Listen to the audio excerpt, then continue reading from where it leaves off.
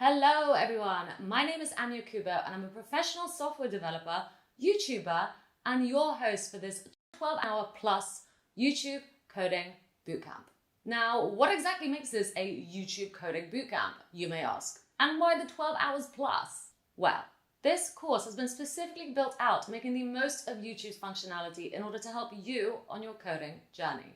What I mean by this is a video bootcamp which will very much take the form of a part 1, being you coding along with me in the video, part 2 being me presenting you with some exercises and challenges that you should attempt by yourself before we go through the answer together.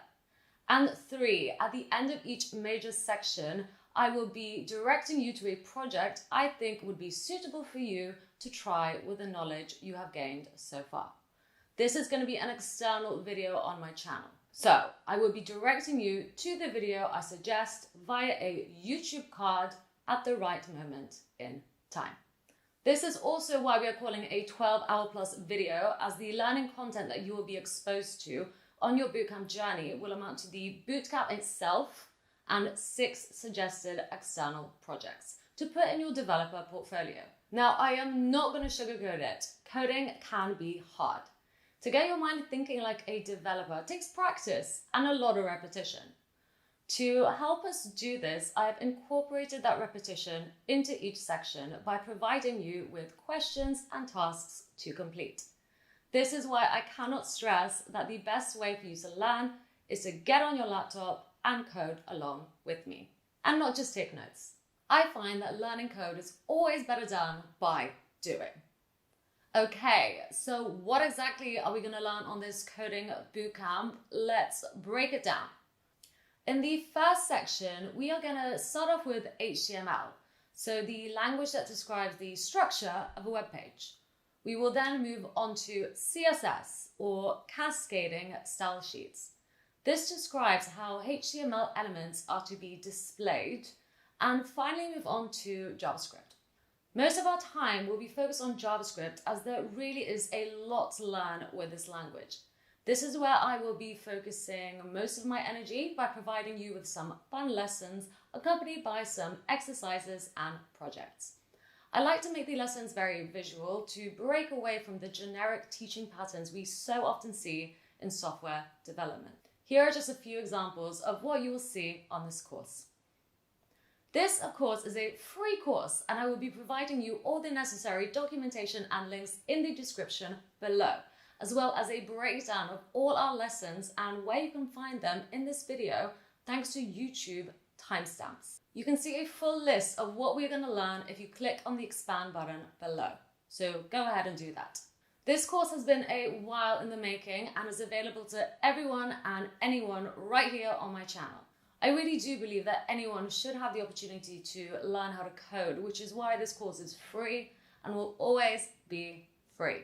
So, what are we waiting for? Let's do it. Don't forget to click and subscribe if you enjoyed this course, and I look forward to having you on board.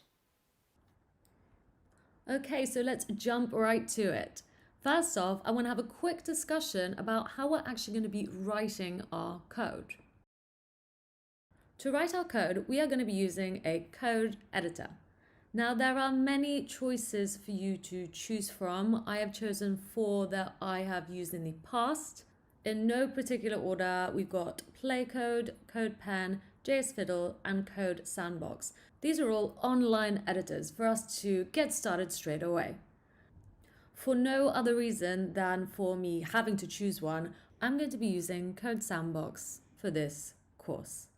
This means that the editor that you will be seeing in this video will be Code Sandbox. However, you are absolutely free to use any of the other 3 or find your own, because what is important is the file structure.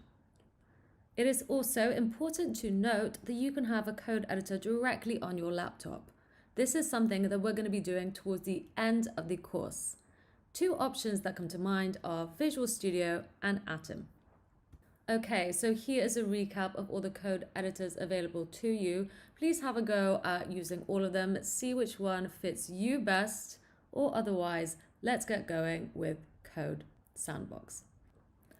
Okay, so let's get started.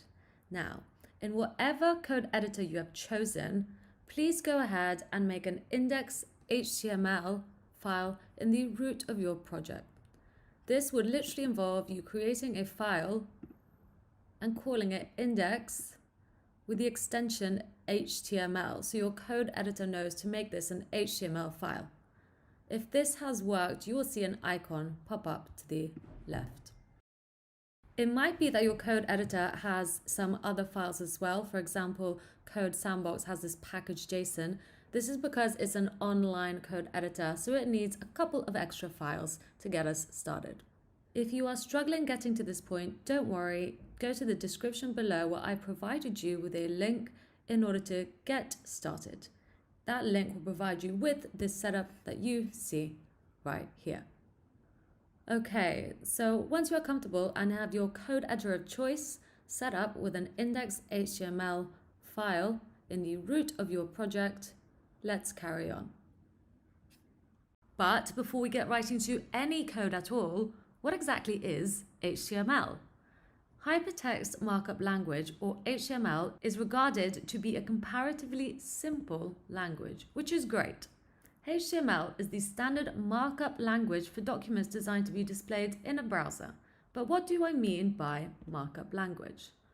In computer text processing, a markup language is a system of annotating a document in a way that is syntactically distinguishable from text, meaning when the document is processed for display, the markup language is not shown and is only used to format the text. So for example, here we have used the bold tags to make the text in between the two tags appear to be bold when viewed in the browser. The idea and the terminology evolved from the markup of paper manuscripts, for example, the revision instructions by editors, which is traditionally written with a red pen or blue pencil on authors' manuscripts.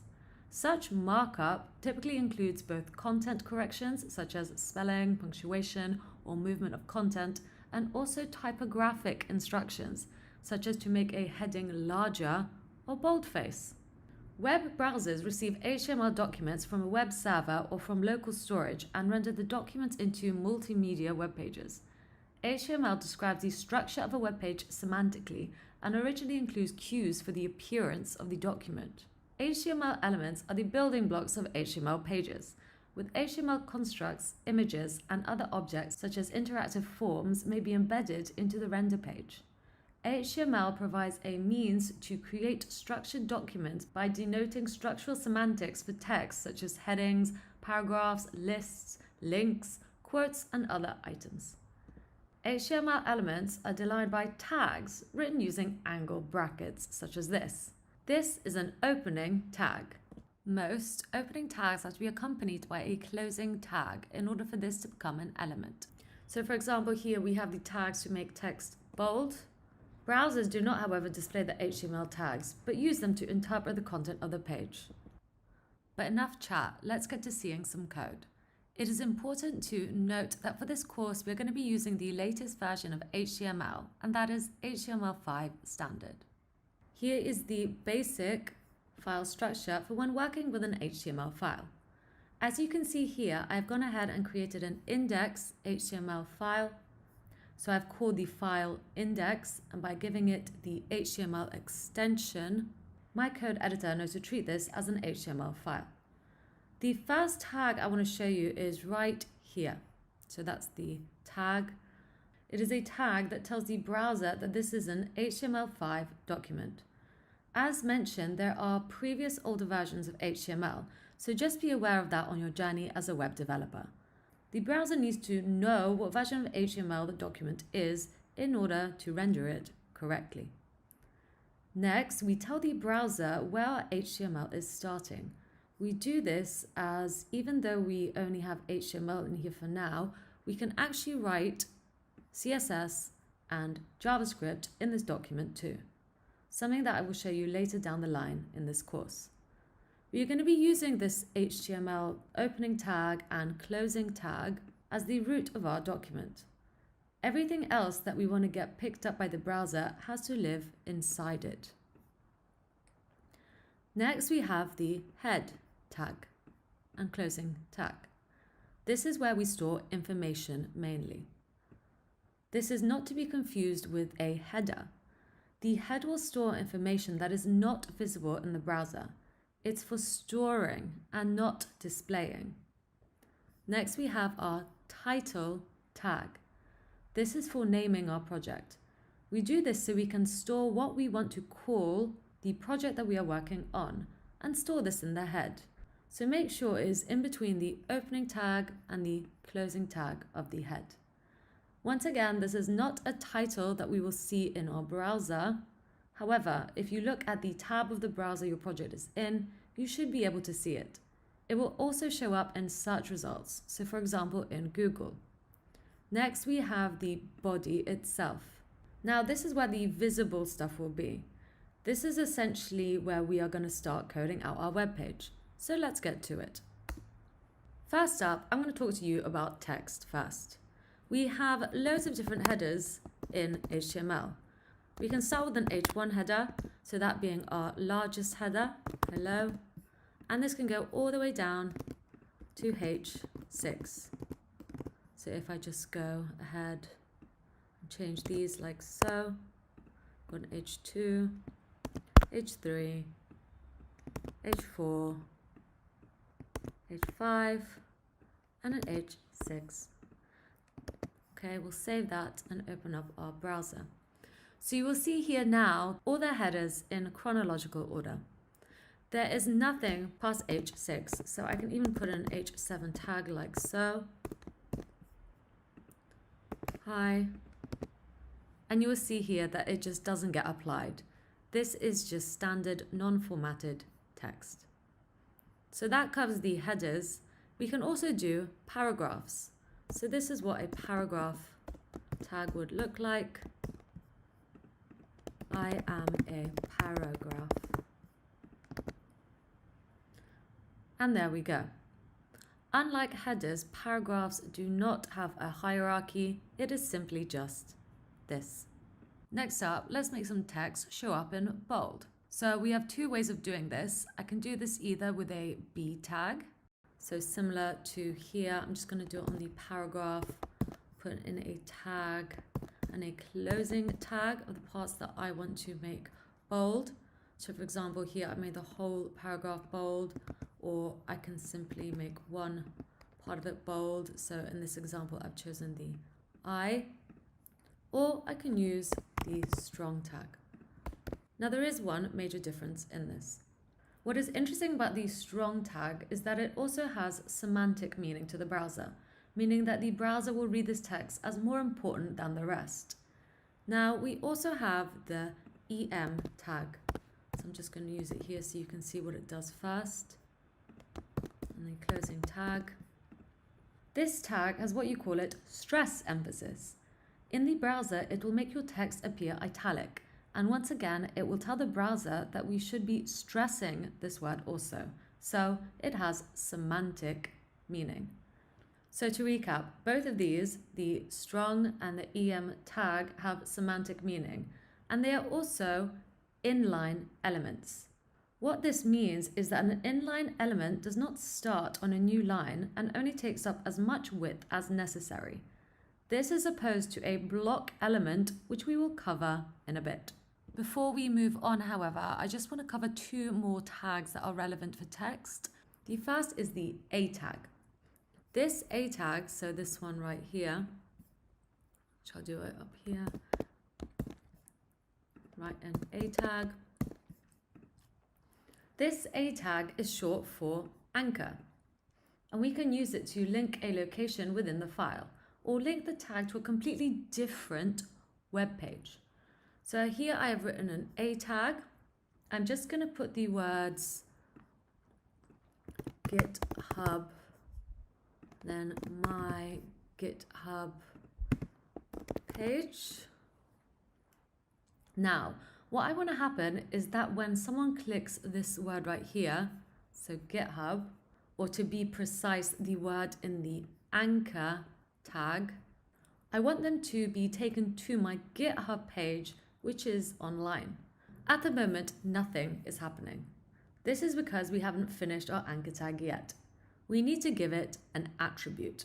Many elements can take attributes, Attributes are stored in the opening tag, so right in here, and give extra information to the browser.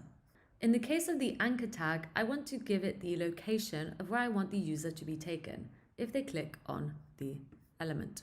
This is how the href, which is the attribute that I need to give my a tag, will look. I would simply write href equals and the full or absolute path to my GitHub page. This will look like so. I'm just going to move that out a little bit for us to see. Now, what I mean by absolute path is that it is the full path to what you are linking to. So for example, I would have to include the HTTP or HTTPS part of the URL. Just putting www will not do.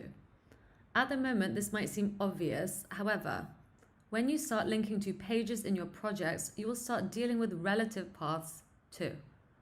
So here we have an example. In the first example, you will see me linking the a tag to a relative path, so a file called about.html in the same directory as the file we are in. And then below, you will see me linking the a tag to an external website by providing the absolute path to the web page. Let me show you this with an example. I'm going to create a page. So I'm going to just go here and call this about.html. So we have that page here. There's nothing in it yet. Now, in my index.html, let's say that instead of linking to my GitHub page, I want to link to my about page. Let's do this here in the h3 tag. And I'm just going to change this from an h3 to an a tag and give it an href attribute in which I'm going to give the relative path to my about page. So simply put that. If I now click on here, it will take me to my about page. If, however, I want to link to a file that is in a folder, so let's go ahead and create a folder. I'm going to call it details. I'm going to put my about file into that folder. Now I'm going to have to go into that folder and then get the about page. So that is the syntax for doing that. I'm going into the folder called details and then I'm getting the about page. Great. Okay, it is now time to use everything we have learned so far in the HTML section in order to build our first project. This project is going to be an online portfolio. The portfolio itself will be built out in HTML and CSS. We will be implementing a little bit of JavaScript towards the end of our course as well, so make sure to save this project as you go. Okay, let's do it. Online portfolio project coming up next. I'm going to delete the text in here. So we're ready for the next section. So we have just learned about inline elements in HTML. If you are curious as to how many inline elements there are out there, here is a complete list for you. We have only gone over a few, however, there are a lot more to go. I don't feel we need to go into each and every single one of them. I have used the most popular ones and I'm going to teach you a few more as this course goes on. Now, let's have a look at the block level elements. Here is a full list of all the block level elements that are available to you. You might already be familiar with some, as we've already discussed H1, H2, H3, 4, 5, and 6 tags, as well as the paragraph tag. However, the one that I think is the most important for the next part of this course is going to be the div tag. The HTML content division element, or the div, is the generic container for flow content. It has no effect on the content or layout until styled in some way using CSS. As a pure container, the div element does not inherently represent anything. Instead, it's used to group content so it can be easily styled using the class or ID attributes. Let's go through this in an example. So in here, I'm going to create my first div element. I'm going to give it an opening tag and a closing tag. As mentioned in the slide, we would usually use a class attribute, so similar to something like this, and then call it container, so we can style it up in the CSS, or similarly we can use an ID too. To get to grips with these two concepts of IDs and classes, we need to start talking about CSS. Let's do that in the next lesson. Okay, so we have made it to the end of the HTML section. As mentioned, there really are a lot of HTML elements that exist in HTML, and while we did not cover all of them, we did cover the most popular ones. As we move on in the course, I will be introducing new HTML elements to you, as well as showing you how to style them. We will be doing this with the help of CSS. So, saying that, the CSS section is up next. Once again, as a reminder, please do code along with me in your IDE of choice. I have provided some templates for you below in the description if you need help on the setup or if you get stuck through the next section. So please refer to the description below to grab that template now. It will have a timestamp next to it to make it clearer as to which one you should use at this point in time. Now, let's get to it. Cascading Style Sheets, or CSS, is a style sheet language used for describing the presentation of a document written in a markup language such as HTML. CSS is a cornerstone technology of the World Wide Web alongside HTML and JavaScript. CSS is designed to enable the separation of presentation and content, including layout, colors, and fonts. This separation of presentation characteristics enable multiple web pages to share formatting by specifying the relevant CSS in a separate .css file, which reduces complexity and repetition in the structural content, as well as enabling the CSS file to be cached to improve the page load speed between the pages that share the file and its formatting. Separation of formatting and content also makes it feasible to present the same markup page in different styles for different rendering methods, such as on-screen, in print, by voice, and on Braille. The name cascading comes from the specify priority scheme to determine which style rule applies if more than one rule matches a particular element. Don't worry if all of that went over your head. We're going to be going through this with examples now. One way of adding CSS to your div would be to add the style attribute to your opening tag. So to do this, I would simply add the style attribute like so, and equals, and then in quotation marks, I would set the property of width. So I'm not making this up, this is a CSS property. And then I would put the width in pixels, so px for pixels, and then end it with a semicolon. When we get inside these quotation marks, we are no longer writing HTML, we are writing CSS. So we've got our width. Let's also set a height. So I'm going to say height 200 pixels, semicolon, and a background color of green. Save. And there we have it. We have successfully styled our first div. Now this is great. However, as you can imagine, you don't really want to be writing all of your CSS in the HTML file. It could be very unmanageable and get very messy. To solve this problem, we're going to store all our CSS in one file. Let's do that in the next section.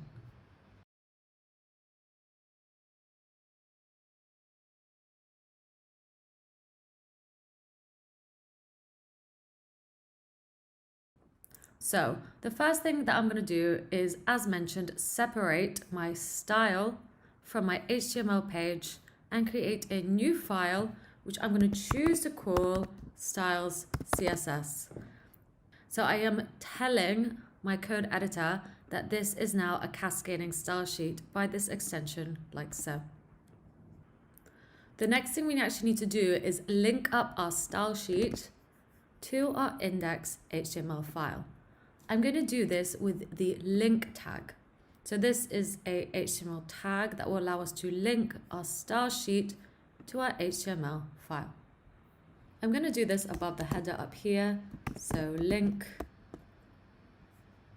and then pass through style sheet,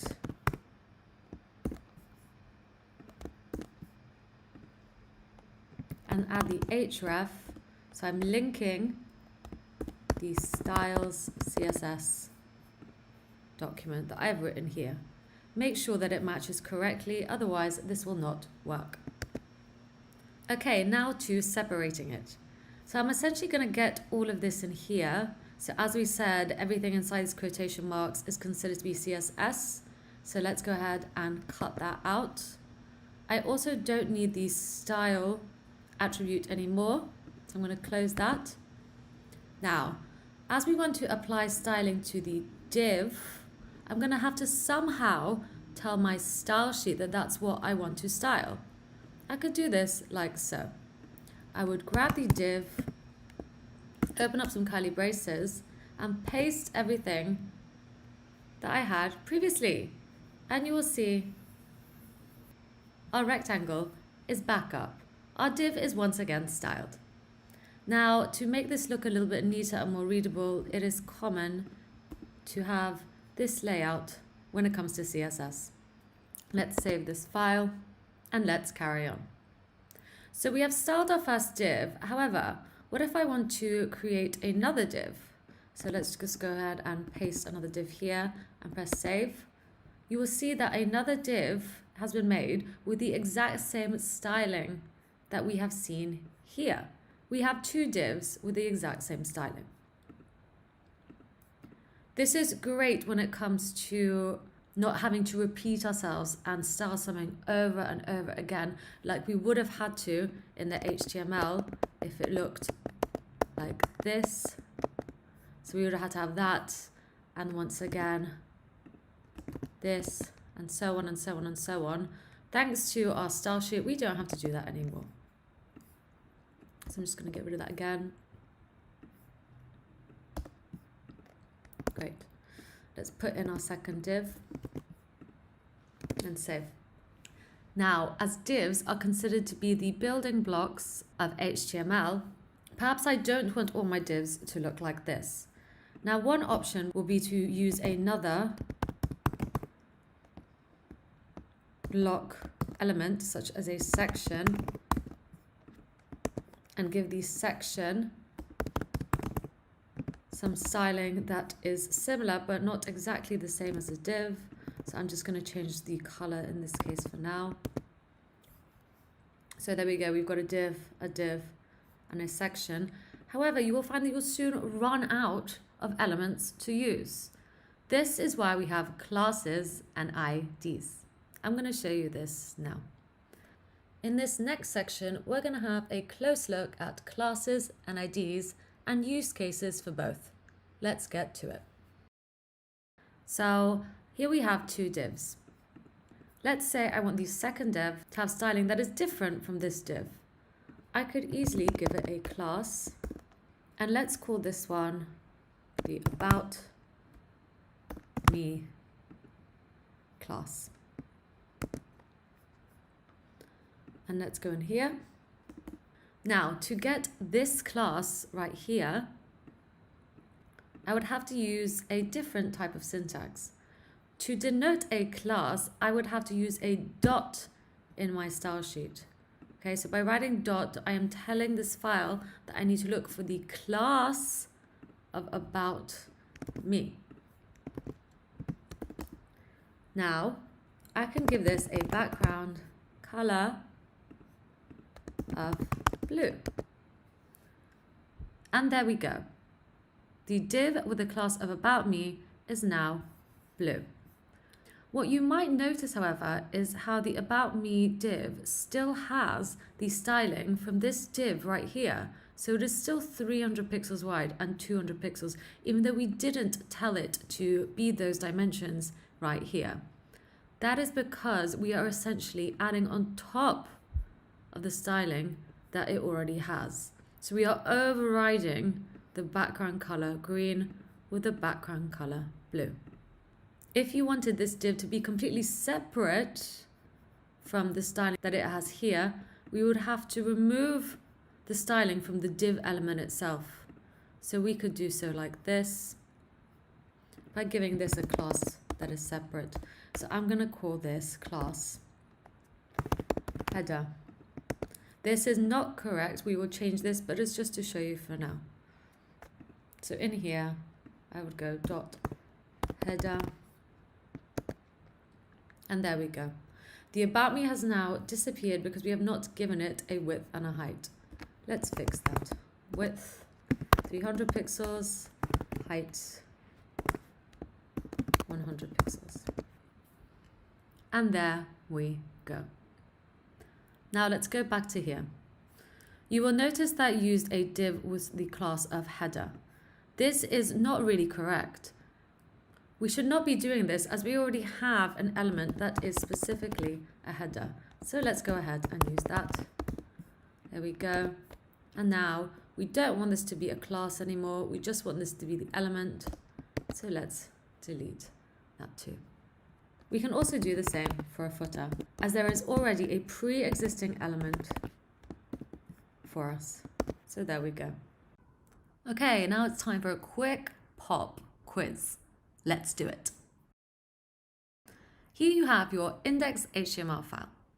All it has in it is a body with a background color of light coral. So I've applied styling in the HTML file to give the body a background color of light coral. Now, based on everything you have learned so far, how do you think that you would add a circle element to the body? Okay? Have a go at this yourself. All I want is a circle. I want the circle to be any color you want and any size. Please put that in to the browser here so it's visible for us. Please style it up as you wish. I'm going to pause here while you have a go at doing this. Please have fun. If you don't get it, that's absolutely fine because we're going to be going through the answer together. See you in a bit.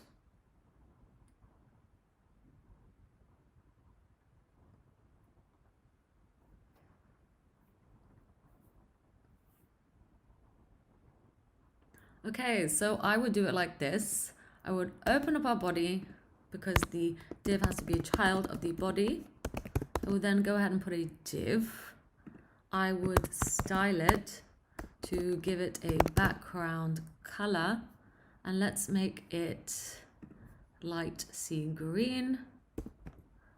We won't be able to see anything if we refresh our page because we haven't given this a width or a size or a height. So I'm going to go ahead and it has to be in here, give it a width of 100 pixels and a height of 100 pixels. I'm just going to get rid of this for now so we can see everything. Okay, so we have a square, and the one last thing that I will need to do is I'm actually going to give it something called a border radius. Give it 50 pixels. And there we go. We have now created a circle in our body. I hope that was fun. Don't worry if you didn't get it. That's what I'm here for. We're going to be going through the answers together. And please feel free to use the internet if you ever get stuck. That is absolutely fine too. Now, I want you to essentially add a style sheet to what you've done so far so that we can take out the style and put it into a separate file or our style sheet. So just like we did in the lessons, I'm going to pause here. So I'm going to open up this as well because you will be needing to add files and some structure. Please have a go and do this first. Feel free to use what you've learned before. As a hint, you'll have to link up your style sheet and add the styling into the style sheet. Have fun. I'll see you soon.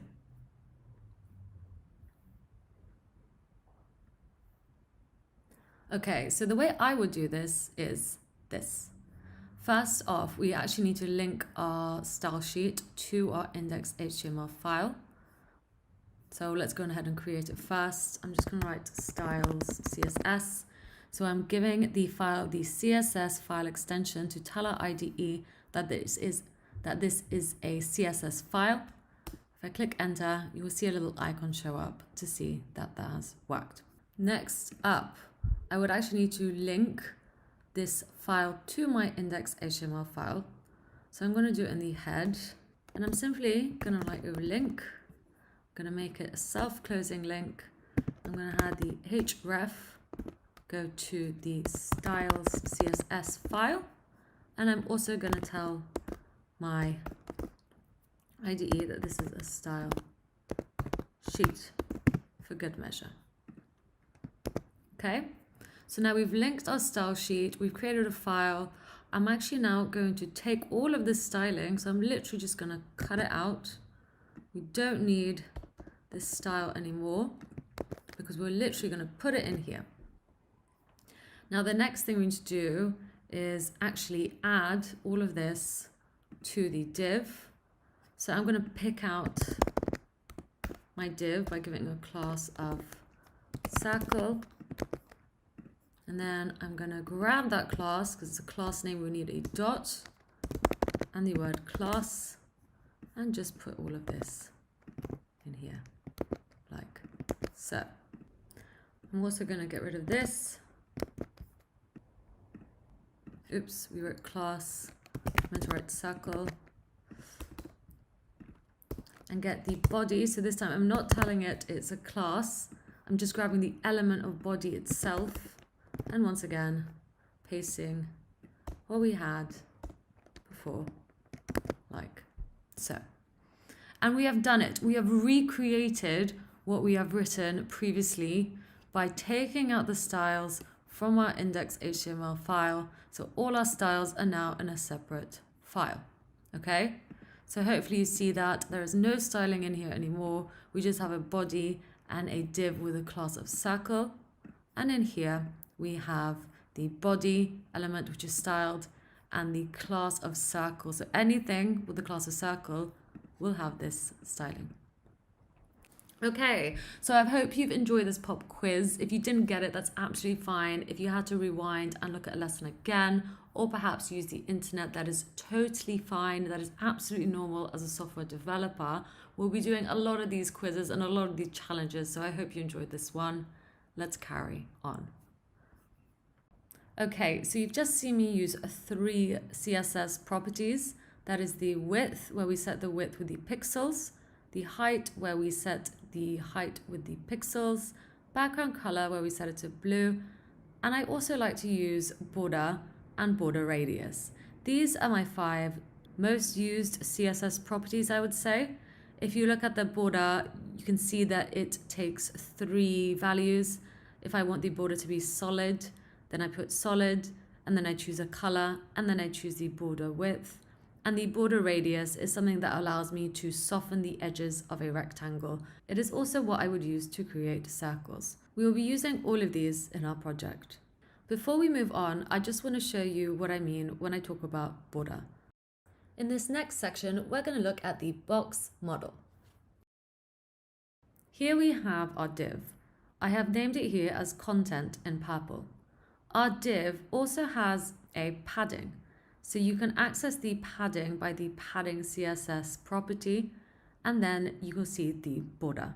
The border is just above the padding. And lastly, above the border, you will have a property called a margin.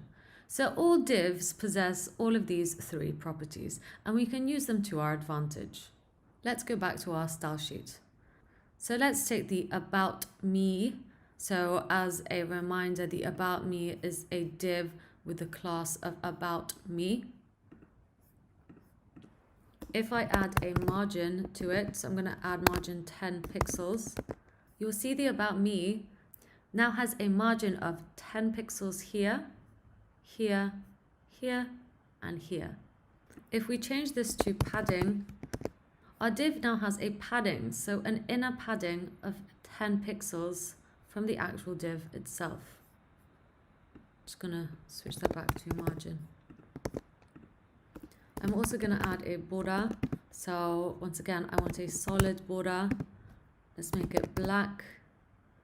And then it already has a default width, but I'm just gonna change that to 10 pixels and click save. One other thing that I did mention is the border radius. And I'm just going to choose 15 pixels. And now you'll see that our div has softened edges because we've applied a border radius. So that is just some of the properties that are available to me in CSS. There are quite a lot out there, but for the purpose of this course, I'm going to be using the most popular ones. Now, the next thing I want to talk to you about is colors. In this next section, let's talk a little bit about colors. Hex colors are a way of representing colors from various color models through hexadecimal values. A hexadecimal color follows the format RR, GG, BB. This is where RR is red, GG is green, and BB is blue. These hexadecimal integers can be in a range of 00 to FF to specify the intensity of the color. This hex color, for example, represents black, and this one represents white. A simpler example of this is this one right here. This color is pure red because the red component is at its max value of FF, and the green and the blue components are at their lowest of OO. However, when you get into the design aspect of things and people really want to customize their colors, you're more likely to see something like this. Using hex color codes to represent different colors is an easy way to differentiate between colors.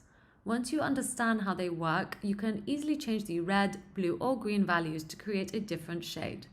This is particularly convenient given that you have such a range of color options with hex color codes, which guarantees color exactness. We also have the RGB color model. The RGB color model is an additive color model in which red, green, and blue light are added together in various ways to reproduce a broad array of colors. The name of the model comes from the initials of the three additive primary colors, red, green, and blue. The main purpose of the RGB color model is for the sensing, representation, and display of images in electronic systems such as televisions and computers, though it has also been used in conventional photography. Before the electronic age, the RGB color model already had a solid theory behind it, based on human perception of colors. RGB is a device-dependent color model. Different devices detect or reproduce a given RGB value differently.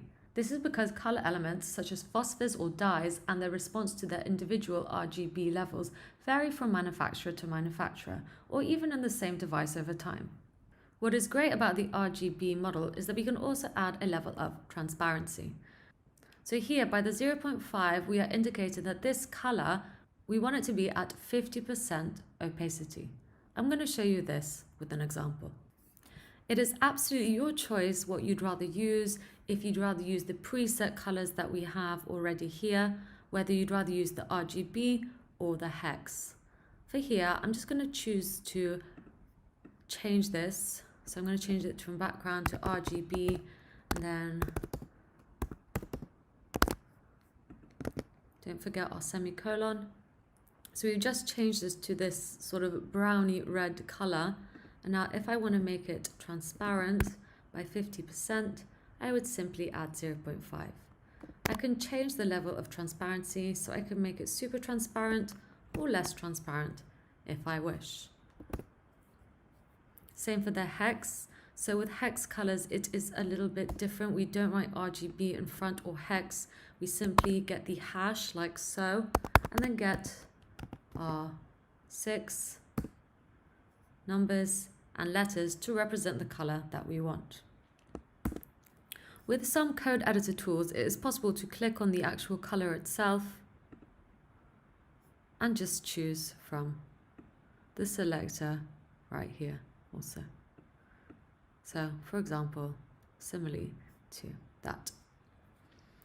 So that is 3 ways of adding colors in CSS. You could either choose the default colors, choose your own RGB color, or choose a hex color. The choice is totally up to you. Now, let's go back to building our page.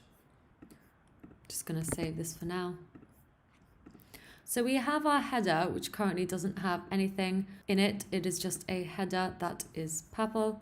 We have a div with the about me, which is here, and we have a section, which is blue. Lastly, we also have a footer, which currently doesn't have anything. As this is a portfolio page for myself, I want my footer to contain some information. I want to put this information in a list. Let's learn a little bit about lists now. Using just HTML, we can make 2 different types of lists. An ordered list, so with numbers, and an unordered list, so just with bullet points or similar. I'm going to show you how to do this now. So in my footer, I've decided that I want a table of content. Let's do this first with an ordered list. So I would use the OL tag for this, OL for ordered list. I'd make an opening tag and then a closing tag. So you won't actually be able to see anything for now. It's not until we start adding list items as denoted by the LI tag.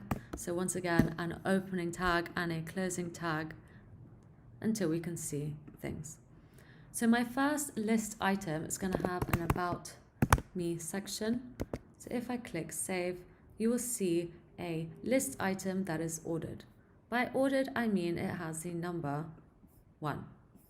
I'm just going to make the height of the section here smaller so you can see it, and make our header 50 pixels high as well.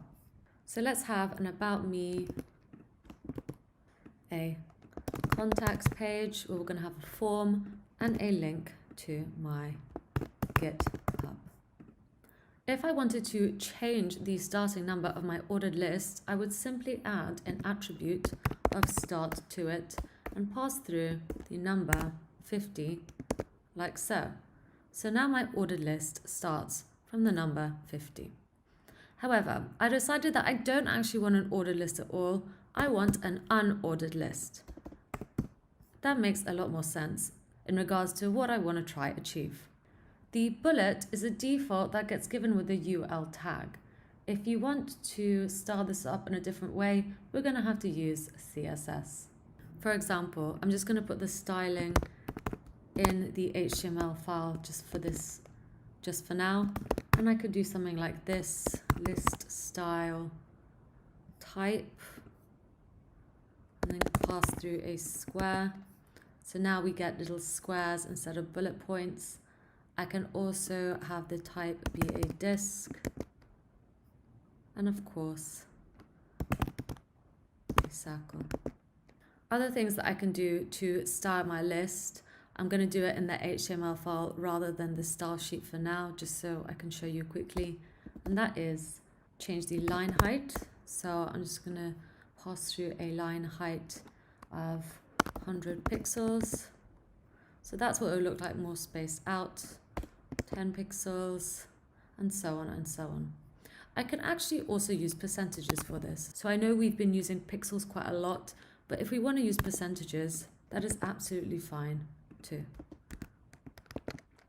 Similarly to here, instead of having the width be 300 pixels, I can actually use my browser width to decide on the height, to decide on the width of my elements. So here you will see my header width is now 50% of the browser. If I extend this, you will see that moves around with it. It is now responsive. I'm just going to get rid of this for now because I'm happy with the default height, and we'll style this out a little bit later. One thing that I'm also going to want to do that we have learned already is actually link these up with our anchor tags. So let's go ahead and do that now. We don't actually have an about page built out yet, or a contact page, but there's no harm in just leaving this like so we don't forget to do it later. So once again, we need the href, and I'm going to put the absolute path to my GitHub page, so you already see that that has created an anchor link, which again we can style to our preference. For example, if I don't want a line there, I can get rid of that. If I want to change the font, if I want to change the color, if I want to have it change if I hover over it, that is something we can do. And once again here, I'm just going to leave it for now because we haven't written the page, so that is just a placeholder for us to remember to do that later. Okay, so we have our header, we have an About Me div, we have a section, and we now have a footer. Now that we have lists down, I want to show you how to embed images into your project. There are two ways of doing this. I'm going to show you how. For this, I'm going to use my About Me section. I'm going to open up our div. So what I am saying essentially is I want my image to be inside the div here. And I'm going to use an image tag like this. What is important about image tags is that they are self-closing. We don't need an opening and a closing tag. So you can use it like that or simply like this. It is up to you. The image tag needs two attributes. The source attribute, in which we provide the path to the image we want to embed, and the alt attribute. The alt attribute holds a text description of the image, which isn't mandatory but is incredibly useful for accessibility. Screen readers read this description out to their users so they know what the image means. Alt text is also displayed on the page if the image can't be loaded for some reason. For example, network errors, content blocking, or link rot. I would always advise to have an alt text. So for this one, I'm going to put Anya Kubo headshot. Now for the image. One way of adding an image into the image tag is to simply go on the internet and find an absolute path for the image you want. So for example, if I go to the internet, I find a hedgehog, I then copy image address,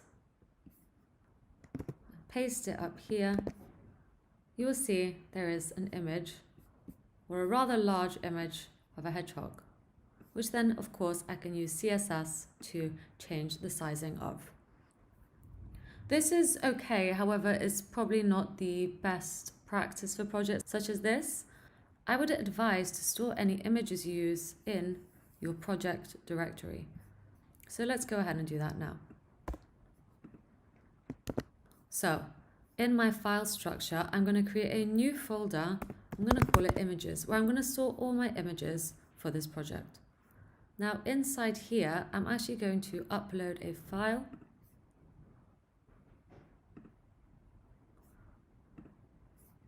And it's going to be my avatar. We can store PNG files, JPEG files, it's totally up to you. So now we need the relative path. So I'm going to go into my images folder and I'm going to get the Anya. Make sure to type it out exactly as you see it. PNG file and click save. Great. Now I'm also going to style this image, so I can either choose to use the image tag and style it up. However, I'm not confident this will be the only image tag that I use. So I'm going to use a class to do this. I'm going to call this avatar like that. I then choose a dot because we are working with the class name. I go avatar and set a width of 100 pixels for the image. Great. I'm also going to use border radius and give a border radius of 50 pixels to make my avatar look like a circle. Okay, so this is looking good. I have my first image. I'm just going to shut down that folder. Let's go back to our index.html file. You will see that this code editor has actually reformatted this for me to be more readable. So now my image tag consists of the class attribute, a source attribute with the relative path to my PNG file, and an alternative text, so it's more accessible. The next thing that I want to talk to you about is IDs. So we've already styled something by elements. So when we were grabbing elements such as the header and section, we've also used classes such as denoted by this dot, but we can also use IDs. Now, before we move on, I'm just going to explain a little bit more about this first. So for example, we can grab things by elements such as the div. We can add classes to elements and grab them in our CSS thanks to a dot. And we can add IDs to our elements and grab them in our CSS thanks to the hash. IDs and classes are essentially hooks.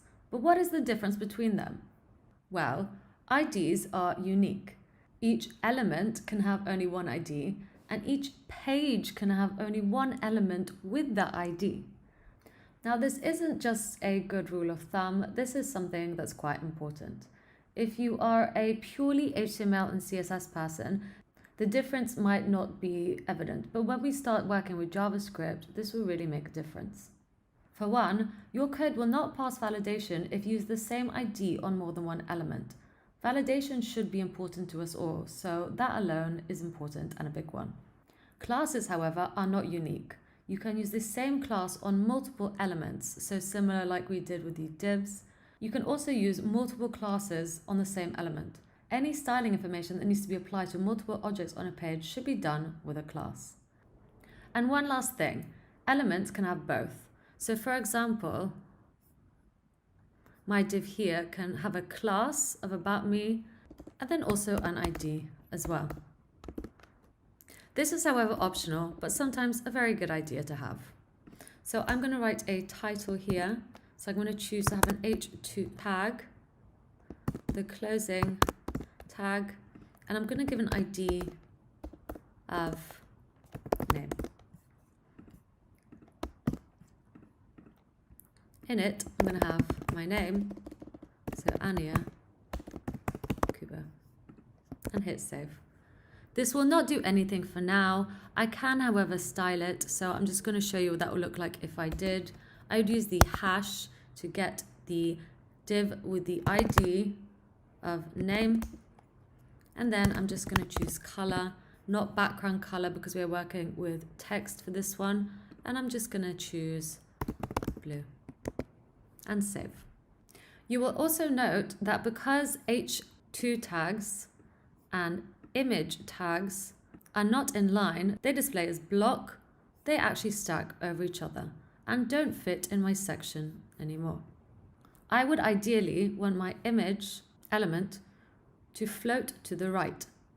I'm going to show you how to do this with something called Flexbox. Before we move on, I just want to talk to you a little bit more about other properties we can assign elements in HTML. So for example, we have the data ID. Let's have a look at a few more in code. Okay, so as we know, we can have elements. So I'm just going to make a div here. So here's my first tag and my closing tag, and I can give it a class name. So for example, box, an ID, for example, main. And then I can also have dataset read-only properties as well. A dataset read-only property starts off like this. It is in fact a custom data attribute. What this means is that I can make up any word I want as long as it has data in front of it. So, as a recap, the attribute will begin with data and / and can have anything after it. I can have data ID, such as this.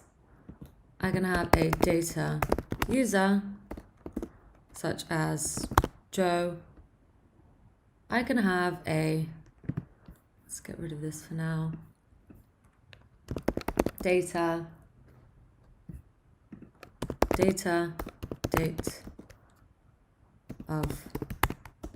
birth. It is completely and totally up to you. So that is just something to keep in mind as we will be using data IDs for some of our projects and later on in our JavaScript course. So as long as you make a note of this, you should be fine. Let's carry on with our lesson. In this next section, we are going to be looking at Flexbox. Let's do it. Flexbox, or the Flexbox layout module, aims at providing a more efficient way to lay out, align, and distribute space among items in a container, even when their size is unknown. The main idea behind the Flex layout is to give the container the ability to alter its items' width or height to best fill the available space. A Flex container expands items to fill available free space or shrinks them to prevent overflow. Most importantly, the Flexbox layout is direction agnostic. This is opposed to the regular layouts that we have. While those work well for pages, they lack flexibility to support large or complex applications. let's go over some basics and terminology. So here we have 3 child elements in yellow in an orange container. So that is the parent div they are in. At the moment, the 3 child elements, which are divs, are displaying as they should, as a default, so stacked over each other. We're going to talk about the properties for the parent, so the orange flex container. Now let's initialize this to use display flex. I'm going to show you how to declare a flex direction. This establishes the main axis, thus defining the direction flex items are placed in the flex container. So in this example, the flex direction is row, and we are making all our elements in the parent container display as a row. Alternatively, we can also set the flex direction as column, and we will see our elements align like so. Next, we have flex wrap. By default, flex items will all try fit onto one line. You can change that and allow the items to wrap as needed with this property. So I'm just going to show you now, flex wrap, wrap. I've also numbered them for you so you can see a little bit better. Now let's change that to row. So once again, 1, 2, 3, and I've added another div in there, a 4th, so you can see how that is wrapping instead. We can also use something called justify content to essentially make our divs bunch up to the start, bunch up to the end using flex end, and then center as well. We also have space around, space between, so hopefully you're seeing these small changes in the divs, and space evenly, along with many others such as align items, align content, flex grow, and a few more. Okay, quick pop quiz. Let's do it.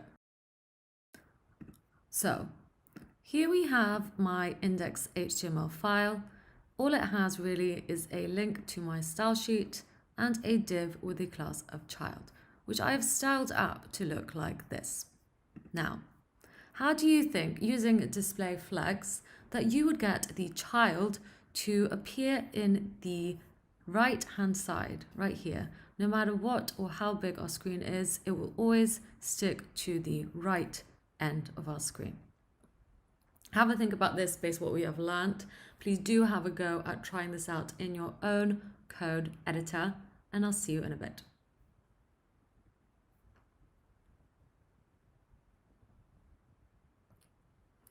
Okay, that's right. Hopefully you've got it. If you haven't, don't worry. I'm going to show you the answer now. I would initiate the parent by writing display flex. So the body is the parent of the child, because the child is in the body. That is the one up from it is the body. And then I use justify content, flex, end. And there we go. No matter how big the screen is, the square or the rectangle will stay to the right. Now, how do you think I would make it stay in the middle?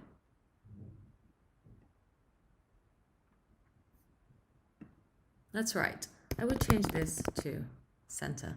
And now, no matter how big or small our screen, the square will always stay in the middle.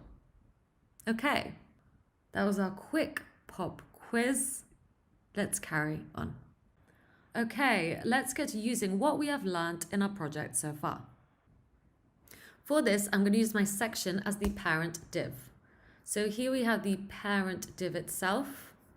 I'm going to go in here, and in the section, I'm going to use display flex.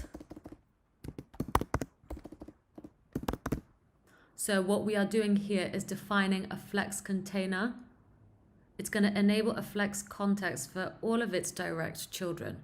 So what that means is anything that I put inside the section is going to be affected. I'm going to save that. And then in here, I'm just going to create some divs. So here's one div and it's closing div. I'm going to give it a class of test. I'm just going to put 1, 2, 3, 4, 5. And then in here, I'm going to style it just so we can see it a little bit. This is just for test purposes, so you can see width, height, 30 pixels, And I'm going to give it a background color of red and a margin so we can see each one a little bit more of 5 pixels. So there we have our 5 divs inside my section. Perhaps let's actually make the about me a bit higher.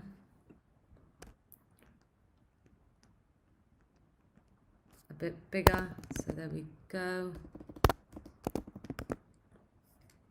Okay, so here we have our blue section with 5 child elements. Now, if I use flex direction row, they won't change because they're already in a row. However, if I choose column, you will see here that all of my divs are trying to squash into the section. And because the section height is 100 pixels, it doesn't matter that these test divs are 30 pixels, it's squashing inside. Okay, to fix this, we need to use flex wrap.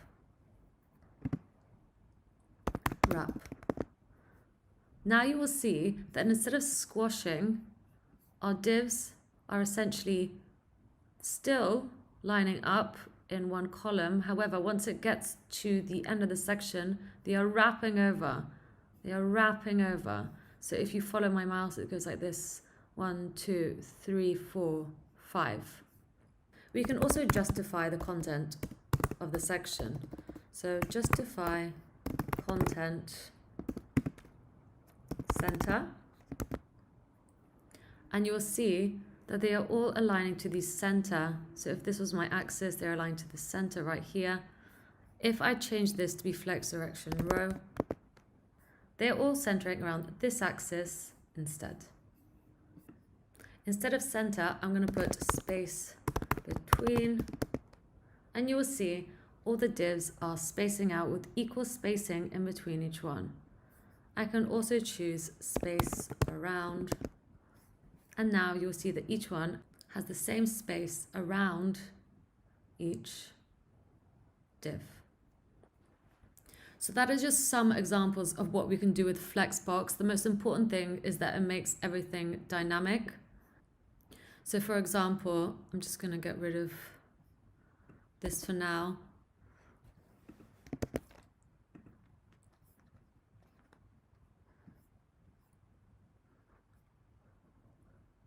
And apply Flexbox to the body. So our body is the tag that accompanies all of our elements inside here. So let's go get the body. So again, I'm going to use display flex to initialize Flexbox. They are as default displaying inline. I then want to get the flex direction to be column. Okay, so that's step 1.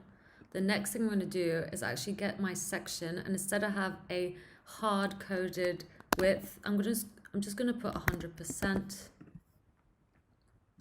Same for the header, 100%. And for the about me, I'm also going to have 100%. I'm also going to get rid of the margin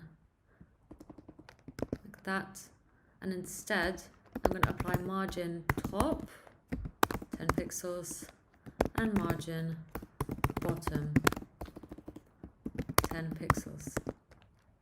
Another way of writing this is to write margin 10 pixels 0, 10 pixels 0. Okay, so that's just another way of writing essentially the same thing. I'm adding a margin to the top, to the bottom, keeping it 0 here and keeping it 0 there too. So now you'll see this is much more responsive, and no matter where we're viewing this, on our mobile, on a browser, on a tablet, it will look much more professional.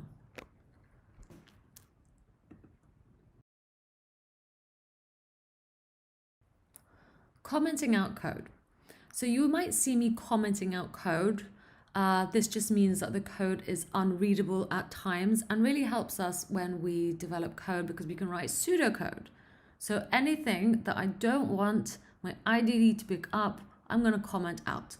And we comment out by simply selecting the code we want to comment out and pressing Command and then the / on your keyboard. Okay? So have a go at doing that. I'm going to show you an example of what I mean by this. Here we have a style sheet. I would simply grab that and press Command / to comment it out. And then once again, Command / again to uncomment it so that we can use it. Please have a go at this yourself. You're going to be seeing me use this quite a lot in the course. So have a go, have fun, and let's continue. So I'm just going to comment this out, the about me.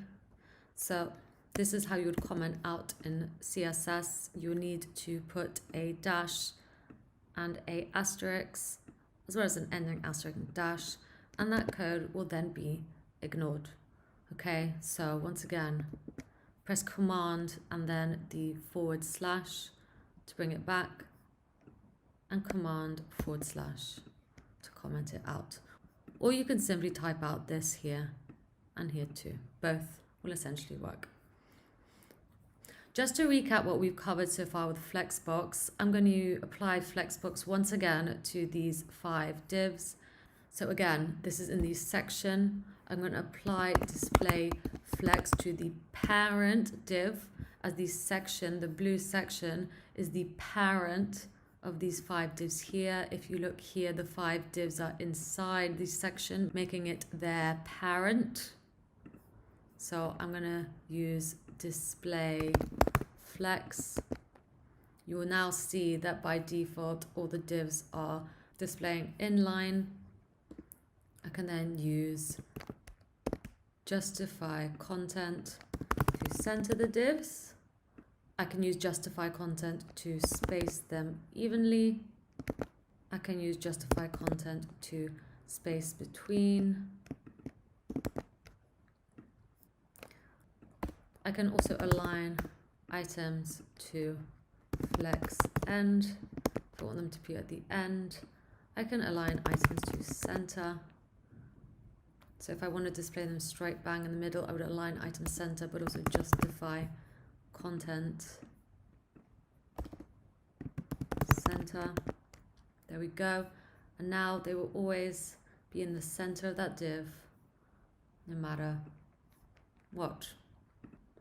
So I'm happy with my section. I like the fact that the divs are always going to be in the center, no matter what. And if I go small, they will even squash up like so, but always remain in one line. So that is looking good. If I wanted them to wrap, well, you guessed it, I would use flex wrap. So now you will see them wrapping over each other. So whatever you want.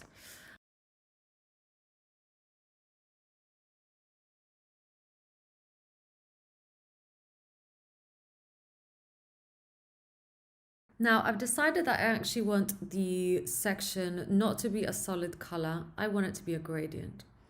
I could simply, I'm just going to comment this out for now. So once again, Command and / and I'm going to use background image. I'm also going to use linear gradient and pass through 2 colors. So just for example, I'm going to pass through red and yellow, and then don't forget semicolon. And we have now created a linear gradient. I could also customize this even further. For example, if I write to right and then a comma, you will see that the gradient is moving in the other direction. I could also have to bottom right, and once again, you will see the gradient is moving towards the bottom right hand corner. You can of course customize this as much as you want. If you're really particular about a certain angle, you can even pass through the exact angle you want by degrees, and you'll see that happen. One thing I can also do is add in multiple colors, or as many as I want. So I'm going to pass through green. And if you're feeling really crazy, just going to get rid of the degrees for now. You can have a repeating linear gradient.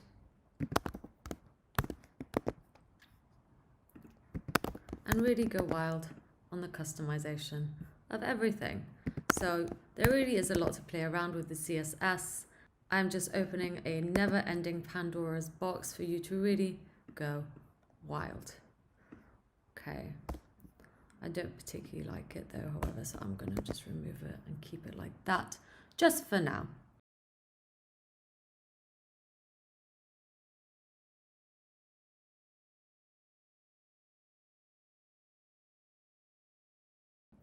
Another thing that I want to show you that's quite retro is adding box shadows. So for example, this is probably a good place to put an ID. So say I just want to add a box shadow to the middle div. It already has a class, however, I'm going to add an ID too. So this is me using a class and an ID on one element. And I'm going to put main. Save that. Now in my styles, I'm going to use the ID of main and add a box shadow. I'm going to put 10 pixels, 0 pixels. 10 pixels. So now you'll see that my middle div has a box shadow that is quite solid. It is not very opaque. I can also make it a lot softer and change its color. Okay, so here we are defining the horizontal shadow. Here we are defining the vertical shadow. Here we are defining the softness, and here we are defining a color. If I want to move it a little bit closer, I simply change the pixel direction. Okay, so I wouldn't say our portfolio is looking good, but we are exploring all the options that we can use to make it great. One last thing I want to show you is buttons. So this is going to be a HTML tag right in the About Me section under the image. I'm going to use a button tag. So if I click save, you will see a button. I can also add click me. Now the benefits of using the button tag is that it will come with a pre-made button already. If we hover on it, it will slightly change. You will see that we are slightly clicking it. If we click it, you'll see a little animation happen. So that's stuff that's already built into the button tag itself. We can use it to take us to another page, an external link, submit forms, anything we really want. You might see that some developers choose to omit the styling of this button completely and just use a div instead. That is also an option. However, we're just going to style our button here. So once again, I'm just going to grab the element itself so that now when we use a button tag anywhere in our project, it will be standardized and look the same. So I can do something like give it a border of 0. That will get rid of the border of the button. I can give it padding 0.20 pixels, and that will give it a 20 pixel padding from the left and right and a 0 padding on the top and bottom. I can also change the font size to 20 pixels. A background color of RGBA. In case I want to change this to be slightly transparent further down the line. At the moment 1, it means it's solid. There is no transparency. Don't forget our semicolon. RGBA. Now I want to add some gradients. So I'm going to add a linear gradient to top left, and then pass through some colors. So I'm going to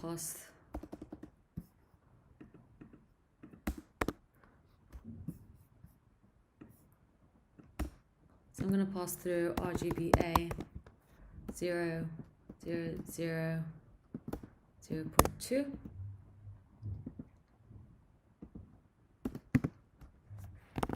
RGBA, GBA 0, 0, 0, 0.2, 30%.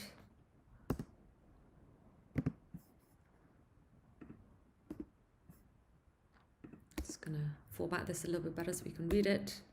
RGBA 0, 0, 0, 0, ending colon. So you can already see it's not a solid color, it's just very slightly linear graded, perhaps less offensive than this. It is just a bit more stylized. Then a box shadow,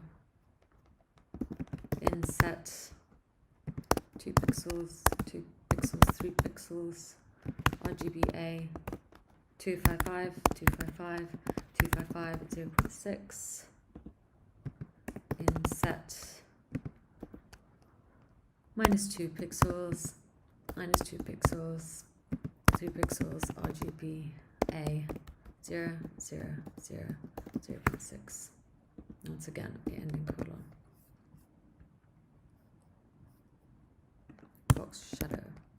So already that's looking more like a button you might see online. It obviously is quite labor intensive. CSS is a skill that you have to practice at quite a lot. There's a lot of really amazing CSS artists out there.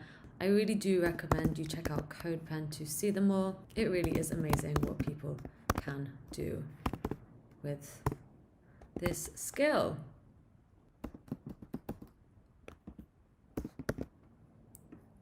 I'm going to make this white as well.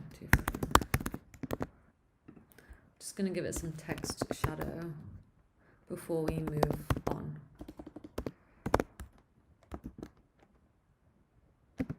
Pixel, 1 pixel, 1 pixel.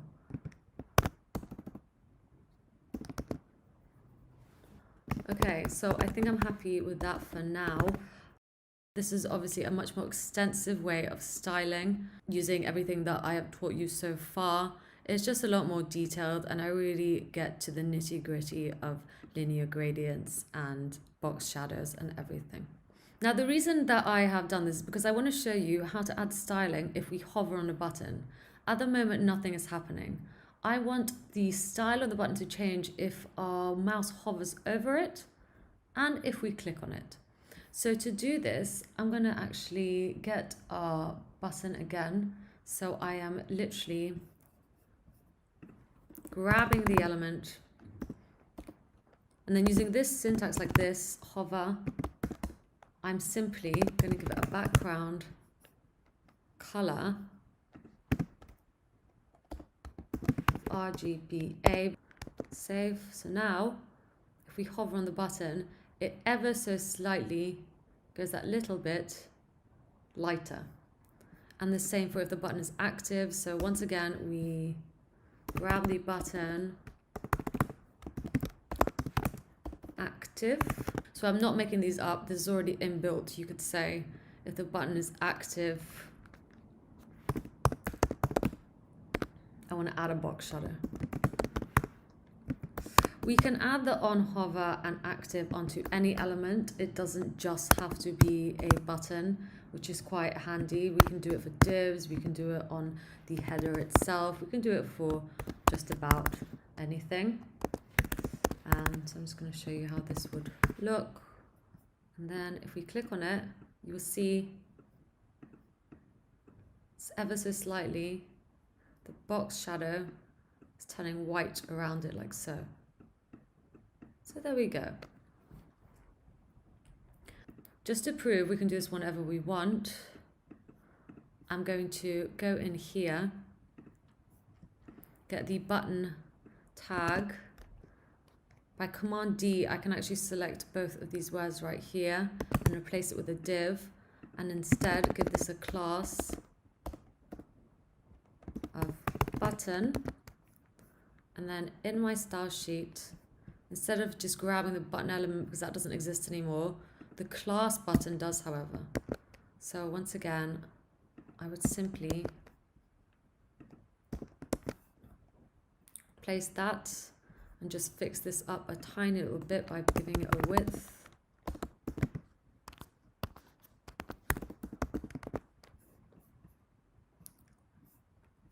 And making sure that it fits in the About Me section. So I'm just going to change this to 250. And then let's do text align center. So there we go. You will now also see that there's no blue surrounding square around it. This is because there's no longer a button element. It's now simply a div that we styled as a button. And I would personally prefer to do it this way, and I do recommend it to you too. In this next section, we are going to be talking all about fonts. Let's do it.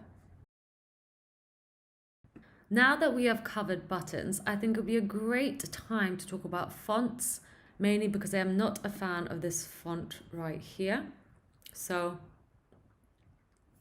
I'm going to go into my body and set a global font for anything in the body. So font family, and I'm going to choose this one right here, so just as a default. And what this is saying is that I am choosing Gill Sans to be my first font. If for some reason our browser doesn't support it, Gill Sans MT, as a third backup Calibri, as a fourth Trebuchet MS, and as a fifth sans serif. So I don't think it's always necessary to have so many. Sometimes you could just have 3. So let's go ahead and just cut that down. If we really want to customize this further, we can import fonts to use too. So I'm just going to show you how to do that. I'm going to go to Google Fonts. Google Fonts provides loads of free fonts for us to use. So for example, say I want to use Roboto in my project. I would simply go here and select which styles of Roboto I want. I'm going to choose regular, so I'm just going to choose one for now. Now I'm going to choose to select the link tag rather than the import tag. So I'm going to choose to copy this right here, and then in our HTML file where we link the style sheet, I'm also going to link to the Google Fonts API in order to get the Roboto font. So I'm just going to save that. And now, instead of the font families that I chose, I'm going to choose to have Roboto, and as a backup, sans serif. Sans serif is just one of the ones that are provided for us, whereas Roboto is a special font, you could say. So right in here, our font family, I'm going to choose Roboto, which is the one we have just taken from the Google API. And as a backup, I'm going to have the sans serif default font. So now you'll see that all the font in our entire body, so that means that in the section, the About Me section, and in the footer, is going to have Roboto. This is because body is the parent to all of these elements inside of it. If for some reason I wanted to apply a different font to the footer, I can essentially override the font in the body.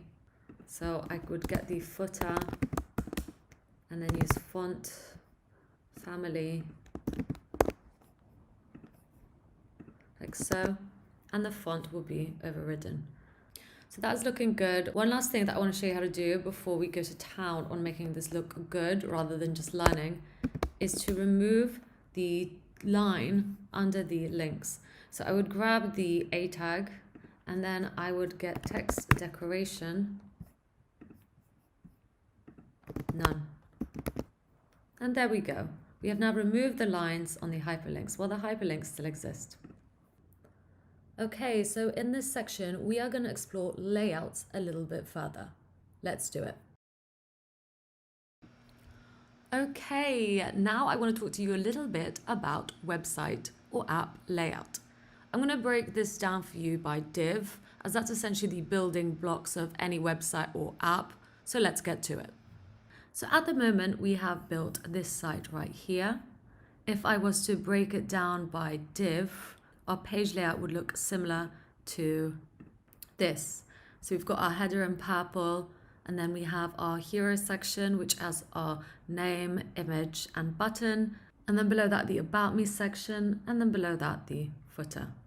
However, as we want our website to look more like this, we essentially want our website to look like this. So this is the finished product. You will see the layout is a lot more complicated in terms of split out areas. In regards to the layout, if I was to tell you what this looks like in terms of divs, you would see something like this. We have divs next to divs, on top of divs. It is essentially our website layout. So let's go back to what we have built so far. Now in this specific code editor, when I can choose to view the browser in the editor itself, I can also view it as if we were viewing it on a browser. So I'm going to open up here. So as you can see here, it is really visible because we are now viewing this on a laptop browser and everything has been stretched. You will see, however, that we still have one div up here, an orange div, a yellow and red div, and our footer. If I was to inspect this page, so we can inspect this page by essentially clicking Control and then left clicking the page, and then getting our inspect tool. And this should show up all our elements. So I can actually pull this down so we can see this a little bit further.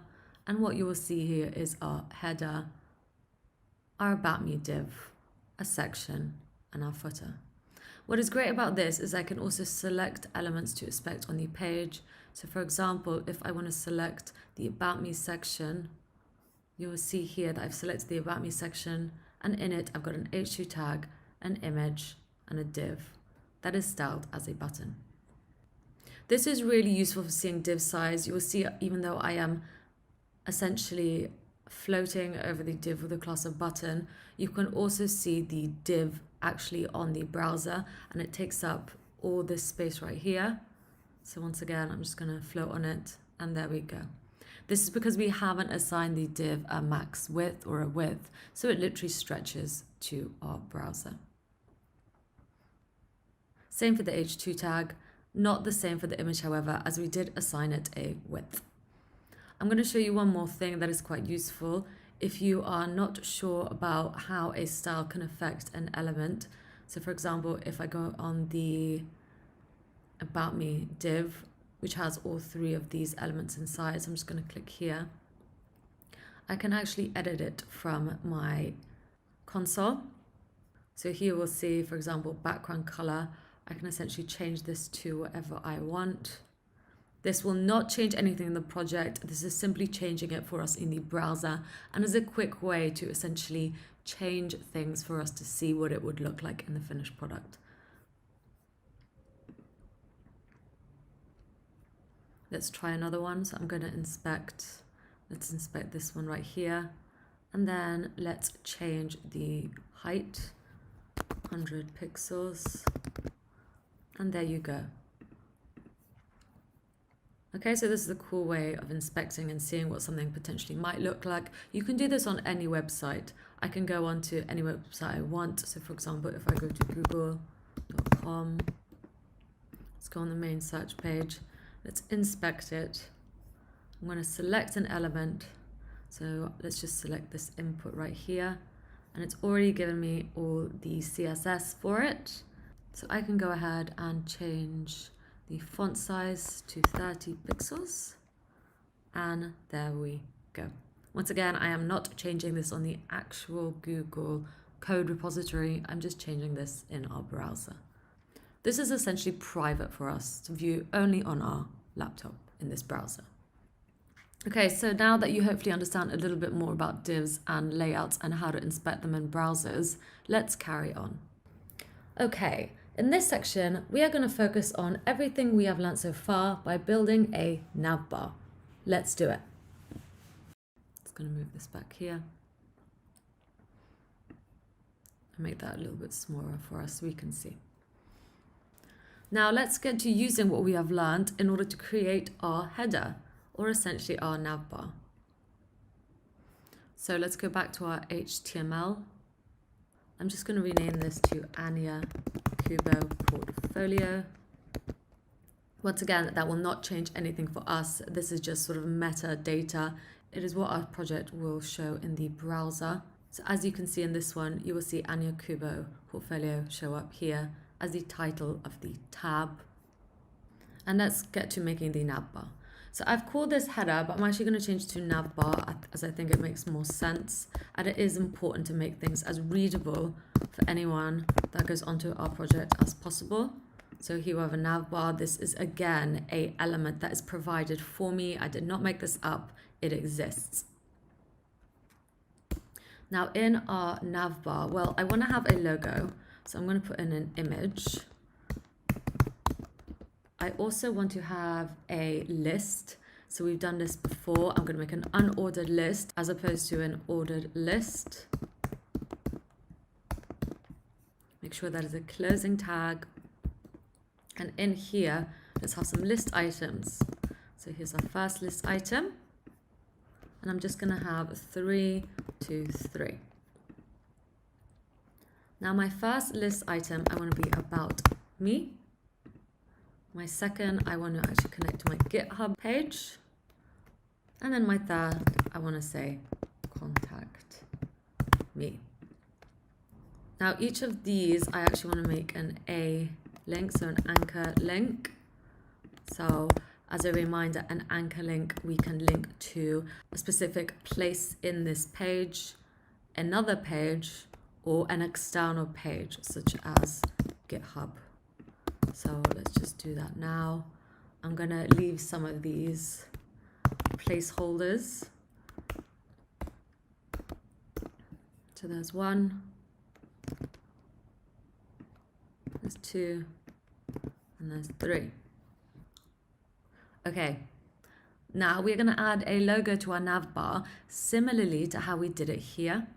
So let's not forget that we need to add a source, which at the moment I'm going to need blank because we don't have anything imported yet. Make sure the formatting of this is correct. And then we also need an alt for the visually impaired. And I'm going to have Anya Kubo logo. So with my logo, I'm just going to actually import it by dragging it in. So let's go to downloads. Now with my logo, I'm actually just going to drop it in. So here it is. I've searched for my logo on my computer and I'm just going to drag it into the images folder we have already made. So we will see it in our images folder right here. So once again, we need to navigate to this file. So I'm going to go into my images folder, going into it and getting the JavaScript games logo, and it's a PNG file. So make sure that is correct. And there we go. We have our logo in. Now I can already see it's too big. I don't really like that. So I'm going to add a class to this element. So the opening tag of the element, and I'm just going to put logo. Now let's go into our style sheet. I'm going to get rid of header because it doesn't exist anymore. Change it to the nav element. I'm going to get rid of the background color.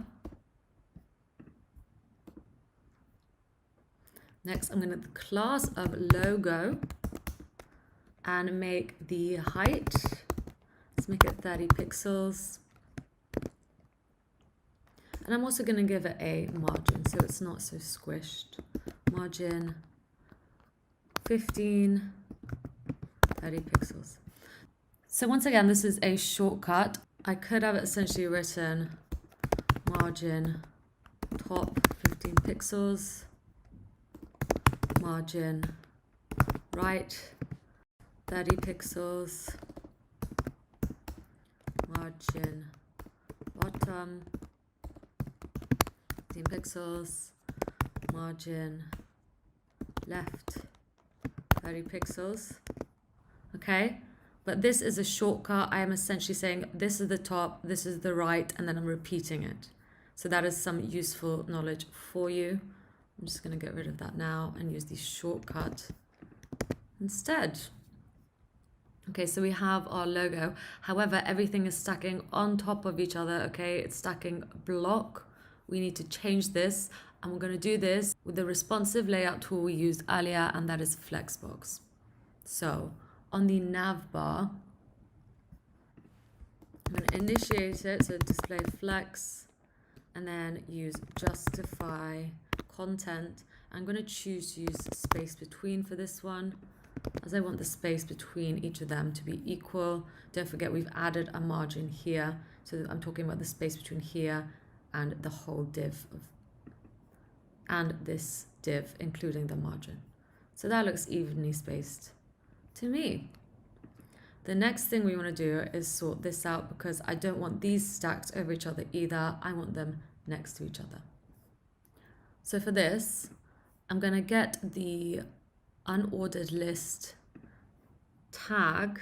I'm going to add a class to it. This is because we are already using another unordered list in here, so I need to pick this out by class or ID, but I think it makes more sense to use class in case we want to use this again.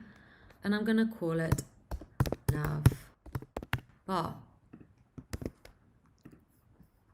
So now I'm going to get the class of NavBar. Once again, I'm going to use display flex, so I'm initiating it.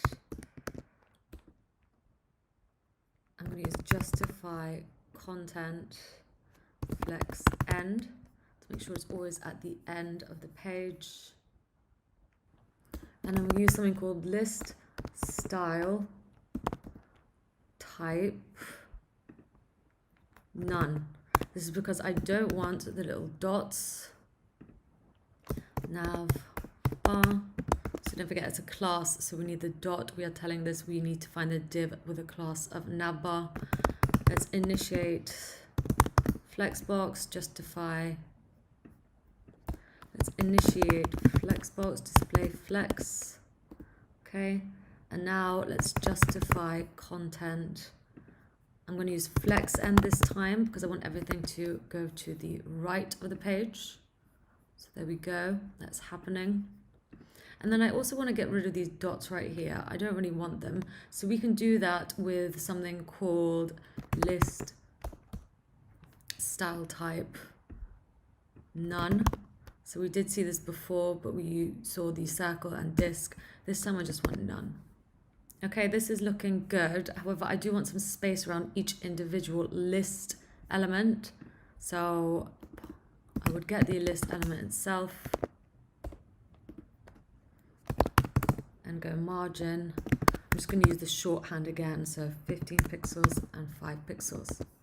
Okay, so that is now affecting this list item, this list item, this list item, but also these down here. Once again, this is a shorthand, so I'm affecting the top margin, the right margin, the bottom margin, and the left margin.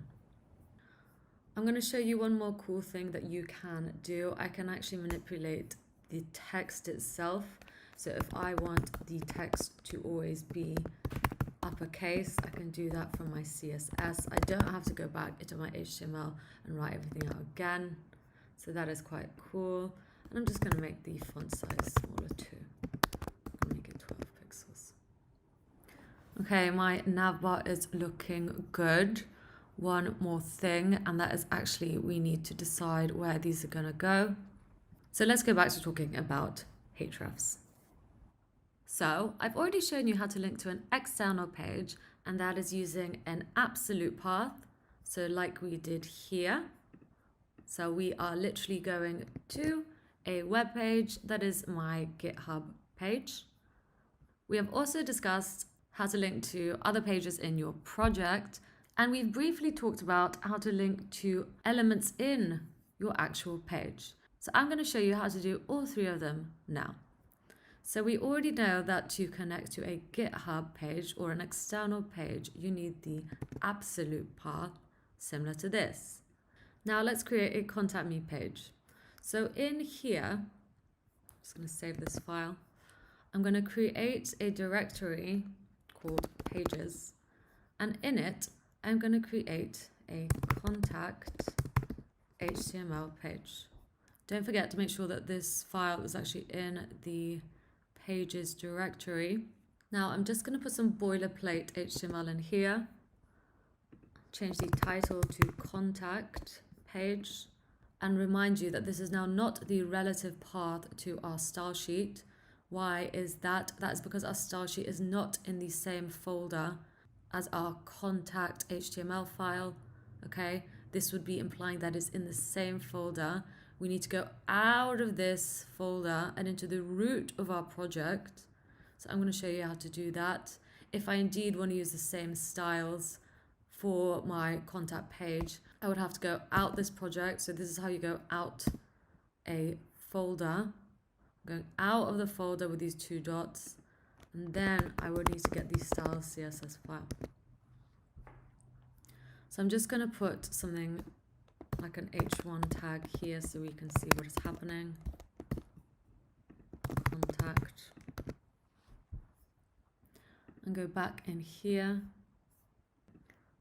So now in here, I once again need to put the relative path. So I'm going into the pages directory and I'm getting the contact file. Click save.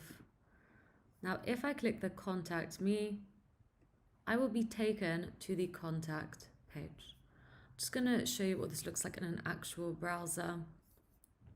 Contact me, the contact page. In our actual browser, you will see that the URL has changed. This URL will be whatever location you are in. Obviously, I am using an online IDE, so this is a specific URL link for that IDE. And then we are going into the pages folder and then getting the contact page. Okay, this is opposed to being on the home page. There is nothing extra after it. The index HTML is our root. Okay, so back to the home page. So we have linked up an external site. We have also linked up a page in our project. The last thing I want to show you is how to link to an element in our page.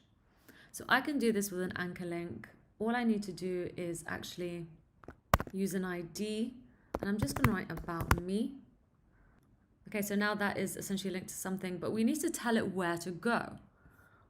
I'm going to choose to link it to this section right here. So I'm just going to write an h2 tag. The h2 tag is going to say about me. And then open up our a tag name, and I'm literally copying this ID. So close that tag, and then I'm going to close that tag here. Save. I'm also going to just make this hero section a little bit larger so we can see this more visibly. So this is the about me section. I should probably rename this. I'm just going to make it 500 pixels. So now if we click about me, you will be taken to the about me section. Once again, let's view this in an actual browser. About me. And it is coming more into view. We can change exactly how much we want this to scroll into view in our CSS, but just know that it is coming more into our view as the user.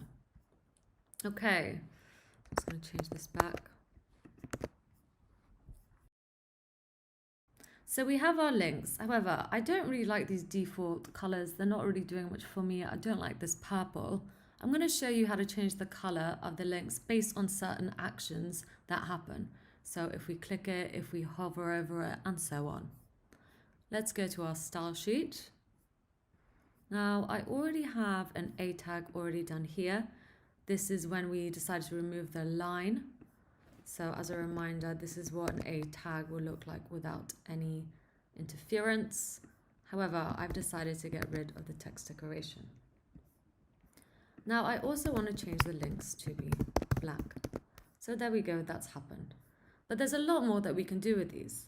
I can get the A tag, and by writing this kind of syntax like this, I can change the color to be any color I want. So now if I hover over a link, the color changes. So this is a great thing to remember when you really start to get to the nitty-gritty of design and UX and UI. You can even go really wild and change the font size if you wish. It is totally up to you. The world is your oyster. Just going to get rid of that for now, as I'm not really a fan of that type of look. And there we go. Okay, I think we are now ready to move on to the hero section. So I'm going to call this part my hero section. If I just show you the final product of what I want this to look like, here we go. My hero section is going to have my name, a little bit about me, a button so I can get hired, and an image. So let's get to doing that now. I'm also going to make it responsive. In responsive design, page elements reshuffle as the viewpoint grows or shrinks. A 3-column desktop design may reshuffle to 2 columns for a tablet and a single column for a smartphone. Responsive design relies on proportion-based grids to arrange content and design elements. While responsive design emerged as a way to provide equal access to information regardless of device, it is also possible to hide certain items, such as background images and so on. Decisions about hiding content or functionality or altering appearance for different device types should be based on knowledge about your users and their needs. So let's get to it. Let's make our first responsive section. So back to the HTML file.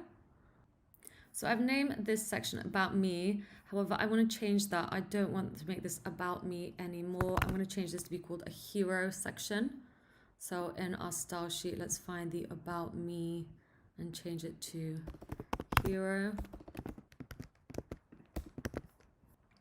Now for this to work, I essentially need to split this section into 2 sections. Okay, so if you remember back to here, I want 2 purple sections so that each can hold different information and can essentially stack over each other if we go into mobile view. Okay, so that's what we want. So let's build that out now. Let's make one div.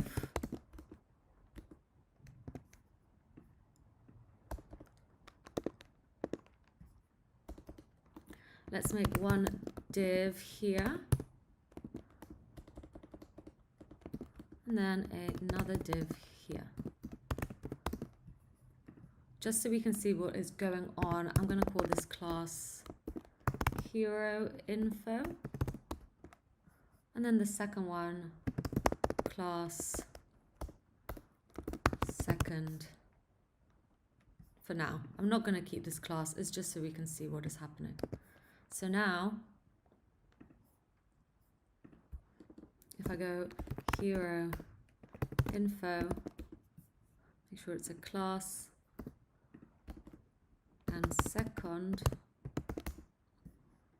let's make it width 300 pixels, height 300 pixels, background color red, and then the same for this one. You will see that they are stacking over each other. Let's also get rid of the height of this hero image so we can see. So they are stacking over each other. I'm just going to perhaps give it a margin so you can see that a bit better too.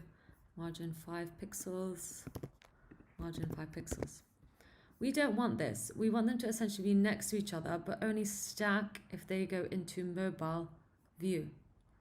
So in the hero, I'm going to use display flex to initiate Flexbox. Okay, they are stacking. However, we do have all this extra information here too. So let's go back in here and take the button and the image. So make sure to take all of them and the H2 tag. Okay, I'm just going to put that in to hero info. So now they're in here, and then we have a second square here. So that's looking great if it's a larger browser. However, they're still sort of collecting to the left. I'm also going to use justify content space between. Okay, I think that's looking a lot better for what we need. Please bear in mind, I am building this site so it's maximum to these proportions. This is just for the tutorial. If you are building this out to use on the browser, please be conscious of the fact that this in the browser will look like that. But yeah, for this tutorial, this is going to be the max that we're going to view this website in. Okay, the next thing we need to fix is that I actually want these to not squash in like so. I want them to actually stack over each other. So you might remember a little something called flex, wrap, and wrap. So now, as soon as the two squares don't fit on the same line, they will wrap over each other like so. Okay, so that's one option, and that's the second. We can also even get to the nitty-gritty of what happens when we are at this stage, because obviously there's a lot of blank space here, but that is something I'm going to leave to a later on lesson. Let's get comfortable with this part first. So there we go. Our hero image is coming along nicely. We've got our hero information and then our second square here too. I'm just going to give the hero information a larger margin. I'm going to stick it to 30. And I'm actually going to get rid of this second styling for now. You can see what is happening, so I'm going to get rid of that. And I'm also going to get rid of this class. The only reason I added it so we can visually see it, but just be aware that if we put anything in here, the same styling and same logic will apply. And I'm also going to get rid of that. For the next part, let's actually add some text. So let's go back to our index HTML here. I'm going to get rid of the contact page too. Make this a little bit smaller so we can see everything. So we have our name. I'm just going to style this to look better because we already have an ID for it here. So I've said blue, but I don't actually want that. Let's just make it a bit larger. So I think 45 pixels would be good enough. Great. And then make it black. I'm also going to make this an H1 tag rather than H2 as we want to prioritize this. And then I'm going to also put a paragraph. Okay. And in the paragraph, I'm going to put, I am a professional software developer and YouTuber. I love to teach anyone and everyone how to code. Okay, so that is looking good. However, you will see because there's no div here at the moment, the text is stretching. I don't really like this. Let's fix it. So let's check what this is in. The P tag, the parent of it is hero info. So let's go to hero info and give it a max width of 300 pixels. That's not a width, that's a max width. Okay, so it will mean that this will change if I go any smaller. However, the max width will always be 300. Great. Now I'm actually going to get rid of this image here. I've decided I don't want it here anymore. I'm going to have an about me section and I think that will fit much better into it. So I'm just going to put it here and make sure that it's formatted correctly. The next thing I want to show you how to do is create custom thematic breaks. So a thematic break, I'm going to show you what this looks like as a default under the paragraph here. So I can put in a thematic break similar to this. It's just a simple line. It's essentially a break. However, I don't like it. I don't really like how it looks. I'm going to create my own. So I'm actually just going to use a div for this. And I'm going to give a class of styled break. So let's go into our CSS styled break. I'm going to give it a width. So I'm essentially just going to make a rectangle and round off the edges. Width, give it a height 5 pixels so that we can see it a little bit, and then give it a background color. I'm going to go with the purple that I'm really into at the moment. So there we can see it right here. And then I'm going to give it a border radius. We're going to round it off of 2.5 pixels. So that is half the height. And then let's give it some margin. So once again, top margin, side margin, bottom margin, side margin. And there we go. And finally, I just want to change this button. It's not really the style that I'm going for. Of course, this was a great button to show you all the different things that we can do to a button, but let's change it for the sake of this design. So I'm just going to get rid of the majority of this now. Save that. I'm going to give it padding, 10 pixels instead. Let's give it a background color.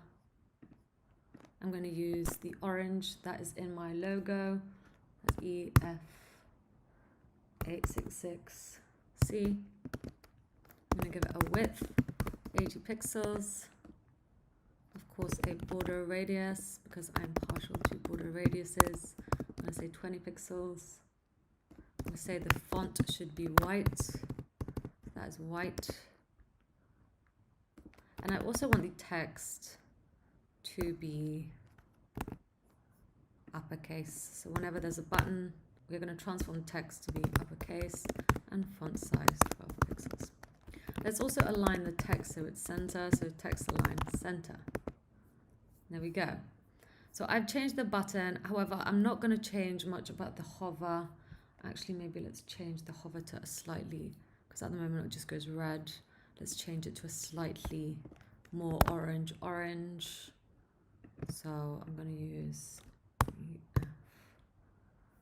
EF744B. This is one I found on the internet earlier. Okay, I think that's looking good. And if the button's active, well, we still have the box shadow inset. And I'm quite happy with that. I'm going to keep it. Let's go back to here now, and instead of click me, I'm going to put hire me, and we'll link that up to something soon. Okay, so we have this here. The one last thing I want to add is an image. So once again, I'm going to drop in an image that I have previously made.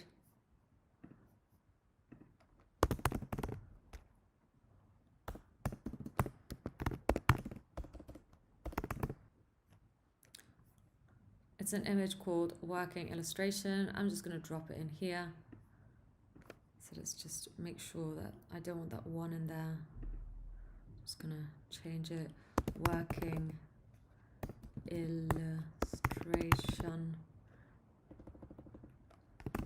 Illustration PNG. Great. And inside this div, I'm going to get the image tag. I'm going to open it up.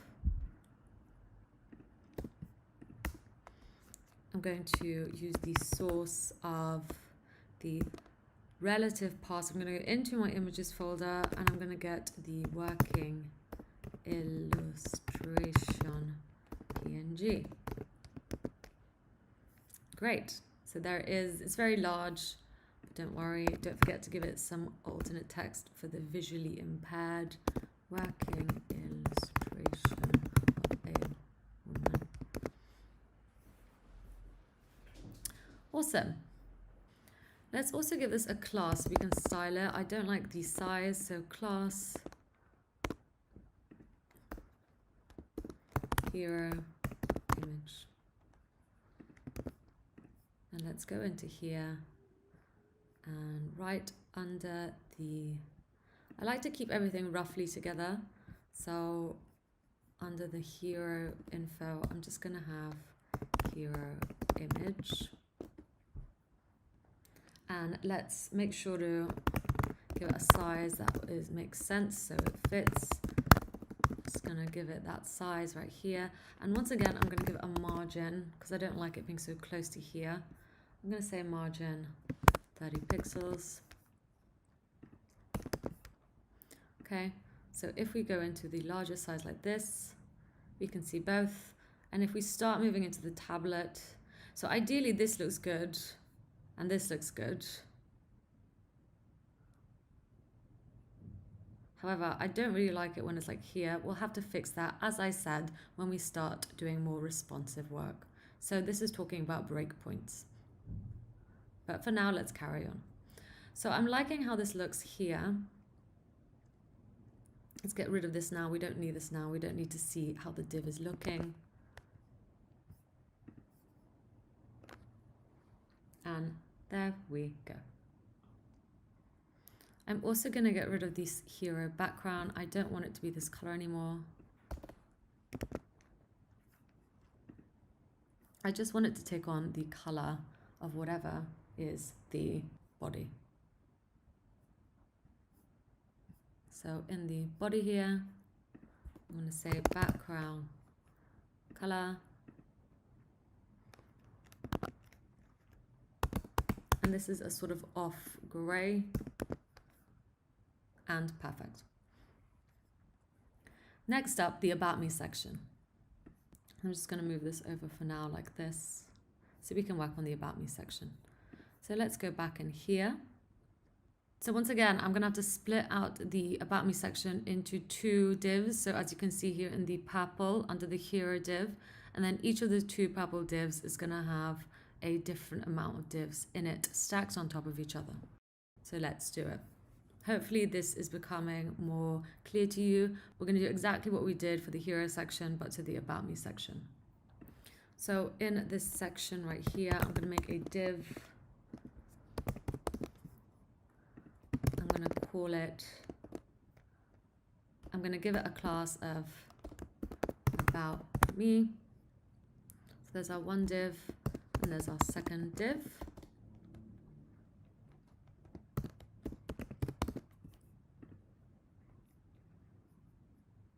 Once again, I'm just going to give it a class so we can see what is happening. So second, into here, under our section, About Me, and then second. So width 300 pixels, height 300 pixels, background color blue, and margin 5 pixels. And then same for the second. Once again, you will see the two divs. Now what is quite good about this is that they are in the section, their parent is section, so we are already adding the flex wrap to it, meaning that they will stack. However, it's got a lot of other stuff in here too, so let's sort that out. First off, in the About Me section, well, it is confined to a height, so let's get rid of that. Okay, so there we go, it's now stretched. It also has some other things in here which I don't want, so let's go back in here.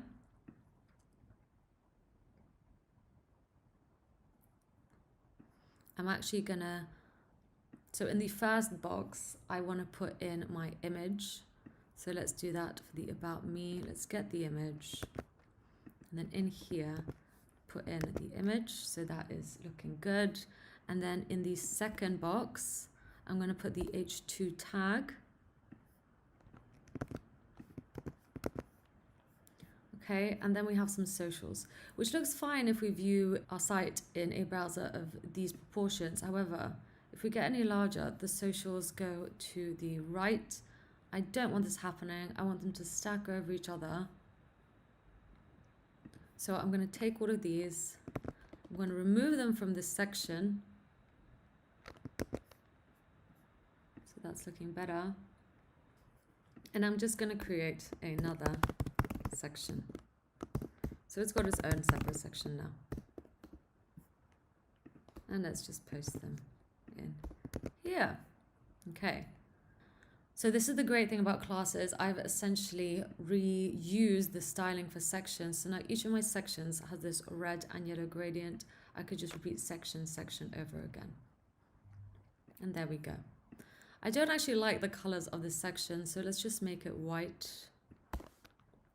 No background color, white. And there we go. So even though this is technically two sections, you can't really see the difference, but they are staying in the correct layout that I want at all times. Great. Now let's get to some styling. Okay, now I'm just gonna get rid of the blue boxes for now, and we also don't need this second box right here. So I'm gonna get rid of that second, and I'm actually gonna call this info instead, because that makes more sense. And once again, just get rid of the height and the background color for the about me.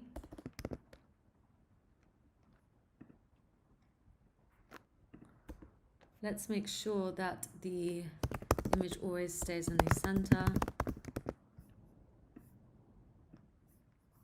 So let's do justify content space evenly. Okay.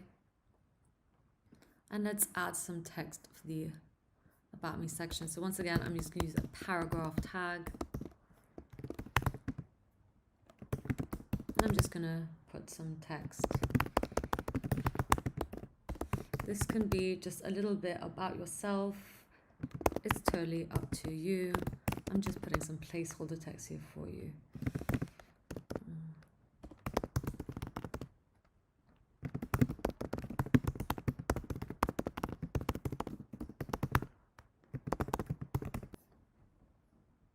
Okay, so we have our text. It is quite long. Once again, we get this problem, so we can easily fix this with, you guessed it, applying a max width. So we gave it the class of info. I'm going to say max width 300 pixels. Okay, it's looking better.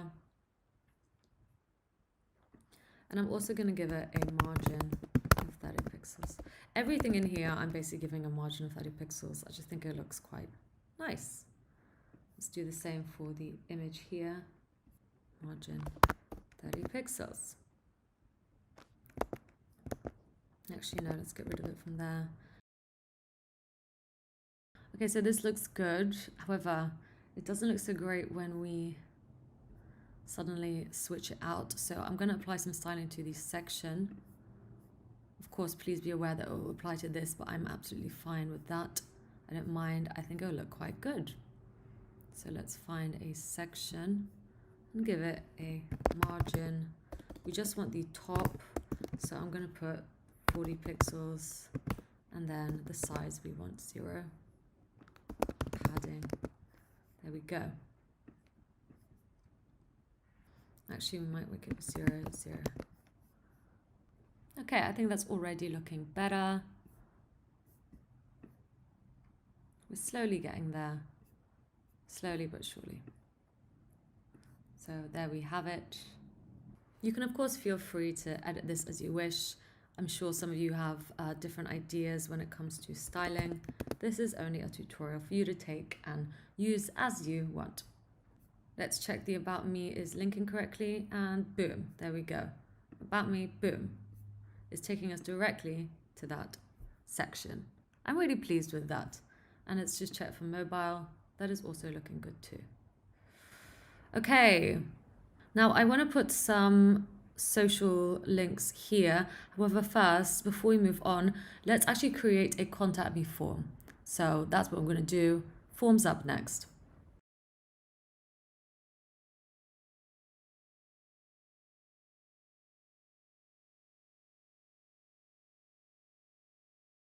Okay, so next up, we are going to learn all about forms. So let's start creating our form using HTML and CSS first. For a form, we will need some type of script in order to actually submit the form. So it's going to be a great segue into learning a little bit of JavaScript. But before we get onto that point, let's get it working visually first. So let's decide where we're going to do this. Well, I'm actually going to create a new section for this. So once again, I am creating a section. There we go. And in this section, I'm going to use a form tag. So once again, this is not something I'm making up. This is pre-made for us and opening up our form. You won't see anything in it now. This is because we actually have to start putting stuff into our form first. Now I'm going to put an h2 tag in here. That is absolutely fine. You don't just need to put inputs into a form. So here is my first thing that I'm going to put into the contact form, and that is just an h2 tag. You'll see that showing up right here. Now, the form element can contain one or more of the following form elements: an input tag, a text area tag, a button, a select option, an option itself, a field set, a label, and an output. So I'm going to show you some of these now. Let's create our first part of this form, and that is a way for someone to input their first name and last name. So I'm going to create a label. This is so we can actually see what the form options are for. So label for first name, make sure that it's an equal sign, and I'm just going to put first name like so we can see it. And the next thing we need to do is create an input. So here we have an input tag. I want to specify that the type of input we take is text. I'm also going to give an ID so we can work with it later. So this is just the correct things that you need to put with an input field. First name. And I'm also going to give it a name of first name. This is also that we can use it with our JavaScript later on. And in here, I can also put in a placeholder. We can do this by simply adding another attribute, and I'm just going to put John. So there we go. That's how you put a placeholder in. Of course, this will disappear if I start writing on it. It's just a placeholder. As mentioned, at the moment, this isn't connected to anything. That's what our JavaScript is going to do. I'm just going to really push that out for now so we can see everything in full. So there we have our first label. Let's do the same for a second name. Second name. Second name, or maybe we could put last name. That probably makes more sense. Last name. And then again, I'm going to put a placeholder name of Doug. So that is one example of an input. It is a text input. I'm going to show you another now.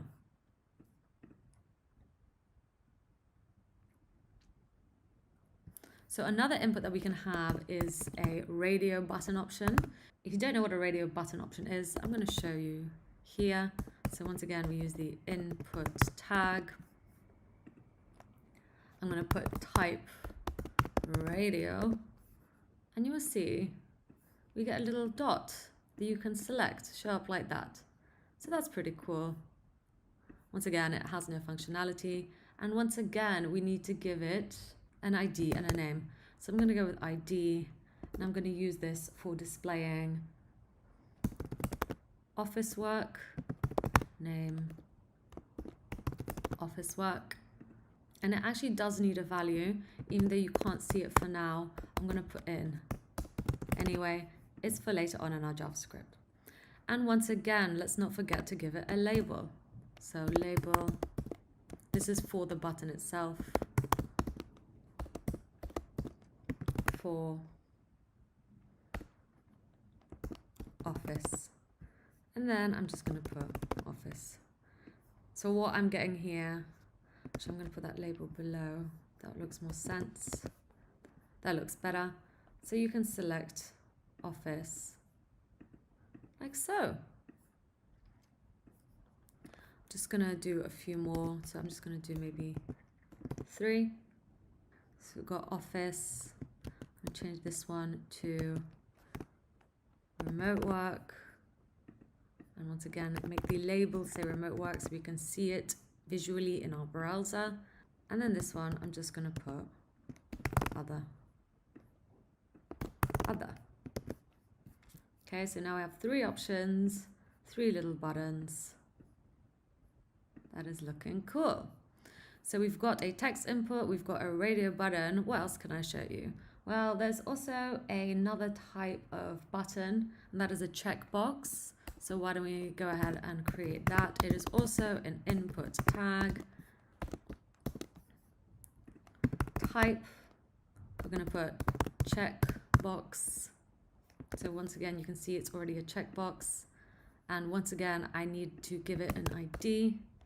And this time I want my checkbox to tell me if it's contract work.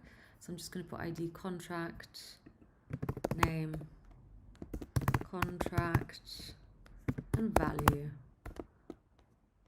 Contract. This might seem like overkill, but it will make sense when we start doing the JavaScript. So we've got our input. Let's give it a label. Label for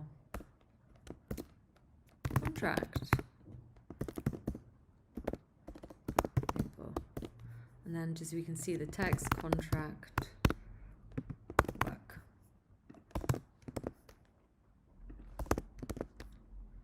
Okay, and once again, I'm just going to create 2 more. Make sure they are formatted correctly too. And that label is spelled correctly. Label. So we've got contract work. Let's make the second one full time. So once again, full time. And this one, we'll put sponsorship.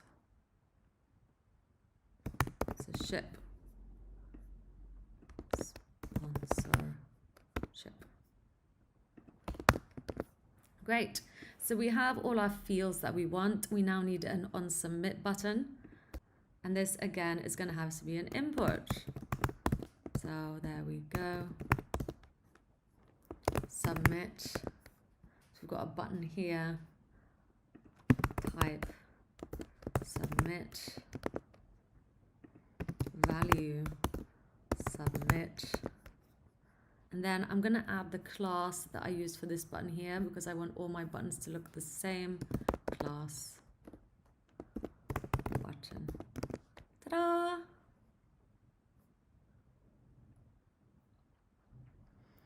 So I don't actually need this here because it's picking up from the value. And there we go.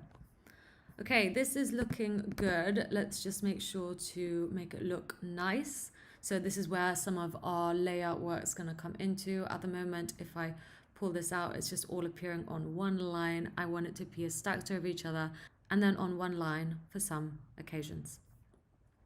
So let's do it like so.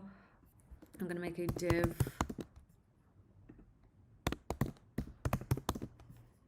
I'm going to give it a class of input section. So at the moment you'll see that that has split out this first one here. Let's do the same for the second batch of inputs. Once again, closing div. Make sure to format correctly so it's more readable. And then last one. And a closing div. And make sure to format it so it's more readable. So now, instead of them all being in one line, because I've put them in 3 separate divs, the 3 divs are stacking over each other. So that's one step in the right direction. Let's go to our styling. And then towards the bottom. So I'm going to do it here. Input section. I'm going to put margin. I'm going to space them out at the top, but not the sides. Okay, so that's looking much better. I mean, it would be nicer if this perhaps fit on one row instead. So let's do that up here too. I'm going to put the first name and surname in a separate div.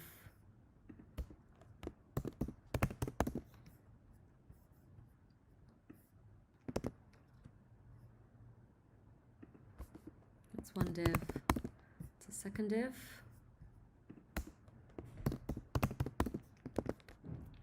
And then I'm going to give this a class so that the first name is over the input.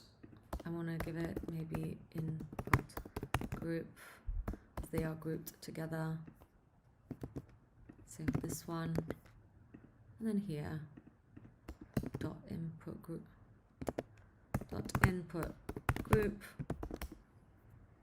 display flex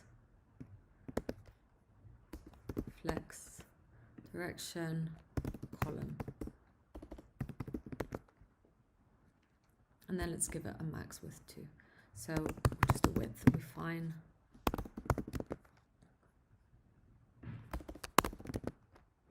Or actually, perhaps we don't need this. And then for the input section, display flex.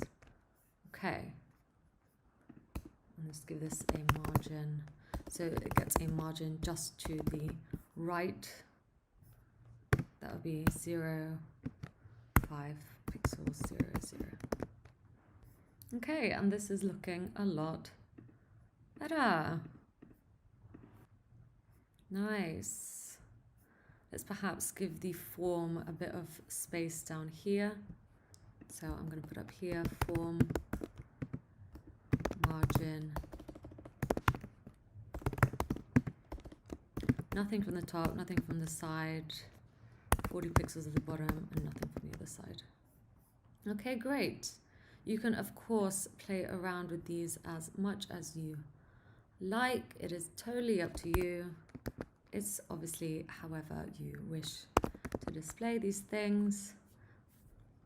Same for the footer. Perhaps you want it to appear in the middle. Once again, I'm just going to use display flex and justify content center to do that. Great.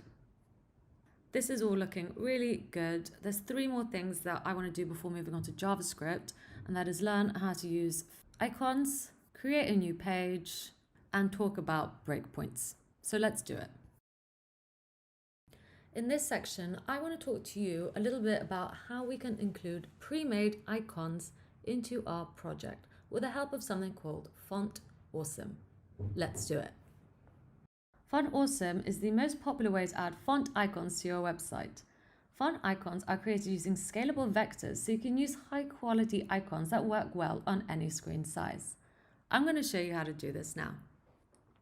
So I'm just going to minimize this. You can already see all the cool icons that we can use. All we need to do is get started. So get started for free. I'm going to put in my email address and then get sent the start Git code. So you will see that I've already got it sent to me, but you should receive some code that looks a little bit like this.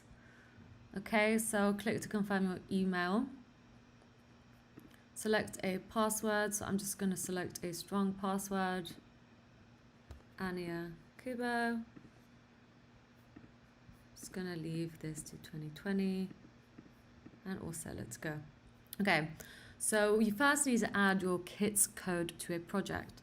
So I'm going to copy this script and head over to my index.html file where I will put it in the header. So just under the link here, I'm going to put in my special link to FontAwesome. Now I'm going to pick a free icon. So let's just go ahead and for the sake of this, use this one. Make sure to be in free. You can of course choose a paid one too, but for this, I'm just going to use a free version. And then you can choose the color. You can essentially edit this as much as you like. I'm going to click start using this icon. And then I'm simply going to copy this, go back to our code, and then the index.html file, where you can see these divs here, I'm just going to replace it like so. And there you go. You will see my user circle show up. Now, I can of course edit these more and more if I want. However, you might have to upgrade for this. There is so many you can choose from. For example, if I want to start using this icon, Just going to copy that. And once again, put that in my project. And you will see that I can go ahead and replace all of them. Okay? So that is how you would use Font Awesome icons. There are plenty of free ones. There are paid ones too. And you can, of course, edit them, the colors and how large they are based on your preference. If I want to pick one out, I can simply pick out one of these words. So I'm going to choose far, as it's the class name that is appropriate for all of them. So I know that we mentioned that elements can have more than one class name. This is a great example of that. I'm going to go in here. I'm going to pick out far, and I'm going to give each one a margin of 3 pixels. Okay, so that immediately spaces them all out. At the moment, these are not linked to anything, but please feel free to link them up using the href, similar to how we did with the list items. That is also an option too. Now let's move on to creating new pages. So as you can see, I have my Contact Me section right here. Let's go ahead and move it to the contact page because I think it will make a lot more sense there. So I'm going to essentially take this entire section. So I'm taking the entire section here. You will see now that the form is gone. And I'm going to actually put it into my contacts HTML page and save. So now, if I click on my contact page, you will see that the form shows up. Once again, I'm going to put this in my browser, click on the contact, and there we go. As a reminder, you will see that the URL has also changed. So the URL is taking us to the pages directory and then our contact page. At the moment, this page is not really built out. We cannot even go back to our home page from this page. We will need to essentially delete the URL in order to do that. So that is something that you might want to consider working on if you do want to have more than one page in your project. Let's go back. Okay, so even though this is looking great, I am also going to keep a copy of this in my index.html file. There's no one telling me that it can't be in both places, so I'm going to keep it like that. Okay, so I think we are now ready to move on to talk a little bit about breakpoints.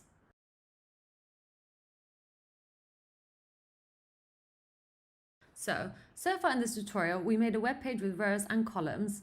It was responsive, but it did not look great when we changed the size of the screen to just about here. We were left with a lot of white space. To fix this, we need to talk about breakpoints, and media queries can help us with that. We can add a breakpoint where a certain part of the design will behave differently on each side of the breakpoint. Media query is a CSS technique introduced in CSS 3. It uses the @media rule to include a block of CSS properties only if a certain condition is true. For example, here, if the browser window is 600 pixels or smaller, the background color will be yellow. Let's check it out. Okay, now let's see this with an example. So here we have our page. Once again, I am happy with it when it's in mobile. I'm happy with it when it's in browser. I'm not happy with it when it's around here. Okay, so let's change that. I'm going to guess that the width of my page is about 600 pixels. So if anything is under 600 pixels, I want the text to stretch and I want to make the image disappear. So we can do this like this. I'm going to get @media, only screen, and max width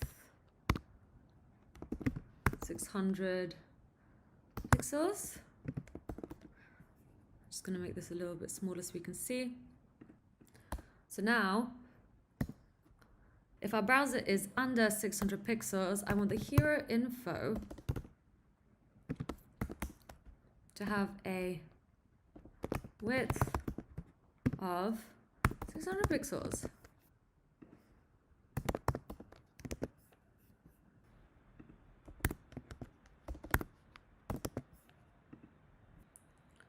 So you will see 600, over 600, over 600, over 600. and under 600. And you'll see that text is now spread. So once again, over 600, under 600. So perhaps we can even make it larger. Let's make it max width 800, 700. You could just fiddle around with this, whatever feels good to you. So there we go, and that's when the switch happens. You can even see it in slow motion. There we go. And then make the max width 650 or 700 actually, just to make it fit the whole way. And there we go. Okay, now let's make the image disappear. So make sure you are in the curly braces and at the breakpoint of 700 pixels. I want you to get the hero image and visibility hidden.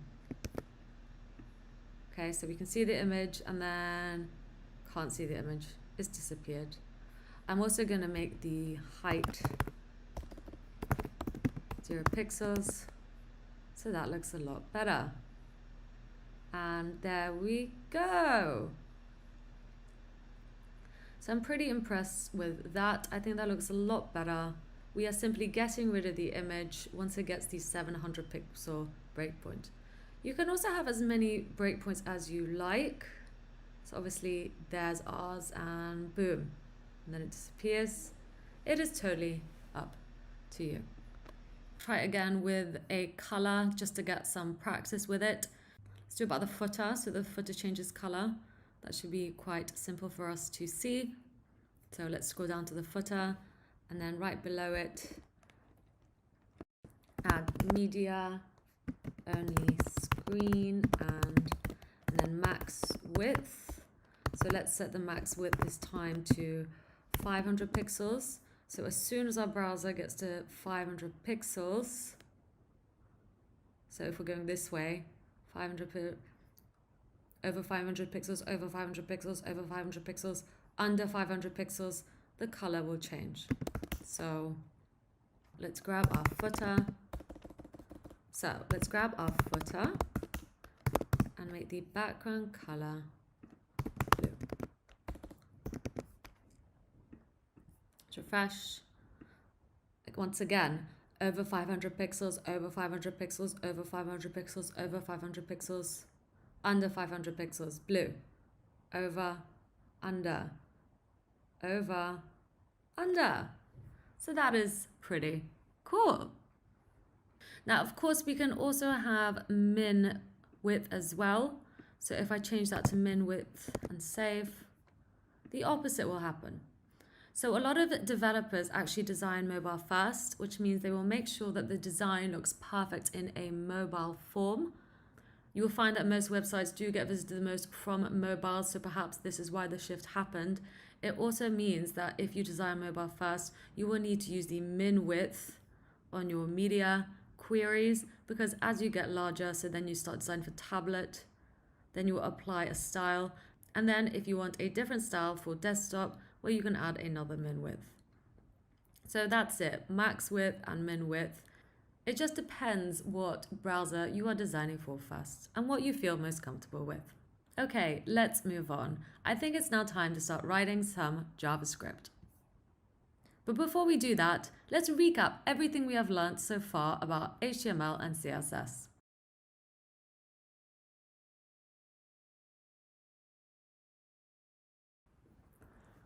Let's take a quick break to talk a little bit about the Z index. I'm going to do that now.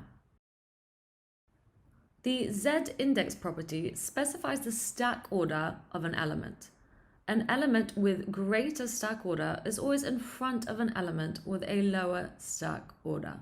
I'm going to show you what I mean by this and how we can use the Z index. So here we have my index.html file. I'm just going to go ahead and put in two divs. So here is one div. Let's give it a class first block and then div second block. Now let's go into our style sheet, which is in the source folder. Let's grab the first block. So just like we did here, we need to get the class. So I'm going to use a dot for class and then open up our curly braces. So that is our first block. I'm going to style it up a bit. So I'm just going to give it 100 pixels width and a height of 50 pixels and a background color of coral. And I'm just going to copy this. We're going to have two blocks. So it's the first block and it was the second block. So once again, that is a class. So we need the dot. And I'm just going to call it second block. And let's give it another color so we can tell. So there we have it. Now, I can actually move. So I'm just going to give this a position of absolute. By saying position absolute, I'm saying that I want the position of the first block to be absolute. What I mean by this is by giving the position property the value of absolute, we are making sure the element is positioned relative to its first positioned ancestor element. So I have given the body some styling. If I was to just comment that out and refresh, that is the absolute position, okay? It will always be there. That is absolute. And if I was to do the same for the second block, it will be in the same position. They're not appearing inline or block. I can then move the second block. So let's give it a left 50 pixels. So I've literally moved the second block, which is a light sea green, 50 pixels to the right by giving a left spacing. So given it left spacing of 50 pixels, I can go 150 pixels. I can go 80 pixels. Okay, that is just one example of how I would use position absolute and left. Now, say we had this styling, but I actually wanted the second block to appear below the first block. Okay, so what I mean by this is I want the orange block to be more visible and the green block to be below it. I could do this with the Z index. So I could either choose to give the first block a Z index of 1, and that would move it above the green or second block, which has a default Z index of 0. I could also have chosen to give the second block a Z index of -1. Okay? Both things would do the same thing. That is how the Z index works.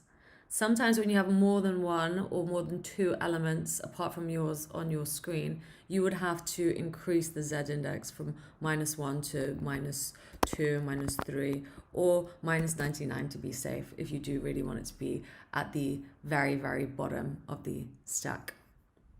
Okay. So that is how the Z index works. I'm going to ask you to do this by yourself with a little challenge. So I'm just going to get rid of all these. So make sure in your style CSS, you just have a body with a background color. And then in your index HTML file, I'm just going to refresh this. We're going to have a first block, a second block, a third block, and a fourth block. So third, fourth. So that is my index HTML file. That is my style sheet. I want you to essentially build out the 4 blocks as circles. So I want you to create 4 circles and stack them on top of each other. So but visibly on top of each other like we just did, to have the first block at the top and the fourth at the bottom. Okay? So 4 blocks, or let's just be more precise, 4 circles that are stacked on top of each other. As a clue, I've made this example. This is what I want you to recreate in your browser.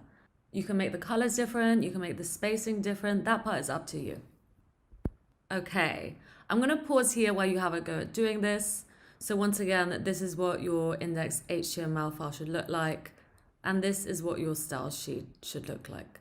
Okay? Good luck. I'll see you in a bit.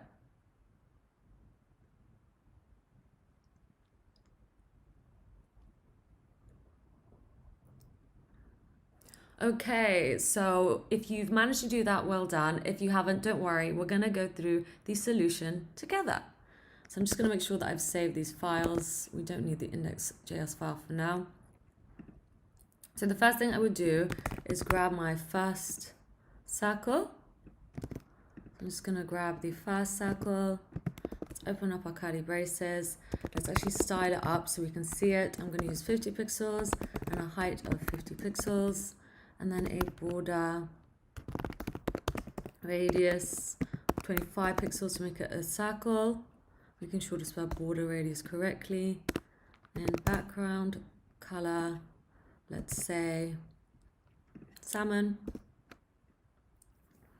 And I am actually going to reinstate this because I do want it to be in the center.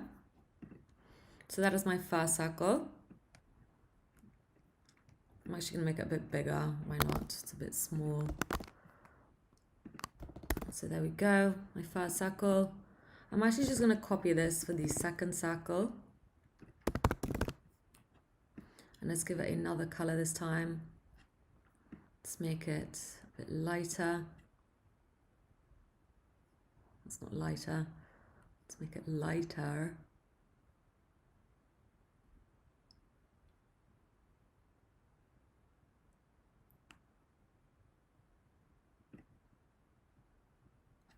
Go. And then we need a third circle. Once again, I'm going to make it even lighter. And a fourth circle, which once again, you guessed it, I'm going to make even lighter. So we've got our 4 circles. Now I want them to stack over each other. So let's do that first. Well, I could do that in the body. So I can simply write flex direction column. And there we go. They are stacking over each other. I'm also going to give it a margin left so we can see it. 150 pixels. It's just for us. Let's get rid of that. And now let's do some positioning and Z indexing. So for this one, position absolute. So it might appear to be disappeared, but it's just because all the circles will now be in the same position roughly or exactly. So there we go. So that is our absolute positioning.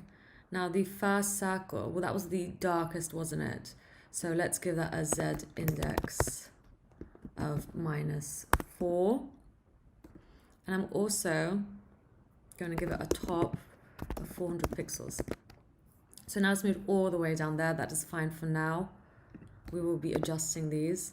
This one I want to be the third last. So I'm going to give it a -3 index and top 300 pixels.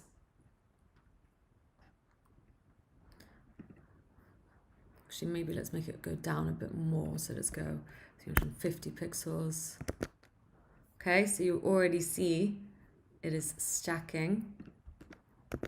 This one, we're going to give it a Z index of -2 and a top of 300 pixels. There we go. And then finally the full circle, which is the top circle. I mean, I could just leave it as it is, in fact. So top 250 pixels. And there we go. We have now completed the challenge. It is absolutely fine if you chose to do the Z indexes the other way, so use positive numbers or chose different colors or chose a different sort of styling. As long as you've got them stacking to look similar to this, you have passed the challenge. So well done. I hope you've enjoyed this little challenge with me. Let's carry on with our lessons.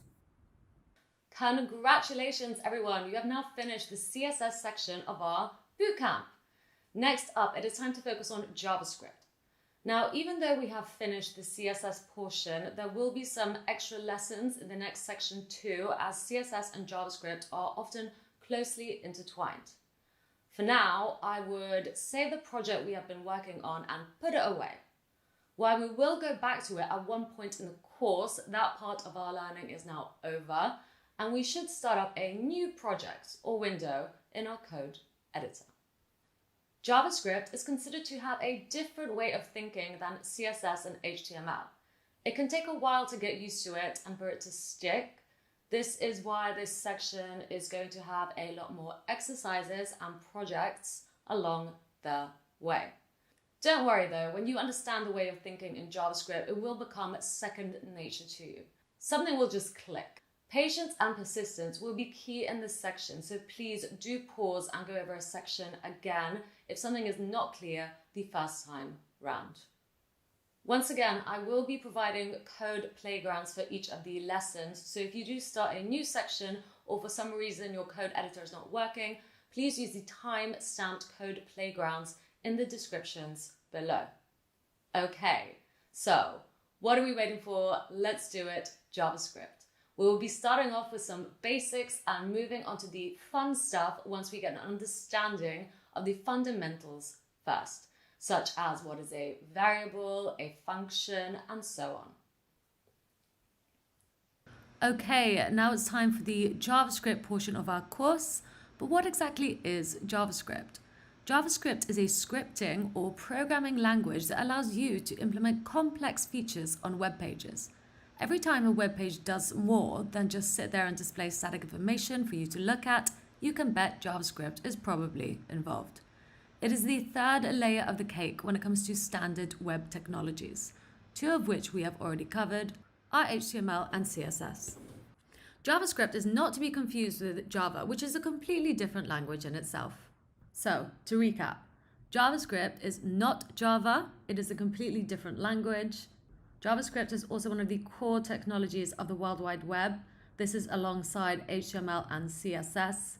JavaScript essentially allows us to have interactive web pages. So as in the case of the form that we are currently working on, it will allow us to add functionality to that form and send off information for us. What is even more exciting is that we can actually add extra levels or superpowers to our JavaScript code with so-called application programming interfaces, or APIs.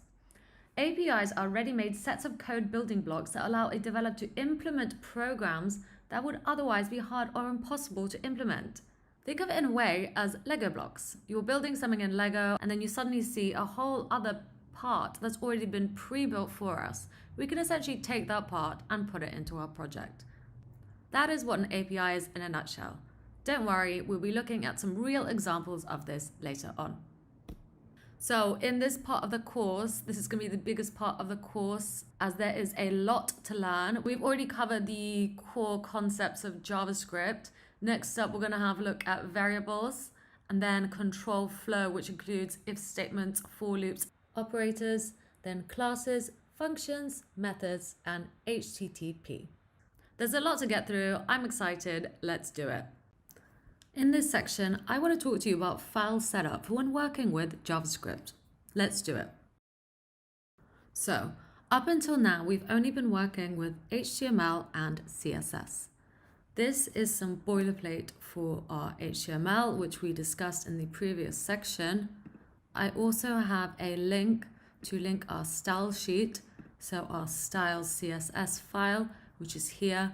We have told in our IDE that this is a CSS file by giving it CSS extension, file extension, and hence we get this little logo right here. Now, how do we get to adding JavaScript? Well, first off, I'm actually just going to make a JavaScript file. I'm going to call it index.js. So JavaScript, JS is for the JavaScript. We are telling our IDE that this is a JavaScript file, and enter. And you will see the JavaScript logo shows up, which means this is correct. This has worked. We've got our index.js file. Now, if we go back to our index.html, I can use a script tag. So similarly to how I did here, I can simply put a script tag like so, so an opening and closing script tag, and then the source of this is going to be my index.js file. Now it is best practice to put the index.js and style sheet in a file of its own, or a folder of its own, sorry. So I'm going to make a new directory and call it source. In it, I'm going to put my index.js and style CSS. This might not make sense now, but when it comes to building projects and deploying them onto the internet, it makes sense to have the source folder different to the build folder. So that is how we would do it. This, however, means we get some error messages because before the index.html file was in the same directory, so the root of our project with the style CSS file, it can't find it anymore because we are telling our index.html file that the style sheet is here with it in the root. It is not, nor is the index.js. So we need to fix this by going into our source folder and getting the style sheet, and once again going into our source folder and getting the index.js file. And there we go. We have now fixed the errors. Now, if you do wish to keep your script file in the header, and this is important, so I'm just going to open this up yet, we would have to actually wait for all the HTML to be loaded before applying any JavaScript. So to do this, I would have to add this piece of code, which we will start talking about much later in this lesson. So I'm just going to show you for now, but keep it in mind because we will go back to it. I would have to use a addEventListener to listen out for when the content is loaded.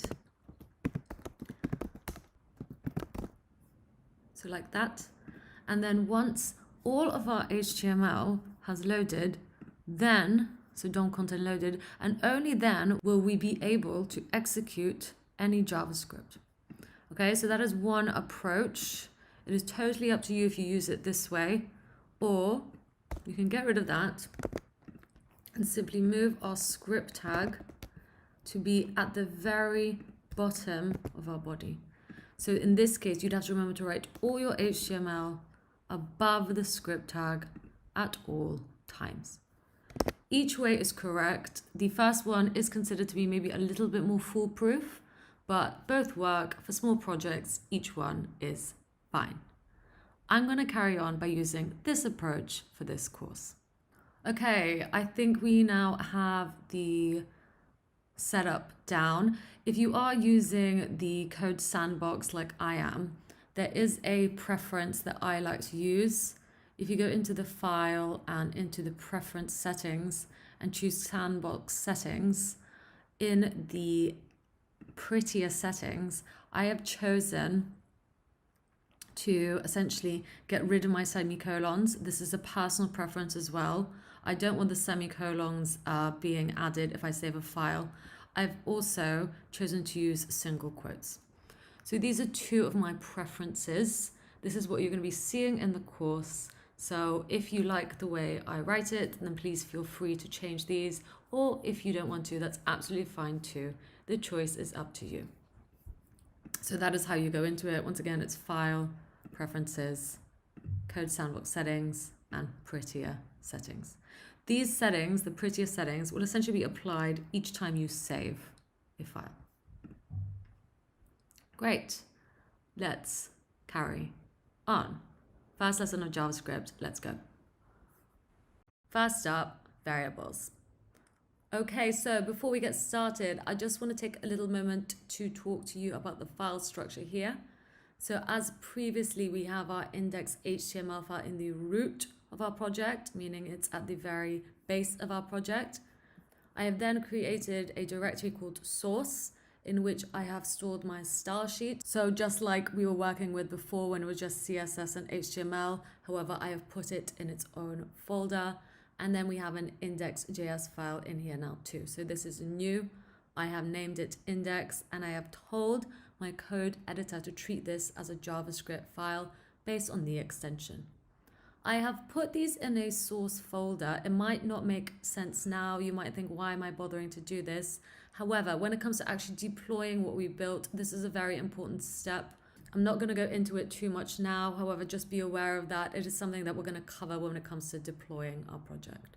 Okay, so as a recap, make sure the index.html file is always in the root and store your style sheet and index.js files in a source folder. Okay, let's get to our first lesson of JavaScript. So in JavaScript, you can store values in something called variables. They are legal identifiers. Quite simply, it is this. So the variable x here equals 1. It is important to note when you declare a variable, its name must be unique. You can assign numeric value to your variable, so like this number 1 here. You can also assign a string value. So by string, I essentially mean a word or a number or a boolean that is in between two quote marks. That makes it a string. An array. So an example of an array would be this. I am opening up my array.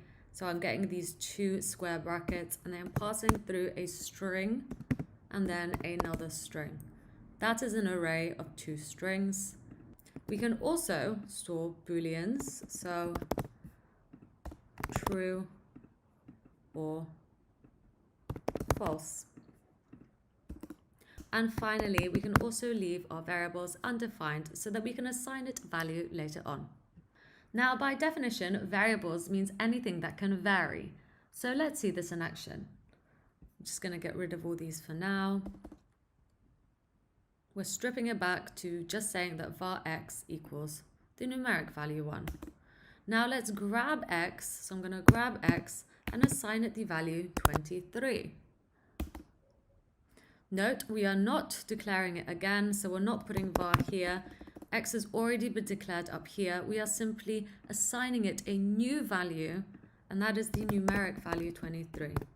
I'm going to use something that is inbuilt essentially, and that is a console log. So I have not made this up. This is for our use. I'm going to console log the value of x. To view this, I'm going to get my console log up. So in here in our simulated browser, I can click on console in order us to see what is essentially going on in the back. So this is how we would view it. I am seeing that, yes, I'm console logging 23. I can also console log directly, so just hard code something like hello, and that will show up in our browser too. So I'm console logging a string, and I am console logging a numeric value. This is essentially the same as me inspecting the page in the browser. So once again, let's go to Google, similar to our example before, and I'm going to inspect the page. So once again, Control and left click, inspect, and click console here. This is exactly the same as what we are simulating in this online IDE. So let's refresh that. Now I can also reassign this another value. So if I click Save Now, X is now 5. You can imagine it as me just taking this value and sticking it on top of here and then on top of here. If I, however, get this and put it there and refresh, the value of X is 23. This is because we read JavaScript from top to bottom. Okay, now let's talk a little bit about scope. When defining variables, it is important to know that they have scope.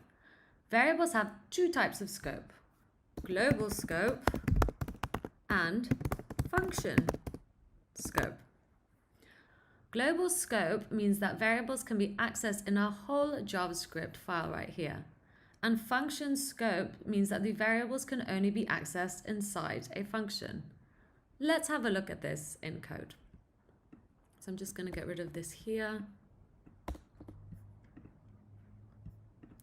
I'm going to write a function. This function, so this is the first function that you're going to see, print name.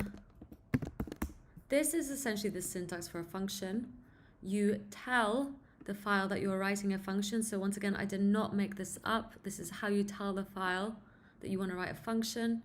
This, however, I did make up. This is a name that I have chosen to call my function. I've chosen to call it print name. We then open up some parentheses. We do this so we can pass variables into our function, and then we use some curly braces. And this is where all the magic happens. So this is where I'm going to write my code. To invoke the function, we then do that. So just as an example, I'm just going to put console log hi Anya. And there we go. You will see that because I'm calling my function, I get hi Anya. If I get rid of that, essentially nothing will happen. I need to call the function in order for this to work. Okay, now I'm going to declare a variable. So I'm actually going to say var name and declare this as Anya. Now instead of printing hi Anya here, I want it to print whatever name I want. So I'm just going to pass through the variable like so. So console log hi Anya. If I clear my console log, you will see that that is working. That is because our variable is stored globally. Okay, it can be accessed within this function. I can change this to Chris.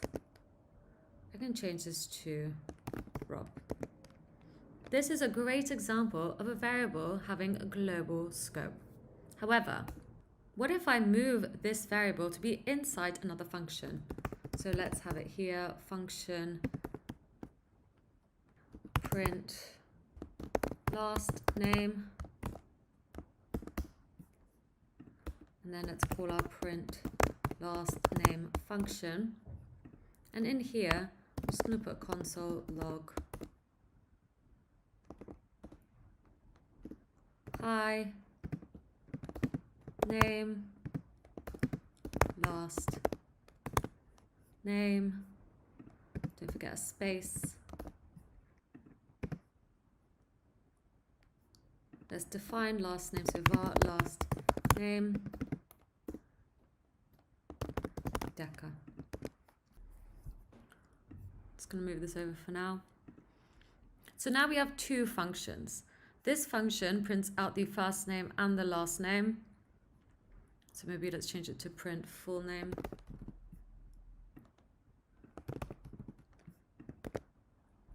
And this one just prints out the first name.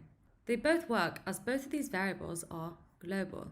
But what if I took this variable and put it only in here? So now, just gonna make it more clear which one we are working with. Print name.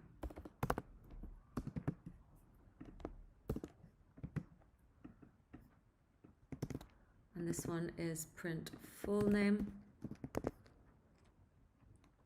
So now print name will pick up hi Rob. This is because the variable is being declared here. However, we are not picking up the name here. You will see in the console log that print full name is simply printing out hi Decker. This is because this variable here now has function scope. We cannot access it in this function. It is scoped to this one only. So I'm just going to move this over for now so you can see everything. So let's recap that again. This variable, so var name, is out of reach for this piece of code. Okay, hopefully you now understand a little bit about global scope and function scope. Let's move on.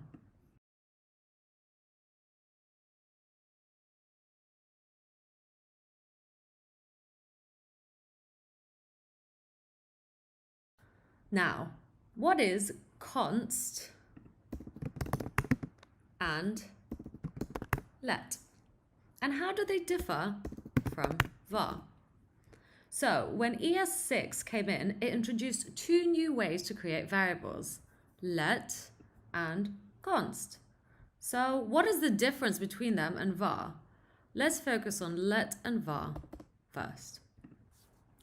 Let allows you to declare variables that are limited to a scope of a block statement, unlike var, which defines a variable globally or locally inside a function. I'm going to show you a great example of what I mean by this. Just going to move this over. So here we have a function find x. You will see that var x is here defined as 1, and then inside these squiggly braces, we declare var x again. We say var x is 2. Now, if I console log x here, it gives me 2. And if I console log x here, it also gives me 2. This is interesting, as I would have expected x here to be 1, as I would have thought that var x here is outside of its scope. However, with var, that is not the case. Let me show you the same thing, but with let. So I'm just going to change this and this to let and click save. You will now see that x in here is 2 and x in here is 1. That makes a lot more sense to me. This is because x here is outside of the scope of here, so x should be 1. So I've written the same function, simply replacing let with var. This is what I mean when let allows you to declare variables that are limited to a scope of a block statement, unlike var, which defines a variable globally or locally inside a function. Hopefully you can see how using var can be very confusing for writing code.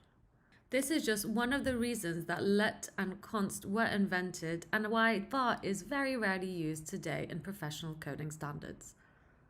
However, it is useful to have this knowledge just in case you see it being used in projects. Now finally, there is const. Const works in the same way that let does, in that you cannot access it if it's defined inside a function or block statement.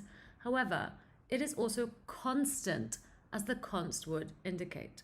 Once you have defined it, you cannot overwrite it later on. This is pretty useful when working with big projects and declaring what you do not want to be changed. Let's have a look at this in our code editor. So for example, here I have const count, and I'm just going to put some integer values in here like so. Now, if I get count and try to override it, so I'm just going to put 1, 2, 3, 8.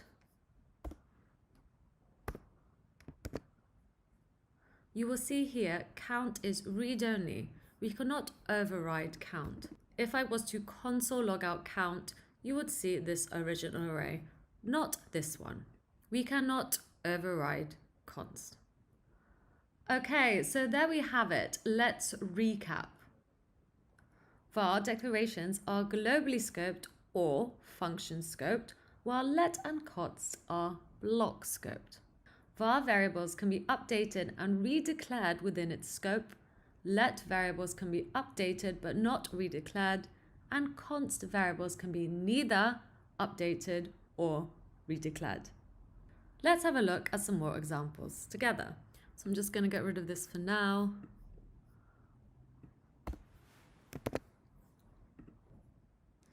Okay, now time for a little practice question. I'm just going to move that over here and move that back. Here we have two functions, one here and one that has been commented out. Both of these functions will not work as count is not defined, so it hasn't been declared, and nor has name. Using either const or let, how do you think we would solve these functions in order for them to work? As a clue, you just need to declare them using const or let here. So have a think about it. Which variable do you think would suit count here? Would it be let or const? Okay, so I'm going to show you now. This function increment essentially takes the count, which is currently 0, and then assigns it the value of whatever count is at that current moment in time plus 1. So when we call this function, it should add 1 to whatever the current count value is. If I choose const, this function will not work This is because count has already been declared as a const and is read-only, meaning we can't reassign it a new value. I would have to make this let. So now, if I console log increment and return the count, I will get the value of 1. Great. Let's move on. Here we have another function that currently does not work.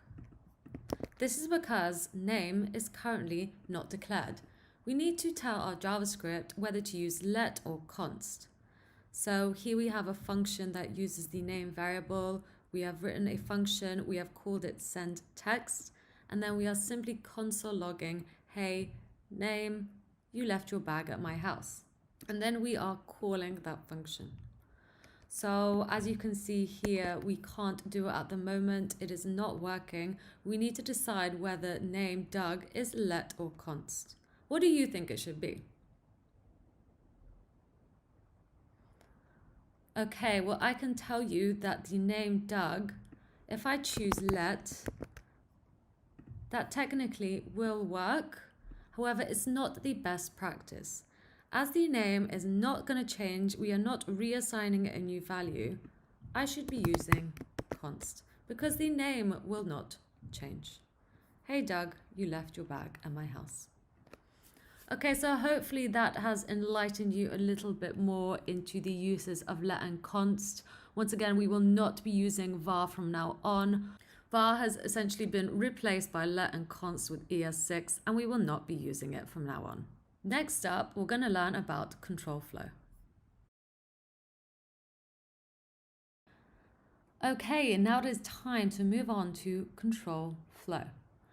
JavaScript supports a compact set of statements, specifically control flow statements, that you can use to incorporate a great deal of interactivity in your application.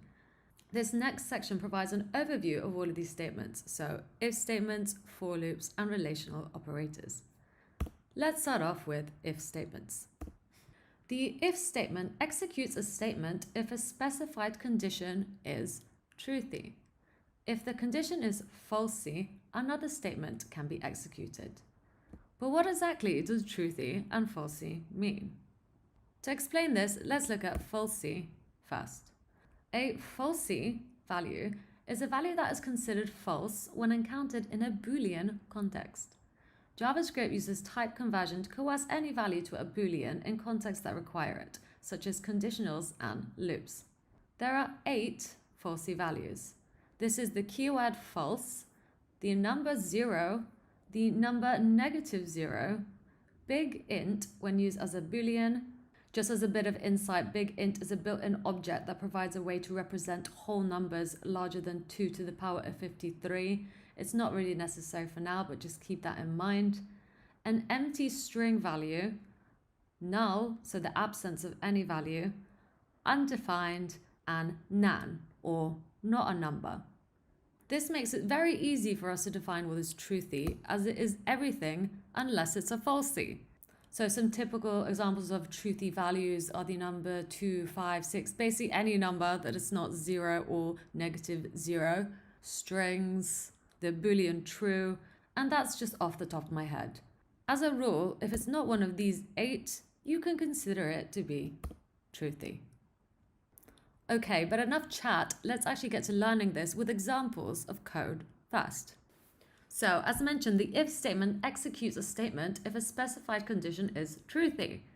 So the simplest example of what I can do to show you this is write an if statement, so if, and then whatever I pass through here is truthy, execute this block of code. So I'm just going to put a console log here. It is truthy.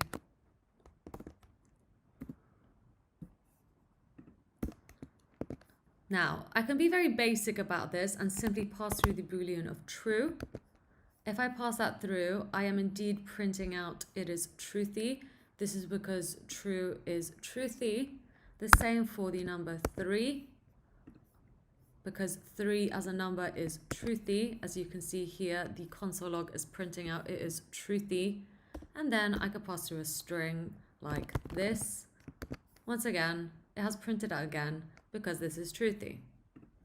Now, I'm just going to delete that, clear our console log. If I pass through a 0 and save, well, you've guessed it. Nothing is printing because this is falsy.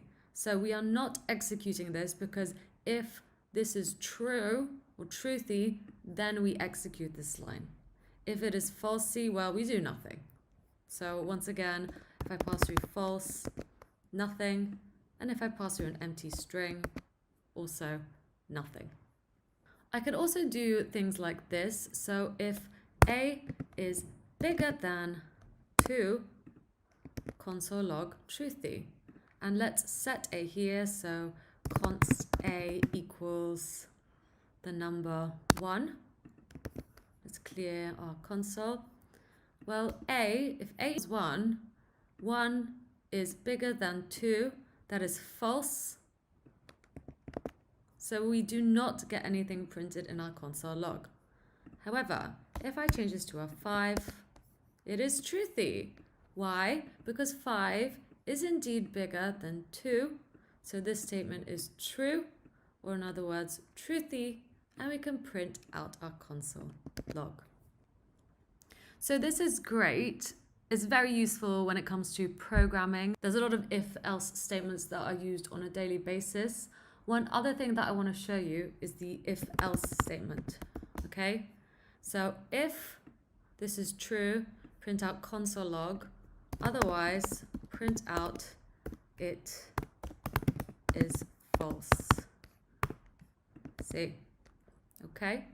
So now, if I go back to a is 1, I am printing out it is falsy. So before, nothing would happen. So when we think back to when we didn't have this, nothing would happen. However, we have now given it an else statement. So if this is true, print out truthy. Otherwise, print out it as falsy. So once again, let's read that. If this is false, then skip that and print out this is falsy. So I'm just going to replace it with actual booleans. If false, it is falsy. And if true, it is truthy. If a is deeply equal to 1, so if 1 deeply equals 1, it is truthy. Or if a deeply equals 5, well, it is falsy because 1 does not deeply equal 5. This is something we'll go into in a little bit. It essentially means deeply equals because this is not a thing in JavaScript. That will not work. We need to either have this or this. But don't worry, we'll leave that for another time. Now, we also have the else if statement. So I'm just going to get rid of this. Get rid of that. Let's have a variable. I'm going to call it const time and set the time as an integer to be 10. Now, if time, just to be clear, this is going to be in 24-hour time. So that's 10 a.m. Or actually, maybe let's make that more obvious. So let's make 14 hours. So 2 p.m. For those of you who don't know 24-hour time, that is 2 p.m. If time is smaller than 12, console log good morning. And then instead of just an else, I'm going to have an else if time deeply equals 12, console log, oh, it's noon. It is noon. And then else. Now I could have time is larger than 12, or I could just leave it like that, because we've exhausted all our options. If it's not this and it's not that, well, then we know that it's afternoon.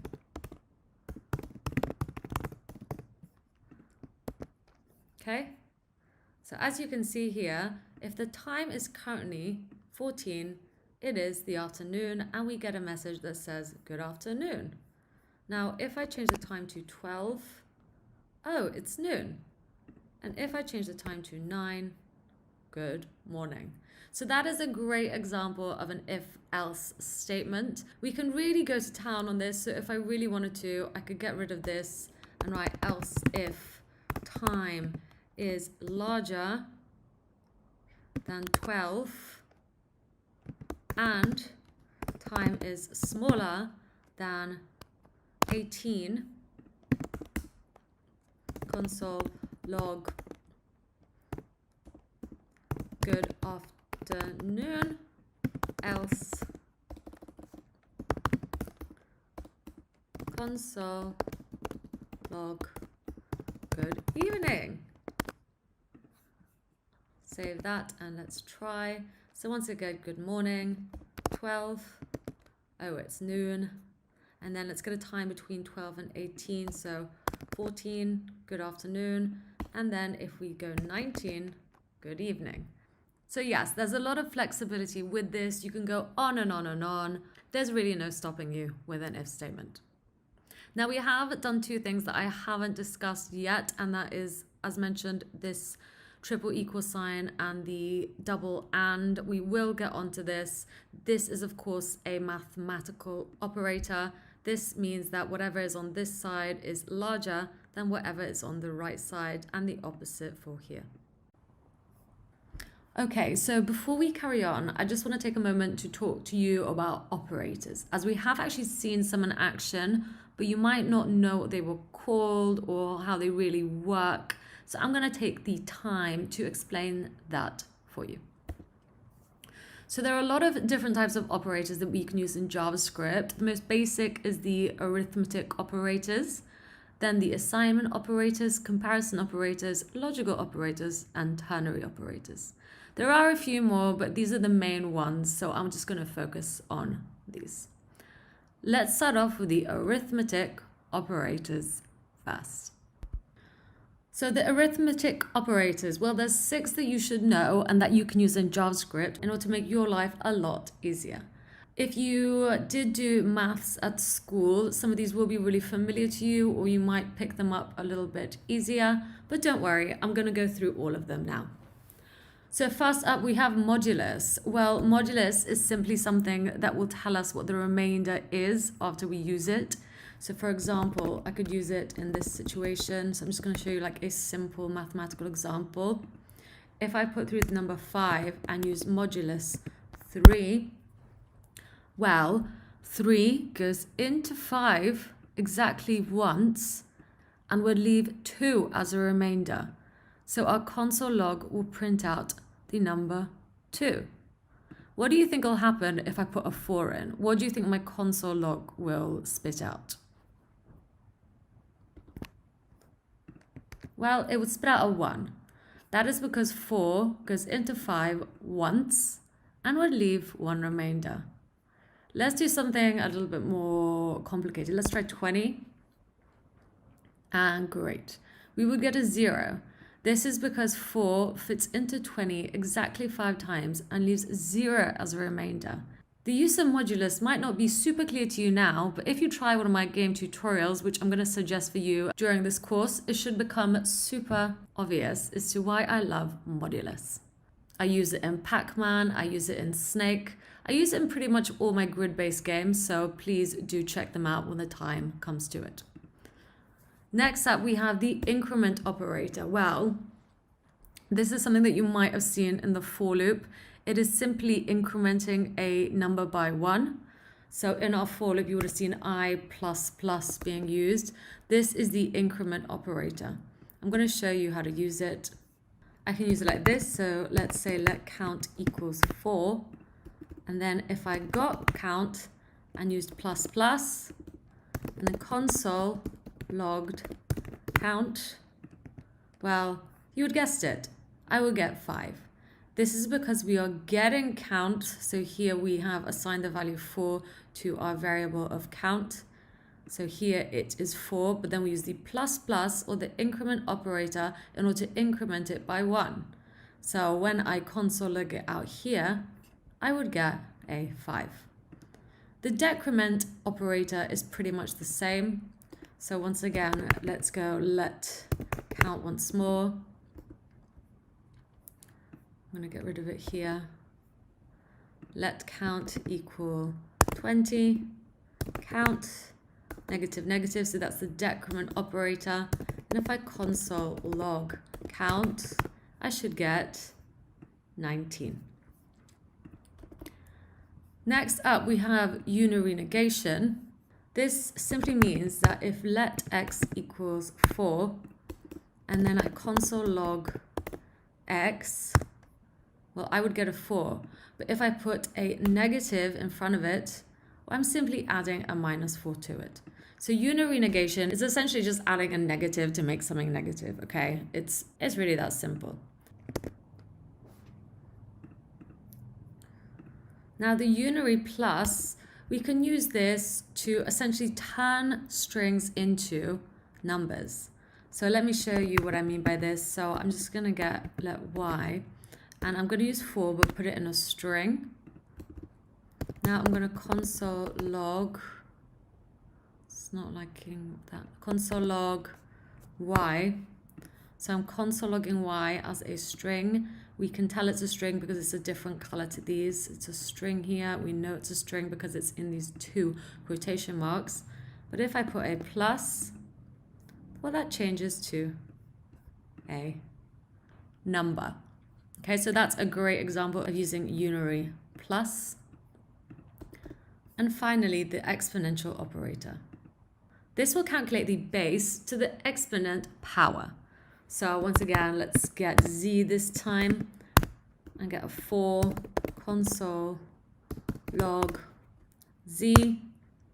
So let's make 4 to the power of 2. I would write 4 to the power of 2 like so. And 4 to the power of 2 is indeed 16.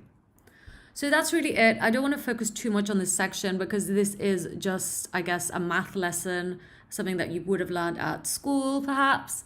Just a sort of recap into how you would use it in JavaScript. So that was pretty swift. If you want to make a note of these, please do. As mentioned, I will be using all of these in the course, so you will get plenty of practice. Let's carry on. Next up, we have assignment operators. An assignment operator assigns a value to its left operand based on the value of its right operand. The simplest assignment operator is essentially this: x equals 4. I have assigned the value of 4 to x. So let's clear that. And I'm going to put a console log down here, console log x. You will see that x is 4.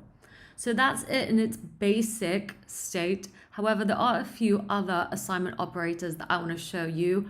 Once again, there's a lot more, but these are the most popular ones. So I'm just going to go through them with you. So we've gone over what assignment is. What about addition assignment? Well, addition assignment is pretty cool. It can work like this. So I can get x and use plus equals 5. Okay, so let x equal, let's start off with 6. What I am saying here is that I am getting 6 and adding 5 to it. However, this is not to be confused with this, x plus 5. So this wouldn't work. We are not assigning anything back to x. If we console log x, x is back to thinking it's 6. Right, so this won't work. If you want to essentially write what you would in mathematical sense in JavaScript, you would need to write this. This is essentially the same as writing x equals x plus y. So just keep that in mind. Next, we have subtraction assignment. So I'm just going to clear this for you. Well, it's essentially the same. So I'm just going to comment this out. At the moment, x is 6, so we're getting 6. If I get 6, or x, and use minus equals 5, well, you guessed it, x will be 1. This is because we are assigning x a new value after we minus 5 from it. Essentially, we are doing that. Next up, we have the multiplication assignment. X multiply equals y, or let's say 5, will mean that we get 30. Once again, this is the equivalent of getting x, and whatever x is, we are getting it and multiplying it by y. Division assignment is the same. We are getting x, we're using divide, so that is divide, and we are assigning the new value of x after we've divided it by 5. So once again, the meaning of this will look like so. Remainder, so this is one of my faves. We're going to use modulus equals 5. We get a 1 because if we put 5 into 6 and r is currently 6, has a value of 6, well, we get a remainder of 1. So once again, this is the same as writing that. This is simply the shorthand for it. And finally, the exponentiation assignment. This would be x equals, say, 5. Just going to comment these out so they don't interfere with anything. To clear that. And we would get the equivalent of if we wrote this. Okay, so 6 to the power of 5. Great. So those are some of the more popular assignment operators that you will see when you're working with JavaScript. Once again, we will have plenty of time to practice these. I just want to show you them for now. So make a note of them. Hopefully you've got it. I mean, the format is pretty much the same for all of these. So yeah, that's assignment operators for you. Let's move on. Now we're moving on to comparison operators, 2 of which you have already seen, that is greater than or equal than. I'm going to show you a few more and discuss them in a little bit more detail. So let's do it. A comparison operator operates its operands and returns a logical value based on whether the comparison is true. The operands can be numerical, string, logical, or object values. I'm going to show you what I mean by this exactly. So each of these is essentially going to return a Boolean response, or true or false. So let's start off with the equal. So let's go ahead and get our console log up again. I'm going to get x, so let x equal, and why don't we go with 20? Sure, why not? The numerical value of 20 is now x for this session. Now, if I want to check if something, so this variable, is equal to something, I would do this. I would get x, and if x equals 20, well, we get true. Let's just clear that so we can see it better. So we're getting true because x, we have x here, does indeed equal 20. Now you may remember me from another lesson saying that this does not exist. If I wrote that, I would essentially be giving x the value 20, and we don't want to do that. This is an assignment operator now. This is how we are writing equals from now on. So if you want to check, this is why it's called comparison operators. If we are checking if x equals 20, does it? We get a true. Does x equal 21? We get a false. Okay, so we're getting Boolean responses. Now, what is also cool about this equal is that we'll pick it up if it's a string as well. So if I pass through a string and pass through a 20, I will get true. So that is pretty cool. Okay, let's move on. Not equal. So let's get our console log out again. I'm going to get x, which we know has the value 20, And then I'm going to use something called a bang and an equal sign. Okay, so this bang essentially means not equal. That says not equal. And let's just put a 2. So I get the answer true, the Boolean of true. This is because x, which we know has the value 20, does not equal 2. So that is true. So we get a true. However, if I put x does not equal 20, well, we'll get a false because x does equal 20. This is 20. This is 20. So saying x does not equal 20 would be false. This also works for a string. So it will pick that up as a string. It will know that's still a 20. Despite it being a string, it will recognize it either way. And that will also respond with a false. Deeply equal up next. So this is very similar to equal. Let's just get our console log up again and get x, which we know has the value of 20. Now I could use deeply equal to, once again, let's put 20. So once again, our console log will let us know that it's true because this statement is true. X, which we know has the value of 20, does equal 20. However, if I put this as a string, we get a false. This is because unlike equal, deeply equal doesn't just need it to be the same value, it needs it to be the same type as well. So we need this to be a integer value or a number in order for us to get true on this statement. Okay? Similarly to straight not equal, so let's get our console log up again, get our x, which has the value of 20, and I could put bang equal equal, so that's a bang equal equal, and then let's put through a 2. So again, we know that will be true. Now let's put a 20. Great, we were expecting that to be a false. So in this case, we would get a false, right?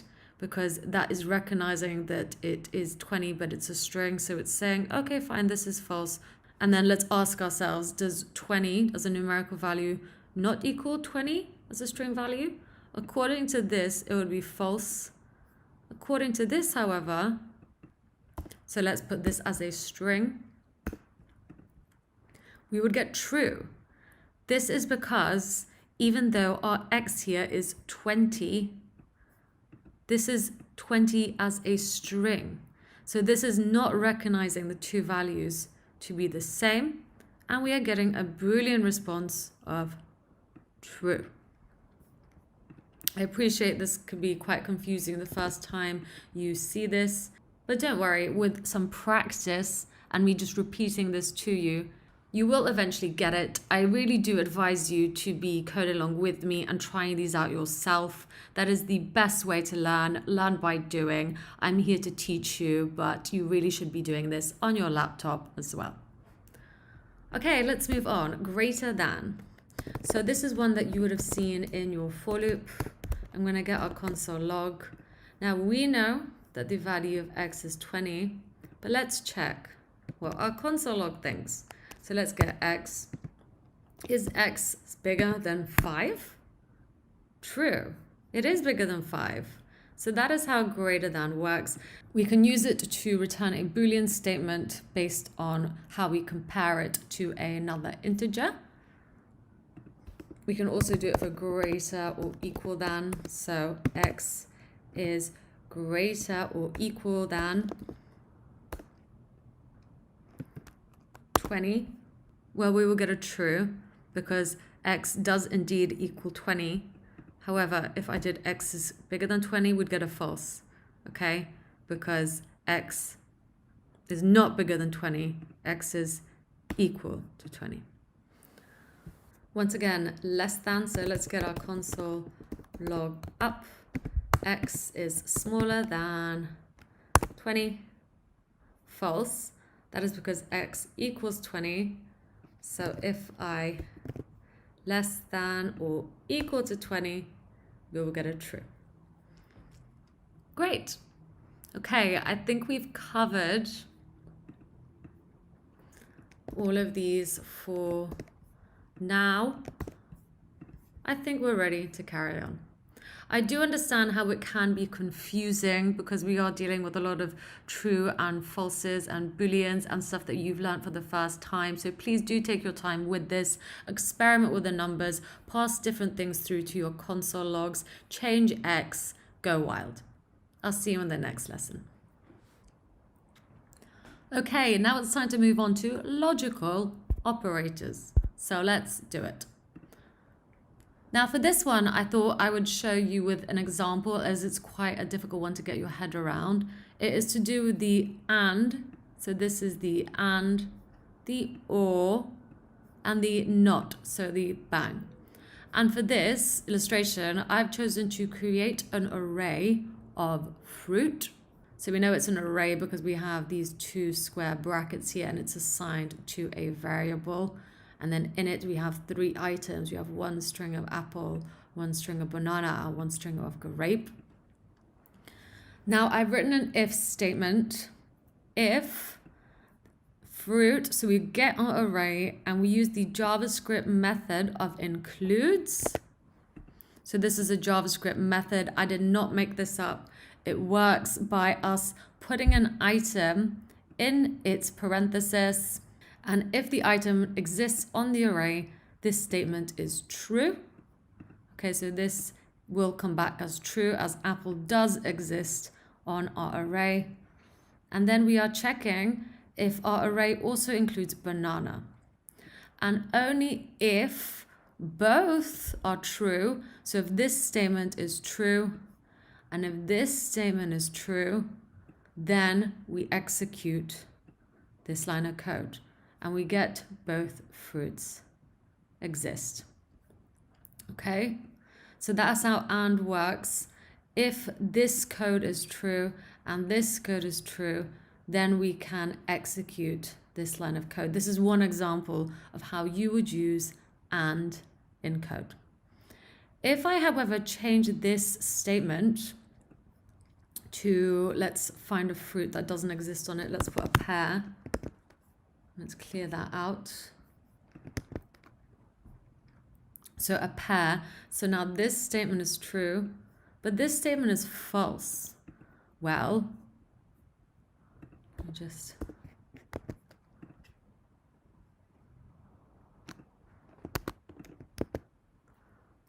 okay. So now this console log doesn't get shown. This code does not get executed. This is because we need both of these to be true.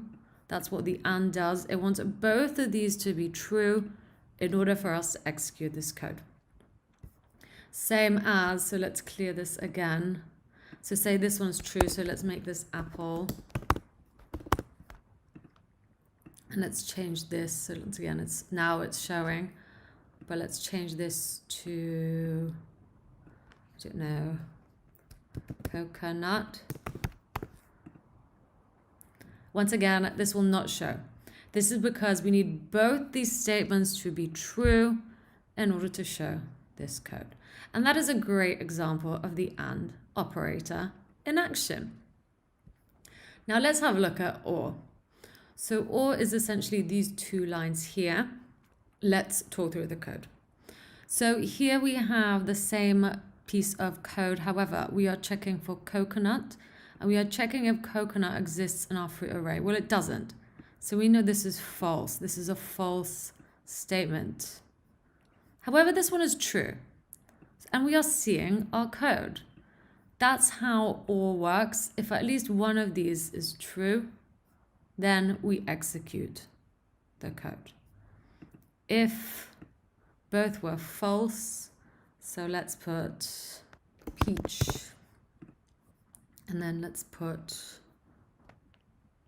pear. So now you will see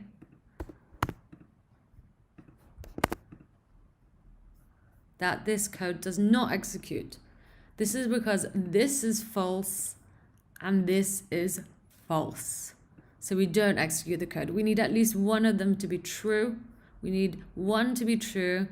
That's what the OR is. So we need this one or this one to be true in order to execute the code. And finally, let's move on to not. So not is like the bang that we saw previously. By putting a bang here, I'm essentially saying, so we know that cherry doesn't exist on our fruit array. We can't see it. So we know that this statement is false. If I got rid of this, this would be a false statement and we wouldn't see anything in the console log because this is false. So we don't get any message showing up. However, by putting a bang in front of it, it turns it to true and we see the code. So that is how not works. Please, once again, have a go at this yourself. It is a lot to get your head around. I hope this example has made it a little bit clearer because I know there's some very confusing explanations out there. I think doing it with an example is always best. If you want, try also maybe console logging out. So this is something that I would find useful. So I would console log out this. And then perhaps the second one too, just to see what exactly is happening behind the hood. So we've console logged this one. This says false. We've console logged this one. This one's true. So we're not going to get the code. We need both of them to be true in order to get this code. Okay? So there we go. Just to make it a bit clearer, perhaps let's put first statement. Let's clear this out a bit. And then put second statement. So yeah, you will see the first statement is false and the second statement is true. We need both to be true in order to see the code. So that is why it's not working. Okay, I hope that was clear. Like I said, please do practice these to get your head around them. I do have plenty of tutorials on this. I will get around to sharing them as soon as I can. I just need to go through a few other things with you first. And lastly, we have the ternary operators. So let's check them out. The ternary operator is essentially another way of writing an if statement. It is a little bit more on the advanced side, but I do think that I should cover it now. However, feel free to make a note of it and perhaps use it when you're a little bit more comfortable with if statements. If statements are great. I just want to show you a shorthand that exists, as I would hate to not show you. I think this knowledge is important, but just know that it exists. Don't worry too much about implementing it for now, if you don't want to. So, the ternary operator allows you to simplify your conditional logic into one nice, simple one-liner. What I mean by this is that I can take 1, 2, 3, 4, 5 lines of code and put it into one. First off, I'm just going to talk to you a little bit about what is happening here. This is an if statement. I have set is game over. So let's just pretend we're playing a game here. The game is currently not over, so game over is false. I have set is game over to false. I have assigned it the value false. So if we go to our if statement, if is game over equals true, so the game is over, you know, you've lost, the console log will say, sorry, you lost. Otherwise, we console log carry on playing. So at the moment, game over is false, hence we're getting the message carry on playing. If I then change it to true, we get sorry you lost. Easy. Now let's get to writing this in one-liner code thanks to ternary operators. I would do this like this. So, is game over? I'm just going to comment that out for now. Is game over? Question mark. If game is over, I want to console log. Sorry you lost. Otherwise, console log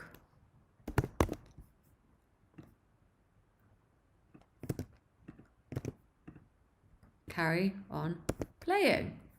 Okay, so I'm just going to move this over so we can see it all. I'm essentially asking, so the question mark here, is game over? Okay, is game over. And if it's true, sorry you lost. Otherwise, carry on playing. I can also change it to false. So now we know that this is false. Is game over? Well, it's not. So carry on playing. Let's change this back to true. Sorry, you lost. I could essentially also just use true or false, but it's not really seen to be done this way. It's usually a variable that has a Boolean value that is used to determine the outcome, whether it's this one or this one. But I just think that's a pretty cool way. I really like ternary operators. I'm just going to put it back there so you can see it. I think it's really readable for a developer as well. You're literally asking yourself, is the game over? Well, we know it's true, so return this. Otherwise, return that. Once again, is the game over? Question mark. Well, yes, it is true, so return this one. But if it wasn't, we would return that one right there. And there we go. That's ternary operators in a nutshell. Don't worry if you don't want to use them and you're more comfortable using if-else statements. Like I said, this is something that perhaps is a bit more advanced, so feel free to skip this lesson if you wish.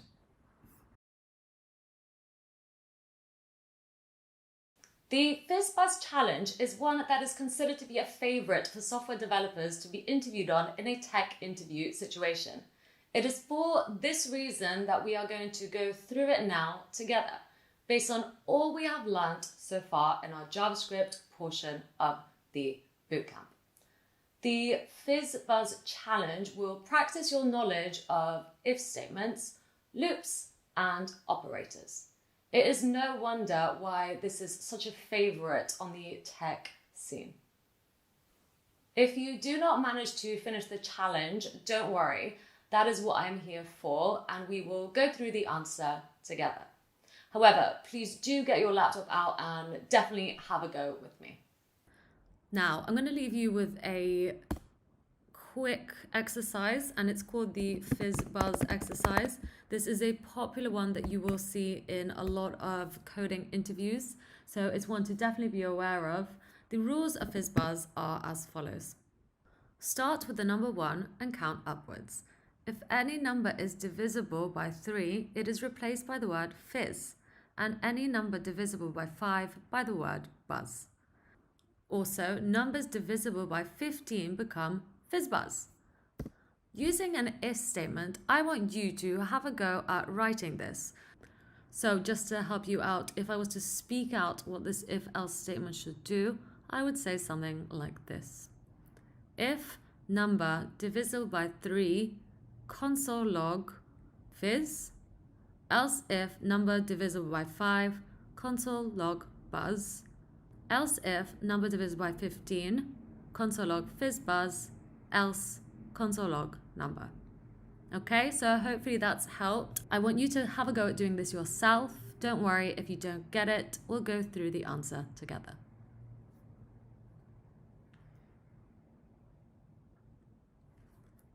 Okay, so hopefully you've had a go at that. If not, don't worry. Let's have a go at writing the solution together.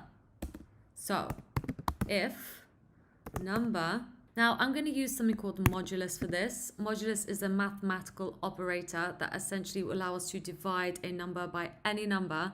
And if there is no remainder, then we know that the number is divisible purely by that number. This is something that we covered in the previous lesson, so please do go ahead and go back if you need that refresher. Let's go back into here. If number divisible by 3 and the remainder deeply equals 0, console log fizz. I'm going to start all off with number 0. Let number equals 0. Else if number modulus 5 deeply equals 0, console log buzz, else if number modulus 15 deeply equals 0, so there's no remainder, it's divided by 15 and it leaves no remainder, console log fizz buzz, else console log number. Okay, so there we go. Let's start counting. 1, so 1, 2, 3, 3, fizz, 4, so 4, 5, buzz, and let's move on a little bit. Let's do a 15.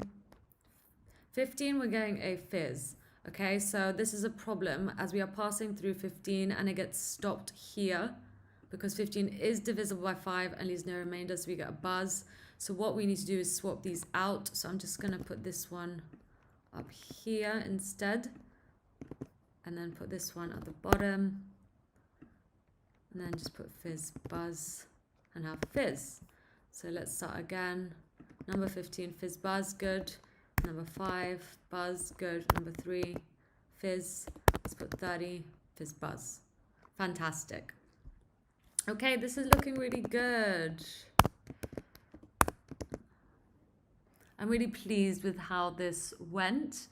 One thing that we can do is actually create a for loop to actually print out all the numbers for us, which is a great segue as for loops are up next. See you in a bit. So next up, we have for loops. For loops are a really neat part of JavaScript that allows us to execute a block of code as many times as we want. I'm going to show you how to do this now. So a super simple example, and the syntax for a for loop goes like this. You start out writing the for, and then you need to start with something. So we're going to declare I, let I equals 0, because we want to start from 0. And then as long as I is smaller than, so here we essentially import a number. I want to put in a number that will tell our code how many times we want to execute the block of code. So let's go ahead and put 10, semicolon, and then I++. So this is the syntax for a for loop. We will then put the code we want to execute right here. So I'm just going to console log I for now. And already, bam, in our console log, you will see, let's clear that so we can see it a little bit better. You will see 0, 1, 2, 3, 4, 5, 6, 7, 8, 9. Now you might notice that I have put through 10 here. However, we are starting from 0. So this means that we are counting 0, 1, 2, 3, 4, 5, 6, 7, 8, 9. But we have essentially executed something 10 times. Okay? Now the great thing about a for loop is that I can essentially print out the same thing, or I could customize it based on the count. So for example, I can have something like, and then the word beer on the wall. So we would start from 0 beers on the wall, 1 beer on the wall, and so on and so on. Or I can have I plus 1. I'm just going to clear that. 1 beer on the wall, 2 beer on the walls, 3, 4, 5, all the way to 10 beers on the wall. Beers on the wall. And there we go. That is essentially our for loop. Let's move on to talking a little bit about for loops with if statements. So you might notice here that 1 beers on the wall doesn't really make sense. Let's change that with what we learnt about if statements. So in here, I can essentially do something like this. If I equals 1, console log, and then I'm just gonna console log beer on the wall. However, we don't want 1, we want 0, because as you know, we are counting from the number 0. and then else console log appears on the wall. Let's save that, refresh. And now you will see that if I equals 0, so the first item, so the first time we are looping, console log 1 appear on the wall, else console log appears on the wall. So that is one example of how to use for loops with if statements. Now, I think you can already guess what I'm going to try and make you do. It involves the FizzBuzz challenge and this for loop. So, similarly to how we got our FizzBuzz game working, however, we had to manually type out the value for number, so replace it with 1, 2, 3, 4. I want you to write a for loop that will essentially go through all the numbers of FizzBuzz for us, printing out the correct words if a number that is divisible by 3, 5, or 15 is met. So, I'm going to leave that for you here. Here is our FizzBuzz challenge again and its answer.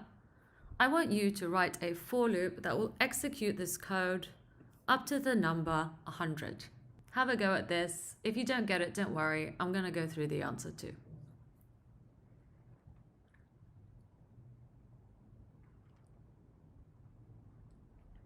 Okay, so let's go through the answer. Well, the first thing that I know is I don't want to declare this number right here. I'm going to write a for loop. So once again, let's get the syntax of the for loop. For let num equal 0. So we're starting out with the number 0. I could keep this as I. If you've kept it as I, that is fine. It just means that we need to replace all of these with I too. If I equals 0, and as long as I is smaller than 100, increment I by 1. And essentially, I can now put all of this code in here. However, we don't want to start at 0. Let's actually start from 1. So we can do that either by starting from 1 here and changing that to 101.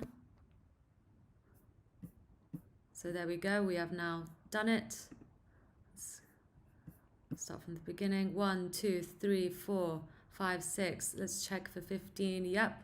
And so on, all the way to 98, 99, 100. So that is one way that I would do it. Or if you wanted to, I'm just going to change this back. You could have done I plus 1, I plus 1, I plus 1, I plus 1.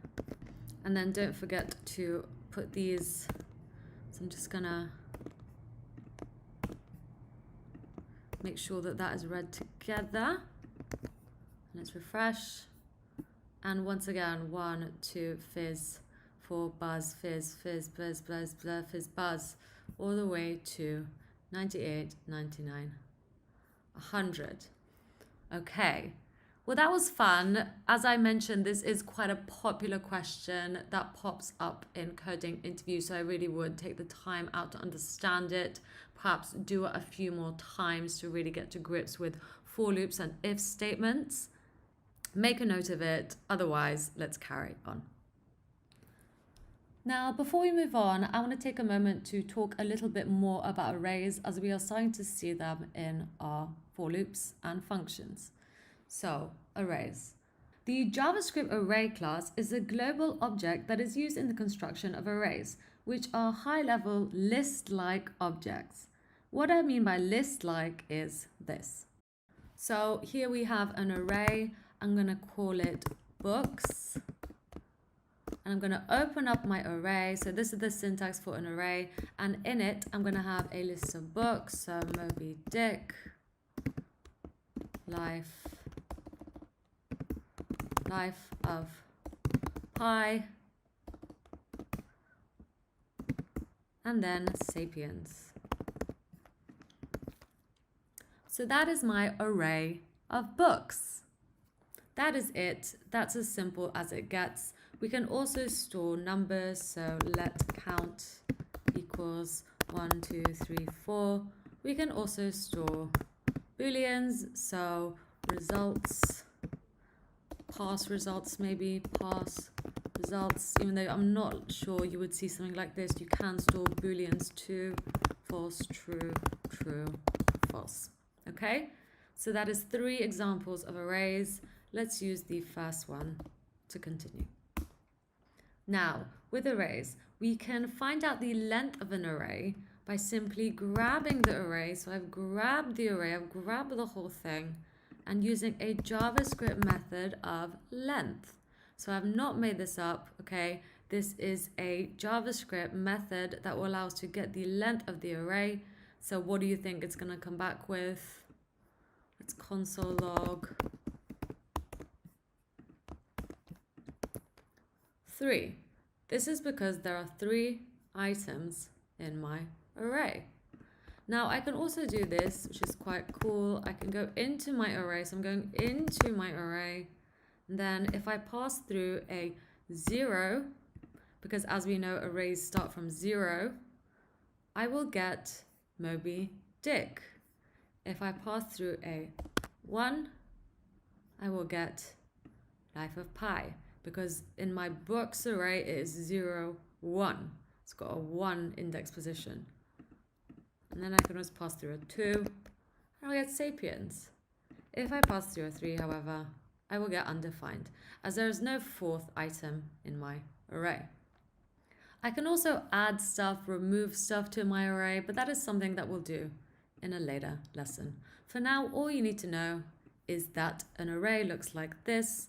We can access items from our array by index, and we can also get the index length by using a JavaScript method of length. Cool.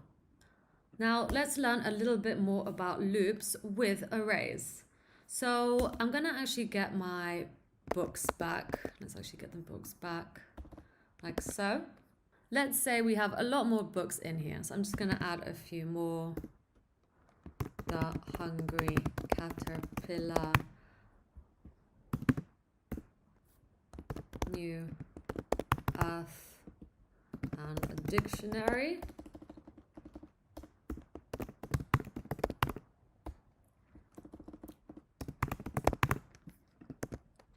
So there's a few books in there now.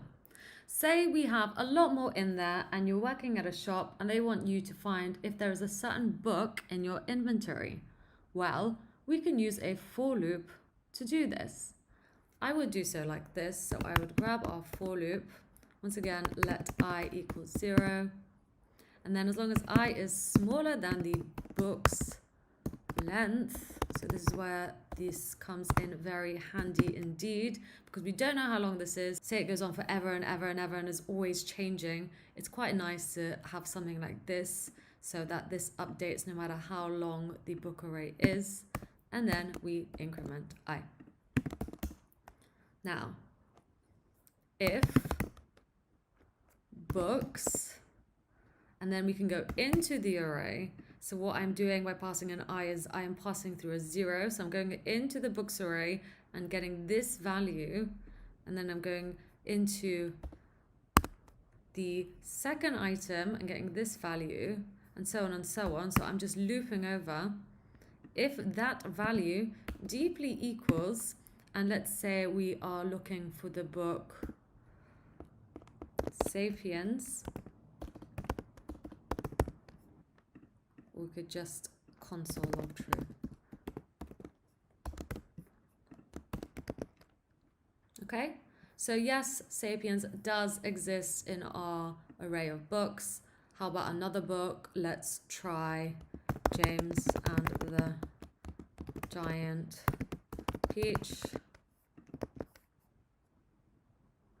And we don't get anything, so else console log false. So now we get a false, as that book does not exist. We could also do something like this. So for example, say Sapiens existed not just once, but we had a few Sapiens in our inventory. So now, if books equals Sapiens,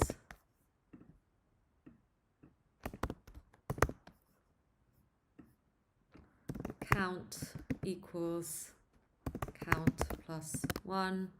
And then let's store count up here. We're not actually going to assign it anything, or we could start with 0. It's up to us. Else, nothing. So we can actually get rid of that. So now, just going to console log count. Actually, I'm going to console log count here, just so you can see what is happening. I'm also going to console log out each book. So you will see here we have 3 books. It's counting, there's going 1. We're adding to the count is then changed to 1. Then it's changed to 2. Then it's changed to 3. And it's stopped because we have found 3 books and we have finished our loop. I'm also going to console log out book I. I'm going to do it up here. So before the if statement, books I. And you will see all the books being printed. Okay, so as it's checking Moby Dick. That does not equal Sapiens, so we don't add 1 to the count. It's checked Life of Pi. That does not equal Sapiens, so we don't add to the count. It's checked Sapiens. It matches, so we add 1 to the count, and so on and so on. So every time we hit Sapiens, it adds 1 to the count. So that is a great example of a real-life use case for a for loop with an if statement and working with arrays. I'm going to show you one last example before we move on. Okay, so I'm going to take a quick break before we carry on with array work to talk to you about objects. We're going to create our first object in JavaScript. So objects. Objects are essentially the main unit in object-oriented programming. In this section, I'm going to show you how to make your first object in order for us to work with it in the next section. So what I mean by object is this. I'm going to make a const user. Okay, so just like we did with any variable at all, I've got our user. I declared it as a const. Now, instead of just typing straight away here, I would open up our curly braces to start creating our first object. Now, objects work in a key value sort of way. So I would get a key, for example, a name. Some people like to call this a property. Some people like to call it a key. It is totally up to you. And then we get a value. So as you've guessed, this is going to be my user object. And the first property or key has the value of Anya. So this is the syntax for writing objects. You would have the key or property and then have the colon followed by the value and then a comma if you want to have a key and value. So I'm just going to fill this out a little bit more. And what else can I have? I don't know, pets, dog. I don't really have a dog. I wish I had a dog. Okay, so that is my first object. If I didn't have a comma, I would get squiggly lines. So that is why the commas are important. This is the syntax for an object. So we've made our first object. Now I can store anything I want in this, okay? So I can store strings as values. I can store booleans as values. So I can have pets true. I do own pets, even though sadly it is false. Last name is a string, integers, whatever we want. I can even have an object within an object, but let's not get into that for now. So that is my first object. Now, I can actually access values by grabbing properties with dot notation of my object. So if I console log my object,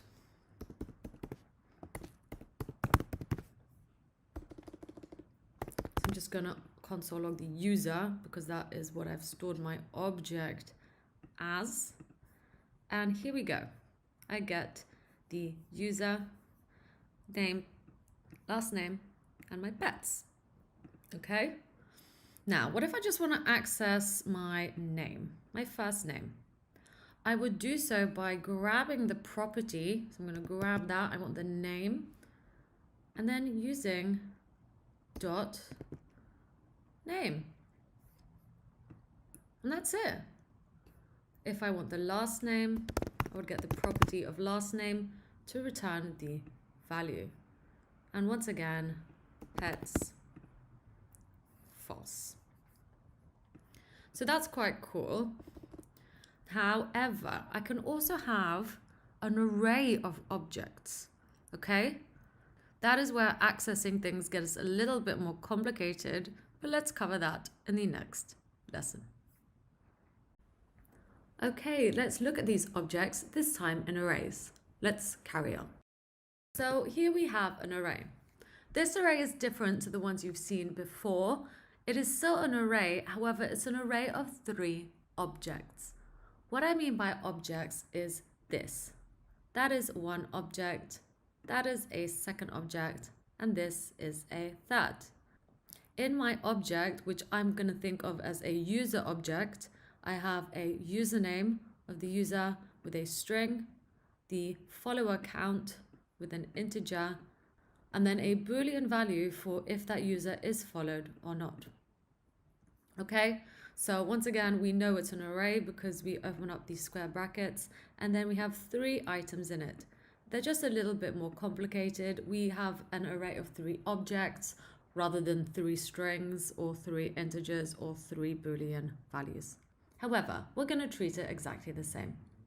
So just a little bit of a heads up before we start working with this array. We can still access values in the array. So I'm just going to console log. I'm going to move up a bit. I'm going to console log our users because it's called users. And if I console log the first user, you get the full object, okay? So if I open it out a bit, you get the username, the followers count, and the is followed. And it is mode 244. So that is looking correct. Now, if I then want to access, let's say, just the username, or just the follower count, or just the is followed, I would get the key. So the key of username. So now I get the string mode 244. If I just get the key of followers, I will get the value of 34. And if I do is followed, I will get the value, which is a Boolean of false. Great, let's carry on. Now, I want to write an if. Now, I want to write a for loop that will essentially loop over all my users and only send them a message if we follow them. So if is followed is true. How do you think we would do this? Pause here and have a think about it, and I'll see you in a bit.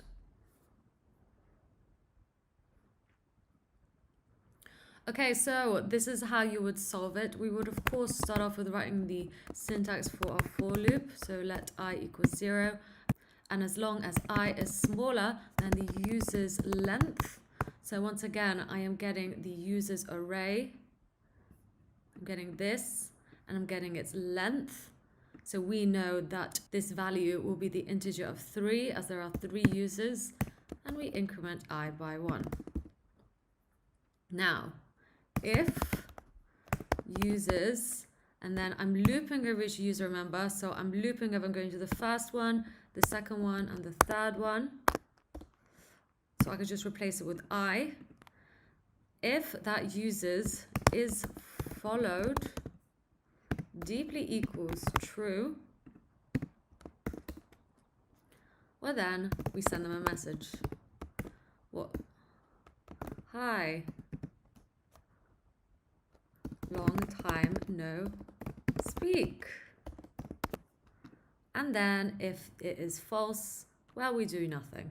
So let's hit save, and great. I'm just gonna clear that. So we followed 2 users because is followed is true for Angela and is followed is true for Sexy Rick. So we should see the console log message printed twice, and that is correct. Hi, long time no speak. If we really want to personalize this, we could do something like that. So hi, users. Once again, we go into the first object and get the username. plus long time no speak. So there we go. Hi Angela Boo, long time no speak. Hi Sexy Rick 21, long time no speak. So this is quite an interesting example, as I'm pretty sure this is on the basis of what some of the LinkedIn scrapers do when they essentially take your first name and then send you a message or an ad request. So it's quite useful to show you this example. I hope that was helpful. I hope you're really learning more and more about, for loops with arrays and if statements. I think we're now ready to carry on. Okay, so we made it quite far into the introductory part of our JavaScript course. We've covered variables, if statements, objects, but we haven't really talked in depth about functions. We've seen a function, sure, but we really haven't gotten to grips with what exactly the best practices are, how to pass parameters, and what exactly a function is. So let's do that now. So, as a reminder, we have seen a function already. We used it before. The syntax for a function looks a little bit like this. We would get the word function to let our IDE know that we want to write a function. We would then choose a name of our choice to call this function. So for example, I'm going to choose to say send text. So I've chosen to call my function send text. The function is doing something. It's going to send a text, hence we have written it this way. Most functions usually start with send, get, any word that indicates doing something. So send text is perfect. We will then open up our parenthesis and then get our curly braces and write our block of code that we want to execute when we call the function like so. Okay? So this is standard, this is your standard function. Now, when choosing a name that you want to call your function, make sure that it is in camel case. What I mean by this is that the first word starts with a small letter and the second starts with a capital letter, and so on and so on. This is for readability for your fellow developers so that they can read your code a lot better. It's considered best practice, and I agree. I tend to quite like this kind of format. So make a note of that. Camel case for naming functions. And this is just a best practice. It won't break your code or anything, but it's good to have. Okay, so we have our function here. Now, we want to essentially execute something. So I've been using console log a lot. That's because we haven't actually started working with the browser yet. I'm just going to use console log again here. I'm going to try not to use it from now on. But for now, I'm just going to write console log. And let's send a text saying, hey, Bobby, do you want to hang out? So now, when we call our function or when we execute our function or invoke our function, whatever you want to say, we get the message in our console log that says, hey Bobby, do you want to hang out? Without calling it, nothing happens. However, with calling it, we get the code to execute. We've already discussed global variables, so I can actually put a global variable up here that says Bobby, or the string Bobby, and take Bobby out here. So I'm going to close off the string, add the variable of name, and I've essentially replaced Bobby here in the sentence with a variable of name. So now I can easily change the name up here. So there you go. Danny, Amy, whatever you like. Great. Now you might be wondering what these parentheses are for. They are for passing through parameters into your function. So instead of declaring a global variable up here, I can essentially reuse my function and then pass through the parameter of name. So let's pass through Bobby. So I pass through Bobby into my function. I pass through the string of Bobby into my function. So I've essentially passed through a name that I then want to appear here. And there we go. So this approach is useful as it allows us to, check this out, reuse code. So now if I go like that, I can literally write Bobby, Danny, Amy, I don't know, Farouk. And I can essentially reuse this to message all these people just by passing through their name into the function. So that is pretty cool. I'm spamming people to find out if they want to hang out with me. And I could repeat this over and over again, reusing this code. So that is pretty awesome. That is a great example of why functions are so useful. They are reusable. So now I've shown you an example of how to reuse a function, but also how to pass parameters into a function too. I can pass not just one parameter, but two parameters. So I can pass through a time, which means I can spam people and ask them to hang out with me at different times. So there we go. I'm just going to pass through different times. Hey, name, do you want to hang out at, and then let's put the time here and close that off again so it's correct. And there we go. I've sent messages to Bobby asking him to hang out at 10, Danny to hang out at 8, Amy to hang out at 5, and Farouk to hang out at 1, simply by reusing this function and passing through two parameters. Okay, I'm going to ask you to actually have a go at this again by yourself. So I'm just going to clear this. Let's write a function, and this function I want to send reminder. Okay, so once again, this is the syntax for a function, send reminder. I am writing the function, so I'm telling my IDE that this is a function. I've named it send reminder, and this is the syntax for a function, and then I am calling the function here.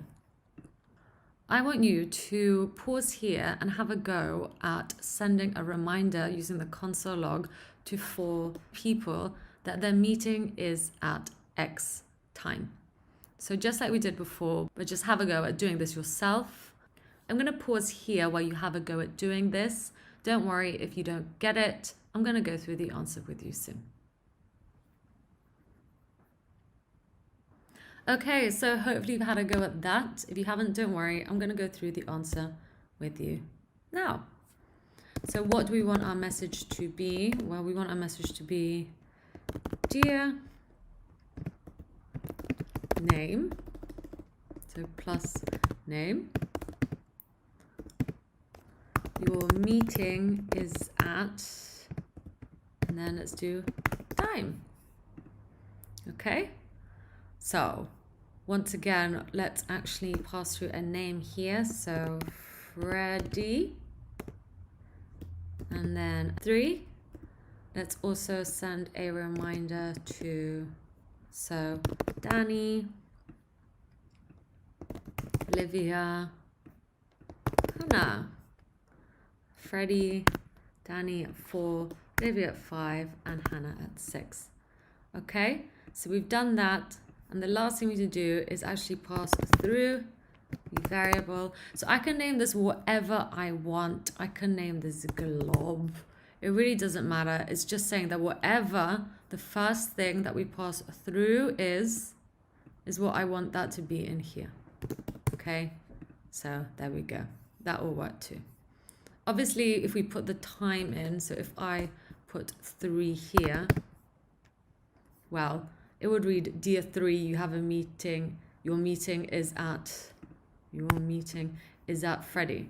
And that wouldn't make sense. So the order of which you pass these through at is super important. Let's just change that back for you. Okay, I'm also going to change this back because that doesn't make sense. And there we go. Feel free to make a note of this. Otherwise, if you're comfortable with functions, let's carry on with some more examples. Okay, so I'm just going to get rid of that. Let's clear this. I just want to show you one more thing about passing through parameters. So we can have global variables. So let's just write another function. Let's make it show alert.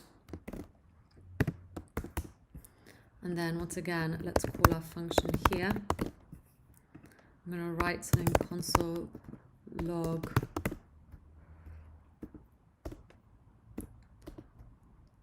name you, or let's just say wake up.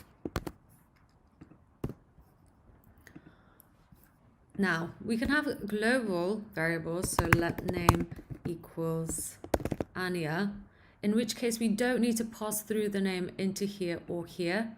Okay, this is a global variable, and no matter how many times I invoke or call the function, it will just use Anya as the name. Okay, this is great as it allows us to store things in our file as well. So I'm just gonna invoke it once. I could do something like this. Anya, wake up. This is your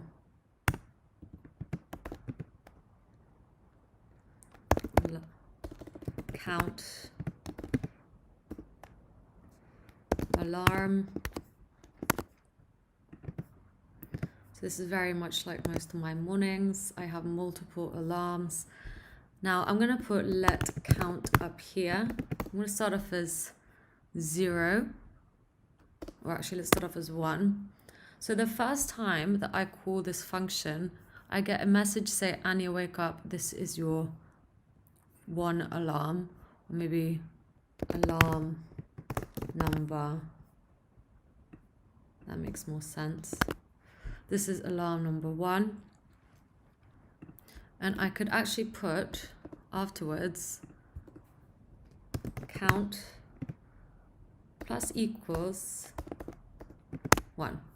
So now, if I call the function once, so let's get rid of that and call the function, Anya, wake up, this is alarm number 1. If I call the function again, Anya, wake up, this is alarm number 2, again, and so on, and so on, and so on, and so on. So this time, we are not passing through a different variable into each function. However, I am using the function to essentially add to my count, which is a global variable. Okay, so each time I'm executing this function, I am adding to a global variable, which is the count. Okay, so I've executed this function 3 times, so our count is 3. As you can see here, our count is 3. So that is just another example of how you can use functions. So I am invoking the function in order to update a global variable. Okay, let's move on. Okay, now it's time for a little exercise. So I hope you're excited. It's going to use everything that we've learned so far about functions in order to move something on the browser. So as I promised, I'm finally going to introduce some browser work. We're not just going to be using the console log from now on. So let's do it. Okay, so here we have a function. Our function here is called moveBob. And instead of simply calling the function, I've attached our function to an element that we have taken from our HTML, and I've added an event listener to it. Don't worry if this seems like a lot. I'm going to talk you through everything now. Our goal by the end of this exercise is to move Bob to the right. You can see that's where he's looking every time we click his face. Okay? So I'm just going to talk you through this a little bit now. Up here, I'm essentially using document and querySelector. So I have not made these up. Okay, these are ways of essentially picking out. So I'm getting my HTML document and I'm using querySelector. This is a JavaScript method that will allow me to look in my HTML and look for the class name indicated by this dot right here. I'm looking for the class name of face. And I'm then storing that element as Bob for our JavaScript file. So if we go into here, we look into our HTML, I'm essentially looking for this div with the class of face that has all these other divs inside of it. Okay, so if I select the div face, it's going to take the face, but it's also going to take both eyes and the pupils too. I have styled them up for you. It's nothing too crazy. It's just some simple circles, essentially, that make up my face. So that's how we do it. I am storing the element with the class of face as Bob. Next, I'm getting that element. So here's Bob. I'm getting that element and I'm using a JavaScript method of addEventListener to listen out for any time we click. So once again, I've not made this up. This is a set thing that we pass into EventListener. There's many, many more. Click is just one of them. I could do hover. I can do so many. So it's going to listen out to any time we click on the element with the class name of face, or in other words, Bob, as we have stored it for this file. And if we do click on the div with the class of face or Bob, then we execute or call the function move Bob. Okay? Don't worry if this is a lot. Essentially, all you need to do is write the function Bob in order for us to move Bob to the right. Okay, now what do you think you should do in order to move Bob to the right? It has something to do with storing a global variable. Okay. You will also have to get the style of Bob and move him to the left. So this is something that I would suggest you have a pause at here. Go do some research. I'm going to leave this up for you here. Okay, so have a look at that. If you want to have a look at the index HTML, all I've done is added that in. So I'm going to make this bigger so you can see in case you want to take it. I'm going to put all of these in the description below so you can have a go at them yourselves too. Okay, so that is in my index HTML. That's all I've done. I've put in the face with all these divs. Feel free to copy that. I have then linked to my style sheet and then styled it up. Okay, so here is the style sheet. Just in case you want to take it, please feel free. I am going to also include this code in the description, but if you just want to take it down now, here is what I have in my style sheet. So I've styled the body with a background color. I've also got the face. I've given a position absolute. This is going to be important because we need to know exactly where the face is on our screen. We're going to have the background color, and then I made it a circle. So the face is a circle thanks to the height, the width, and the border radius. And I've also given it some margin left on top. Next, we have the eye container. So this is to hold the two eyes and make them display in line instead of stacked over each other, as is the default for divs. And then next up, I have the eye itself, which is a white circle with some margin, and the pupils too. Okay, so that is the style sheet. Let's go back to our index.js. Okay, I'm just going to minimize that for now and give us plenty of room for Bob to move. So this is a great exercise for Googling because there will be some Googling involved in this. As a reminder, for this exercise, we are going to be practice what we learned with functions. So you will be storing a global variable. However, there will be one aspect that you need to Google, and that is how to essentially style an element, so the div with the class of face, using our JavaScript, okay? So that is a clue. I'm going to leave you here. Don't worry, this is quite a tough exercise considering you're new and you've never worked like this before. I really wanted to throw you in the deep end with this because don't worry, I'm obviously here. I'm going to show you the solution in a bit. So let's pause here, have a go at doing this yourself. Hopefully find some interesting solutions online, and I'll see you soon.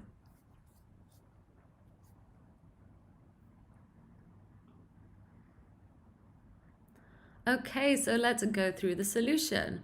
Well, first off, let's just start out by console logging. That's what I would do. Let's just go say hi. So now just check that everything's working correctly. If I click on the face,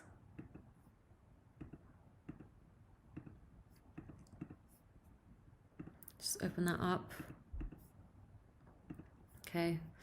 Yeah, I get a console log that says hi. So let's go ahead and click that again. For some reason it's not working very well. I think you need to view it in the browser. So let's go ahead and inspect. Get our console log up. And great. So every time you click on the face, you will get a hi. So our function is working. This is looking great. It seems to be working in here now too. The next thing I want to do is actually just move Bob. So I'm going to move Bob, Bob, and then I would use something called style and then left. So by writing style, I'm essentially saying that I want to access the styling of Bob and I want to add something to the property of left. So if I just go ahead and write 100 pixels as a string, that is essentially the same as me going in here and writing left 100 pixels, okay? So that is the same, but I'm doing it from JavaScript. So now let's go ahead and save that. If I click on Bob, let's go ahead and do that in here. Click on Bob. What, he's moved 100 pixels to the right. See? There we go. That seems to be working. However, I do want Bob to keep moving 100 pixels each time we click him. For this, we're going to have to use our global variable. So once again, I'm not sure why it's not working in here. Oh, there we go. So it's moved 100 pixels. There we go, 100 pixels. So now, let's actually declare a variable. So let's declare let count. I'm going to put 0. Now each time we click Bob's face, I want to get the count, and I'm going to use our plus equals operator to add, let's say 50, okay? So now, instead of passing through 100, I'm going to pass through count plus pixels. So now if I console log count, let's refresh the page. Here we go, 50. So I've got 50. My count is 50. So I'm adding 50 to the left. Click again, 100. That means I'm adding 100 to Bob's left. 150, 200, and so on, all the way till Bob goes, bye Bob. Bob goes off our screen, okay? So that is a great example of how a global variable can let us accumulate a value in a function. There we go. Once again, we've done it. Okay, so I hope that was useful for you. I hope you enjoyed working with the browser a little bit more and not just using a console log. I'll see you in the next section. Okay, now before we move on, I just want to show you something extra about functions. I wouldn't worry about it too much for now, just understand what we have learnt with functions, but I do think it's important to show you this example because you might hear about it while you're learning and I don't want you to get confused. Okay, so here we have a function. What I have done here is essentially use document and querySelector. querySelector and documents are things that I did not make up. This is a JavaScript method that will look for the body So I'm literally looking for the body element and saving it as body. Now I've written a function that is called speak. So I've chosen to call it speak. I have told our document this is a function, and I have chosen for our console log to print greetings. Okay, so that's all our function is doing. Now down here, I have taken the body. So I've taken literally the body of our browser here and added another JavaScript method of addEventListener. Now I've passed through click. Once again, I have not made this up. This is something that the event listener takes, and then the function speak. So now this means that each time I click the body, just refresh that, I will get greetings pop up in our console log. This is because we clicked the body, and because we clicked the body, our event listener is listening out for this and invokes or calls the function speak. Okay, so that is what is happening here. Don't worry too much about it for now. I'll just explain this for you because I want to show you how you can write functions another way, or how you might see functions written. So this is just the standard function that we're going to be working with for this course. However, it is important to know that I can also write a function as a function expression. What this means is I would store it as a const. So I would say const speak, and then use function here. I'm not going to pass through anything because we're not passing through anything to work with. And then I would say console log greetings. Okay, I'm just showing you this in case you see it written this way. This way is fine too. It's just not the way that we're going to be using for this course. I don't really see many people write functions this way, but hey, it's important for you to know. So let's check it out. Let's click the body, and yeah, everything is working fine. Now, a way that is more popular and one that I like to use occasionally is using the function expression, but with an arrow function. What this means is that instead of writing function like so, I would get rid of the word function and then simply put an arrow function here.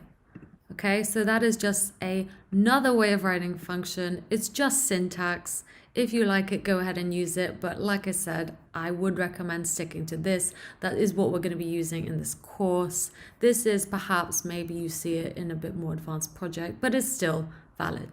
Okay, so this is a function expression using an arrow function. Now, the reason that this has changed is just simply because this is how functions have evolved with time. People like to, make things shorter and shorter, as we can see in many of our daily situations. So this is just an example of that. Okay, that's all I wanted to tell you for this course. Like I said, please do keep using this. I just wanted to show you that for now. Now, I'm going to talk about the while loop, which is different to the for loop, and I'm going to tell you why. The while loop essentially loops through a block of code as long as the specified condition is true. What I mean by this is this. So while, this is the syntax, so it's similar to an if statement. While this in here is true, we execute this. So I'm just going to put beers on the wall again, and then I'm going to put I here.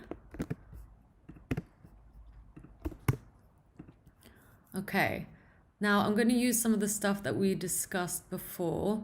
So I am going to get let I equal 0. Now, while I is smaller than 100, okay, so as long as I is smaller than 100, so we already know this is true. While that is true, print out I beers on the wall. So you already see some stuff happening here. It's going crazy. I mean, it's already counting a lot because it's not stopping. I is constantly 0, and that's what it's executing. It's executing. We need to really stop this, otherwise, okay, yeah, we've reached an infinite loop. So if I is smaller than 100, print out 0 appears on the wall, but also get I and increment by 1, okay? Which means that by the time this is run, I is no longer 0, it's now 1. 1 is smaller than 100, true. Print out 1 appears on the wall, and then increment again. So let's see this in action now. Let's refresh the page. So I just had to restart my IDE as that infinite loop broke everything, but there we go. Okay, so now as long as I is smaller than 100, print out appears on the wall and the number, and there we go. All the way to 99 appears on the wall. As you know, we start from 0. Oh, cool. Okay, so that is just another sort of cool way to loop using the while loop. So as long as this statement is true, execute this block of code over and over and over again until it is not true anymore. Okay, so say it with me. While lets you execute a block of code as long as a statement is true, and it will do it over and over and over until the statement is not true anymore. And there we have it, ladies and gentlemen, the while loop. Okay, now it's come to that time in the tutorial. I want to talk to you about built-in objects. JavaScript has built-in objects: date, math, string, array, and object. Each of these 5, have special purpose properties and methods associated with it.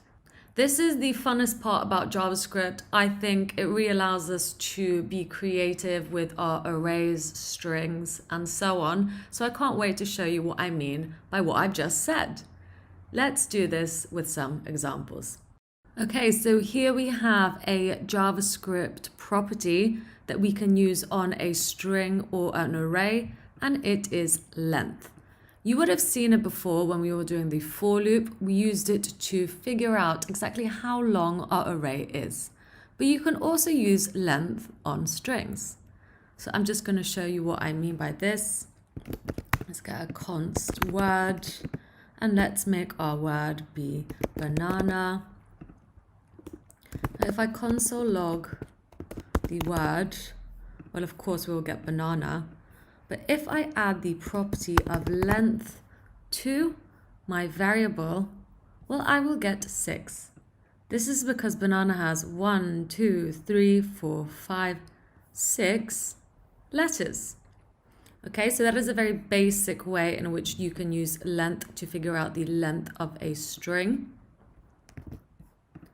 A much more interesting way, and a way that is used a lot more frequently in JavaScript, is using it to find out the length of an array. So obviously I can do something like this: const fruit equals banana, apple. So I'm just putting strings in here, pear. And then if I console log fruit, just like we did with the string, you will get the array with 3 items or 3 strings in it.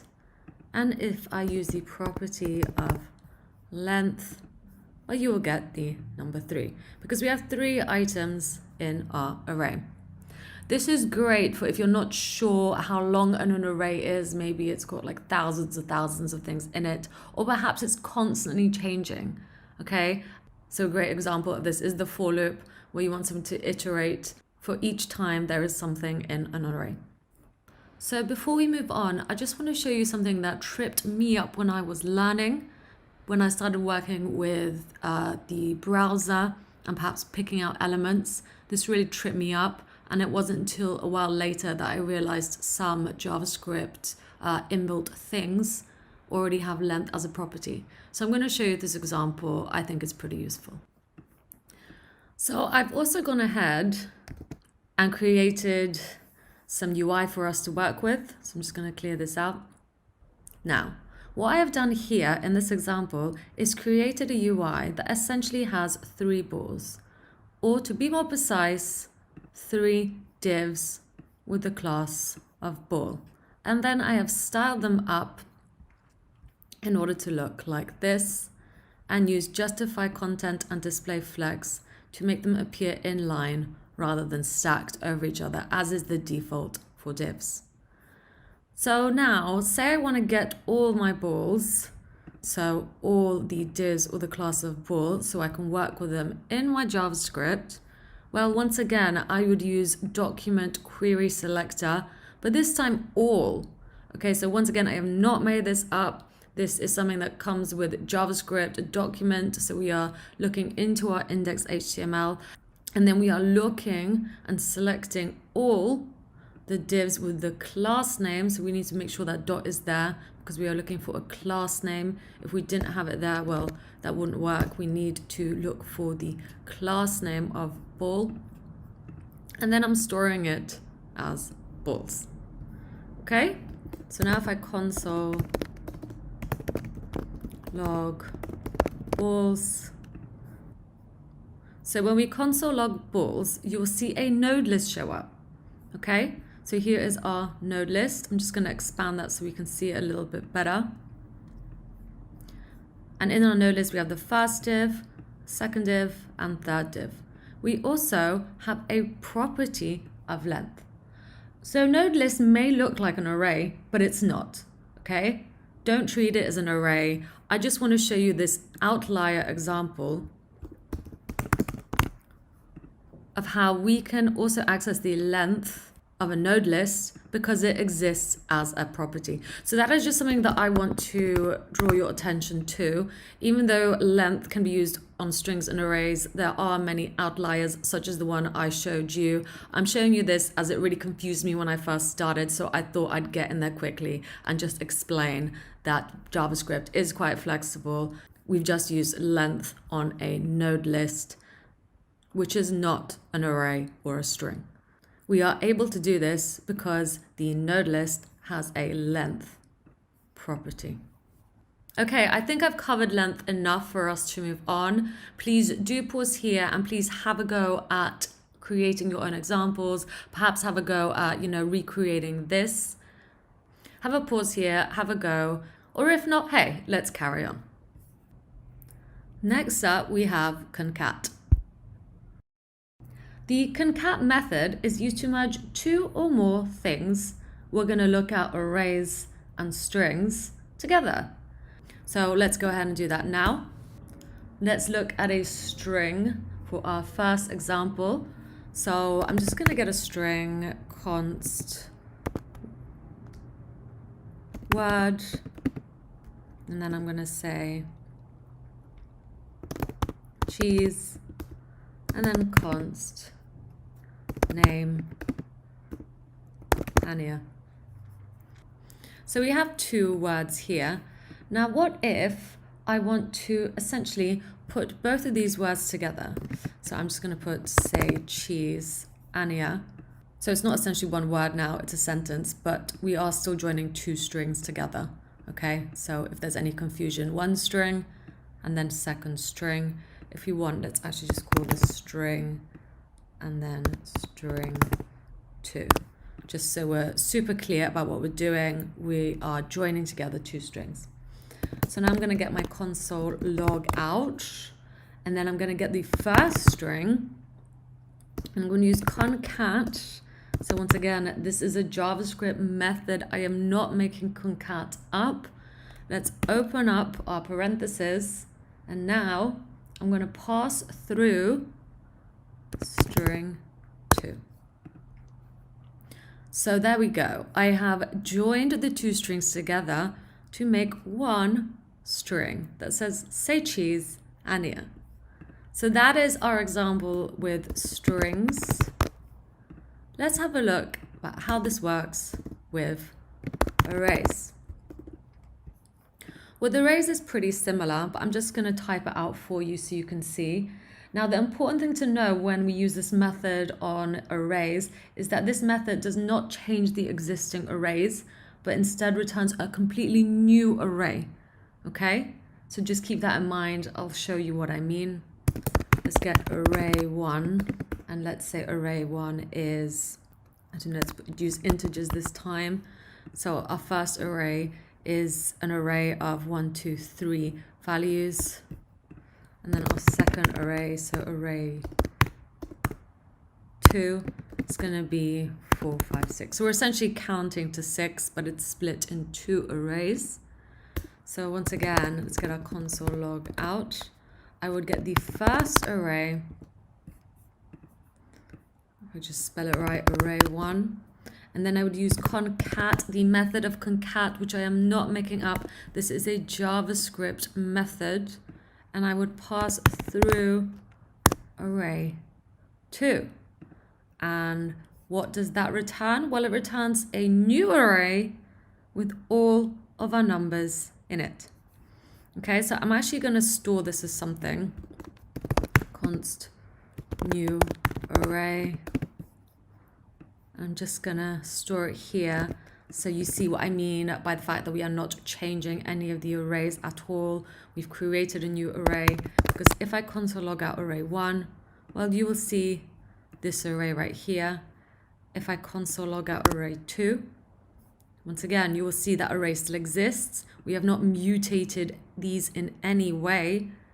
And if I console log out new array, well, you guessed it. We got our new array, which uses both of these arrays. Great.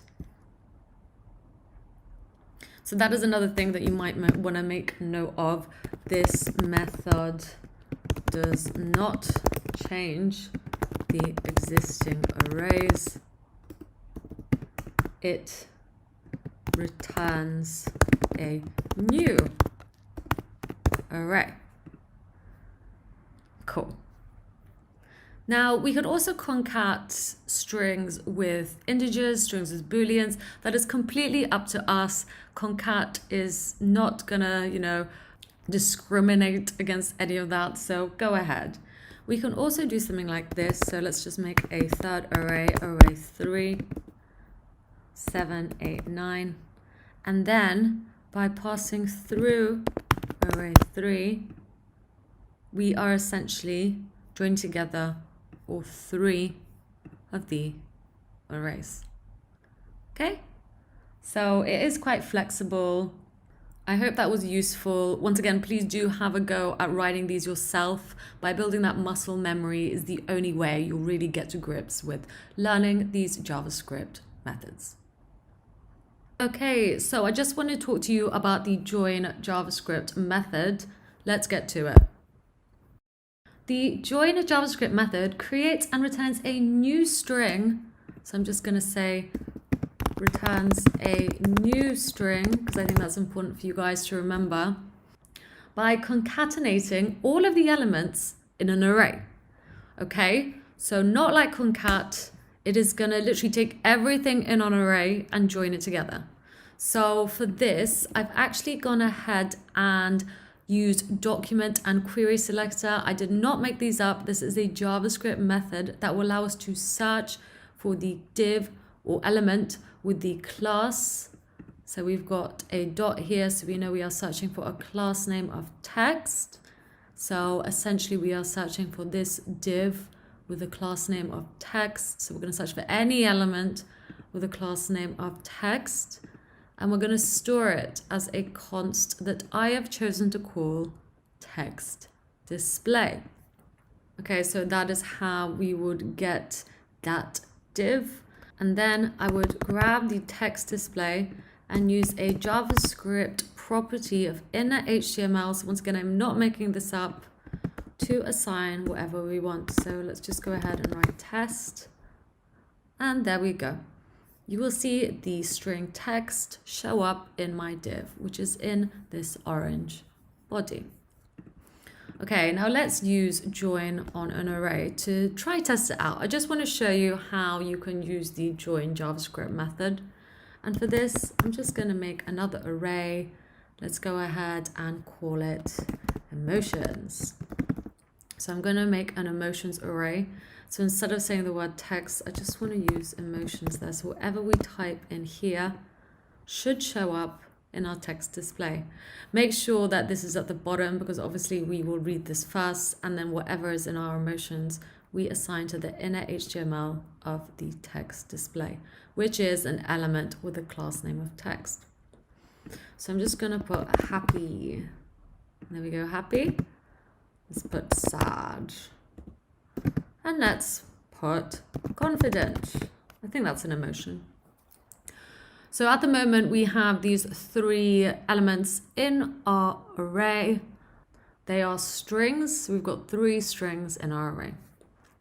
Now, I can use join to literally just bunch them all up together and make them appear as one word. So I could do this easily. Let's get our emotions. Once again, make sure to put it above here. Emotions, and then use join,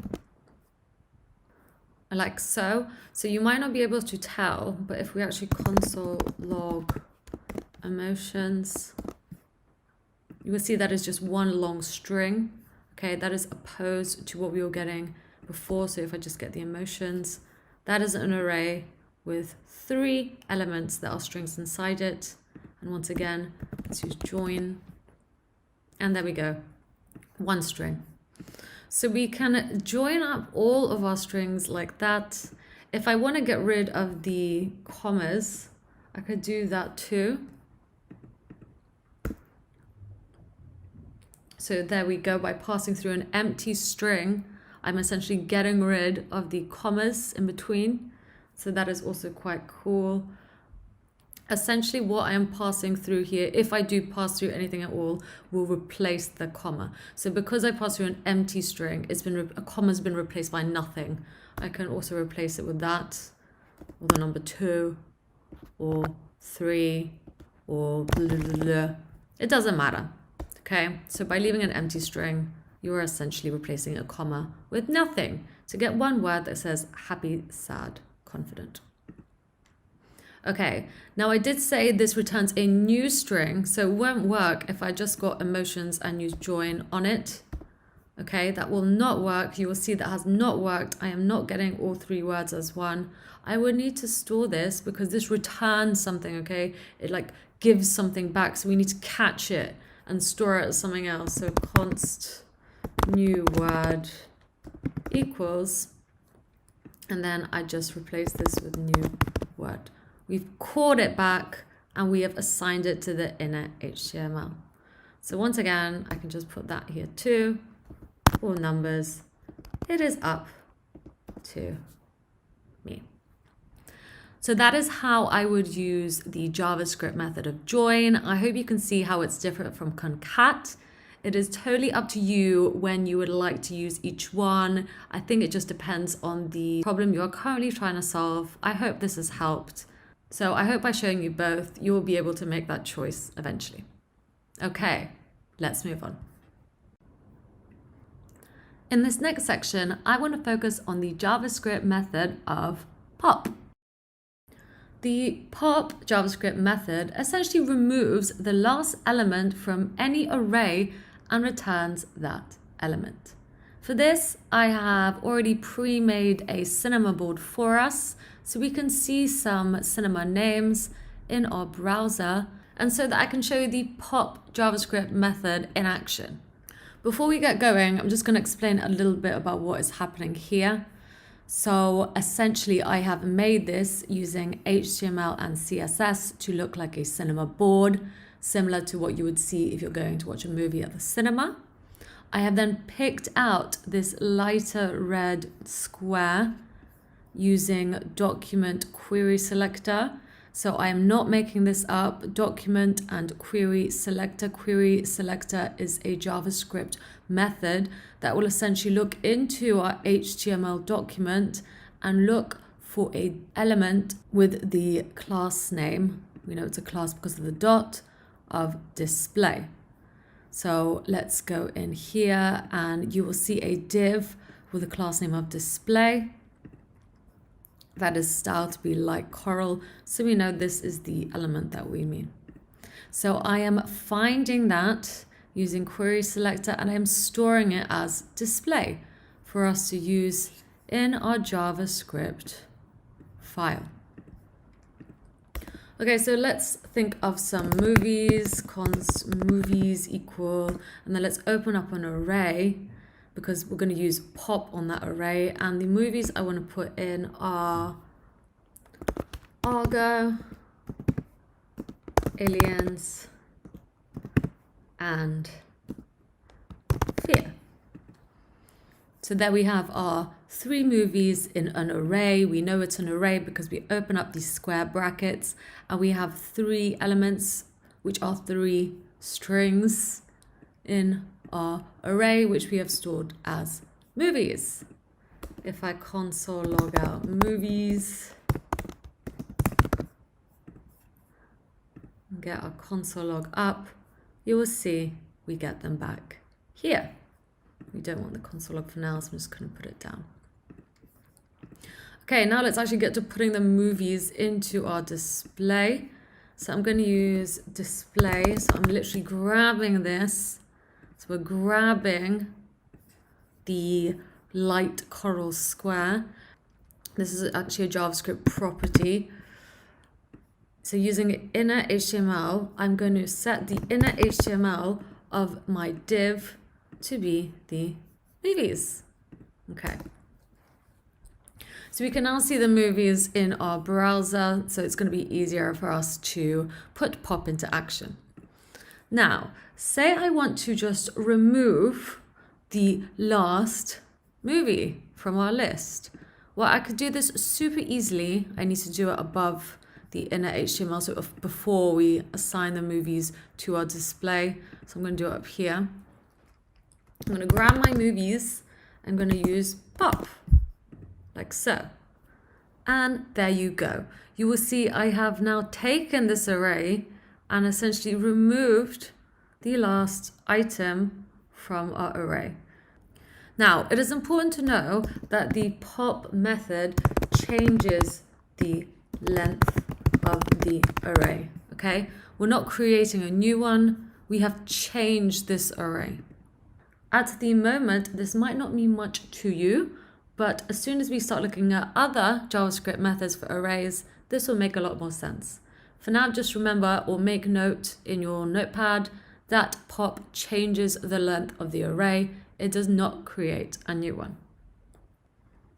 We can essentially do this on whatever we like, so I'm just gonna delete that for now.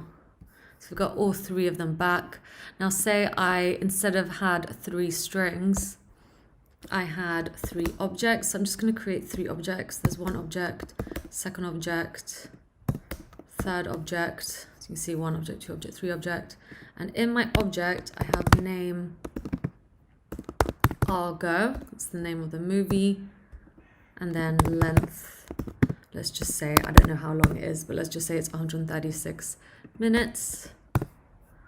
Same for this one, so name Aliens, and let's say the length of the film is 201 minutes, and name Fear, and this one can be 124 minutes. So now I have an array of 3 objects, movie objects. If I console log that out, you will see my 3 objects. So let's click into the first one. There's our first object, 2nd object, 3rd object.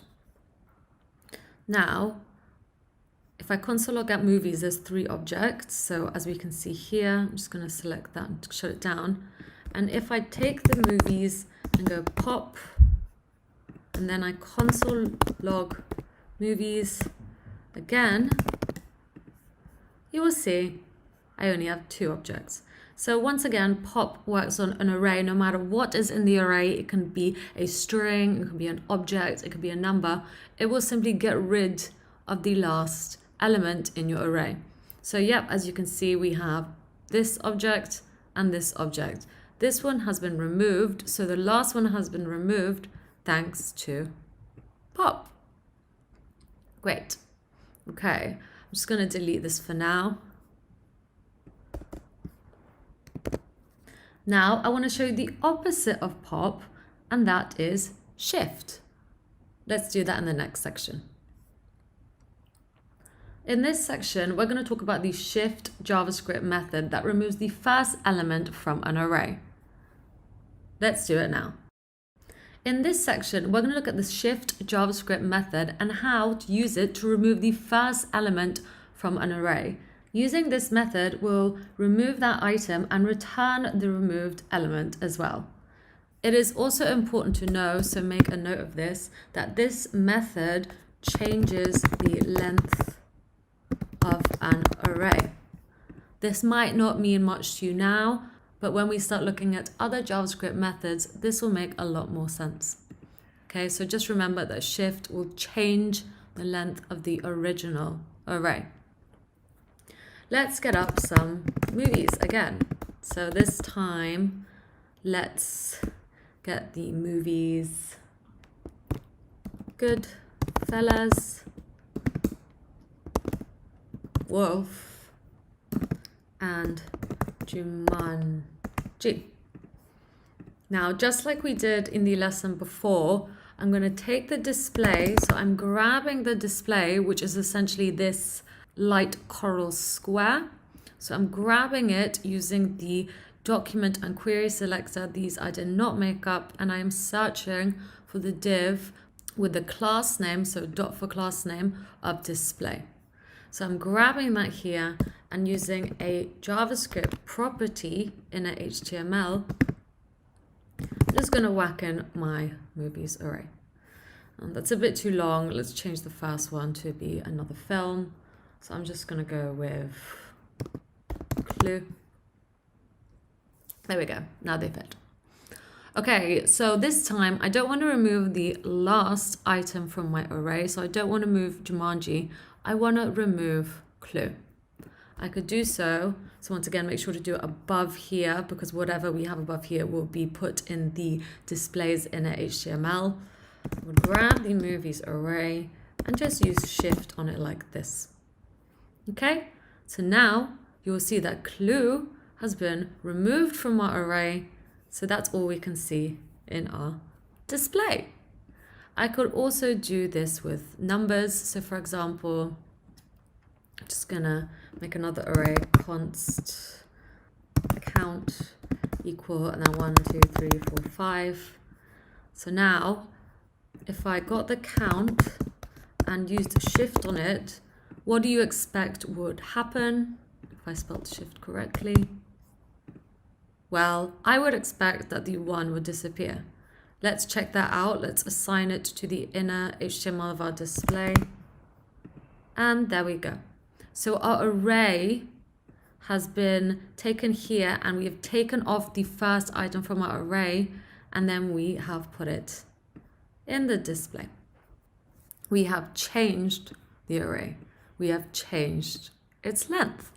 Next up, I want to talk to you about another JavaScript method on arrays, and that is unshift. I'll see you in the next section.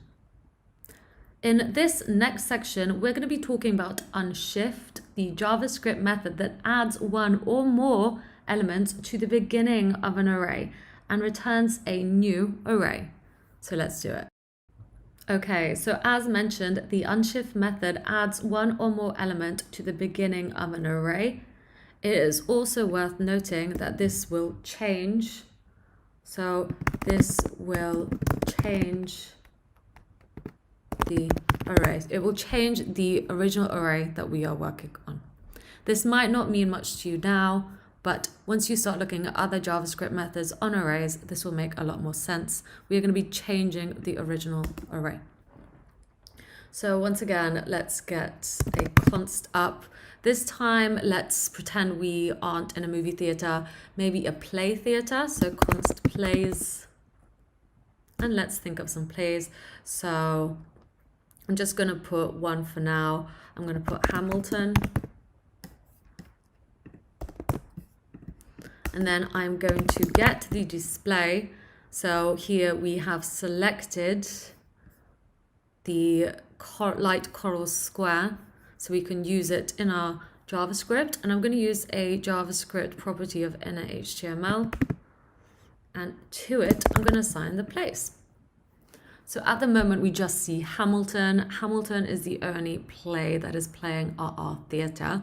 I want to add some more, but I want to add them to the beginning of this array. Okay, I want to add them here. I could do this with the unshift method. So for example, to do this, I would grab the plays. So I'm grabbing this original plays array. I would then use unshift. So I'm not making this up. This is a JavaScript method. And in here, I would pass through, let's pass through another play, wicked. So now you will see that I have added another element to the beginning of my array. Okay? So that is how you would use unshift in a very basic form. I can also add more than one element to the beginning. So let's add another one. What's another play that we can add? Let's add in cats.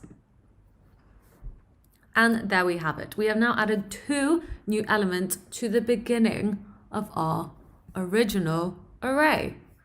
And if I was to console log out plays, well, I guess we can see here that we have 3. This is not the same as our original array. We have changed the original array. So if I console log out plays, it should show me exactly what we see up here. And that is wicked, cats, and Hamilton. We have 3 items in our array. Fantastic. Let's get rid of the console log.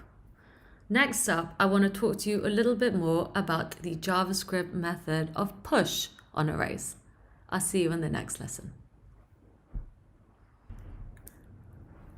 In this section, I'm going to talk to you about the push JavaScript method and how it adds 1 or more elements to the end of an array. Let's do it. So, the push JavaScript method adds 1 or more elements to the end of an array and returns the new length of the array. So this is similar to the unshift method, but we are going to be adding elements to the end of an array rather than to the beginning. So once again, we are grabbing the display. So I'm essentially grabbing the div with the class name. So dot for class name of display from our HTML. And that is this coral box right here. Let's make a const. So this time, let's do actors names. Const actors. And once again, I'm just going to have a simple array of strings. So let's have Brad Pitt. Now I'm going to get my display. So I'm going to get this element here, and using a JavaScript property of inner HTML, I'm going to just assign the array of actors to it so we can see it. Okay, so at the moment we only have 1 actor being displayed in our display inner HTML. We only have 1 actor in our actors array. I want to change this array to essentially add 2 more actors to the end of it. So I will do this by grabbing the original actors array and using push. Okay, I'm not making this up. This is a JavaScript method. And by just passing through another actor's name, so let's put Rihanna, even though she's more of a singer, but she's done a few films. I have now added another actor or another element into our original array. So now we have 2 items in our original array. We have changed, so this changes the original array. Please do remember that. Please make a note of it. Just like the others, this will become more apparent when you look at other JavaScript methods that work on arrays. Okay, and just with the unshift, we can add as many elements as we want. So I'm just going to add in, I don't know, who's got a short name that we can put in here. I'm going to put Sia, even though once again, not really an actress. And let's just put Brad. And there we go. So now we have 3 actors/singers in our array. We have changed the original array. So that is how push works. I hope you can see how it's similar to unshift. I have one last one that is similar in the way these work, which works with adding or taking away items from an array. And this one will deal with if we want to, add or subtract anything from the middle of our array, because at the moment we've just looked at the beginning or end. Let's have a look at the middle. This up in the next lesson. Next up, we're going to look at slice. The slice JavaScript method essentially allows us to remove certain parts of an array. Now, it is important that it does not mutate the arrays. It produces new ones. So unlike the ones previously, this will not change the original array. Okay, so it does not mutate arrays. It produces new ones. That is important. Please make note of it. This is not like pop, shift, unshift, and push. It will not change the array. It will produce a new one. So what I mean by this is this. Once again, let's make an array. So const artists, and I'm going to make an array of artists. So let's use Shakira, Snoop, and Sia. Let's also say Beyonce. And then let's put one more in. Swift, so Taylor Swift.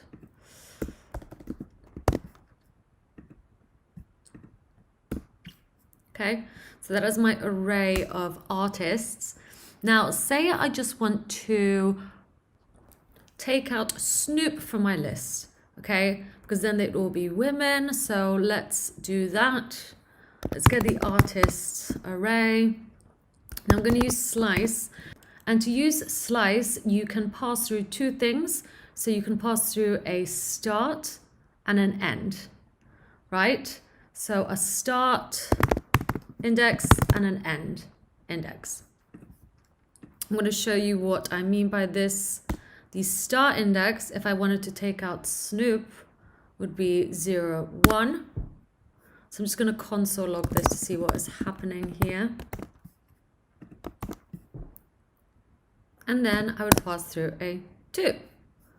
So now I have taken out just Snoop. This is what I mean that it does not mutate the array. The array here is the same. I've essentially taken out just Snoop. So now I can store just Snoop as something. So male artists. And even though there's just one now in here, I don't know why it's so female heavy, but that's just the way I did it. Male artists, slice 1, 2. So now we've stored Snoop as a male artist. I'm just gonna const male artist. So now if I console log male artists, I will get Snoop. And if I console log artists, well, the array will be the same. We have not changed the array. So what happens, for example, I'm just going to clear this out so we can start again.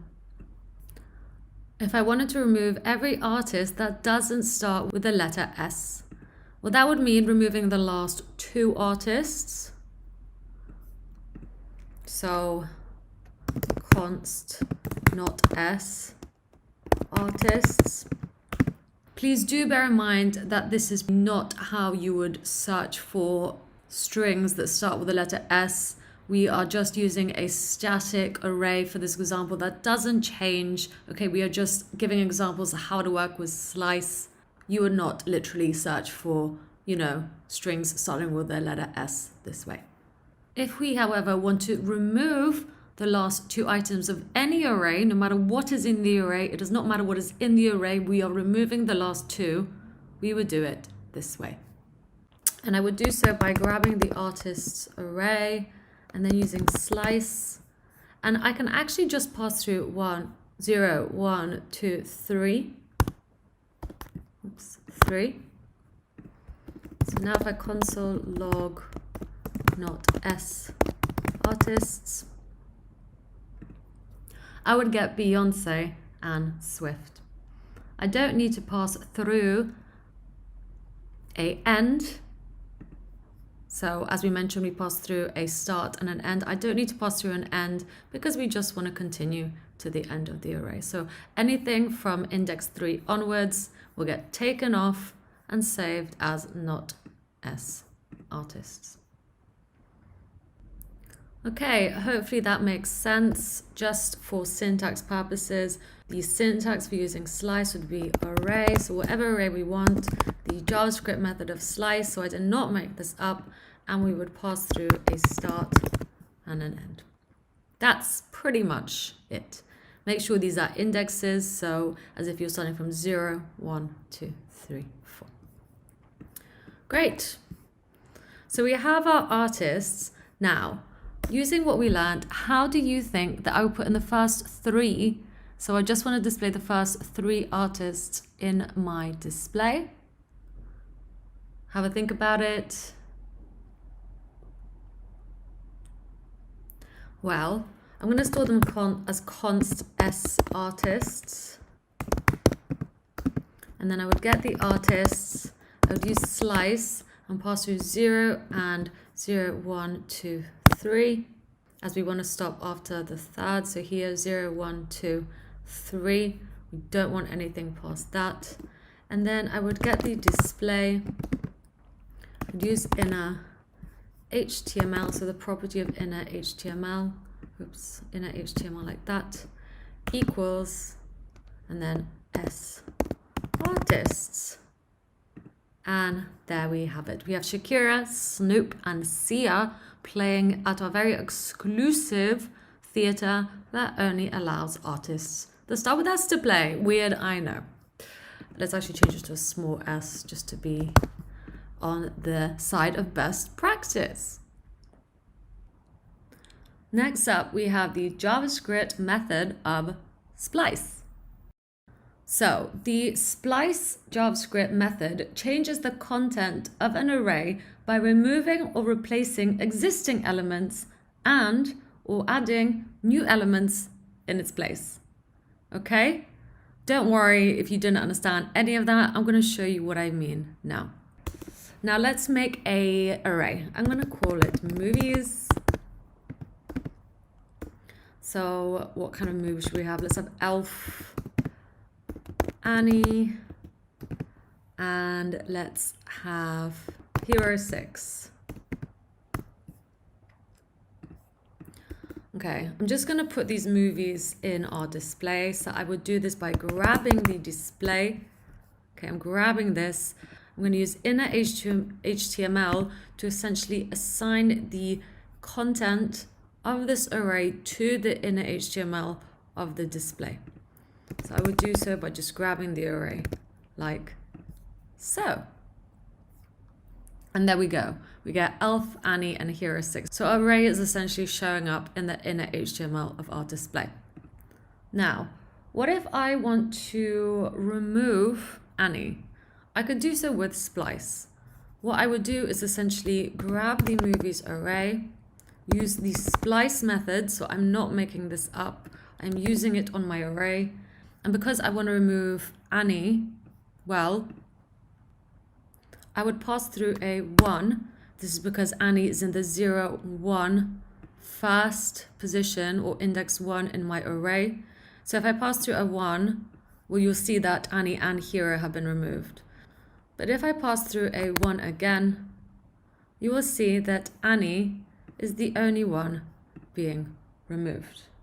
Okay?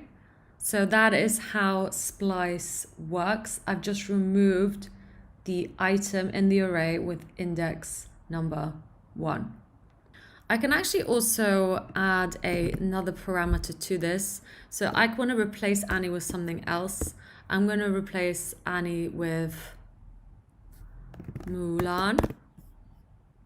And I can do that like so. Okay, let's try a different example, okay? Let's do something else just so you get used to using splice. So back at our normal array, that's the one we are starting with. Now, I'm gonna get rid of Hero and replace it with something else. So I would do this by finding out where hero 6 is in our array. It is the 0, 1, 2. It's the second index. So 2, that would remove hero. So I could just essentially pass through a 2 if I wanted. And then add. But then if I try to add hook, so I'm just going to add hook, you will see that will not work. Okay, this is because we need to pass through a second parameter. This is essentially a third parameter, but we're reading it as a second.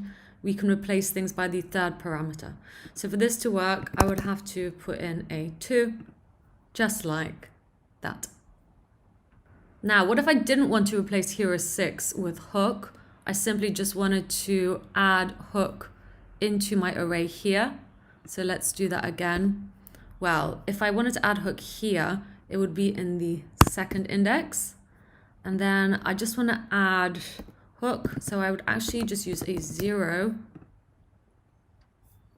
So there we go. Obviously, it's not fitting on one line. I'm just going to delete that for it to work. I would just pass through a 0 into my splice method. This is because I want to remove 0 elements before index 2. Okay?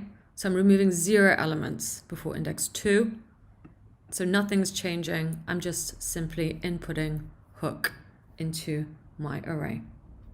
I think the best way to think about it is like this. So let spliced array equal, and then we get our array and we use splice, and then we pass through the first parameter, which is the start index. So just as we did before, if I wanted to replace Annie, I would go 0, 1. So I'd pass through a 1. That is the start index. So I'd go like that. And then our second parameter is the delete count. And it's the delete count from the start. So if I wanted to then delete Annie, I would go 0, 1, and I would delete Annie. However, if I didn't want to delete anything at all, I just wanted to input a element like we did with hook, I would put through a 0.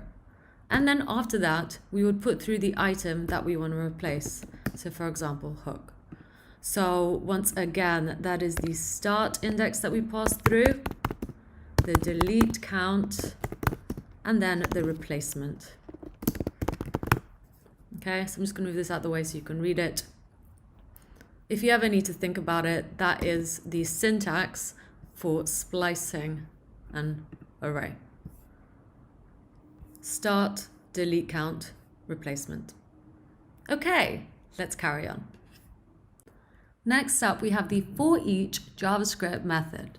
Let's do it. The forEach JavaScript method executes a provided function once for every array element.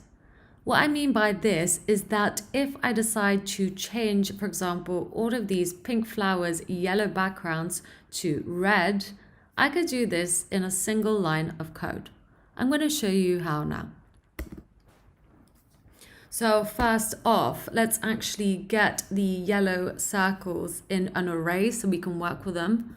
I'm going to do this by grabbing them first. So let's go to document and querySelector all this time. So I am not making this up. querySelector all will essentially look for any class name. So dot means class name, class of circle in our index.html document. Okay, so what we are doing is going in here and looking for any div with the class name of circle. So this one, and this one. We need to use all because we are looking for more than one. And now let's save them as something. So I'm going to go const circles because we have 3. So it makes sense to use the word circles. So now if I console log circles, you'll see a node list.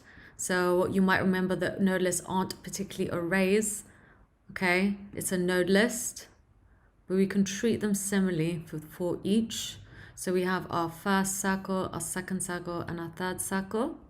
Just going to get rid of that. So that is what is stored in our const circles. Okay, so this is the syntax for each.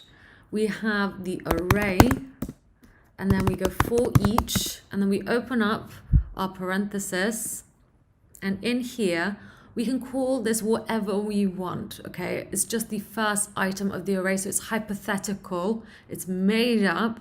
I can call it X, and for each item or X in our array, I'm going to do something, right? So that is how it would look. I'm going to show you this with our actual array so it makes more sense. But just remember that's the syntax. So based on that syntax is what I would do. I would grab our array, or in this case node list to be precise, and then I would use for each, open up our parentheses. Now for each item in our circles node list, or whatever array we are working with, I'm just going to call it circle instead of X. Okay. So right, so for each circle in my circles, I want to change it to red. So I would use style. Once again, I'm not making this up. Style, background, color. This is something that we did in the previous lesson. So I'm essentially adding a background color to the style of circle. We have this color right here, but I want to change it in my JavaScript by writing that. And let's just change it to red. Amazing. So we have now done that. I'm just going to minimize this for you. So once again, for each, we get an array or a node list. We can do a node list too. And we use for each. And then for each item, so I can call this glob. It really won't make a difference. It will still work. It's literally whatever we want to call it. And for every item in our circles, I change it to red. Okay, so that is one example of how to use for each. Let's go back to bases and just do it for a normal array using a console log. So if you want to write that down, actually make a note of that. That is how you would change each of these to a different color. Please feel free to have a go at this yourself. Pause here if you need to pause longer. I'm going to carry on. I'm just going to get rid of this. So let's do another example. Let's make an array. So const names equals Anya, Bob, B, and then Melanie. So that's an array of names. Now, if I was to get the names and for each name, okay, so for each name, once again, I could call this, I don't know, dog if I wanted to. It really doesn't matter. It just means for every item in our array. Let's change it back to name though, because it makes more sense than dog. And then if I just want to console log out each name individually, rather than as an array, I would do this. So let's get our console log. And there we go. We've actually done a mistake here because it's saying that this is one element. So 1, 2. Well done for anyone that spotted that. Let's actually fix that. And there we go. Anya, Bobby, Melanie. We are printing out each item of an array. So each name as we chose to call it in our console log. I'm just going to do one more example, and that's with numbers. So const numbers.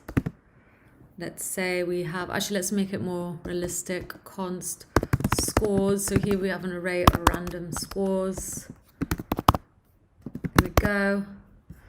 And then it turns out that the person counted the scores forgot to add 2 points to everyone at the beginning. So all of the scores in our array, no matter how long the array, I mean, it could literally be like really long. Let's We don't know how long it goes. Let's just make it go over our vision so we can pretend that we don't know how long the array is. Using forEach, I can add +2 to each of these numbers. So scores forEach. So for each score, or whatever we want to choose to call it, we can call it I, we can call it score. For each score, let's just use console log again so we can see it. I want to add 2 to each score as we print it out. So as you can see here, let's just look to the beginning. I'm going to clear that out so it's easier to read. We can also, if we want to do more things, not just have one line of code, use curly braces like this. So that would be the correct syntax with the forEach. It will work the same. So you will see here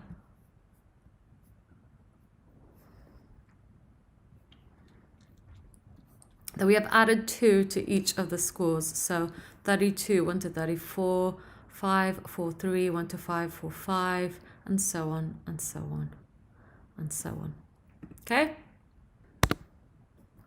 Just format that a little bit better, and we have finished.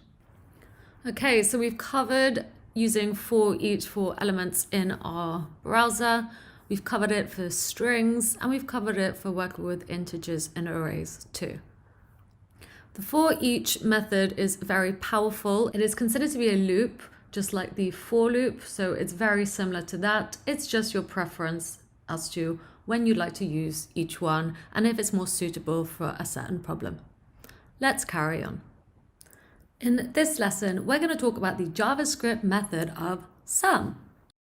For this lesson, I'm going to start off with some simple examples of sum first, and then end with a more complicated example just to show you the difference between a basic example and how you might use sum in an actual real-life project.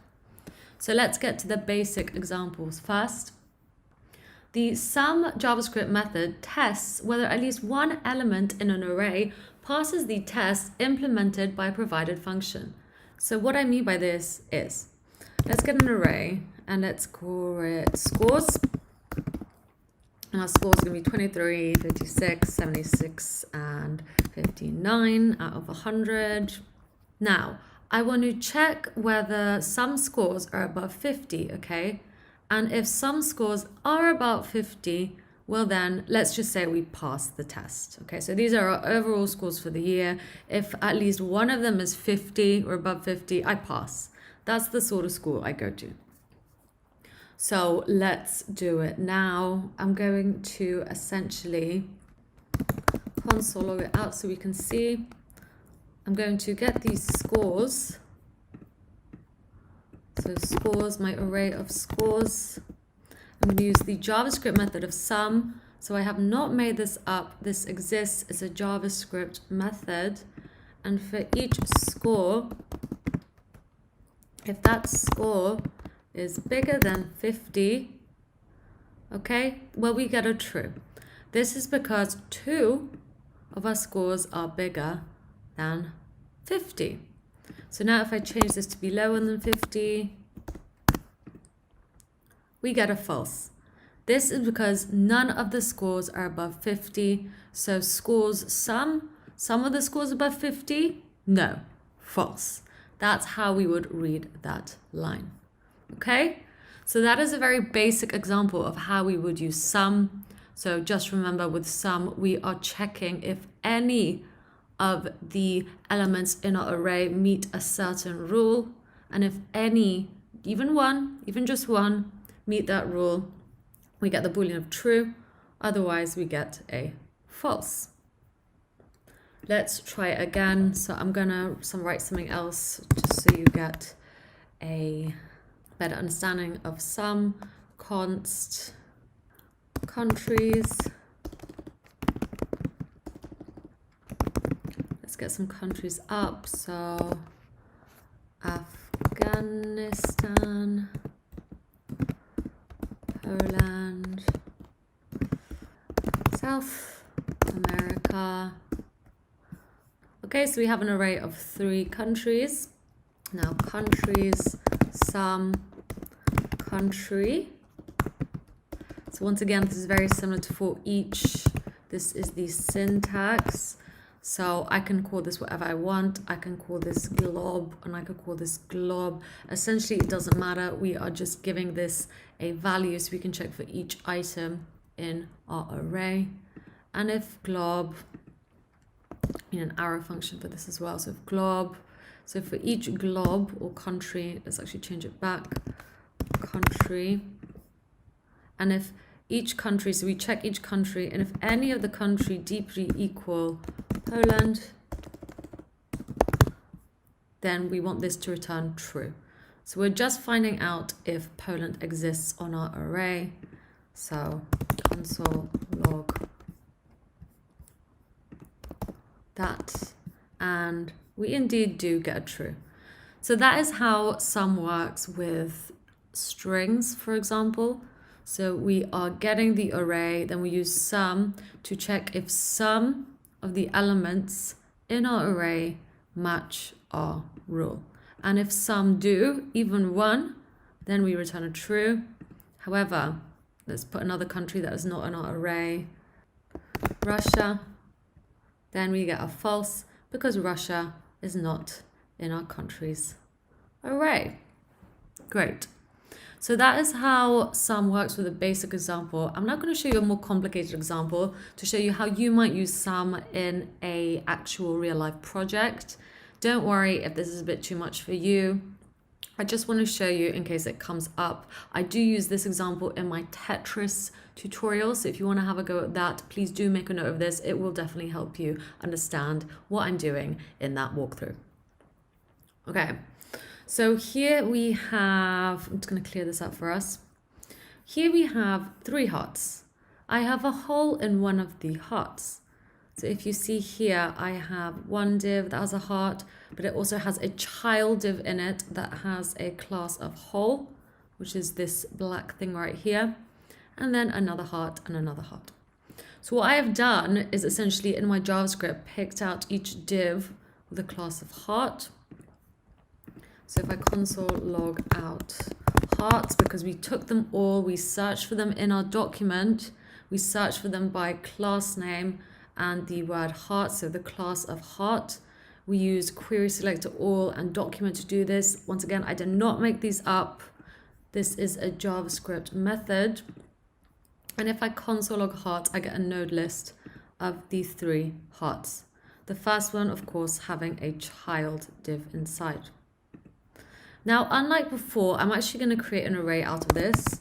So I can use another JavaScript method called array_from, which will essentially make an array of the divs for me. So now it's gone from being a node list to an array. See, one HTML div element, another. We have an array, ladies and gentlemen.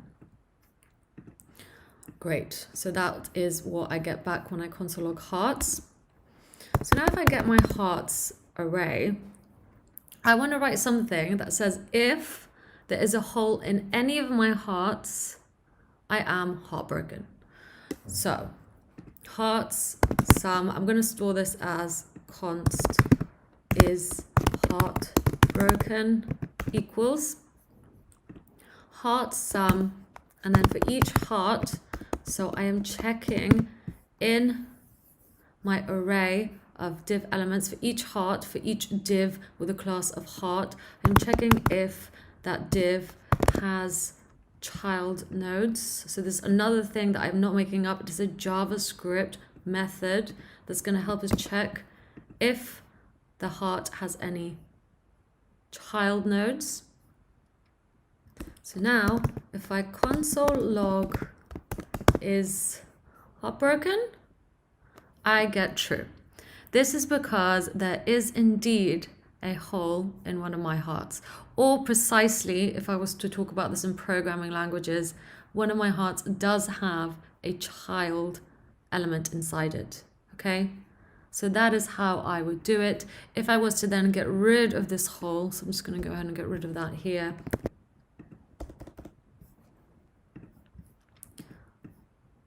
Go back here. And once again, delete that, and console log is heartbroken. I get false. This is because I now don't have any child nodes in any of my hearts.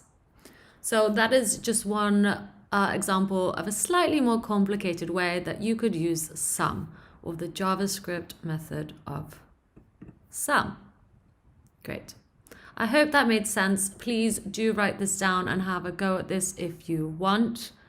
Once again, it is simply just checking if any of my heart divs have a child div. I could even just have it blank and it will pick it up, as that is technically a child to the parent div. But you know, because we want to see it, I'm just going to give it a class of whole, which I previously made here. Okay, it's just a simple black hole. And there we go. Okay, I hope that made sense. I hope you've learned a little bit more about sum. We will be using this in projects to really build your muscle memory, so don't worry if you didn't get it so much this time. Hopefully it should be a lot clearer by the end of this course. Now, I want to take a little bit of time to talk about the map JavaScript method. Okay, so the first thing you need to know about the map JavaScript method is that it is quite similar into the forEach. However, it creates a new array. Okay, so what I mean by this is that it takes an array, and for every item or element in the array, it will apply a function to it or some functionality and then create a new array from it. This is unlike forEach, in which, if you remember, or if you want to have a look back, we were just printing out the result each time, sort of like a loop. This will literally create a new array for us. But enough chat, let me get to showing you with code. So the syntax for map looks a little bit like this. We have an array, and then we use map. So once again, I am not making this up. This is a JavaScript method, and then we map to each item in our values array. So for each value, like so. And whatever we do here will affect the value. We then have to store it as a new array of values. Okay, so that is the syntax. Let's get to actually using it in a real life code example. So for this, I'm actually going to use integers for this. I think it will be the easiest to see this with integer values. I'm going to make an array of ages. So this is the ages of everyone in my house. I've got 21. I don't live with this many people, but you know, it's for the sake of the tutorial. So let's just assume I live, let's have a young person there too, in a house with 6 people from the age ranges of 2 to 56. Now, this was the last time I counted everyone's ages. It's been 3 years on exactly from now, and everyone's aged 3 years. So I need to add 3 years to everyone in my array. But I don't just want to console log them out. I actually want to store this in a new array. Okay, so we can say ages, what's 3 years ago from now, 2018, and const ages 2021. So this is what we want. We want const ages 2021. So I would get the ages from 2018. I would use map. And as we said, remember values array. For each value in my array, so I'm going to go with age. For each age in my array, get our arrow function up, and for each age I want to add 3 years. So now if I console log ages 2021, there we go. I get an array with all the ages updated by 3 years. So that is my household's ages in 2021. So that is a simple example of how to use map. Remember, it does differ from forEach because it creates a new array. Have a go at doing map again if you want. Have a go at doing this one. Just make sure you know the difference. It's super, super important. Okay, let's try this out again. This time I'm going to use objects. So to do this, let's create an array of object. This time I'm going to say housemates. And then let's open up an array. So we know it's an array because we have these two square brackets. And in it, let's have our first housemate, our second housemate. Let's just have 3 housemates this time. So I'm just going to do the same that we did before, but this time working with objects. So I'm going to have the name of my first housemate. His name is Ahmed. And his age is going to be 24. So you will see I'm using a string for Ahmed and an integer for the age. Our next housemate is going to be Ellen. And she's going to be 35. And then we have Woody. And his age is going to be 30. So here's my 3 housemates, okay? Each housemate is essentially an object with a name and an age. Now, I'm going to do this again. So housemates 2018. I want us to essentially create a new array of just their ages and making sure these ages are up to date. So 3 years later in 2021. So we need to add +3 to each age. Now, based on what we did before, how do you think we would do this? Just have a pause here, think about it. Remember the syntax that I told you. So map would work with values. We get our values array.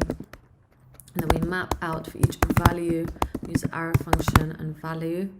So that is the syntax. And don't forget, this creates a new array. So I need to store this as values too. So that's just a separate name.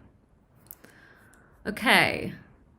Hopefully you've had a go at this, or at least thinking about how we would do this. I'm going to show you the solution now. So once again, we would get our old array, housemates 2018, and use map. Okay, so for each housemate, this time we get the housemate because that is the first item is a housemate, or the first object is a housemate. And for each housemate's age, we add 2. So now, if I console log housemates 2021, let's have a look. We have indeed added 2 to each age and return that as an array. Okay, so we have got the ages, because for each age we added 2, and that's what we are storing in housemates 2021. Okay, great. That was a little bit more of a complicated example of how to do it with objects. I hope that made a lot of sense. I'm not going to do anything with the DOM for this one, as I don't really feel we need to. But again, if you want to, please do practice this. Please do search online for more examples if you need. I will be using map in some of my tutorials. So once we get a hang of a few more things, we will be doing them as well. So don't worry, you'll have plenty of opportunity to practice the map JavaScript method. Okay, great. I'll see you in the next lesson. In this next section, we are going to be talking about the filter JavaScript method and how it's used. So first off, it is important to explain that the filter JavaScript method is used for, you guessed it, filtering. The method essentially creates a new array, so make a note of that, creates a new array with all the elements that pass the test implemented by the provided function. So what I mean by this is we're going to write some code, and if our array passes the rules in the code, we're going to create a new array with those values. Okay, and then we're going to stick it in here. So for this example, I'm going to start off with an array of shows.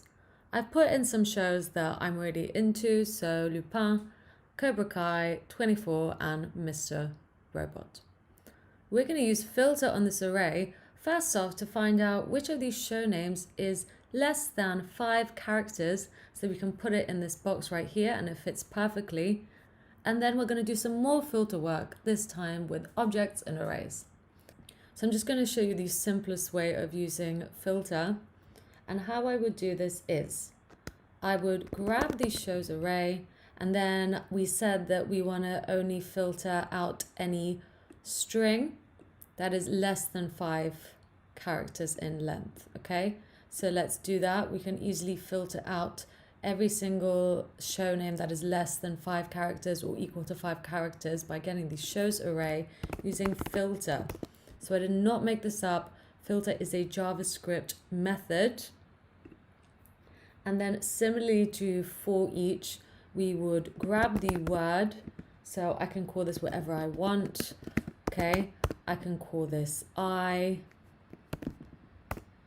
can call this puppy.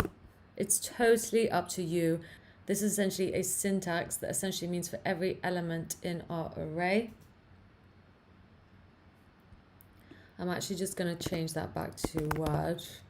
And for every word, we're going to check the length of the word. And if the length of the word equals or so smaller than, that is smaller because this has to be smaller than 5. And then we want to store this in something because as you remember, filter creates a new array. So let's go ahead and store that in display shows as we are going to be displaying them later on. So we have now stored this new array in something. Let's see if that has worked. So console log display shows.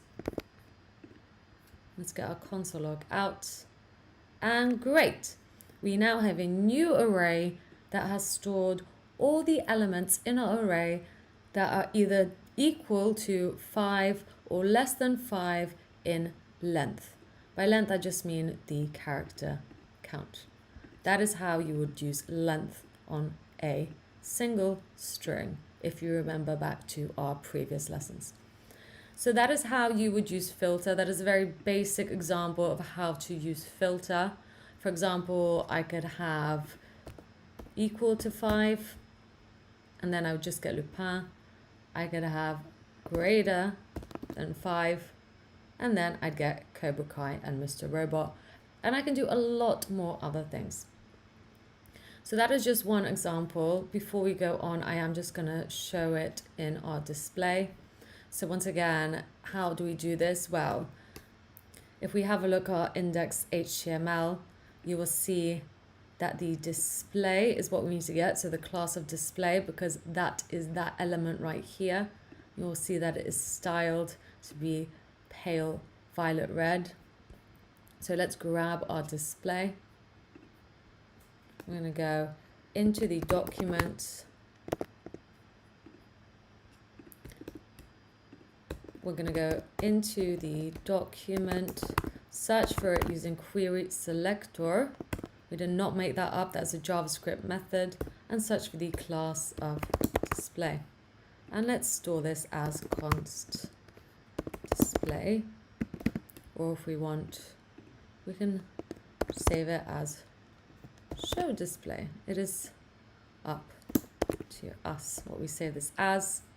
And then we will get the show display and use inner HTML. So the property of inner HTML, I did not make this up, and just assign it the display shows.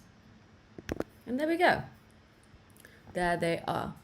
If we want to style this up a little bit, let's just change the font size. And let's make it 50 pixels.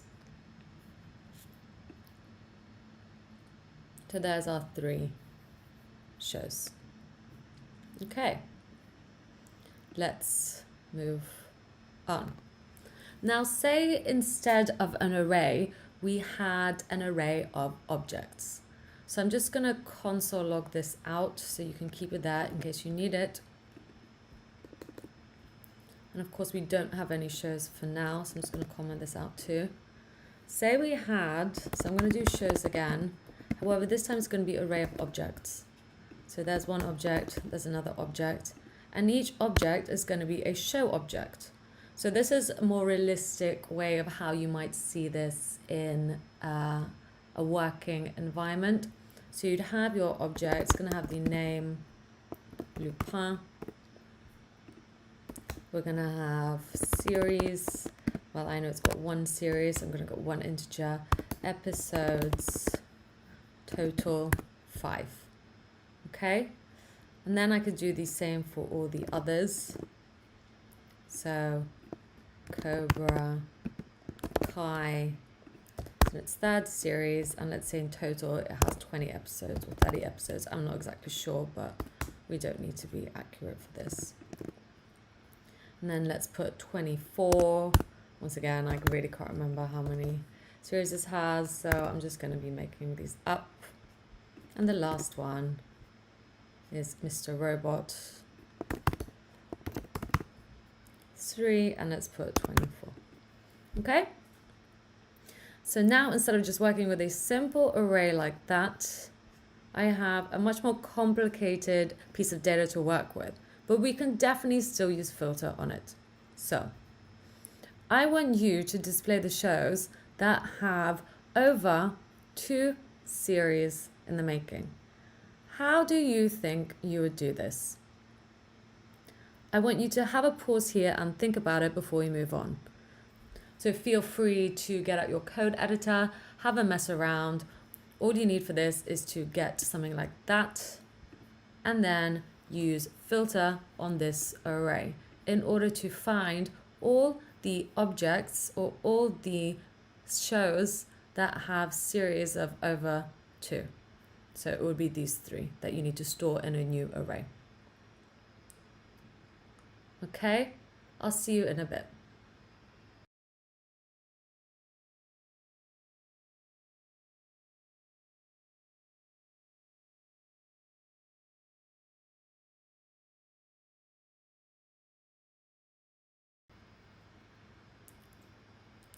Okay, so the way I would do it is this. Let's go here. I would grab the shows array. I would get the filter JavaScript method. Let's open up, and we know that the syntax will be this show, because each of these is a show, 1 show, 2 shows. Once again, we can call it whatever we want, but for the sake of readability, I've called it show. Now for each show, well, I can't just do length.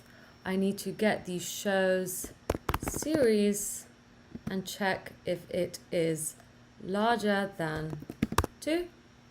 And if it is, we want to store it in a new array. So let's just call it display shows again. So now if we console log display shows, I would indeed only get 3 objects back. So Cobra Kai,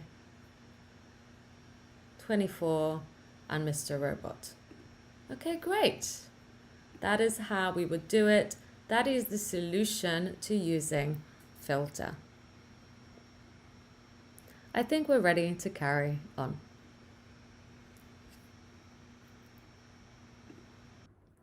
In this section, I want to talk to you about the reduce JavaScript method. Let's do it. The reduce JavaScript method executes a reducer function on each element of the array, resulting in a single output value. What I mean by this is we can use it to essentially add up loads of numbers together. Okay, so that is how the reducer works. We add up loads of numbers. For example, if I get an array of numbers, so const scores, and I want to figure out what my final score is, so I'm just going to put some numbers in here like so. I would get the scores array, get the reduce JavaScript method, and this is the syntax for writing a reducer. Okay, so you have accumulator, you have an accumulator, and the current value. Let's just put that in actual parentheses themselves, and then accumulator plus current value. So that is the syntax for writing a reducer. I'm just going to comment that out so we can keep it at all times. we have something that will accumulate and the current element being processed in the array. So if I show you this with actual code, I'm going to use reduce and then the accumulator, and then I'm just going to put through the exact code that we see above, and let's store it as total. Now if we console log total, we can actually get rid of this because we don't need this. Actually we do, we need the console log. You will see 21. So this is just syntax. You can of course change these to whatever you want for more readability. For example, I might choose to have the accumulator be called total score, and then the current value, so whatever is being processed, is just a score. So I'm just going to put score. Either way, the total will be the same because 5 plus 3 is 8, plus 6 is 14, and then we add 7, which is 21. We can do this on whatever we want. So 1, 2, 3, 4, that'll give us a 4. Essentially, if you use this syntax, so that here, you can get the total of any array of numbers. Okay? So make sure to write that down. It's just syntax. You just need to remember it. Make a note. Okay, now I'm going to actually delete this, and I want you to try adding these numbers together. So based on what we have learnt so far, you can of course, oh, what's it not liking there, comma. You can of course refer back to the previous lesson, or if you've made a note, I want you to have a go at writing this in your own code editor. Okay, I want you to add all the numbers together.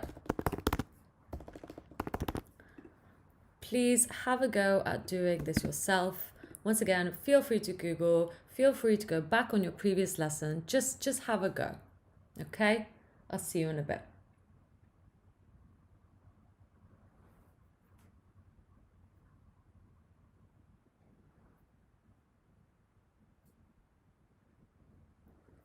Okay, so hopefully you've got that. Once again, we would grab the array and we use the reduce JavaScript method. So once again, we are not making this up, and let's get our syntax. So we need one thing here and one thing there. I can call it X and Y, but I really would not recommend that. No one knows what X and Y is. It's not very readable. It doesn't help out other developers reading your code.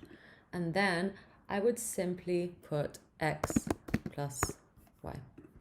And store this as total, and it's console log total. And there we go. We get the total of these 4 numbers. If we want to check if this works, let's make something easier. So 1, 2, 3, 4, and indeed we get a 4.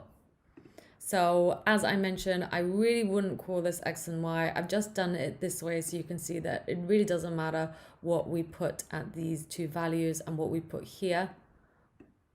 But this is how I would name it: total and score. So we're talking about each individual score, and it's accumulating onto here each time. Okay, it's going bam, add, add, add, add until we get a total. So there we go. That is the reduce JavaScript method. In this next section, I want to talk to you about the every JavaScript method. Let's do it. The every JavaScript method tests whether all elements in the array pass the test implemented by the provided function. It returns a Boolean value. So what I mean by this, if everything in our array matches a rule or a statement, return true. Otherwise, return false. So I'm going to do it once again with the scores. Const scores equal, and then let's have some scores.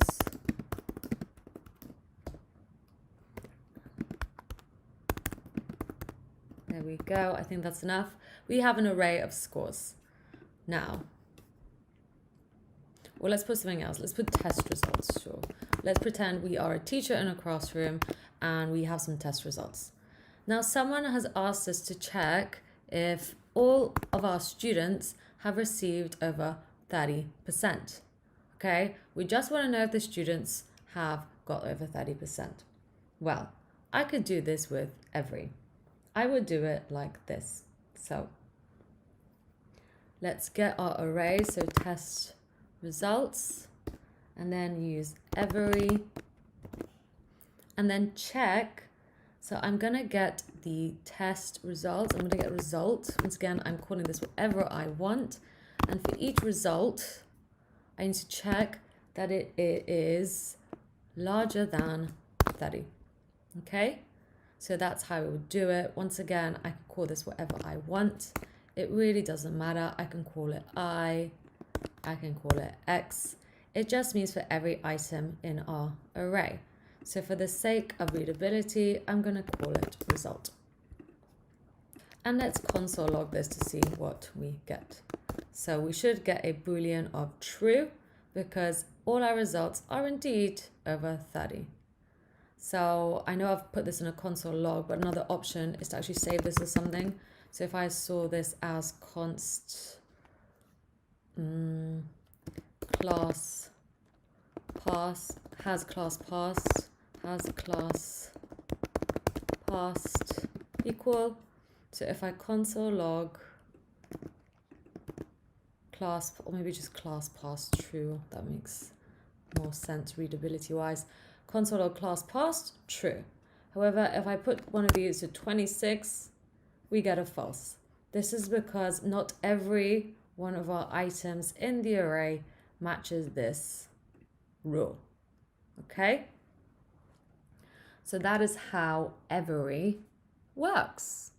Once again, I'm going to ask you to do it yourself. So make a note of this because this is going in a second.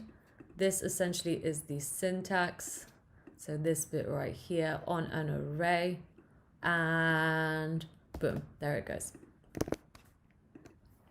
Okay, so in this example, I'm going to make a new array. I'm going to say const array animals, and then I'm going to have a cat, not cot, a cat, a rat, a dog, a mouse, and that's it. So that is my array of animals. I want you to tell me if all the animals in our array, if all the animals' length, so the length of the string is equal to 3. So equal to 3, right? So you need to write a line of code that will essentially give us a true or false value based on this rule. Okay? So write code that will return true or false if every string in the array is equal to 3 in length. Okay, so once again, I'm going to leave you to it. Please have a go at this yourself, and I'll see you in a bit.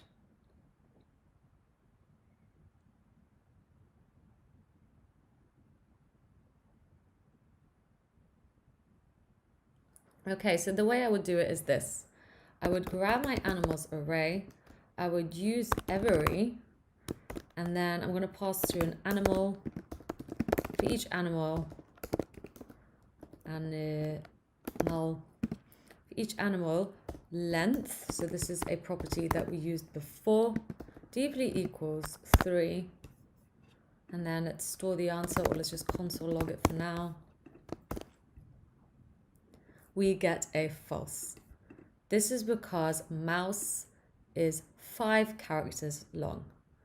If we, however, change this to ant, then we will get a true, because of all our animals, so all these strings in our array would be 3 characters in length.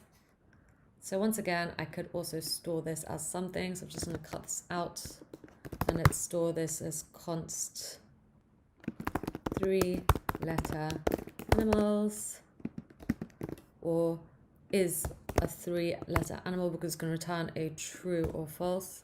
Is 3-letter animals. Is 3-letter animals. True. And if we change this to an eater, we get a false. Okay, so that is how every works. I think we're ready to move on. In this next section, I want to take a moment to talk to you about split and how it works. Let's do it. The split JavaScript method divides a string into an ordered list of substrings, and it puts these substrings into an array and returns the array. The division is done by searching for a pattern where the pattern is provided as the first parameter in the method's call. Okay, so what I mean by this is this. Let's get a string. I'm going to say sentence. And let's put, I will have what she is having. So there is our sentence. Now, I can use split. So I'm just going to console log this out. I can use split. So if I grab the sentence and just use split like that. So hold on, let's put a space in between. Let's get a console log out. I have now split this string by the spaces. So by this space, by this space, by this space, by this space. So now I have an array of strings. 1, 2, 3, 4, 5, 6, 7, 7 elements. I have an array of 7 strings or 7 elements, okay, because we have split them out and put them into an array. So that is pretty cool, okay? So I'm just going to get this, and instead of console logging it out, I'm going to save it as something. So const words that make up the sentence. So if I console log words now, I will indeed have an array of all the words that make up my sentence. And now if I go into that array, so this is how we go into an array. If you remember, we open up our square brackets. I can get the first word. So I can get the second word, which is will, third, fourth, fifth, and so on. So that is pretty cool. I can also, so I'm just going to console log words, split out by individual letter. So now I have this sentence broken up by letter and spaces too. So if you see here, I space, will, space, have, and so on. So now if I go into, I shouldn't call this words anymore. I'm going to call it letters. I can go into the first, that will give me an I. Letters. I can go into the second, that will just give me an empty. I can go into the second, which will just give me an empty space. I can go into the third, or index number 2, and that'll give me a W, and so on, and so on, and so on. Okay, and finally, I could just do that, which isn't really useful to us, but it will just put the sentence in its own array. Great. So just like always, I'm going to delete this now in order for you to have a go. So make a note of this, and it's gone. Let's get a sentence up. So here we have a sentence, and it's going to be, come on, baby, light my fire. I want you to get the third word out of this for me. How would you do that using code? So get the third word from the sentence using code.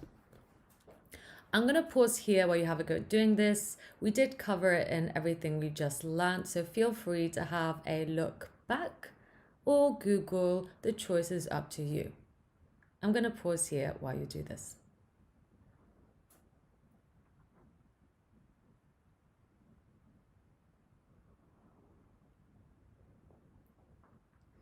Okay, so the way we would do this is I would get the sentence itself, use split in order to split out by space. So let's put in a space. Okay, let's save this as something. So const words. So now if I console log words, I would get the words. And we want the third, so index 0, 1, 2. So I would simply go 2.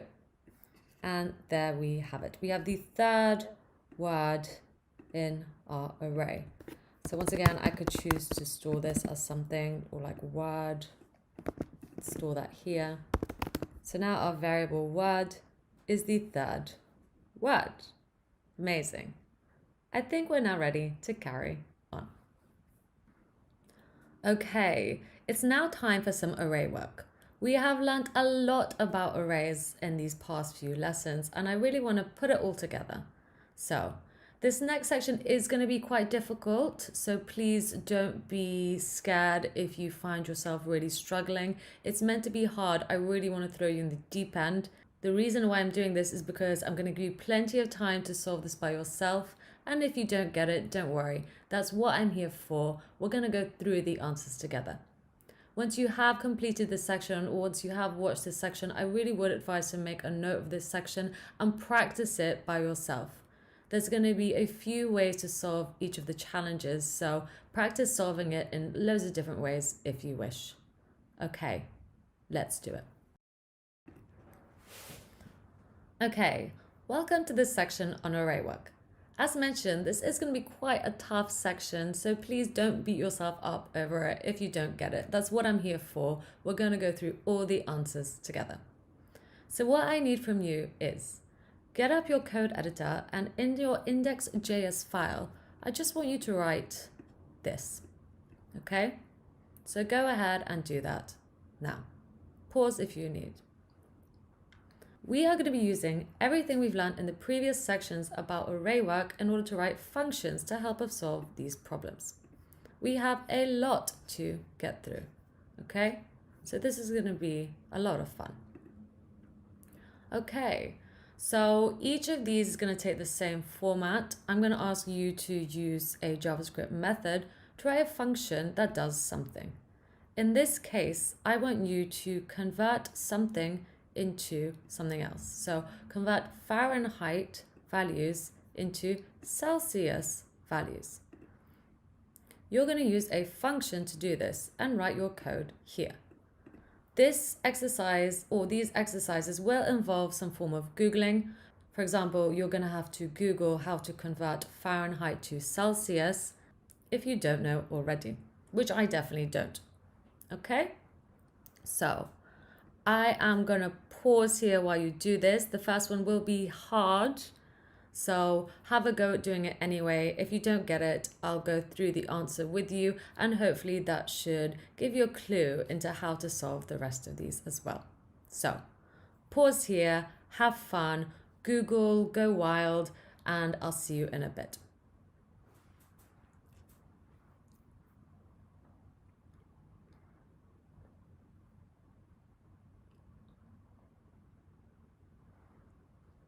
Okay, so the way I would do this is, well, first off, I actually need to get an array. So I'm just going to use this array right here, const Fahrenheit, I'm going to call it.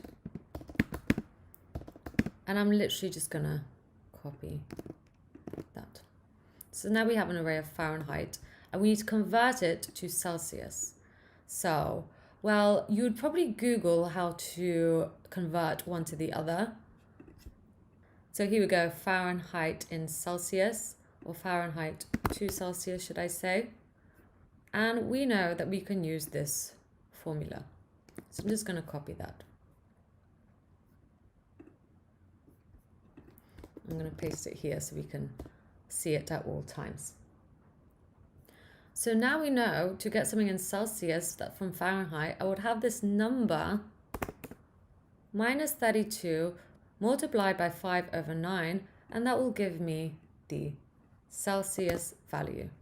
So get Celsius, well, Celsius, so const Celsius array, because we have to do this for every single item in our array. So I'd grab the Fahrenheit array and use map.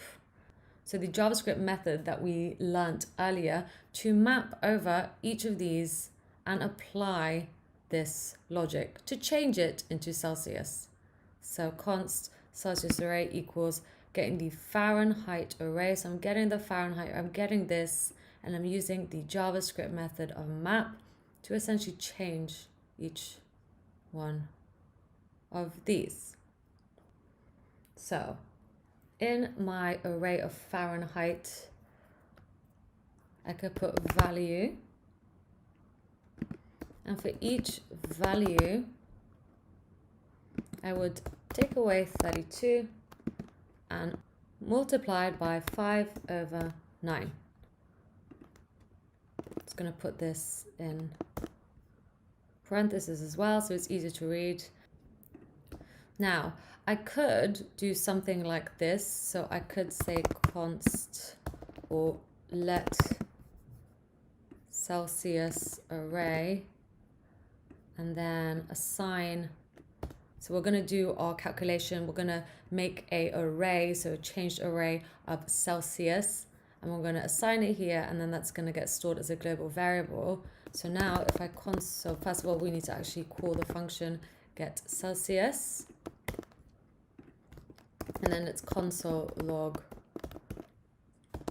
Celsius array. We would get -5, 60, 105. So we've done it. Amazing. However, I'm just going to show you a quick trick. Well, it's not really a trick, it's just a way of returning things out of functions that will be useful for this section.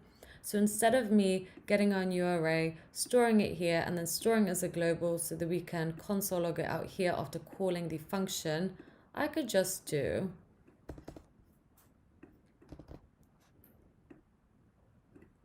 this. So now if I call my function, so console log get Celsius and call it, I'm returning this, okay? I'm returning this array. So that is a neat way of doing it. And once again, you will see that indeed, if we use this array, then we're going to get this back. Okay. So that is looking good. Now, based on what we have done here, I want you to have a go at doing the next one. Are you ready for it? Let's do it. I should also say that there are many ways of solving this. Like you could have passed through the array into here. You could have done so many things. So this is just one example of solving it. If you have thought of a different way, please do share it with me on Twitter. I would absolutely love to see. Okay, next challenge. Let's clear this. And I'm just going to uncomment this out so we don't have to see it show up in our console log. Okay, so I want you to solve this in the exact same way that we did before. So make sure to have a go at this yourself. Please do use Google. These are quite hard. We are going to be using everything that we have learned so far. So also feel free to go back to the section about sum or anything that you think might help with this section about dealing with falsy values. Okay? So once again, I am going to pause here. Please do have a go at doing this yourself, and I'll see you in a bit.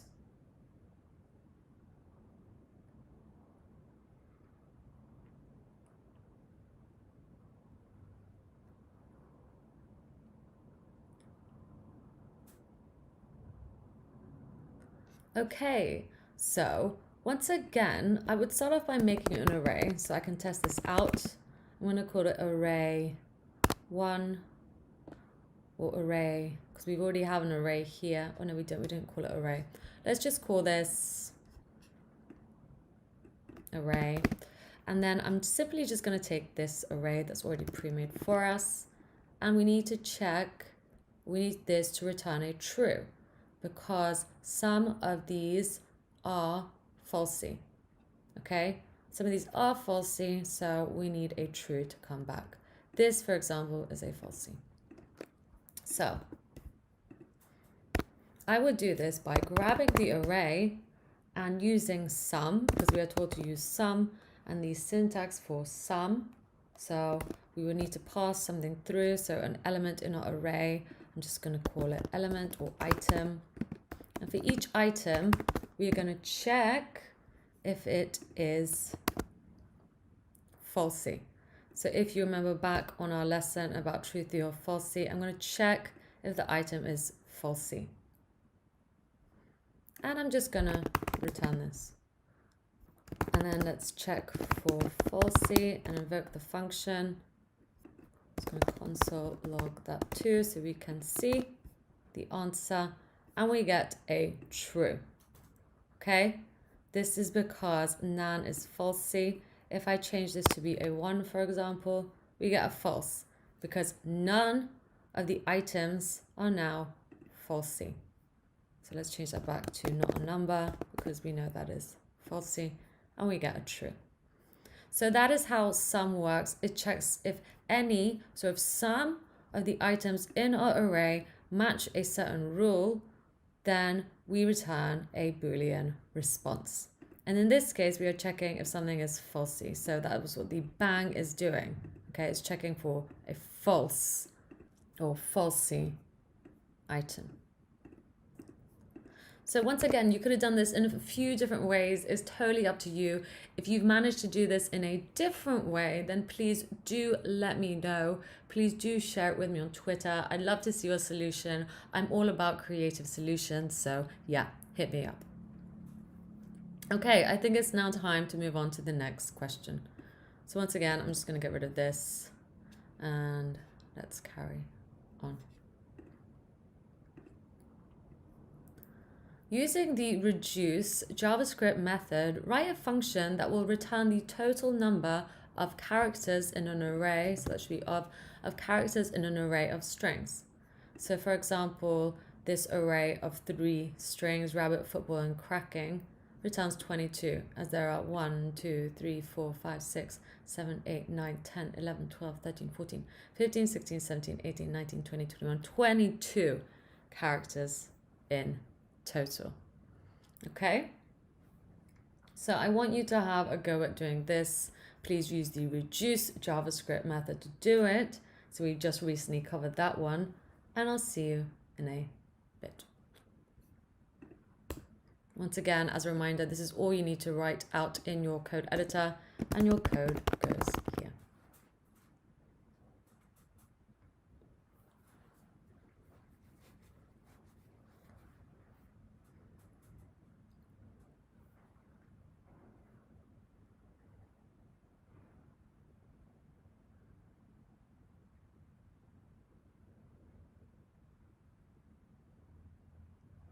Okay, so hopefully you've had a go at doing that yourself. If you haven't quite got it, don't worry, that's what I'm here for. We're going to go through the answer together. So let's do it. Okay, so the first thing I would do is just create an array. So const words, let's call it. And I'm just going to get this array. And I need the, so when I console log get total, I need to get the 22 value. So, well, first off, let's get the array itself and use reduce. Now we know that reduce works with a total and a value, and it accumulates. Okay, so we're going to put that. This is the syntax. I'm just going to write the syntax for now.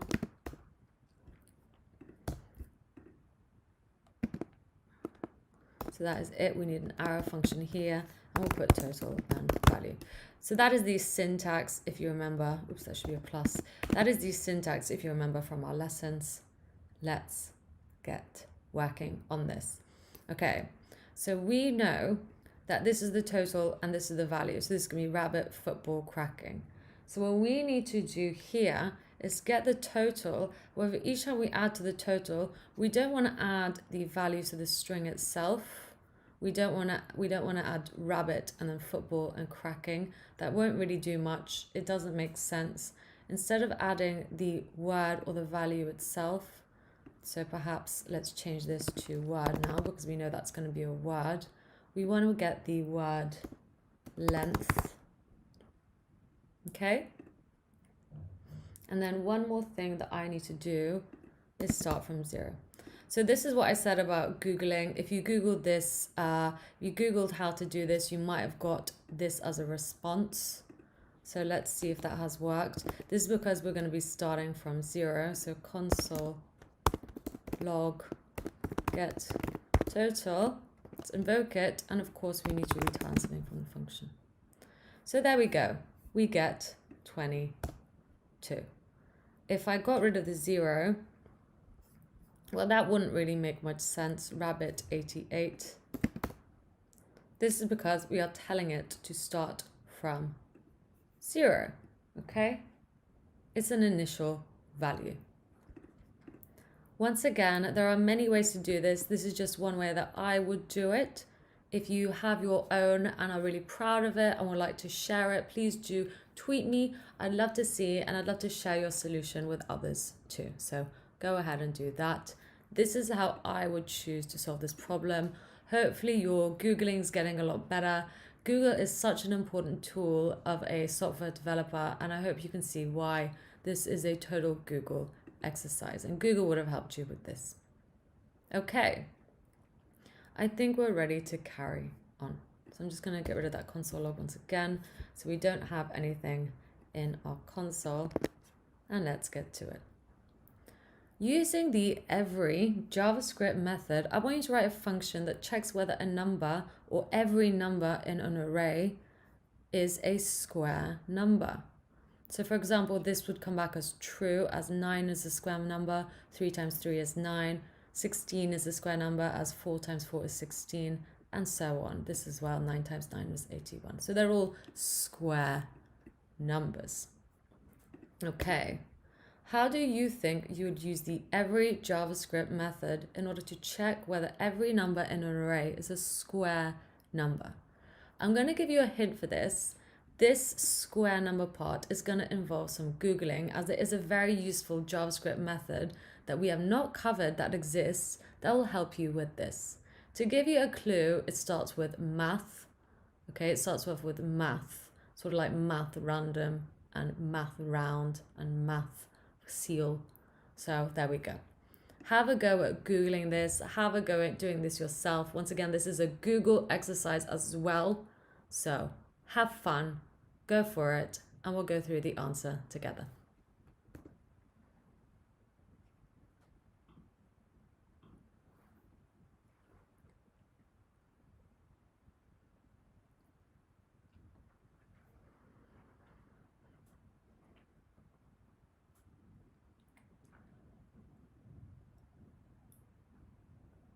Okay, so hopefully you've had a go at doing that.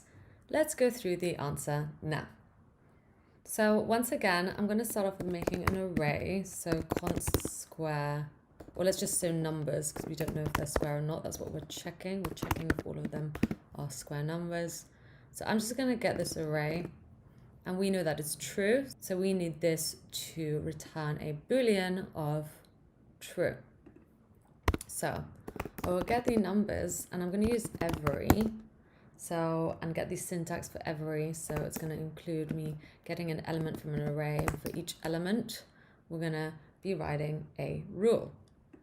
So I've chosen to call this num just because these are numbers. You can choose to call this I, or you can literally choose to call it number. So for each number in our numbers array, so this one, this one, this one, I need to check if this number is a square number. So I did say to have a go at finding another JavaScript method that can help us with this. And there is something called math square root. So here we go, math square root. As you can see on the MDN website, the math square root function returns the square root of a number. So this is going to help us do this. So I'm simply going to get this right here. So I'm going to get that, and I'm going to put through the number. So I'm going to use this to get the square root of the number. Okay, so if I put through a 9 here, I will get a 3. And now I use modulus 1. So let's get modulus 1 because all square numbers are made up of full integers. So I need to check if whatever the outcome of this, so I can actually console log that. Console log. I'm just going to put this in here.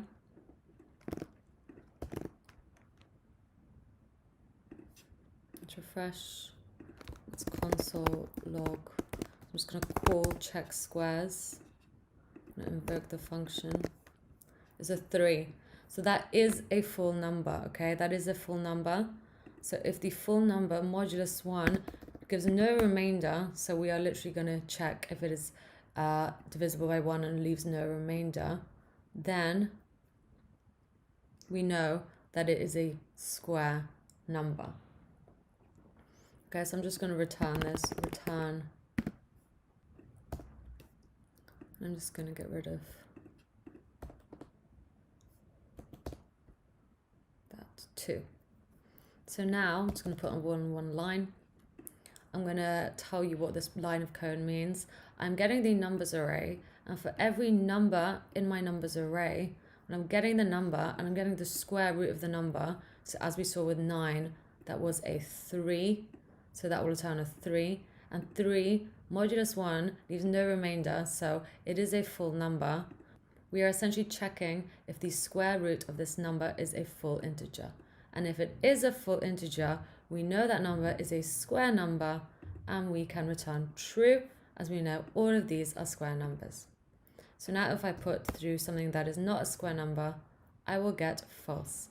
This is because the square root of 80 is not a full number. So it does not pass this rule, and we fail this returning a true. So let's put it back to all square numbers. Once again, this was quite math heavy, and it did involve you Googling this. So I do hope you've got it. If not, don't worry. That's what I'm here for. That's why we went through the solution together. If you have thought of a different way of solving this, then please also do share it with me. I'd absolutely love to see your solution. Okay, great. Let's carry on. If you are thinking like, oh, how come you've put parentheses around this? We don't actually have to. So there we go. I've got rid of it there. And we can also get rid of it here too. And here as well. It is not necessary, okay? It's just an option for us. Okay. Next challenge. I'm just going to get rid of this here and clear out our console log. Okay, next question. Using an array method, so this time I'm not going to tell you which one. I want you to write a function that returns the string elements of an array that have a given length or larger. So for example, if I was to pass through this array and the number 5, I should get the words Florida and phone back. Okay, so we're going to be using 2 things in order to do this. So as a clue, I'm going to have const words array. I'm going to get this here. And I have const number 5. And then I would use that in my function in order to return something that will give me back Florida and phone based on these. If I was to pass through a 3, well, I would expect everything to be returned. So have a go at doing this. I'm going to pause here while you do it. So make sure to take this down in your code editor and go ahead.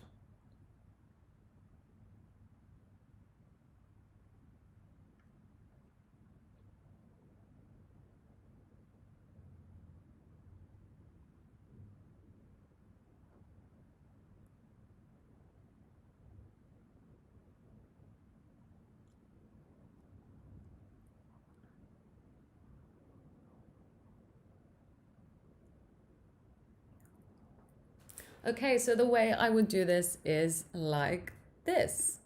I would use, so I'd get the words array first, return the words array, and then I would use the filter method because we're essentially filtering out, we're trying to find which of the elements match a certain rule.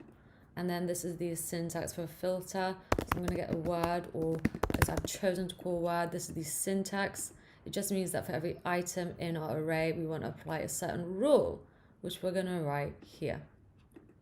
So if the word length equals or is larger than the number, so in this case it is 3, well, return that.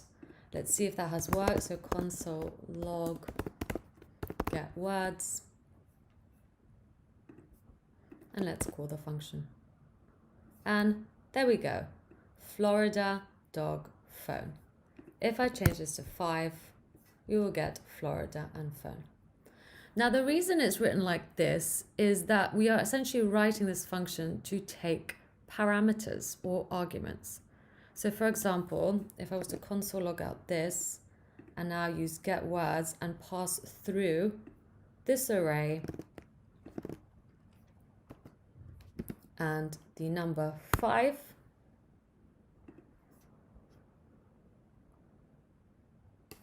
and then have an array here and number. So once again, change this to array and number, we will get Florida and phone. Okay, so now I can check this function works for many things. So once again, get words. I am recycling the function that we have written and I am checking it works with different arrays. So let's just have pen,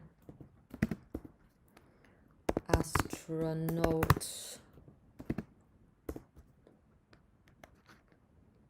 puppy, and then let's pass through the number, let's say 3, and we will get all 3. And if I pass through a 6, well, we'll just get astronaut because astronaut is the only one that has a length of 6.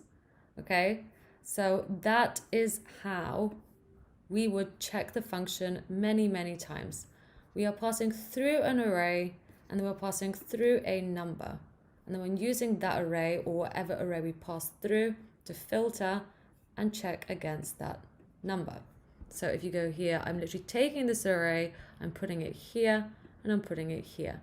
And then I'm taking this number and I'm putting it here and I'm putting it here. Okay, and then running my function. Great. Okay, so hopefully you've got that. If you do have another way of solving this, I'd absolutely love to see, so please do share it with me. I'd absolutely love to see all your creative solutions. There's many ways to solve this, and let's carry on. So I'm just going to console log this out for now.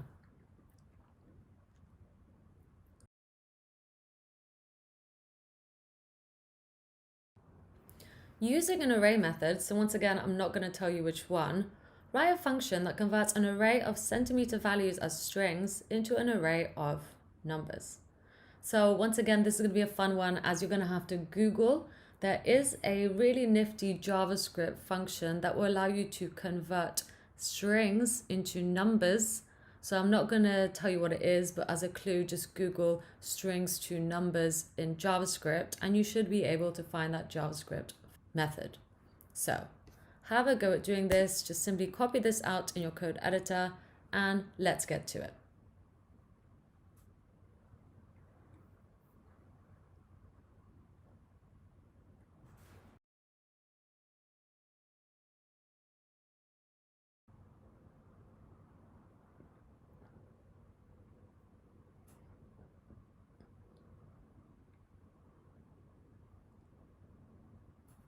Okay, so the way I would do this is I would essentially, let's get an array, so const array, and I'm just going to literally use this array right here. And I'm going to return, so array 3, I think we have to call this, or let's just put centimeter values. return where I would get the centimeter values, and then I'm going to use map, as we are essentially going to be mapping onto each element. And I'm going to use map. So this is my map syntax. I'm going to get a value, and for each value, I need to do something, right? I need to change it to a number. So I don't know if you've managed to find it, but there's something called parse float.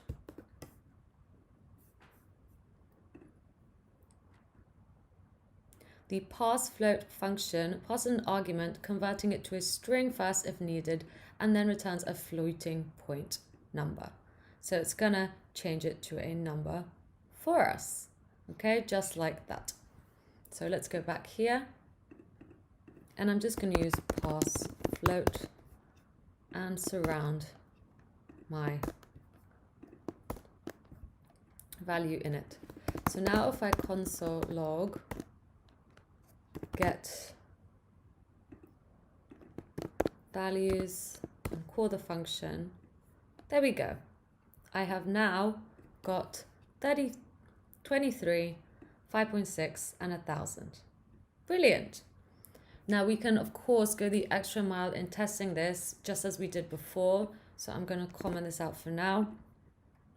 Let's put an array in. So I'm just going to put a different array this time. I'm going to put 34 centimeters as a string, 45 centimeters as a string,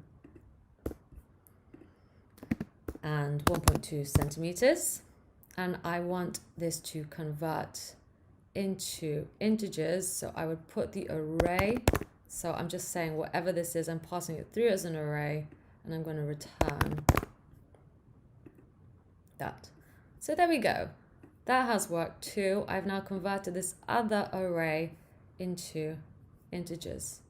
Let's do it again. So console log. Essentially any strings or array of strings that I pass through into the getValue function now should come back as integers. So 3 centimeters, 4 centimeters, oops. 4 centimeters, 7 centimeters. Console log get values, and there we go. We've done it. We've written a function that will literally take any array of strings as values and turn it into integer values. Cool. Let's move on.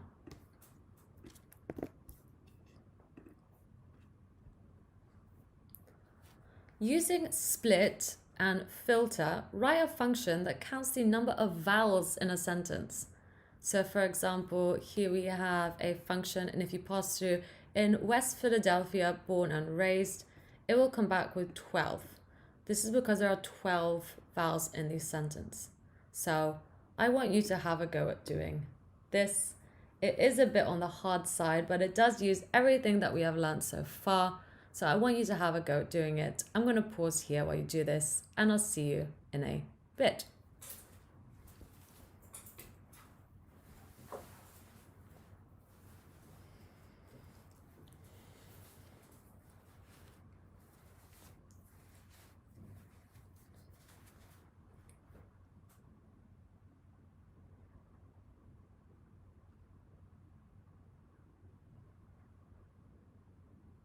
Okay, so hopefully you've managed to do that. If you haven't, don't worry. That's what I'm here for. We're going to go through the answer together.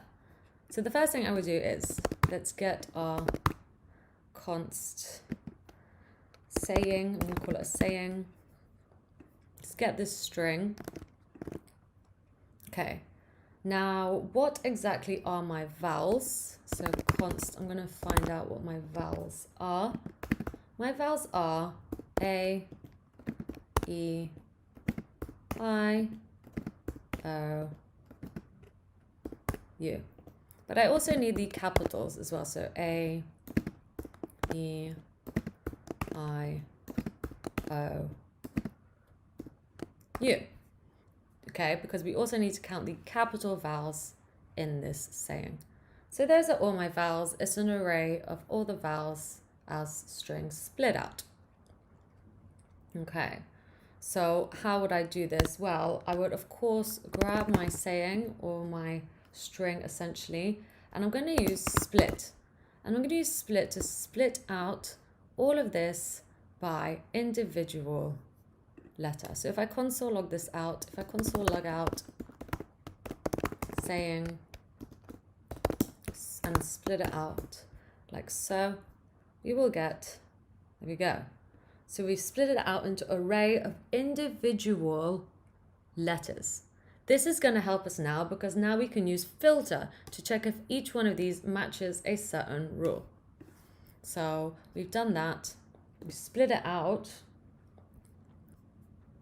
Now I'm going to use filter to essentially filter out letter by letter. So I'm going to grab the letter, and letter by letter, I'm going to check if that letter is included in the vowels. So if you remember back to the includes JavaScript method, I would grab the vowels array, use includes to check if that letter exists in my array. Okay? So once again, I am splitting up this to be an array of individual letters like so. And then I'm going to filter out, and I want to save every single letter that is included in this array. So if it is included in this array, I want to save it as something. So I'm just going to save it, or I could save it, so const. Just so you can see what's happening, actually, I'm just going to console log this. And let's call the function. So I'm going to console log the function get vowel count. So there we go. I have now an array of just the vowels from this sentence returned to me. Okay, there we go. We've filtered them out. We've collected all the vowels. The next thing we need to do is finally just get the length of this array now, because that's all we wanted. We wanted the count of how many vowels exist in this sentence, and it should be 12, and that's what we're getting. We're getting 12. Brilliant. So that is the solution. I've of course written it in one sentence, and I also actually need to return this for this to work. So I'm going to return that like so. And now if we pass through any sentence into here, we should get the vowel count. Okay. Once again, I know there's many ways you could have solved this. This is my way that I've written, but of course, please share your solutions with me. Share them with me on Twitter. I love to see them, and share them with everyone else because I'm sure they would really appreciate it too. So now if I pass through anything, I can pass through I am a dog.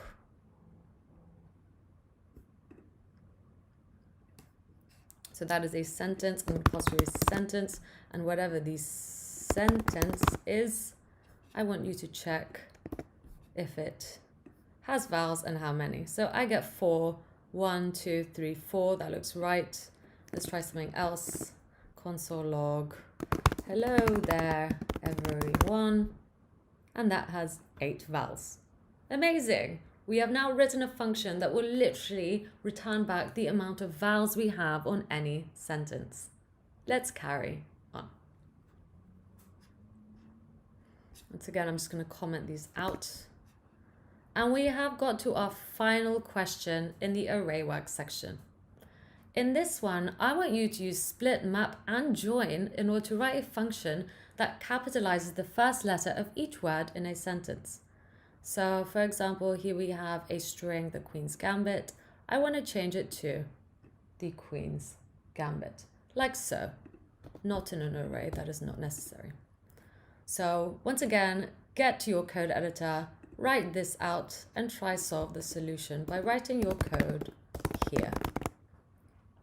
Okay, let's pause here. Feel free to Google, of course, or look back on our previous lessons. That is absolutely fine too. I'll see you in a bit.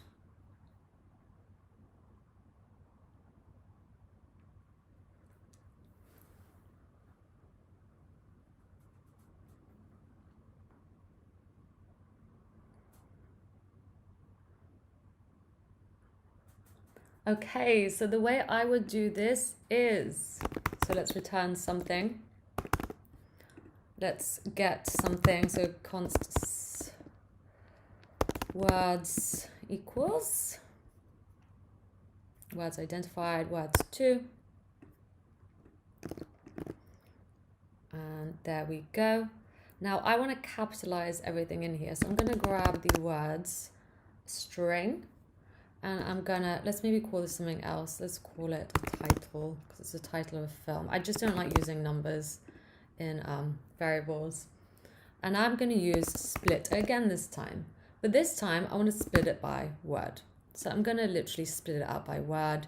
If I console log this, so actually console log capitalize, and let's call the function, I would get a array with the 3 words split out. So just like that. Now I need to change each of these in order to have a capital letter. So I would do this like this. I would get map, because we're changing each one, and then for each word or element in my array, so once again for each word I want to apply this, whatever's written in here. Now this is something that we haven't used before that I'm going to use in order to solve this. It's called char at, and it just means the first character. So if I apostrophe 0, I just mean the first character in my word. So there we go. You can already see I've got about T, Q, and G if I just left it like this. And I'm going to use something called to uppercase. So once again, this was a great one for Google because I'm using a lot of stuff that we haven't discovered yet, but by Googling, we have found them. Okay, so I've just taken the first letter of each word and changed it from small to capitals. Okay, now I need to put it back in my word. So for this, I'm going to use plus words. So I'm getting my word again. I'm going to use something called substring to essentially add it to the beginning of my word. So word substring 1 and replace the first one with it. So that's what it looked like with just substring. You can see the capital T and the original word, but if I put 1, I'm essentially substituting the first letter. Okay, so we've done that, and the final thing we need to do is use join. Oops, join. On the whole thing, however. So I'm just going to wrap all of this in like that. So I'm joining the whole array now. I've joined it, but I want to join it like so. So I want to join it without the commas. And ta-da! We get the Queen's Gambit as a string returned to us, just like we wanted. And once again, I can pass through anything into here. So life of pi, just going to comment that out and then pass through a title in here. So life of pi is now capitalized. Let's try something else. The Incredibles. And there we go. Okay, I hope this was useful. I think this exercise is really good. As I said, it was a bit on the hard side and it did involve a lot of Googling in order for us to get the solution. Just like with the last one, there was a lot of Googling that you should have done there, as charat is a new one for us and so is substring. You would not have seen them in this course, but with the help of Google, you hopefully got the right answer, or you've come up with your completely own version of how to solve this. As mentioned, if you have, I would absolutely love to see your solution. I'm all for creative thinking and I'd love to see how you solved this challenge. Okay, let's carry on. In this section, I want to talk to you about the addEventListener. The event target method addEventListener sets up a function that will be called whenever the specified element is delivered to the target. What I mean by target is an element itself, a document, or a window. Don't worry if this doesn't make sense. I'm going to show you this in code. So for those of you who have been carrying along with my course, we would have used addEventListener a few times by now. However, we haven't really delved into how it works. So let's do that now. The addEventListener essentially can work on a target,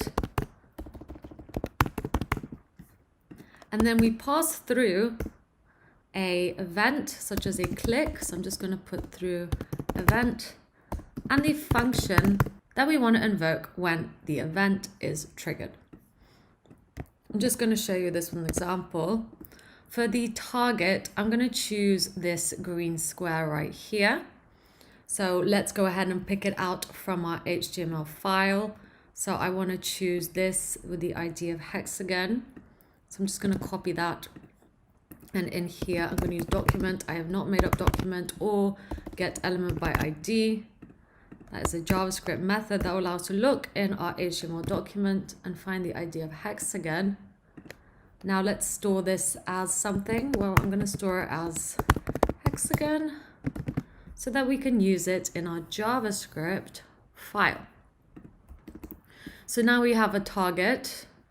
So I'm going to get the hexagon and I'm going to use addEventListener. So the JavaScript method of addEventListener, so that each time we click on the hexagon, but only the hexagon.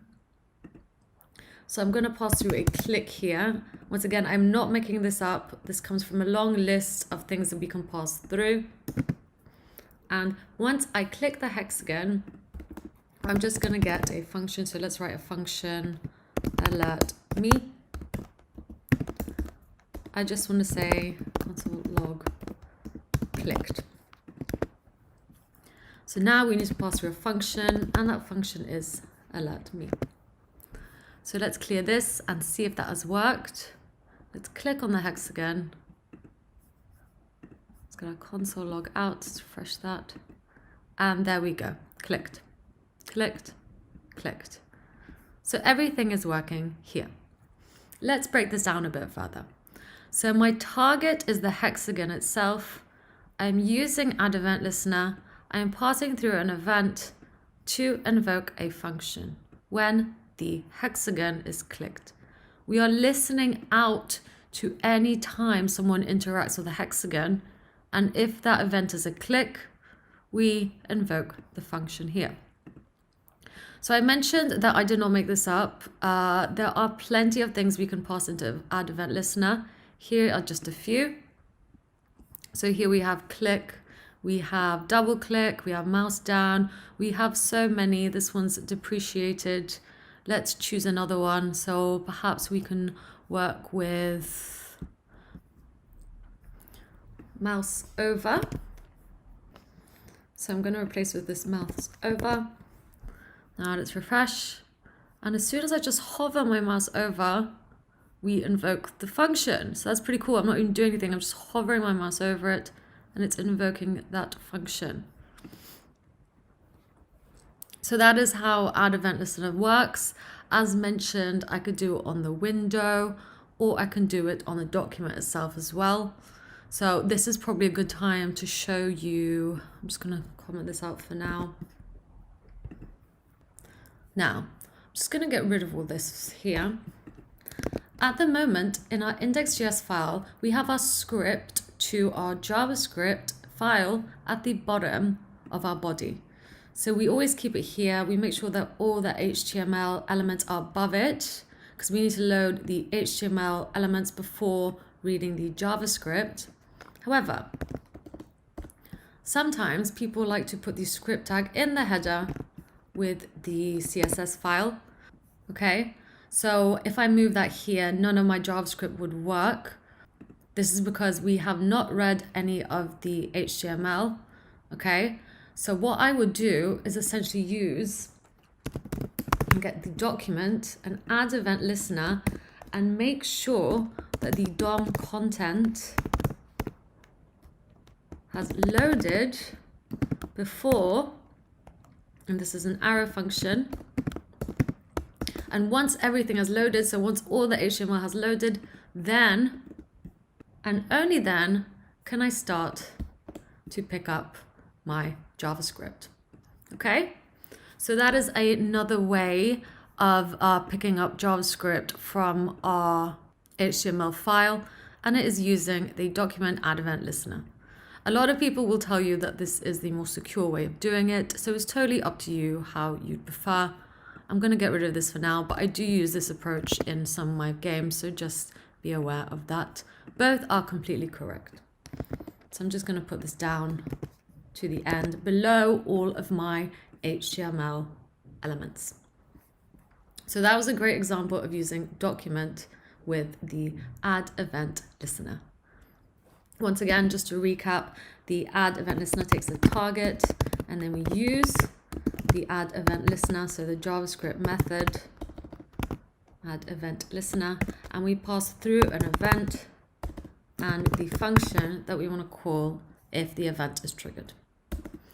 So I'm going to ask you to have a go at this yourself.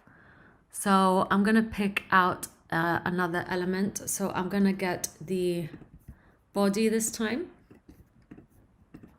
So I'm going to use, I need to pick it out first. So I use document querySelector to pick out the body. Let's store this as something, const body.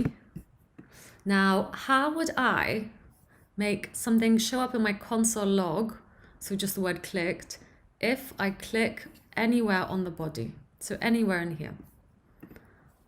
Just use what we learned before. It's exactly the same. Have a think about it. I'm going to pause here.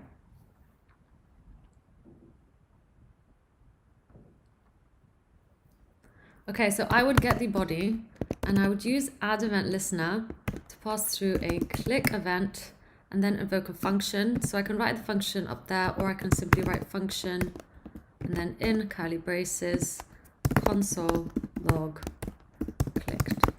So there we go. I've just written in one line, but it's exactly the same as what we did before. And now, if I click the body, you will see I'm getting a message in our console log that says clicked. Okay, great. I just have one more thing to show you about this before we carry on. Next up, I want to talk about removing event listeners. Okay, so the removeEventListener method removes an event handler that has been attached with the addEventListener method. Don't worry though, I'm going to show you what I mean by writing this in code. So before we looked at addEventListener, so I'm just going to use that once again. I want to add an event listener to my circle to essentially toggle it from being blue to another color.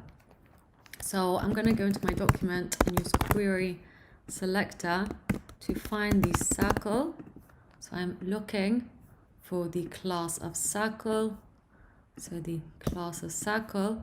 And let's store this as circle so we can use it in our JavaScript file.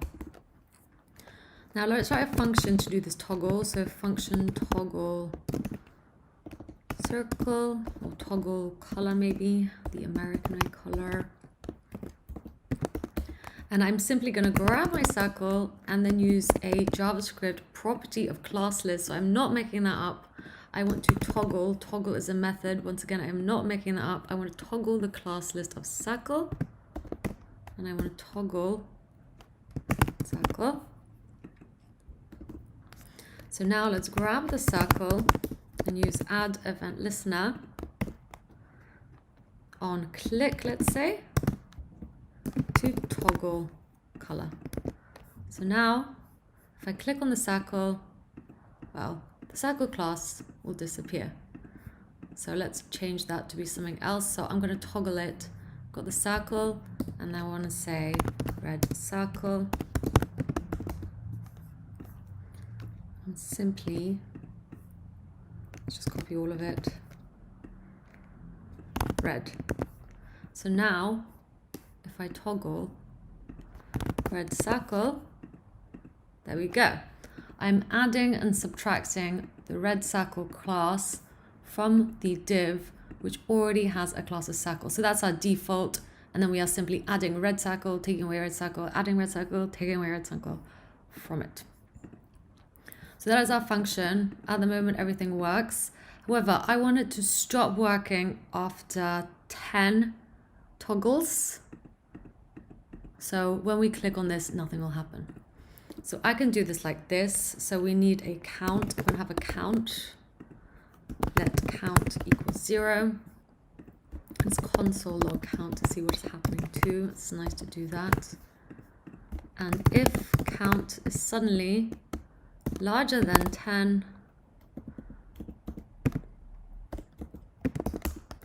I want to get the circle and I want to remove event listener. I'm just going to remove the same thing. So now let's try it out. Let's get our console log. 1, 2, 3, 4, 5, 6, 7, 8, 9, 10, 11. And suddenly, no matter how hard we click, we can't toggle the color anymore. And we can't add to the count. That is because our count suddenly got over 10. We got to 11, so that's over 10. So we have written that we want to remove the event listener from the circle that says that when we click, we toggle color. We have removed it. So that is a very basic example of how to use remove event listener. I hope you've enjoyed it because I'm going to make you write your own now. So I'm going to keep the circle here. This time, I want you to use what we've done in the previous lessons. And if our circle gets to here, so about, I don't know, 100 pixels below itself, I want you to remove the event listener so that we can't click it anymore and nothing else happens. Okay, so we did do this previously in these set intervals, so there'll be a little bit of a clue there. I want you to have a go at doing this yourself. Don't worry if you don't get it done. That's what I'm here for. I'm here to help. If you want to have a look at the style sheet, all I have done is simply got a circle that you are going to be working with, that we have picked out to work with. And that is my index.html file. And of course, my folder layout. Okay, I'm going to pause here while you have a go at doing this. I'll see you in a bit.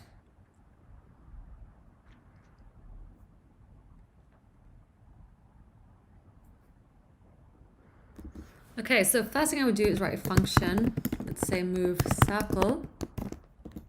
And then, well, to move the circle, let's actually let height equal 0. Now, for each time I want to move the circle, I'm actually going to also add a height of 50. And then we need to assign that new height to the circle itself. So let's grab the circle. I'm going to use style. So this is not made up. I'm going to use style and then top and assign it a new height and get the pixel. So in here, I just need to make sure that the position of this is absolute in order for this to work. So position absolute, and essentially what we have written here. So we're getting the circle, that we are manipulating its style, and we're going to be adding a top. So it's just the same as me writing top 100 pixels. So I've just moved it down a little bit. So that's what we're going to be doing, but in our JavaScript. Okay, so move circle. Let's attach this to an event listener. So let's grab our target. I'm going to use addEventListener to essentially on click move the circle. So maybe this isn't enough. Let's do 100. Why did I add event listener? Okay. So now click, click, click. It's moving down. It's good, but it'll carry on doing that. Okay, so we'll carry on clicking it and it'll carry on moving down. So we need a rule that says if height suddenly gets over 300 pixels, we want to get the circle and remove the event listener that we added. So let's pass through these rules again and save. So now I get to 300, we can't click it anymore. We are over 300 pixels in height and we can't move it. So there we go. Okay. I hope you found this useful. Please do write this down. Please do make a note of it. I do hope you're coding along with me, as I really do think that's the best way to learn, by coding and not just watching. So I hope you enjoyed this and learnt the most you could. I'll see you in the next lesson. So next up, I want to talk to you about the query selector, as we're going to be using a lot in this course. Let's do it. The document method querySelector returns the first element within the document that matches the specified selector. What I mean by this in code is this. So we're going to be using querySelector in order to pick out elements from our HTML. You might have seen this in a few examples already, but I really want to talk to you in depth about this. So here, for example, we have a div with a class of circle. Well, we can actually pick out this div by the div itself, or more specifically by its class. What I mean is this. So I would get the document, as we need to pick it out from the HTML document, and use querySelector. So this is a JavaScript method. I am not making this up, and I would pass through. So for example, if I wanted to pick out the div, at the moment there's only one div in here, so I don't see a problem with that. I've picked out the div. So now if I console log this out, you will see a div with a class of circle. That's what we have. I've picked it out, so now I can work with it in my JavaScript file. So that is pretty cool. Let's go ahead and save it as something. I'm going to save it as a circle. Okay, so that is done. However, what if I start having more and more divs in my HTML file? Well, then I wouldn't really want to choose to pick it out by the div element. I would want to pick this out by the circle class. So you would think I would just pass it in through here like this, but that is wrong. If I write that, nothing will get picked out. So if I console log circle, I get null.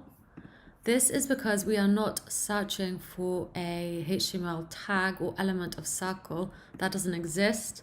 We are searching for the class of circle. So just like in CSS, we need a dot to tell our file that we are looking for a class name of circle. And then you will see that work. So that is essentially how I would use querySelector. There is also querySelector all. This is for if I want to pick out more than one. So if I, for example, had not just one circle, but 2, 3 circles. Let's just get rid of this absolute styling.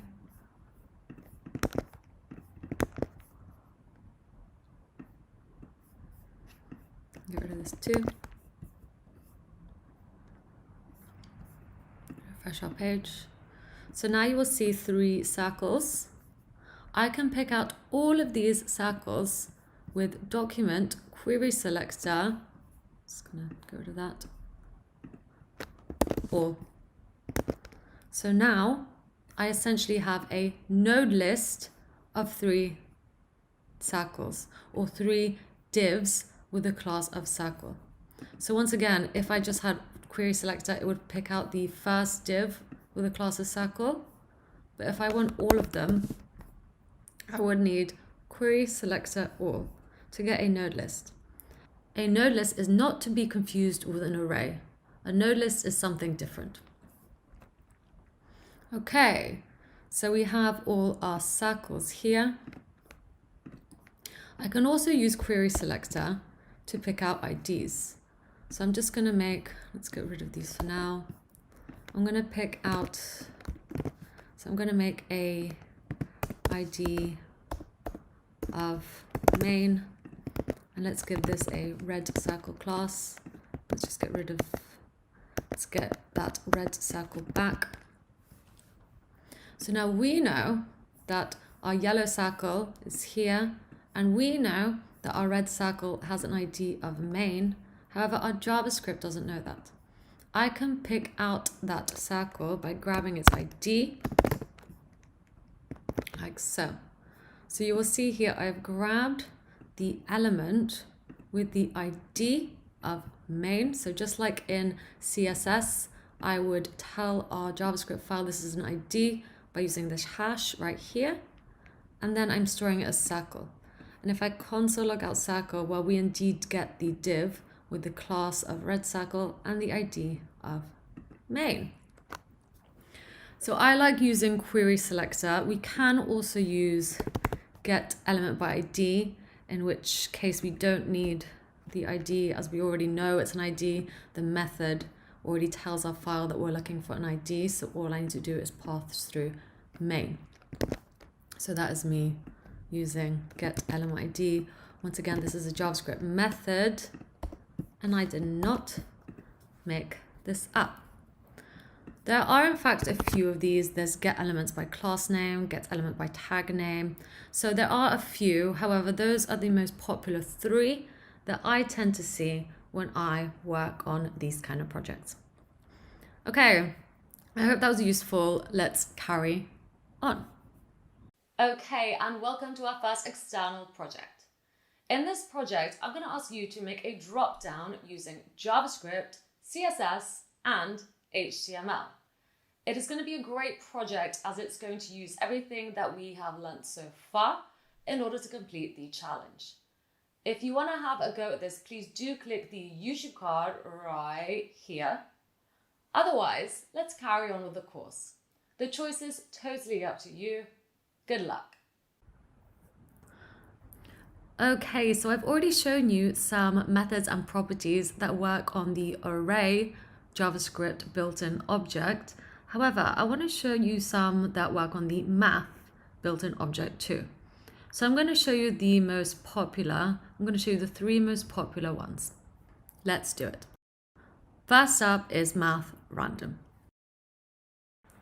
The Math.random function essentially returns a floating point pseudo-random number in the range of 0 to less than 1. What I mean by this is, so if I just go ahead and console log Math.random, making sure to spell it correctly and invoke it or call it like this, I will essentially get any number from 0 to anything less than 1. So if I keep refreshing it, it will never really get to 1, 0.8, 0.4. It'll just keep going forever, giving me completely random numbers. So that is it essentially in a nutshell. But how is this useful to me, you might ask? Well, I actually use this quite a lot, especially when I need to get a random element from an array or random number. I do this a lot in Tetris. So I'm going to use the Tetris example to show you now. So I'm going to make an array of tetraminos. So I'm just going to put in 3. Let's have the L tetramino. Usually I would have this as an object, but I'm just putting it as a string for now, as that's all you need. Z tetramino and I tetramino. So we have 3 tetraminos. Now, how do you think I would get a random tetramino from my array, completely at random? Well, I'm just going to keep this up here for now for you. I would need to get a integer, a full integer, and pass it through into my array in order to get something back, right? So that would be the equivalent of me writing tetraminos and then passing through a 0 to get back the L tetramino. So I'm just going to console log that for you so you can see what is happening. So you'll see I get the L tetramino. Pass through a 1, I get the Z tetramino. If I pass through a 2, I get the I tetramino. If I pass through a 3, I get undefined because there's nothing there. Let's go with 1. So how do you think I can use Math.random, which spits out essentially at the moment any number from 0 to less than 1, to give me a random number I can pass through into my array? But it also has to be the correct length. Well, just going to get this back for now. I can actually use Math.random to essentially multiply by any number. So if I multiply this by 20, I will get any number that is random from 0 to just under 20. So less than 20. If I keep refreshing this, that is what you will see. It will give me numbers that are anywhere from 0 to just under 20, so under 20. Now, I'm going to use this to get a random number from 0 to 3, but just under 3. So I would do this. I could just pass through a 3, like that, or I could use my tetrominoes length property. So that is essentially a 3. So now, if I keep refreshing, I will get a random number anywhere from 0 to less than 3. It will never get to 3. So we're close, we're nearly getting there, but I'm going to have to introduce another math-related function, and that is math floor. Math floor essentially rounds numbers down to the nearest full integer. Okay, so now let's get const integer, or maybe random integer. I would essentially, let's also store this const random number, and I'm just going to store the number we're getting here. So now I would need to use math floor to essentially wrap our random number. So now if I console log random integer, well, you guessed it. I'm just going to clear a few things out. So I'm just going to comment that out here. I'm actually going to console log random number for you here so you can see what is happening. I'm going to get rid of that so let's clear everything. Let's refresh. So here you will see we get the random number of 0.27, and we are rounding it down to the fullest integer.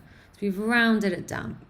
The rounding down is important as we don't really want to get a 3, okay?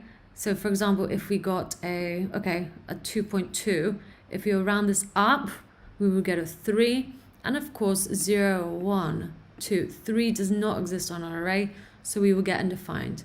We can't round up, we need to round down in this situation, and that's why math floor works. This is opposed to using math seal,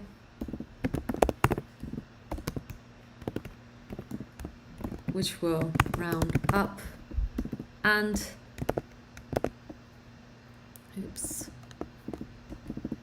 math round, which will just round to any round to nearest integer. Okay, so it will choose which one it's closer to, and we don't want that either. We want to round down. Okay, so we have our random integer that has been rounded down. So now instead of passing a 1, well, we can just pass that random integer through here because this has a value now. It's a full value, and the random tetramino that we get is the Z tetramino. This is because it's the 0, 1 index in our array, so 1. We got a random number of 1.21, we rounded it down to 1, and we got the Z tetramino. I could keep refreshing this and never get an undefined because we will always get either a 0, 1, or a 2. So that's perfect. That has now worked. I hope you can see how useful this is. There are many, many more math functions for you to use. However, I do think these are the most popular. So these and this one. Feel free to have a look at yourself on the documentation. There's so much documentation out there on JavaScript. However, I do want to focus on these for now So I'm gonna give you a little exercise first. So I'm gonna keep this notation just so you can have it.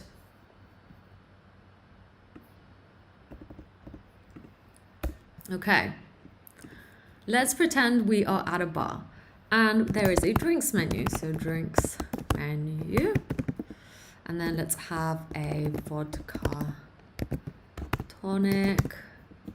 Let's have a white wine, a beer, and a mocktail for those who don't drink.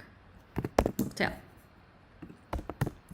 So your friend essentially asks you to get him a drink from the menu. You ask him what he wants and he says, surprise me, anything from the drinks menu, pick at random. How would you use JavaScript? Essentially pick a drinks menu at random from this list. I'm going to leave you to it. Please do use everything that you used before in order to solve this and get a random drink from the drinks menu. Don't worry, if you want to go back and view what we did before, that's absolutely fine. Just focus on getting this done. And if you don't, also don't worry, because we will go through the answer together. So have a go at that, and I'll see you in a bit.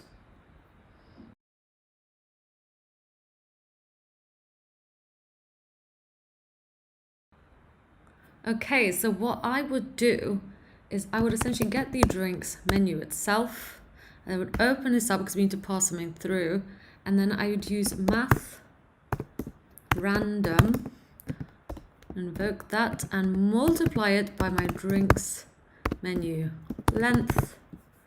And then wrap all of this in math floor. So that is essentially the solution in one line of code. Let's console log that to see what we get.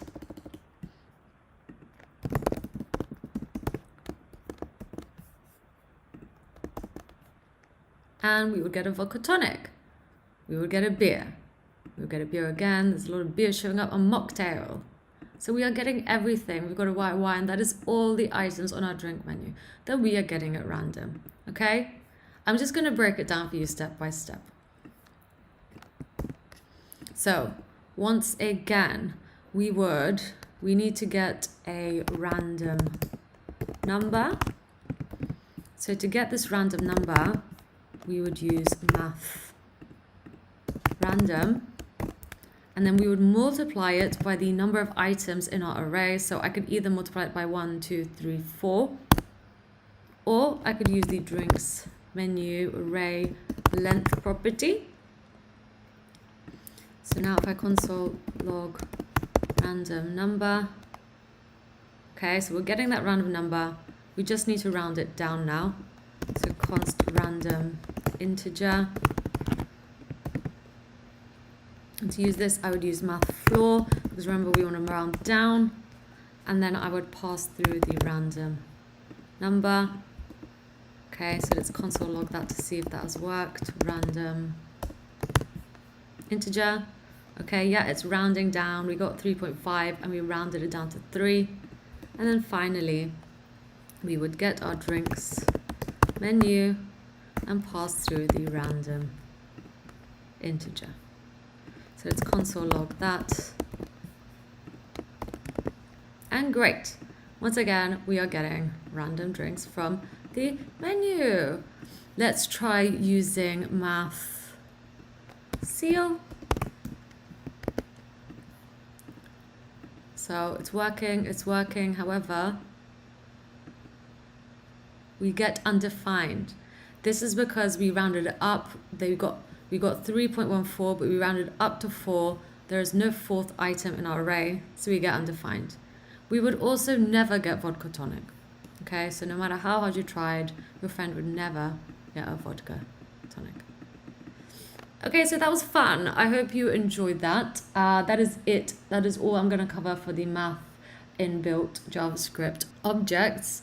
I think that's fine for now. I mean, this is a crash course, so I think we're ready to carry on. In this next part, we are going to go back to our website to give it a final touch by creating a responsive burger menu navbar. This is going to be great as we will be implementing some JavaScript functionality to our website for the first time. So What are we waiting for? Let's do it.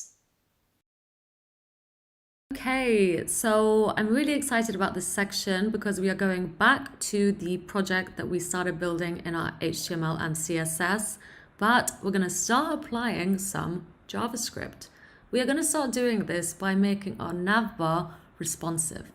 What I mean by responsive is that's going to have a different view in mobile than it does to tablet and desktop.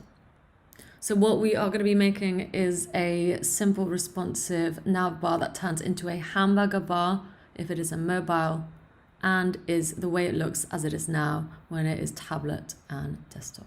Okay, so let's get to it. The first thing we need to do to build our hamburger responsive navbar is go into our index.html and find our navbar that we have built out. So it's this section up here. It's got a logo and our unordered list that is called NavBar. So in between them is where I'm actually going to put my hamburger button. So it is a button, so I need a button tag for this. And I'm just going to give it the class of hamburger. I'm also going to give it an ID of hamburger as well. Great. Now in here, it's going to be a lesson back to our font awesome icons. So I'm going to use an icon. So an icon tag. And I already have found a hamburger icon for us to use. So I'm just going to type it in here for us now. And hit refresh. So there it is. It's currently in a button. It doesn't look great, so let's style it up. So I'm going to do this right at the very bottom, even though we will be using this navbar. So I'm just going to cut that out. That's our current styling at the moment. Just going to put that here. Okay, so let's grab our hamburger by its class. And I'm just going to get rid of the border. So I'm going to give it a border of 0 and a background color because I don't like it being white at the moment. I want to make it transparent. So immediately that just looks a lot better. Let's perhaps move it down a bit so it's in line with the text. Margin, top, 20 pixels. It's a bit much maybe. Let's say 15 pixels. Okay, perfect. So our hamburger is there. However, we only want it to appear if it's in mobile, not when it's in tablet or desktop. So we can do that using the media query. So as a refresher, we use the media query here. I'm going to use the same logic just so everything's consistent. So what this means is that anything that we apply in here will essentially change any element. So for example, the hamburger element or the element with the class of hamburger, it will apply this styling to anything above 500 pixels in width. Okay, so we know we don't want to see the hamburger when it's above 500 pixels. So I'm simply going to put display none. Refresh. So now you will see a hamburger disappears when we go over 500 pixels. Great. Now we want the opposite for this, right? So as soon as we see the hamburger, we want the navbar to disappear. So I'm going to do this by actually, we need to make the navbar disappear up here. So I'm going to get this navbar, put that in here, and above this, I'm going to make navbar display none. Okay, so there we go. Under 500 pixels, above 500 pixels. Under 500 pixels, above 500 pixels. Great. That is because the styling that we have for anything above 500 pixels involves the burger deleting, burger disappearing, and the navbar having styling. and the opposite for when we're outside of this, so when we're in mobile form. We are designing mobile first, okay, so this is like the default, and anything above that needs specific styling. Yeah, so that is mobile first design is the most popular way of designing anything now, as we do view most of our sites on mobile. Okay, so now we have that done. Let's actually get to implementing some JavaScript to give our button some functionality. And by functionality, I mean I want there to be a drop down if I click on the hamburger icon. So let's do it. The first thing that we need to do, if we remember from our JavaScript lesson, is actually create a JavaScript file. So just as before, I'm going to create a directory called source, which is going to store our index.js file. So let's add a file called index.js. If you've done it correctly, you will see a JavaScript icon show up. This is because we are using the JavaScript extension. We are telling our IDE that we want to be working with JavaScript. I'm actually also going to put my styles CSS file in here, which is going to break everything for now. So we need to actually fix that. So we need to go in here, and instead of linking to our styles CSS, I'm going to link to the source styles CSS. And I'm also going to have to link our index.js file. So I'm going to do this at the bottom of my file. I need to do it after any or all the HTML tags. I need to put the script tag last. So I'm just going to put the script tag like this. And as the source, I'm going to give the path to the index.js file. So because we're on the root of our project, we need to go into the source file and get the index.js file. So that is now done. Once again, if you do remember from our introduction to JavaScript, so the very first lessons of our JavaScript section, I don't have to use the script tag at the bottom. I can also put it in the header. Okay, so that is an option too. However, if we do put in the header, we need to have an event listener for this file. So I haven't done it for here, but I do it in a few tutorials. So please go check out some of my game tutorials where I do that. So just be aware that there's two ways of linking your JavaScript file. Okay, now the first thing I want to do is actually grab our hamburger so we can work with it. So for this, I would use document. I'm going to use getElementById because our hamburger here does have an ID. So I'm going to use that. So I'm just going to pass through the name of the ID. And of course, we need to store it as something. So let's store it as hamburger button. So there we go. We've got a hamburger button. That's great. The next thing we also need to grab is the nav unordered list itself. So I'm going to go const nav and then document once again. And then let's go back here. Does it have an ID? Has a class. But I'd rather just give it an ID. We don't have to, but I think I want to show you that you can have classes and IDs, so I'm going to do it. And I'm just going to put nav list because it's an unordered list. So let's go back here. Let's store nav list document, get element by ID, and then nav list. Okay, so we have those two things picked out. The next thing I want to do, well, what do you think we need to do? Apart from save this file. The next thing we need to do is actually add an event listener to the button itself. So if you remember, I would get the hamburger button and use addEventListener. And we're going to be listing out for a click. So once again, I did not make this up. This is one of the options that we can pass through into an event listener. And once we click it, well, we want something to happen. We want to toggle the button. So that is a function that we have not yet written.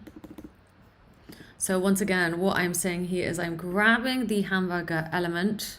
I'm then using a JavaScript method of addEventListener to listen out for any clicks, for any time we click the hamburger element itself, so just here. And if we do click it, well, I want to toggle the button. So let's actually write that toggle button function now. Let's open up our parentheses, and there we go. So now we need to actually grab the nav list itself and then use a JavaScript property of class list. So I did not make this up. I'm essentially going into my style sheet, okay, and I'm going to search for a class, which at the moment doesn't exist. I'm going to toggle. Once again, I did not make this up. This is a method that will act on the class that we find. I'm going to toggle the show class. So yeah, we have not written it. That's why we're getting a lot of red here. We need to actually write it. And I want to attach it to the NavBar. So I'm going to get the NavBar and show. And instead of having display none, I'm just going to put display flex. Okay, so now if we refresh and we click the button, there we go. We are seeing our navbar show up. It hasn't been styled yet, so don't worry, but let's just make sure that works. So nothing on desktop, nothing on tablet. We are on mobile, and then it's click. So we're literally toggling the show class to be on, off, display flex, display none, display flex, display none. Okay, now let's get to styling this a little bit more. So once again, I'm actually going to, let's make sure to get rid of the outline. So hamburger, focus, outline, none.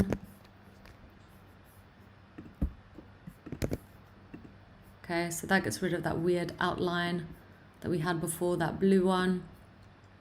Now let's make sure that these display stacked.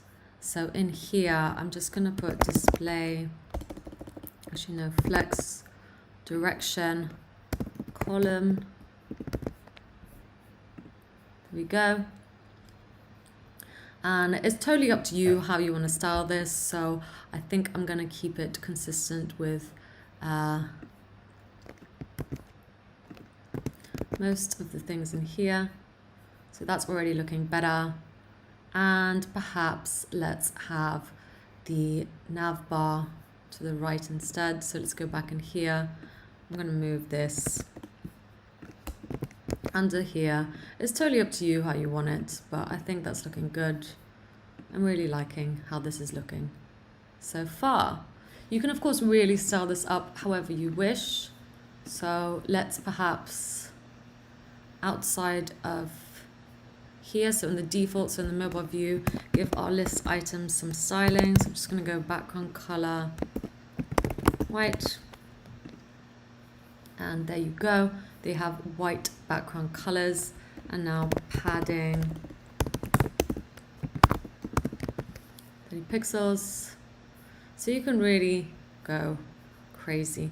I'm going to say that I want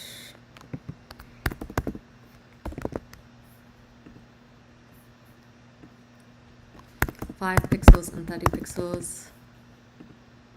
Okay, so like that.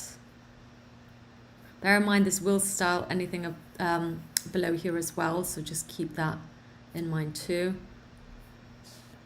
Or you can simply go into the navbar like so. And this will mean that only the list items in the element with navbar will be styled in a certain way. So all of these list items, because they're in the unordered list with the class of navbar, are going to be styled to have a background color white. So you will see these are ineffective because they are not in the navbar, even though they are list items. So that's a cool tip for you. Let's also give them maybe a border radius. Border radius 4 pixels and a margin of 0 pixels. Actually, maybe margin of 5 pixels. So there you go. Styling really is a lot of fun. You can really spend loads of hours on this. Let's just check it's working for here and that styling is not applied. It has been applied. That is because we need to once again go in here.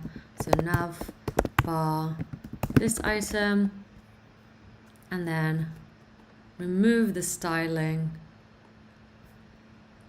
Or we can just take the styling from up here that was our default.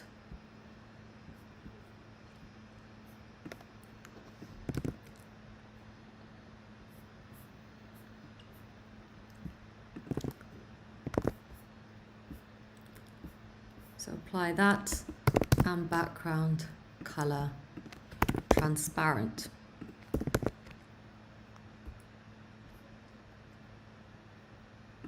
Just move 0 pixels. Padding 0.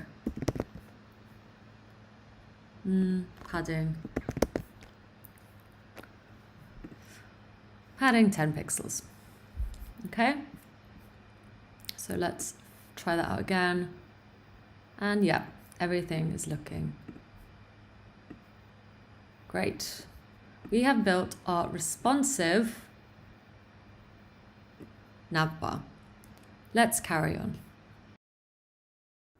Next up, I want to talk to you about the JavaScript date object. The JavaScript date object represents a single moment in time in a platform-independent format. Date objects contain a number that essentially represents milliseconds since the 1st of January 1970 UTC. But enough talk, I'm just going to show you how it works first, because I think it's better to show it visually. So first off, I'm actually just going to use it as I would use it normally. So there we go, and console log. I'm just going to talk you through this. So what I am using here is the constructor. So I'm creating a new date object. So I did not make this up. This is a constructor, and it is how we essentially get today's date, but not just today's date. I've stored it as today so I can show you. We get all of this. So currently it is Wednesday. It is indeed 2 p.m. here over in London. So we are Greenwich Mean Time. That is the simplest way of showing you date. It's pretty cool. It'll work wherever you are, and you can use it to get today's date. Now, there are plenty of other things that we can do. So for example, I can also get the day, const day. I can get today and use get. Actually, let's get the date first. So date, console log date. This will give me the date. So as in today is the 6th of the month. I can also get the day. So once again, I would use today and get day, which will give me the day of the week. So let's go ahead and console log day. And that will give me 3 because it's a Wednesday. So we do get them in integer values because you never know what language someone is speaking. We can also get the full year. So full year. And I would just simply get today again and full year. Such as that. We need to get it. Get full year. So let's console log full year. And we get the year 2021. There's so many we can use as well. I'm just going to show you one more, which is hours. And once again, I would use today, so what we've stored as new date, and get hours. And console log hours to get the hours. So today, at the moment it is 2 p.m. So essentially what we're working off is this, okay? That's what we're using. It's absolutely great. I love using this. It is very useful for so many reasons. For example, we can use it to find out how much time we have until a specific time. So like a countdown. So that is what I'm going to show you now. Actually, one more I'm going to show you because it is useful as well is the ISO string. So ISO string date. And I would also get today and to ISO string, because this is quite a popular one to use for programmers to really sort of standardize how we deal with dates. And there you go, you get it as sort of like a numeric and alphanumeric value. So that is a really useful one to know too. I use it for when I work with APIs, for example, to give something a timestamp. Okay, so let's actually do this. So say we want to build a countdown. We want a countdown to next Christmas.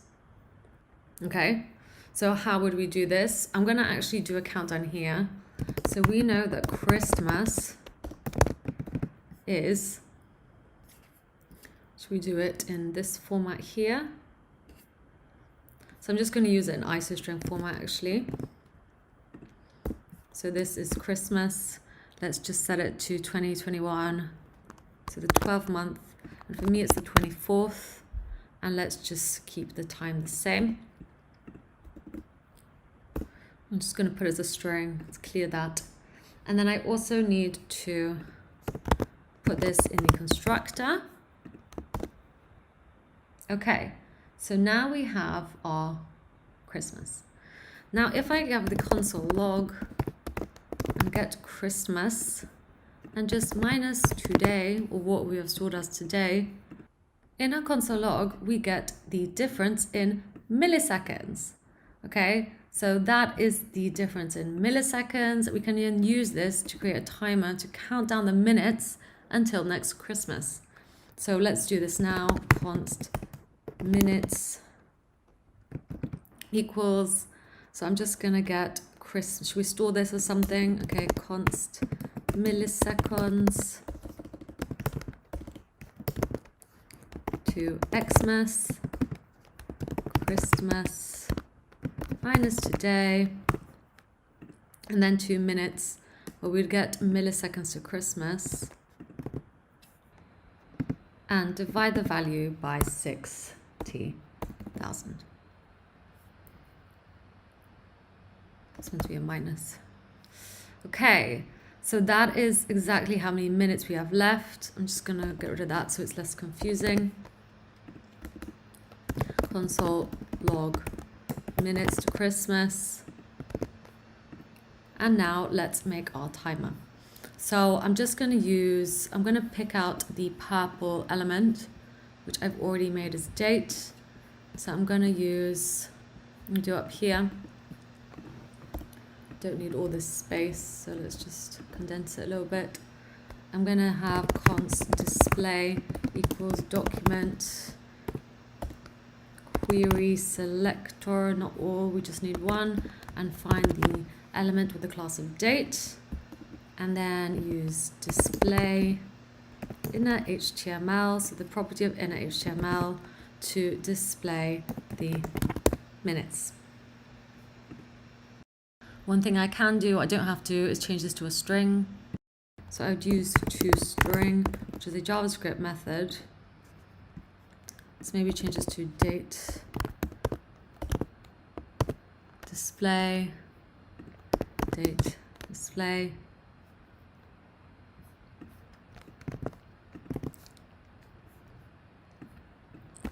I'm not sure what's happening here. It's very strange. Date display inner HTML. String text content. We're looking for the date class. That's my fault. Okay, so let's put the minutes back in. Okay, great. So we have our minutes there. Let's change. We don't need to do this as a string then, but we do get a very long number. So let's actually break it down. I just want it to be in minutes. So once again, let's use what we've done before. Math round this time. I'm just going to round it to the nearest minute. Let's go in here. I'm just going to make the color of the font white and font size 70 pixels. Text, align, center. Oops. So there we have it. That is exactly how many minutes we have until Christmas. Great. So that is why I like the date. If you check on this tomorrow, it will obviously change. If we wait a minute as well, this will go down. That's exactly why the new date is so cool. So there you go, you've seen it change. Okay, great. I think this was really useful. I hope you enjoyed it. I really like working with the date. So yeah, hope you learned a lot, and I'll see you on the next lesson. Okay, so we've come to the part about the course where I want to talk to you about timers. There are 3 timers that I want to focus on, and I'm pretty excited. They are really useful. Let's get to it. First up, we're going to talk about the setTimeout. The setTimeout method essentially calls a function or evaluates an expression after a specified number of milliseconds has passed. What I mean by this is this. We use the setTimeout. In this syntax, we essentially pass through a function and then the amount of milliseconds that we need to pass or we want to pass in order to execute that function. So that is the syntax. Please keep that in mind. We're going to use it in order to display some text in our speech bubble after 3 seconds. So what do we need for this? Well, we need to know what 3 seconds is.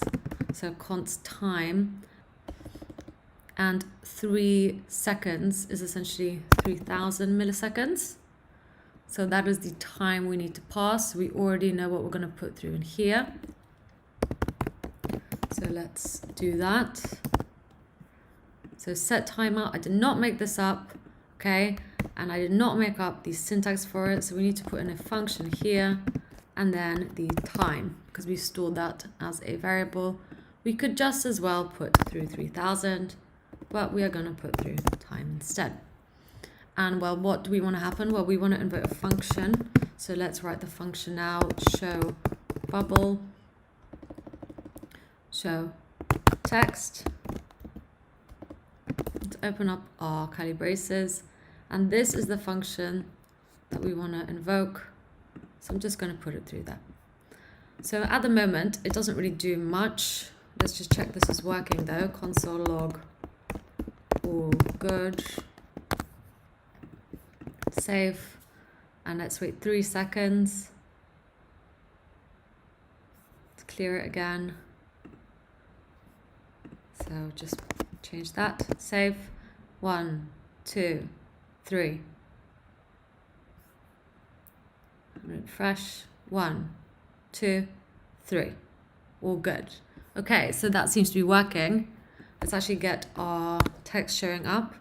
So for this, once again, I need to grab, so I'm going to grab the bubble.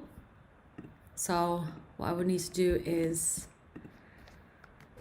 get document. So I'm not making this up. Use querySelector to search for the class. So dot for class of bubble. And let's save this as speech bubble. So that is essentially our speech bubble now.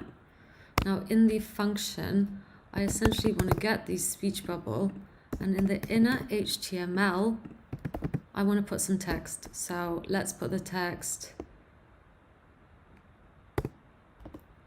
hey dude, and save.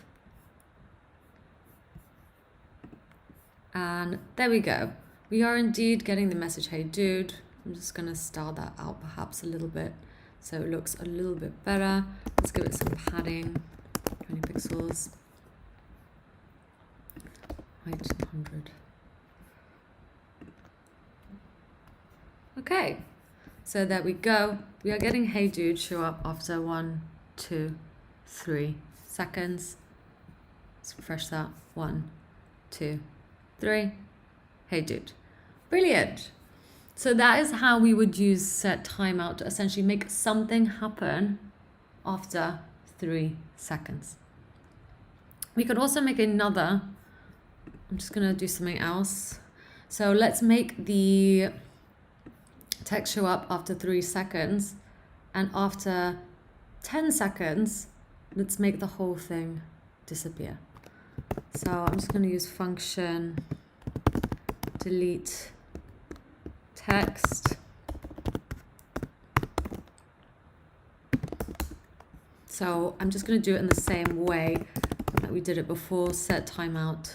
So we pass through a function. So I'm going to pass through delete text and the time that we want this to disappear after. So I could just put 10,000 milliseconds. So is that 10,000? 10,000 milliseconds.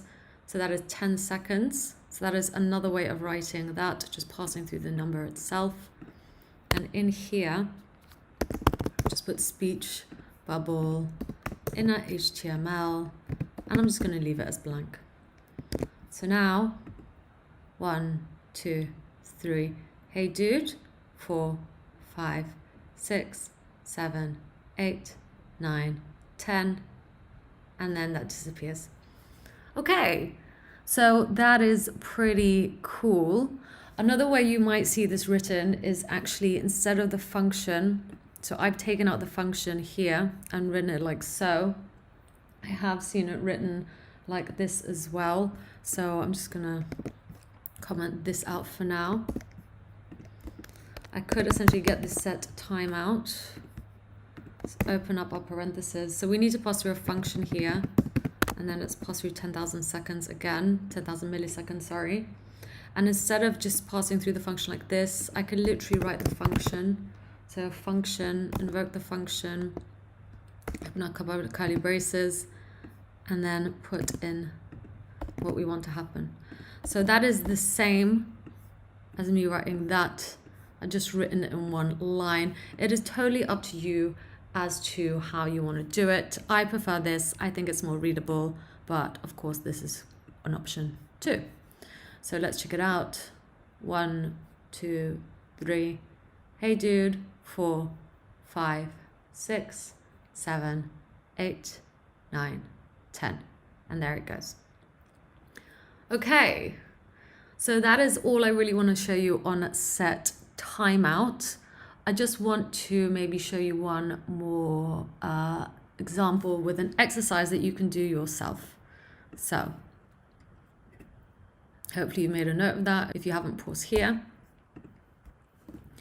I want you to use the setTimeout to get rid of the whole bubble after 5 seconds. Have a think about how you would do this. If you don't know or just want to see me show you the answer, that's fine. I'm going to pause here for those of you who want to have a go at doing this anyway. So I'll see you in a bit. So have a go at doing this yourself. Build out the HTML and CSS you need for it to work. You can simply just build out your own. We are just testing if the JavaScript that we wrote works. Okay, so the way I would do this is, once again, let's get our setTimeout. We know that we want to pass through a function after 5 seconds, so 5,000 milliseconds. But what is the function? Right, well, I would get a function and let's call it delete bubble. And then let's open up our curly braces. And then this time, well, I would still need to go in. So I'm still going to go into our document and use querySelector to find the div, or is it a div? Yeah, div with the class of bubble. So I'm just going to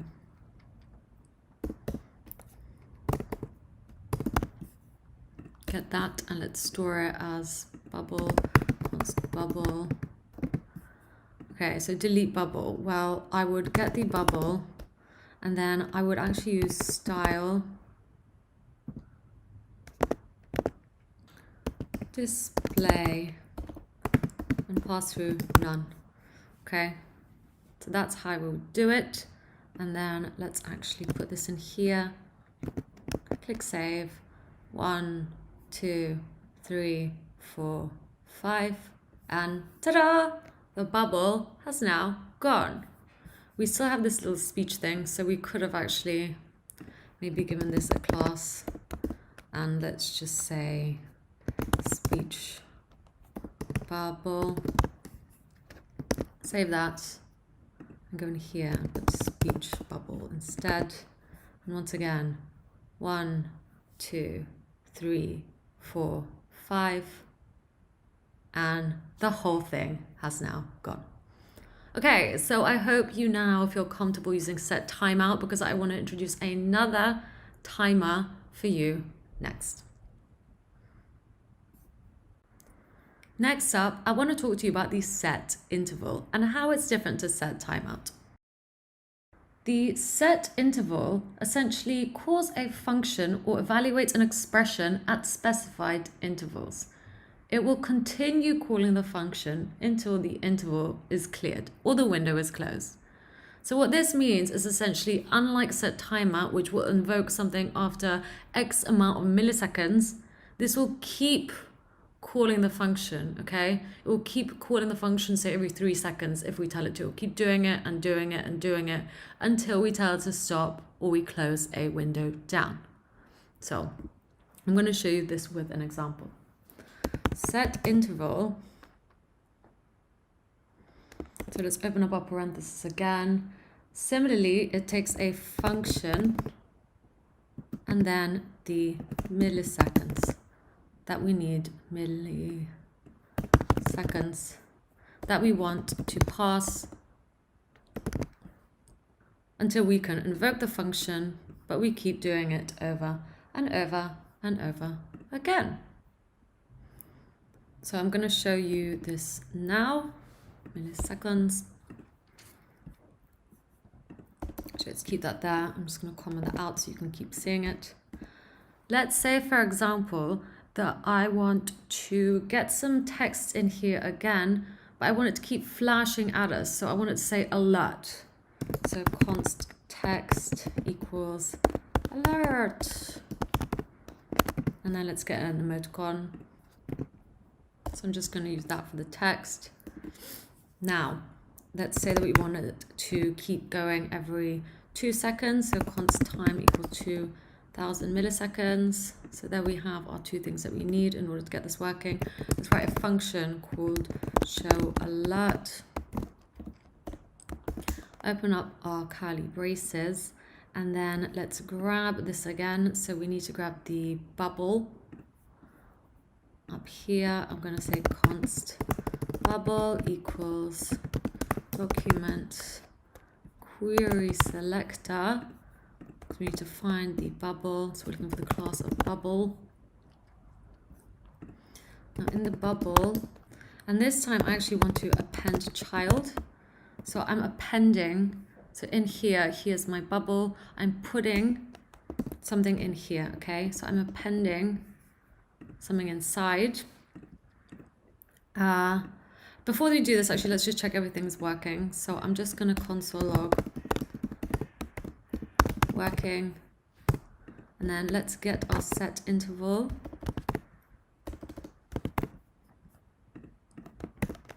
And then we need to pass through the function, so show alert and the time, so 2000 milliseconds, and save. And you will see here in the console log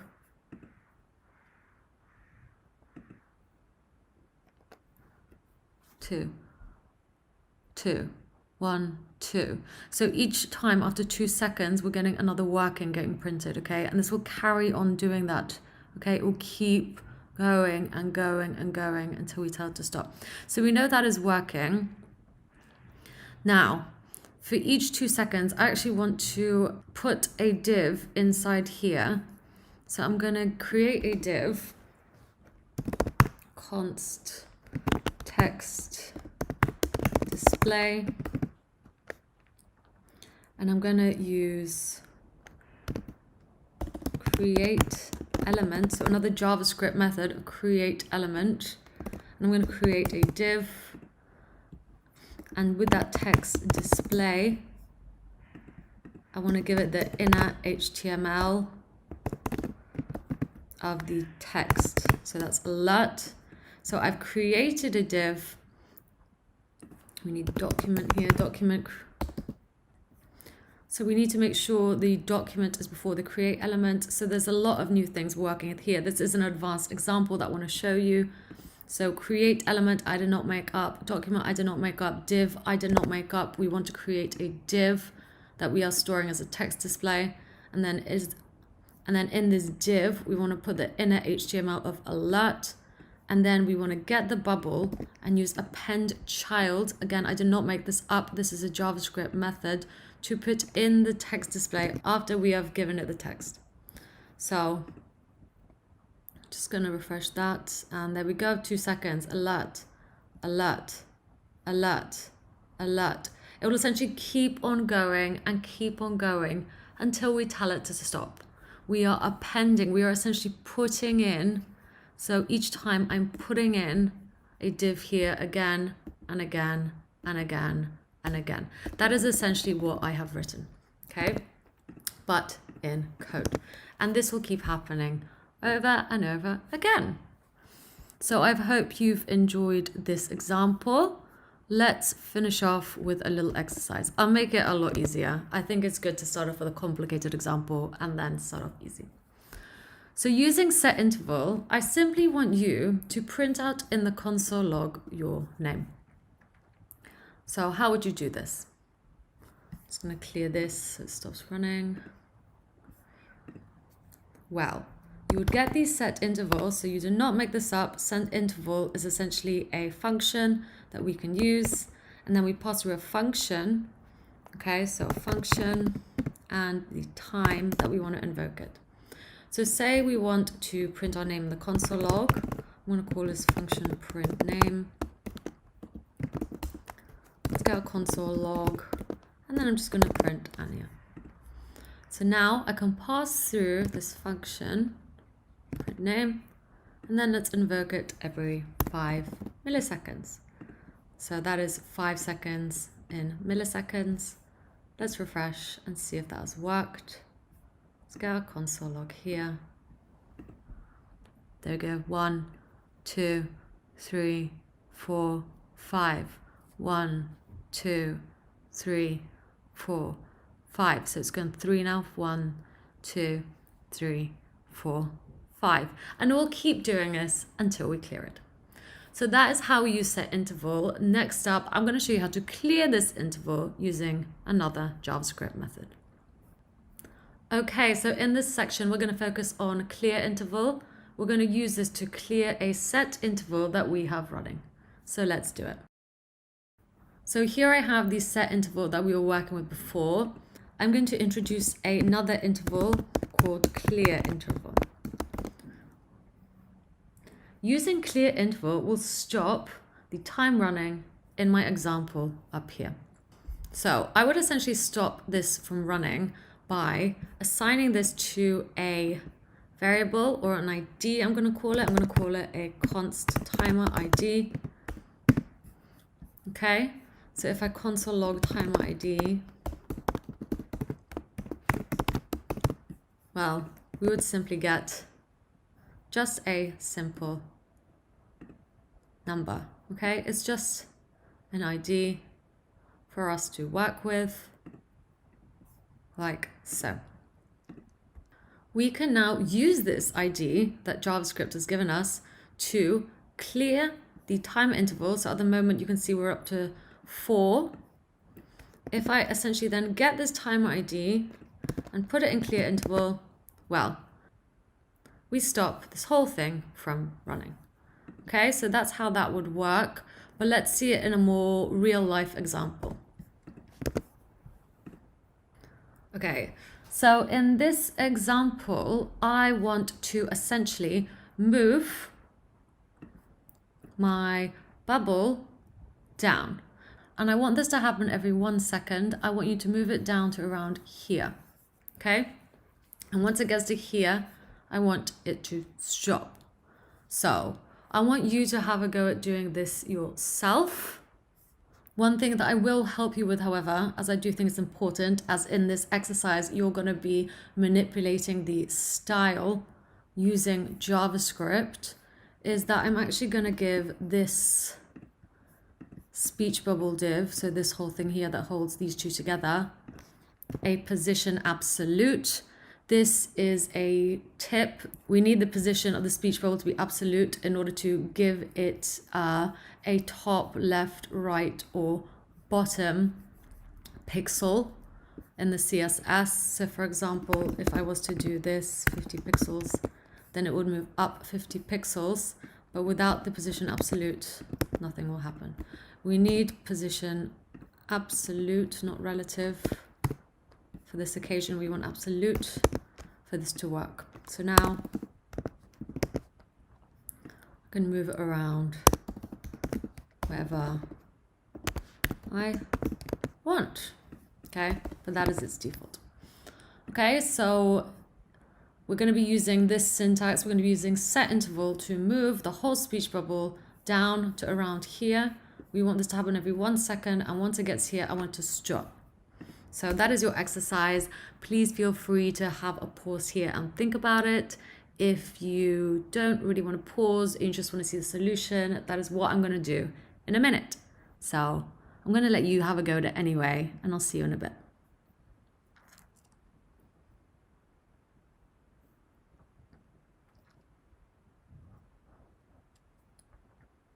Okay, so the way I would do this is like this. I would of course get the setInterval, and we need to pass through a function and the milliseconds. So we already know we want it to happen every 1 second. So I've gone ahead and put 1000 milliseconds, and let's write a function called moveBubble. Okay, so we know that's going to be the function. I'm just going to put it in here. Now in our function, what do we want to happen? Well, as long as the height, let's say, okay, so let's get a height here. Let height, I'm going to start off with 0, and then I'm going to actually pick out this so I can use it. So document querySelector. Once again, I'm not making this up. These is a JavaScript method that will allow us to look in here and pick out the div with the class of speech bubble so we can use it in our JavaScript. So class.forClass, and let's store this as something so we can use it in here. I'm going to call it a speech bubble. So now if I got the speech bubble and use style, so by using style, I'm essentially saying I want to get the style of the speech bubble. I want to get this. I want to give it a top, and let's say 100 pixels. So this needs to be on a string actually. So there you go. See, I can move it around now from my JavaScript. So I'm also going to use the height to do this. So instead of 100 here, I'm just going to put height plus 100 pixels. So at the moment it's 0, it's up there. Cool. Let's maybe put it back where it was, like 100. Now, I want to increase this height every 1 second. So I would do this by essentially getting the height and using the assignment operator to add, I don't know, 50 pixels to it each time. And then each time that happens, I want to assign it to the speech bubble. So I'm assigning the new height to it. Oh, and it's already going. See, there you go. Woo! However, it's not stopping. So let's fix that. If height deeply equals, say, I don't know, 300, then we want to clear the interval. And we clear the interval by typing through, or passing through an ID.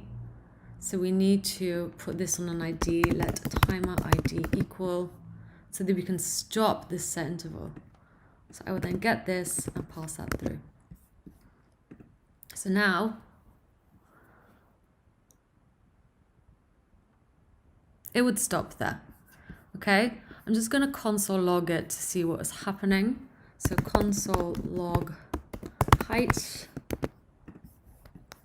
150, 200, 250, 300. And because height deeply equals 300, we cleared the timer ID and this has all stopped. I could also make this, you know, when height is bigger than 300, if you're not sure if it's going to be a specific amount, that will essentially work too. So when the height is bigger than 300, that will stop. Okay, obviously it stopped in a different location because we managed to get to 350. You can do bigger than or equal than, and that will be the same response. It will stop in the same place. Great, so that is a more complicated, a more real world example of how to use setInterval. It is one that I use in my games. I use it in Doodle Jump and Flappy Bird. So if you want to check those out, please do. Now would be the perfect time to do so. Okay, that's it for timing events. I will see you in the next lesson. We have got to that stage in the course where I'm going to talk to you about classes in JavaScript. This part is a bit more advanced, so I'm really excited that you got to this part. There's a lot of learning to do, so let's get to it. In JavaScript and in many other programming languages, classes are the template for creating objects. I actually like to think of classes as special functions. Okay, so I know that doesn't mean a lot to you now, but just as you can define function expressions and function declarations, the class syntax actually has two components: class expressions and class declarations. As a beginner, this is a lot, so I'm gonna break it down for you now. So one way to define a class is using the class declaration. To declare a class, you simply need to put the class keyword with the name of the class after it. So I'm going to put, for example, rectangle. Okay, and then we need to get a constructor, because this is how we're going to construct our rectangle. We're going to have a height and a width. Okay, so this is the syntax we're going to use. We're going to introduce this word. This height equals height, and this width equals width. So you don't know yet, but we've essentially made a sort of template. Whatever we pass through into the class, so for example, if I want to make a new rectangle, as rectangles come in many widths and many heights, I would simply use new rectangle and pass through a height. So let's put 300 and a width of 100. So let's have a look at this. We are making a new rectangle, and essentially thanks to this, I know that this is the height and this is the width of the rectangle, because we're getting this 300 that's passing through, it's going into our constructor, and then it's going here, and we are assigning it to this height. So this whole class's height, and the same for width. So we're getting this value, doing width. This is now assigned to the rectangle width, the rectangle's width. Okay, so console. Let's store this as something. Const new rectangle. So if I console log new rectangle, I get, ta-da! So I get a new rectangle. Based on what we wrote this, based on this template, I have a new rectangle. So now if I go rectangle height, I get 300. And if I go rectangle width, I get 100. So it's a template. In fact, I think the easiest way for us to really get to grips with this is to just do it over and over again. So one example where I use this is Pac-Man. I essentially make a class and I call it a ghost class because I use it in order to make my 4 ghosts. So here we have our ghost, and then I use a constructor, and in it I pass through a name, a speed of the ghost because each of my ghosts travel at different speeds in my game, and then a color of the ghost as well, and then a starting point of where I want each ghost to start at the very beginning of my game. And for this, so I know I have a name, so this name equals name, because whatever I pass into the constructor, and then need to assign to this ghost's name. Okay, this speed equals speed, this color equals color, and this starting point equals starting point. Okay, so if I just console log the class of ghost, nothing is gonna happen. I just get essentially what we have written, so very boring. Now, say I want blinky, const blinky, or actually maybe say const, no, okay, fine, let's go blinky. And then I create a new ghost. So I'm using my class, I'm using the constructor, so I need to pass through these things. Blinky is gonna have a name of blinky, and then a color of blue. I think he's blue, can't really remember. Blue. He's also, oh wait, we missed speed, so it's important to keep these in the right order, otherwise different things will be assigned to different things and it will be wrong. He moves at a speed of 300 milliseconds, and then its starting point on a random board is going to be position 4 in an array. Okay, so now const blinky inky. Once again, I would have to get a new ghost and pass through inky. So we use the name. We can also call this a class name, as that's what I used it for in my game. So then class name, so that we can use it to essentially assign class names in the game. And whatever inky was, that would be the color of the square where it's in. And then let's give him a speed of 250 milliseconds. So he travels at 250 milliseconds. Which is faster than blinky. And then gave him a color of, actually this one's blue, isn't it? And then he'll start position 10, and the same for the other two. So blinky, inky, pinky, and Clyde.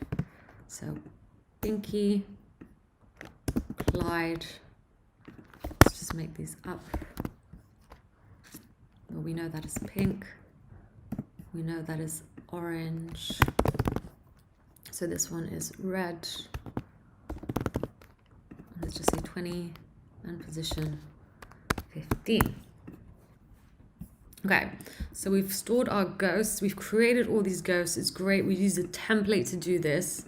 So now if I console log, if I want to find out what is Blinky's speed, I get 300, because that is indeed Blinky's speed. If I want to find out Clyde's starting point, I get 15, and that is indeed correct. So that is how I used classes in my Pac-Man game. It was super useful. If you do want to take a moment to try our project with all you learned so far, now is the perfect time. After learning classes, you are all set to go and try learn Pac-Man. So I really suggest you do Pac-Man at this moment in time. I hope you enjoy it, or if you'd rather just carry on learning, please carry on watching this tutorial. See you in the next lesson. Well done, everyone. You have just completed your lesson on classes. As promised, I've provided you with an external project, and that is my Pac-Man game. In this game of Pac-Man, you will learn how to use classes by building out ghosts and using each ghost's properties in order to move them at different speeds, start them off at different positions, asking class names, and much more. If you would like to try this project, please click the YouTube card right here. Otherwise, let's carry on. The choice is totally up to you. You can save this project and come back to it if you wish as well. Okay, so in this next section, we're going to focus on keys or keyboard events. What I mean by this is we're going to link up the keys on our keyboard in order to move things in our browser. So let's do it. So I think the best way to show you this section is just by doing. So let's get straight to it. Here we have our body in our CSS file. I also just have a simple index.html file with nothing much in it apart from our body. And then our index.js file. Let's just make sure to save all of these. So the first thing I'm going to do is actually just make a circle in here because it's the circle that we're going to move when we press a key on our keyboard. So I'm just going to give it a width of 100 pixels, height of 100 pixels, border radius 50 pixels, and background color. Let's go blue-violet. Now let's actually put it in. So I'm going to just put it in here above the script tag as a div with the class of circle. So class circle, and there we go. Now, the first thing I want to do is actually pick out the element so that we can communicate with it. So let's go ahead and do that now. Const circle equals document query. Hopefully you are used to using these by now. querySelector. I'm going to pick out the class of circle. Now I am going to write a function that essentially, if I press the arrow to the left, I'm going to move my circle a little bit to the left, let's say 50 pixels to the left, by grabbing it and manipulating its style from the JavaScript file. If I press the arrow right, it's going to go right. If I press the arrow up, it's going to go up. And if I press the arrow down, well, you guessed it, it's going to go down. So I'm going to write a function for this. I'm going to call the function control. Now through it, I need to pass an E for event. Okay, so I can either pass through the word event or E, that is totally up to us. And then if event key deeply equals, and then let's say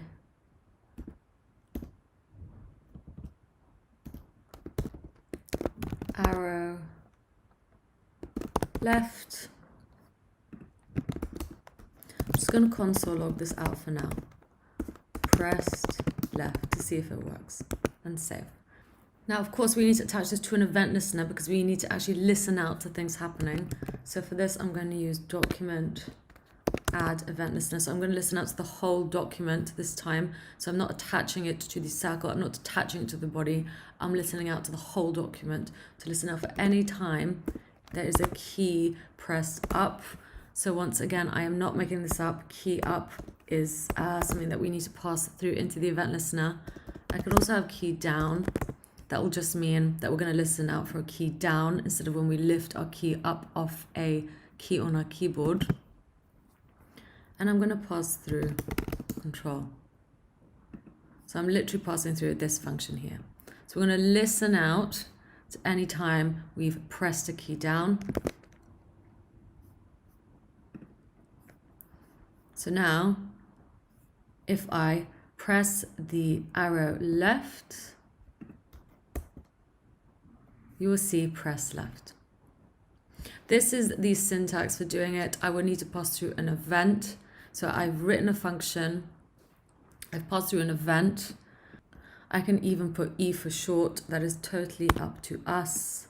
And if the key that I pressed deeply equals arrow left, well, we know that we have pressed the left arrow on our keyboard. Okay?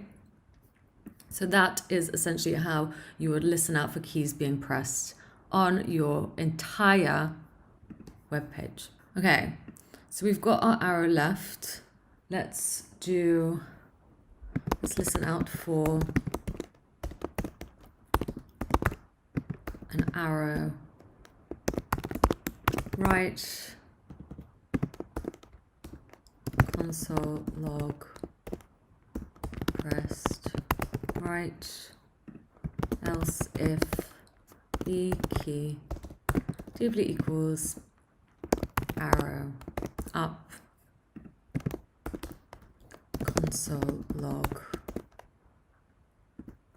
pressed up, else if arrow down, E key deeply equals arrow down,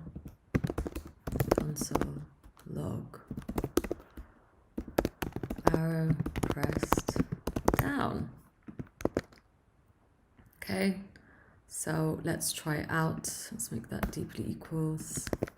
Hit refresh and just try pressing the arrows to see if you get each one. So up, down, left, and right. Perfect. Now I do want to mention one thing, and that is the E key code. So this is one way of writing it. I can also be very specific and have different keys. So I can have the A key. So let's refresh that. And if I press the A key this time, well, then I would get the press left. So I can do anything I want really. Just make sure to get the spelling right on these. Before this, before the E key, there was something called E key code, in which you would have to actually get the key code for the keys on your keyboard. This would involve researching what key has which code.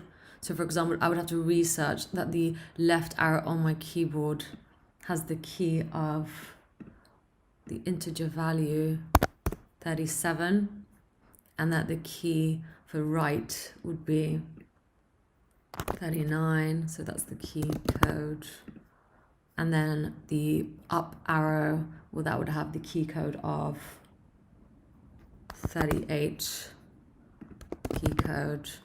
And then the arrow down would have the 40 integer key code. So once again, if I was to try this out on my keyboard,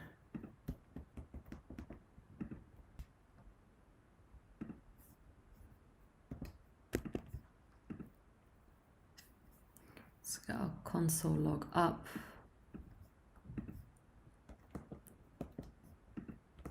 You will see everything works exactly the same. However, this approach is nearing depreciation, so we are moving on with this. You might see it in a lot of exercises. I know I've used it in the past for some of my projects, so just be aware that this is now being replaced by E key and then the string of arrow left. Okay, so it's just something for you to know. I'm just going to switch these back to the way they were. So E key deeply equals arrow right, and E key, not key code, deeply equals arrow up. And the last one, E key deeply equals arrow down. So let's just show that again to see if that works. Console, press right, press up, press left, press down. Perfect. One thing you can also do is make this a switch case. So I'm going to talk a little bit about switch cases now. So here we've got the whole function written as an if statement. However, I'm just going to comment that out for now because we're going to talk about the switch. The switch statement evaluates an expression matching the expression's value to a case clause and executes statements associated with that case. What I mean by this is this. So we've just written our control function with an if statement. However, I can also use a switch statement, which might be a little bit neater for this example, and we can definitely use it. So a switch case would look like this. I would use the word switch to let our JavaScript know that we are going to be writing a switch case. I will then pass through the common denominator of all these if statements. So that is the E key. And because the E key equals something each time, we are ready to do a switch case for this. So if the E key deeply equals, let's write a case of arrow left. But then we want a console pressed left and break out of this. Okay, we don't want anything else to happen. Now let's do the same for case arrow right. So this is just the same. I'm literally rewriting all of this with a switch case. It's the same. We are getting our E key and we are checking if it equals arrow left. And if it doesn't, we are moving on to the next case. So arrow right. And then we want to console log pressed right. And again, then break out of this. Next up, we have the arrow up.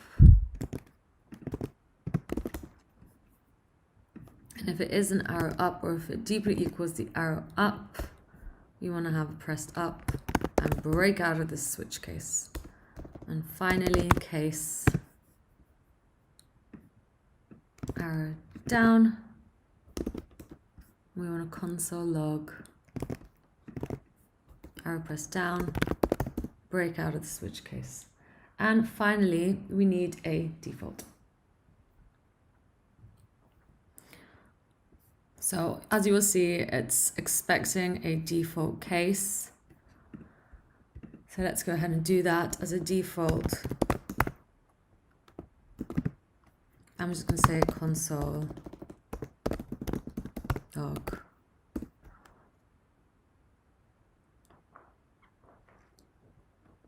key not recognized. Okay, so let's try that now. Let's get our console log up, refresh. Let's press the left key, right key, up key, down key. Now let's press a random key and key not recognized. So great, we have now written our if statement with a switch case, which I think looks a lot neater. Okay, so I'm just going to get rid of this for now. If you want to make a note of that, please do. Otherwise, let's carry on. So we have our console log saying the right thing. That's great. However, we're still not moving the circle anywhere. So let's go ahead and do that now. Well, I would grab the circle. And first off, let's actually give our circle a position of absolute. Okay, this is so we can know where it is on our screen at all times. So that is its default position. I'm also going to just comment this out for now so we know what the actual default position is of our circle, and it's right there. So now if I gave it a left 50 pixels, I would move the circle right by essentially giving it some left spacing right here. I can also do top 50 pixels, and the same will happen. So let's get rid of that for now, and let's get to doing that in our JavaScript. So I would grab the circle, and once again, I'm going to need like a Y and an X axis. So I'm going to say let X axis equal, maybe let's just do a camel case, as X axis equal 0. And if circle is pressed left, so I'm pressing the left button, I need to give it some right padding. But because we're here, maybe let's start off with the circle right. So I'd grab the circle, use style, and then to go right, so I'm pressing the right button, I will need to add left spacing to it.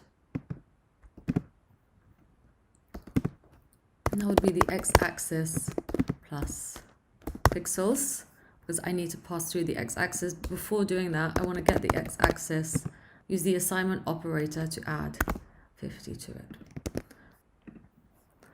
So let's check that out. Let's click our right button, and there we go.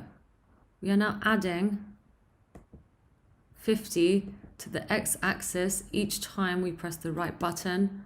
So let's console log what that looks like. Console log x-axis. Refresh that. This can be quite temperamental. 50, 100, 150, 200, and so on, and so on, and so on. So that is looking good. Now let's do the left, arrow left. So once again, I would get the axis, and this time I'm going to use the minus equals operator to take away 50 pixels. And once again, assign whatever x-axis is to the left of our circle. Okay? So, refresh,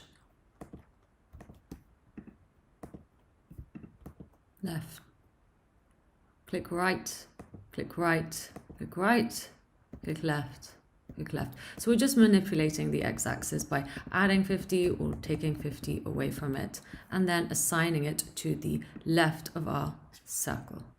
Okay? That's all we are doing. Let's do the same for arrow up and arrow down now. So for this, we need a y-axis. Let y-axis equal 0. And then y-axis. If we're going up, well, we need to manipulate the top. So let's start with arrow down.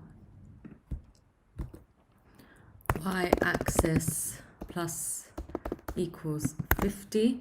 And I'm going to get the circle and use style to add a top. And x-axis plus pixels. I'm adding to the top of mine. So if I press down, I want to add 50 to the top of my circle. And here, let's just check that out to see if that's worked. Down, down, down. And now here I would minus 50 to keep taking away from the y-axis. And get the circle and use style top again to assign the new y-axis plus the string pixel. So now we should be able to move anywhere. Oops, y-axis, circle, style top, y-axis. That's strange. Let's just copy that. I don't know what's happened there. Fresh, go left, down, go up, and there we go. Okay, so we can now move anywhere using our arrows. And if we press another key, well, we get key not recognized. Okay, brilliant. I hope that was useful for you. Let me try to get that whole function in for you. There we go. If you want to make note of that, that is how I would move around an element on a screen. Don't forget to add the event listener and of course store the values for X and Y. Okay.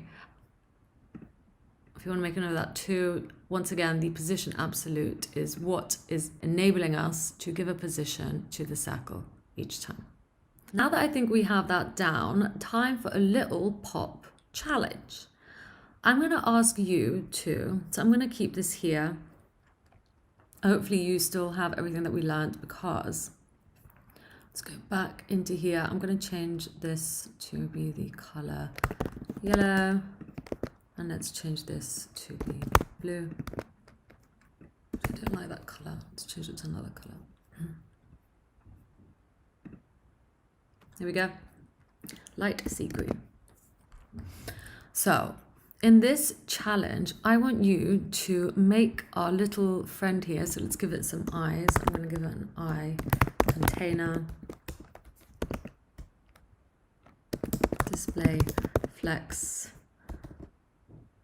And then an eye, which is just going to be basically a black circle. So let's do that now. 20 pixels. Right. 20 pixels. Border radius.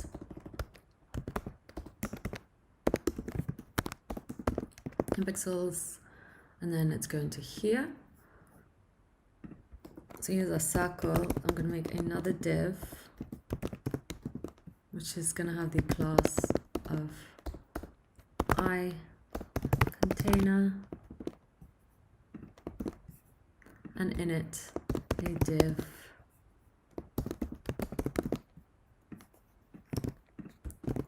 with one eye and another eye. Background color black.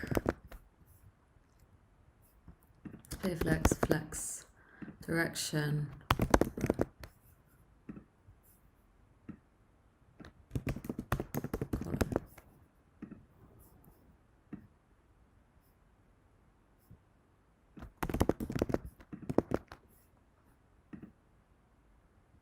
iContainer. Okay, and then let's actually give these some margin.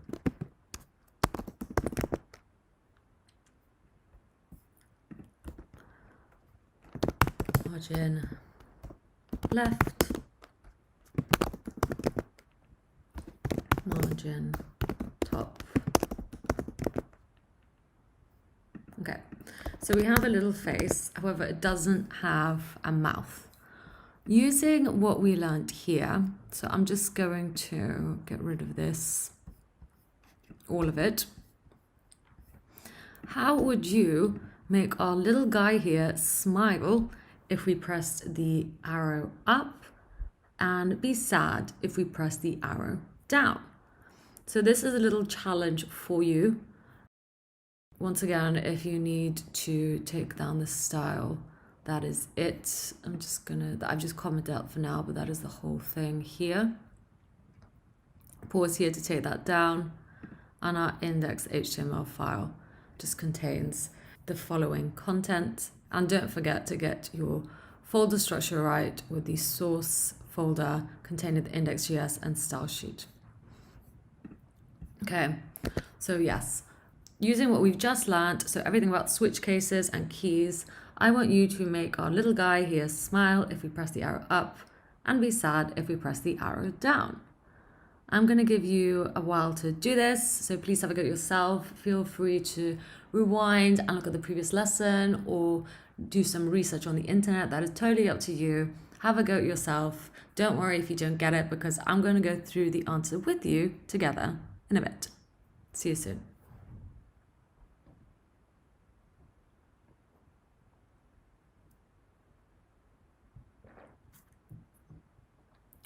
Okay, so the first thing that I would do is actually style the face itself. So let's go ahead and make a mouth.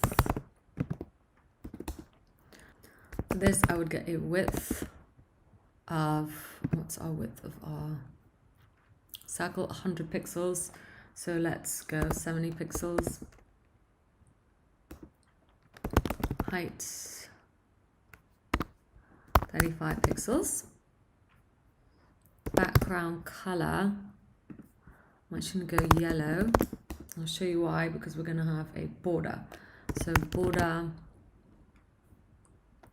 top left radius, I'm going to have as 80 pixels, and I'll show you why it will all make sense in a bit. Border, just copy this, border top, right radius, 80 pixels, and the border itself is going to be 10 pixels, solid, and black in color. And so if I save that now, let's actually give a mouth here. So I, and under the I container, I'm just going to put my mouth. So div with the class of mouth. Okay, so there we go. It's very big. I'm just going to get rid of the border bottom though. Border bottom equals 0 pixels. It is a very large mouth. Let's make it smaller.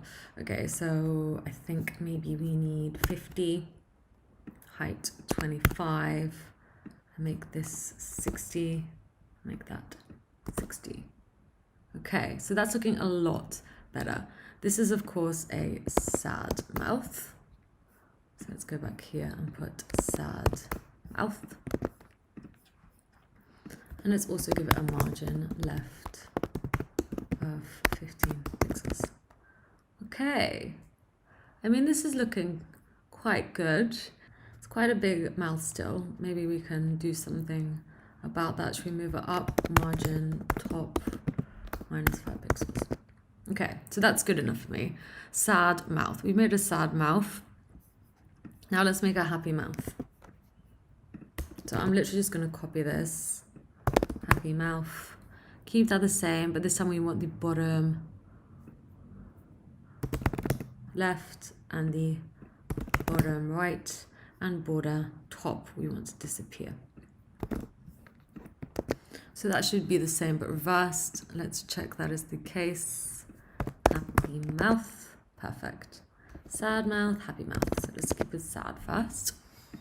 Now, let's get to writing a function just like we did before that will control what we press.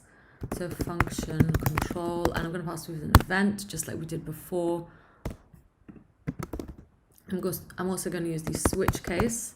So I'm going to switch out the E key and open up our curly braces. And for case, well, this time we're just going to have arrow up. I'm going to console log pressed up to make sure it's working and break out of this.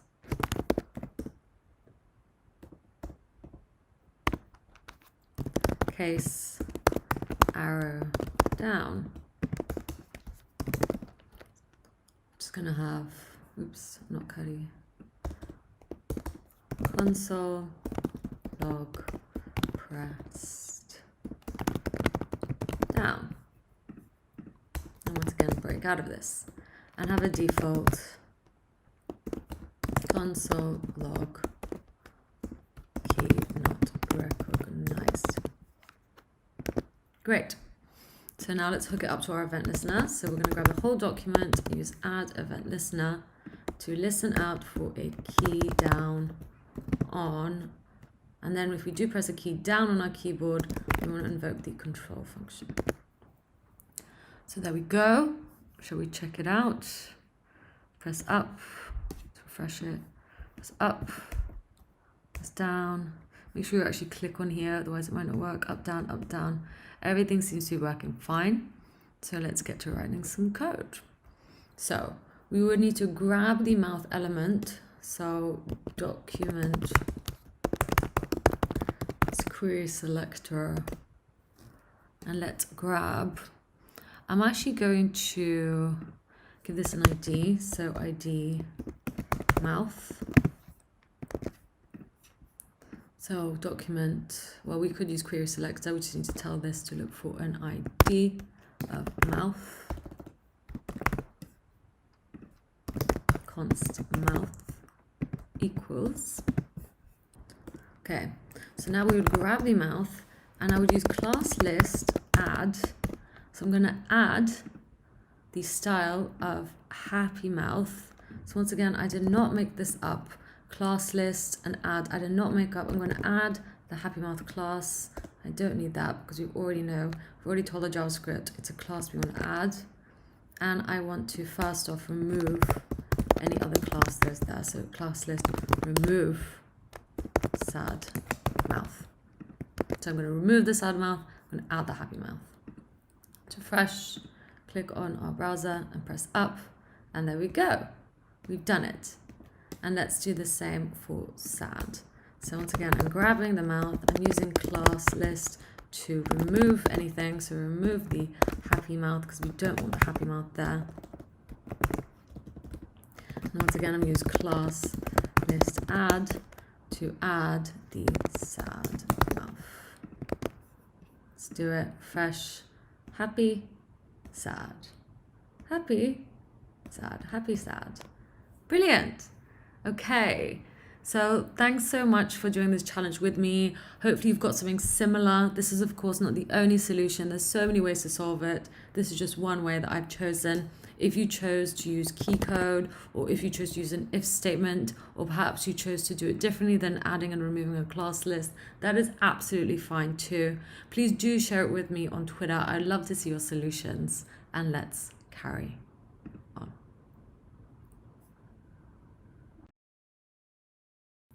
Okay, next up, I'm going to talk to you about sort.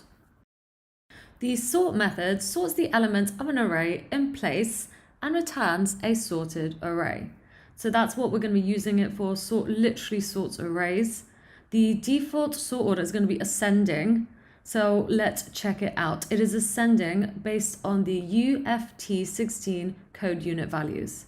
What I mean by this is that it's going to sort it alphabetically. So I'm just going to create a const for us. let's have const, I don't know, planets. And then I'm just going to put a few in, Mars,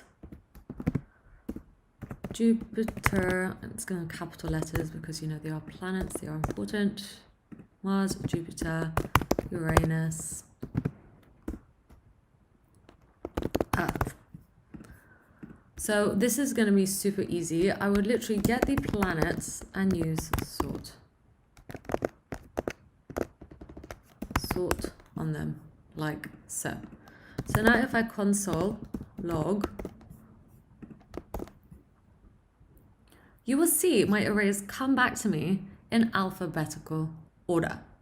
So that is pretty cool. We can also use sort on numbers. So it works on strings and it also works on numbers. Let's do it with some ages.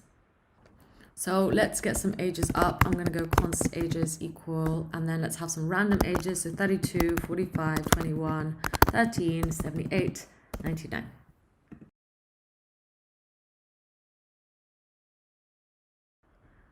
And there we have it. I have now sorted my array of numbers. So that's it for sort. Let's carry on. Okay, now that we have done the sort JavaScript method, I think it's the perfect time to talk a little bit about algorithms. If you're interested to learn a little bit more about algorithms and computer science, I have the perfect YouTube playlist for you. Please go ahead and click on the card right here to view some of these videos. Otherwise, let's carry on. In this next section, we're going to look at the includes JavaScript method. The includes JavaScript method determines whether an array includes a certain value amongst its entries, returning true or false as appropriate. So again, I'm just going to use an array for this. So I'm going to make an array of books,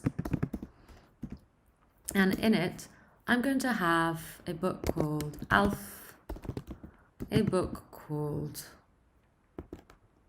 Life of Pi, and a book called Power of Now. So we have 3 books in our array. I can use the includes JavaScript method to find out if something is included in an array. So I would simply do it like this. I would get the array itself, and if, so this, I'm not making this up, this is a JavaScript method, includes is a JavaScript method, and if that array includes the book I'm looking for, so let's put through Alf, well, this will have a return of a true or a false. So if I console log books includes Alf, I will get a true. If I search for perhaps the book Sapiens, I will get a false. So what I would really do is store this as a variable. I'm going to have the const is in books, and then save this statement like so. So now I would simply use this, and I can use that variable wherever I want in my code. So at the moment, is in books is false. However, if it was Alf is in books would be true. So that is how we would use includes. I just want to take a little bit of time to talk to you about contain, because contains is totally different to includes in the way that we can't use it on arrays. We use contains, so even though it looks like includes, it is used for completely different purposes. I'm going to show you how now. So contains, if I want to find out if a node exists on a specific node, I would use contain. What I mean is if I want to find out if the body has a child that has an element with the class of circle, I can find that out. So as a beginner, it could be quite easy to get the two confused, but I'm going to show you how they are different now. So I'm going to actually grab the body. So I need to grab the body. I'm going to go document querySelector. and select the body. So I'm literally selecting the element of body and storing it as body, and const circle. Once again, I'm going into my document and I'm going to find the element with the class, so dot for class of circle. Now I can use includes to find out, to get the body, find out if the body contains circle. And I would get a true. This is because we know that is true. Okay? So that is one way that I would use contains. The body does indeed contain an element with a class of circle. If I was to get rid of this class, let's replace it with, I don't know, square, we would get a false. And let's put that back. And there you go. So that is how you would use includes, the first one. And this is how you would use contains. I hope that makes sense. I just thought it was very useful for us to clear this up now, just in case you see both and try using them interchangeably. That will not work. In this next section, I'm going to show you how to create elements from our JavaScript directly. Let's do it. The createElement method, when attached to a document, creates the HTML element specified by tag name.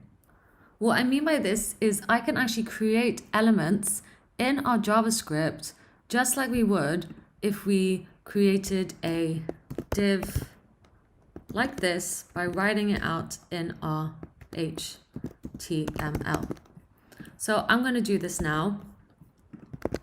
I am literally going to recreate writing a div.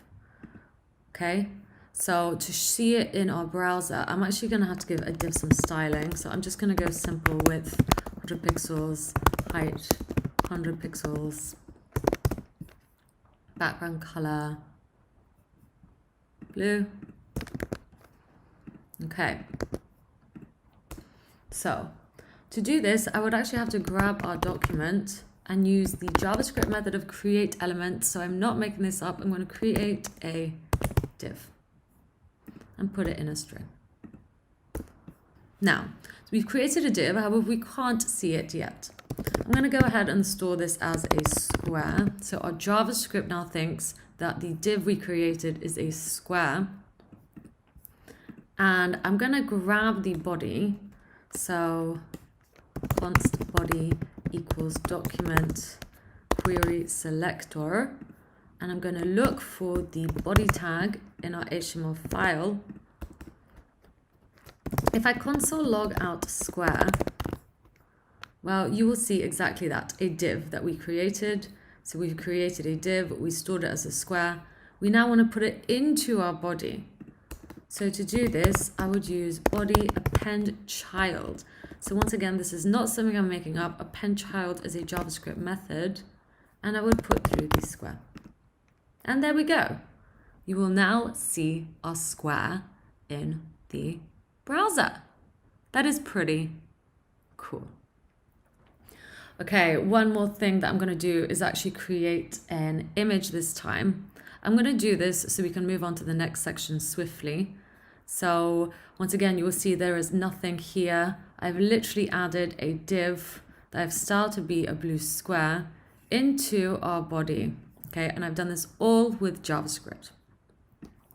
The next thing I want to do, so I'm actually going to, let's keep that for now. Let's create something else. So this time I want to create an image tag. So once again, I would get the document and use createElement to create an image tag. Let's store this as const image. At console log image, well, you will indeed get an image tag, a closing, an opening, and a closing image tag.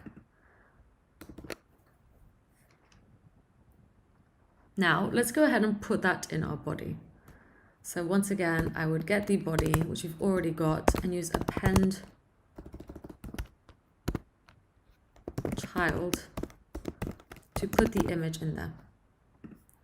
Now, if I console log our body, because obviously the image doesn't have any styling yet, well, the body itself will have an image tag and a div tag. Great. So that is how we use createElement. I've teed this up perfectly because the next thing I want to show you is something called setAttribute and getAttribute. So I'm just going to keep this here. I'm going to take rid of that console log. I'm going to keep all these together and those two together. So we've appended a square and we've appended an image, and this is so we can see what's going on in our body. The next thing I want to show you is something called setAttribute. Just make sure we're spelling it correctly. So the setAttribute method actually sets a value of an attribute to a specified element. If that attribute already exists, the value is updated. Okay, so that is what we're going to do. We're going to set a attribute to our image. I'm going to show you how to do that now. So the first thing I want to do is actually get an image. So I'm going to create a folder called images. I'm going to put that into my source folder, and into my images, I'm just going to drag and drop an image I have. So I'm going to search for the headshot of myself, and I'm just going to drag it into the images folder. So now, if I grab the image itself and use setAttribute, I need to pass through two things. I need to pass through the key and the value. So I would do this by writing the source and the path. So I'm going to go into the images folder and grab the headshot PNG. Okay, now I would actually have to put the source directory before this. This is because our JavaScript file gets sent to our index.html file, which is in the root of our project. So we do need to put that source folder in there too. That is how we would get the images showing up in our browser.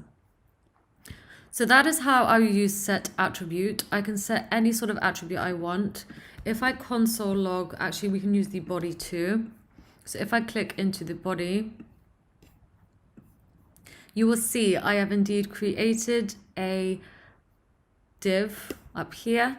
I've also created an image tag, and I've also given it the attributes. I've set these attributes. I've set this source and this source images headshot through JavaScript.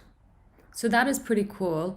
That is how you can use setAttribute, and essentially how you can make out the entirety of your HTML elements using JavaScript.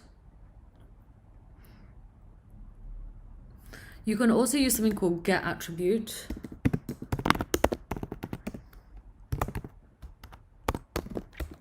Okay, so if I want to get const image, I can essentially get the image and use getAttribute and search for the source. We've already declared that. So const image path. And now if I console log image path, I will literally get the value here. So getAttribute will search for an attribute. So it's going to search for this and get that for us. Okay? So if I, for example, did this image set attribute, and this time I did data ID, and I set an ID of 4, and I used image getAttribute, so const get ID, or just image ID, not get image ID. Get the image, use getAttribute, and this time I'm going to get the data ID of the image, and then console log image ID. I will get the number 4. Okay, so hopefully that was useful. I think that was the perfect time to start with a project. Let's do it. Well done, everyone, for making it to this point in the bootcamp. In this section, we are going to build out a full project. I will be showing you how to build a simple memory game in which you have to win by matching all the cards on the board. Building this game will help us practice everything we have learned so far in regards to event listeners, operators, if statements, storing values and variables, as well as a few new things too. I will also be showing you how to use a code editor program such as VS Code or Atom in order to store your projects on your personal device just as you would as a professional developer. This section will take roughly 1 hour. I hope you do enjoy it. Please do share your finished projects with me when you have finished them on Twitter, on YouTube, on Instagram. I would absolutely love to see. Okay, so it's come to that part of our course in which we're going to take everything that we have learned so far in order to create our very first project that includes JavaScript, HTML, and CSS. So, what are we waiting for? Let's get going. In this section, I'm not going to use the IDE I've been using so far. This is because I want to show you how to use code editors such as Atom or VS Code in order to actually store projects as a professional software developer would on GitHub. So to do this, I need to talk to you about those code editors first.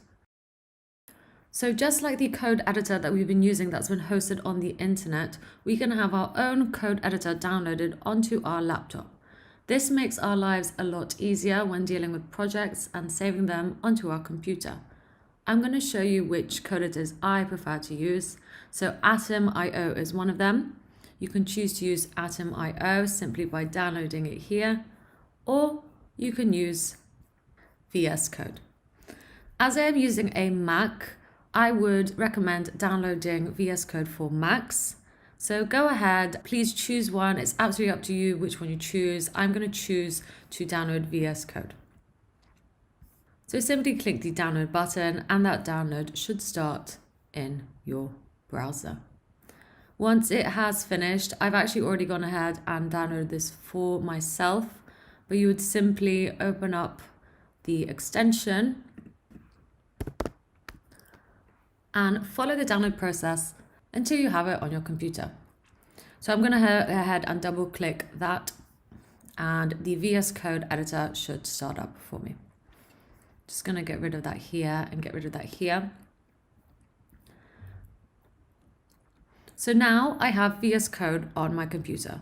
This is not hosted online. This is on my personal laptop and it's where I'm going to be making my project for this section. So the first thing I'm going to do is actually just make this a little bit bigger for us so we can see what is happening. Now I'm going to click this button right here. So I'm going to open a folder and I've already made a folder where I saw most of my projects. This is personal projects.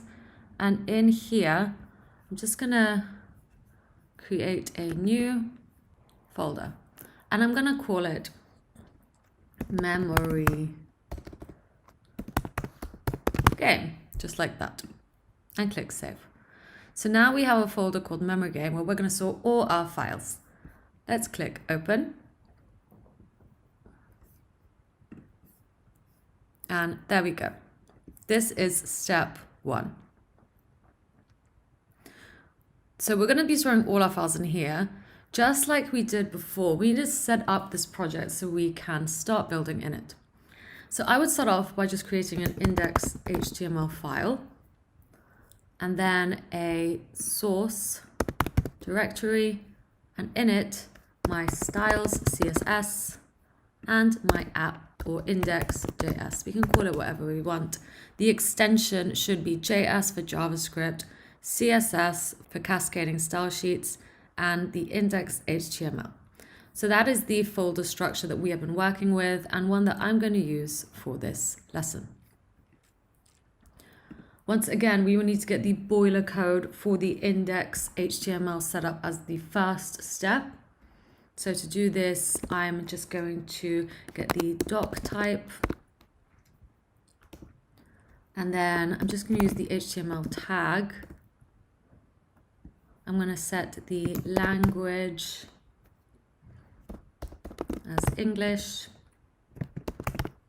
and this is just some boilerplate code for our HTML file, then include a head. Use a meta tag, char set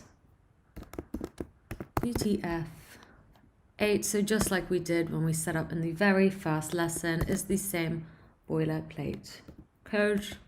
The title,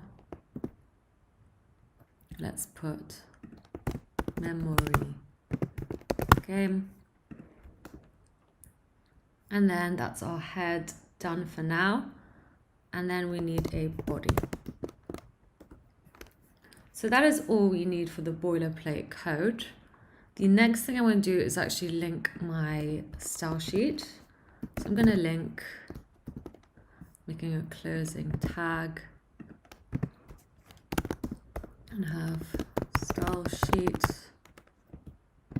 href styles CSS, but it's actually in the source folder. So let's go ahead and get that.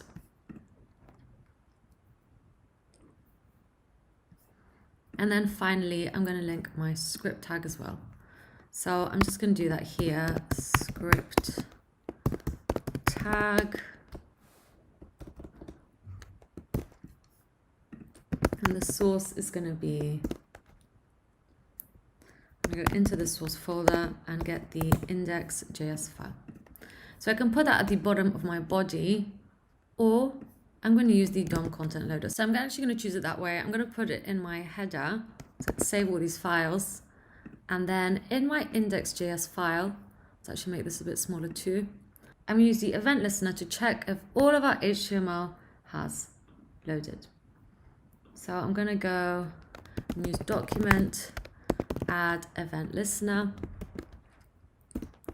DOM content loaded. Make sure to spell it correctly, otherwise you will get all sorts of errors. And then just an arrow function, because this is a function we're passing through, okay? The event we are listening out for and the function that we want to invoke if we hear it.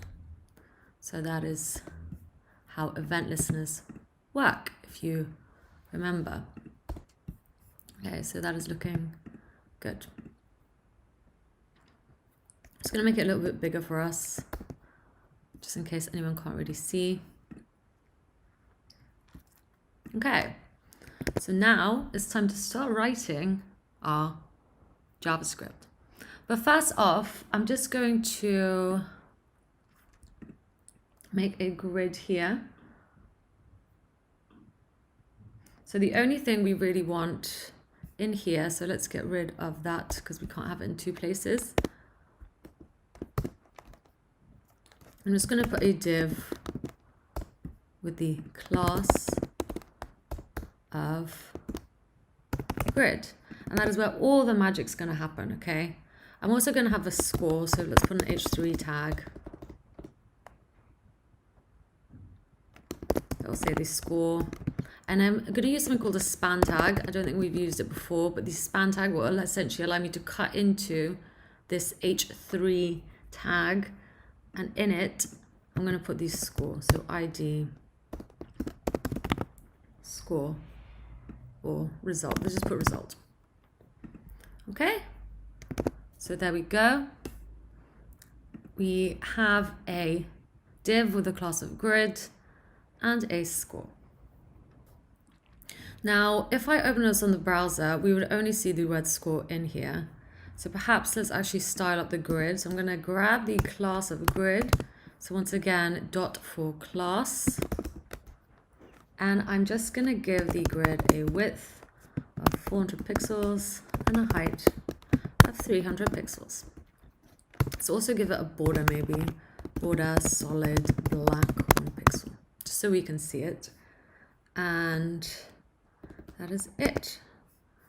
So now to view this in my browser, I would simply go to the index.html file and copy the path. Not the relative path, but the whole path. And I would simply paste that into my URL. And there we go, just like before. And then we can inspect the page by right-clicking here, so we can see our console. log. Brilliant. This is looking good. Let's get to writing some JavaScript. So let's go back to our visual code editor and go into the index.js file. Now, the first thing I want to do is actually create an array of all the cards in our memory game. So I'm just going to get some card options. What kind of card should we have? Let's make a card array first. So cards, we'll just call it cards. We don't need to call it cards array. And open up our array. Now, I want to have some objects. So here's my first card object, and each object is going to have a name. So this card is going to be fries, and it's going to have an image of some fries.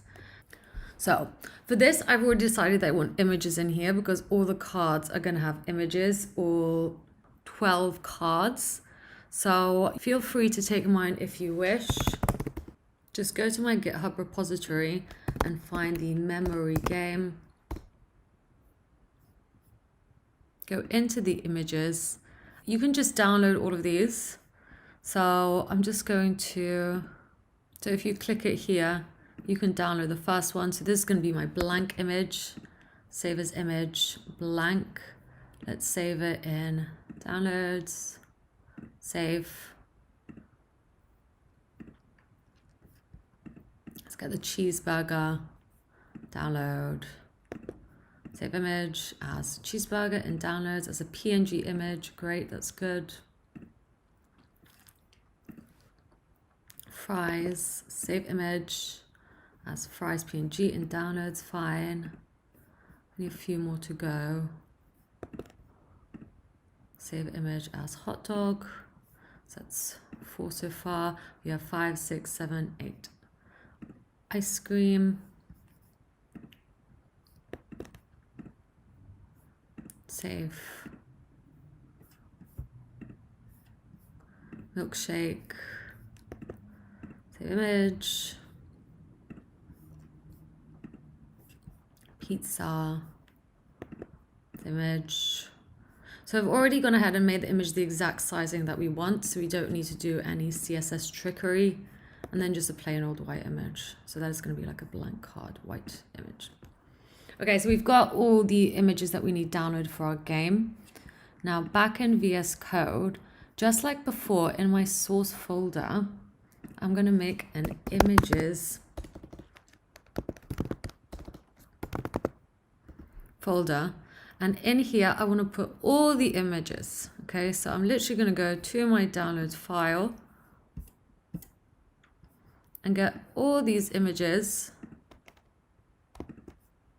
and just put them in to here like so. So that was pretty easy.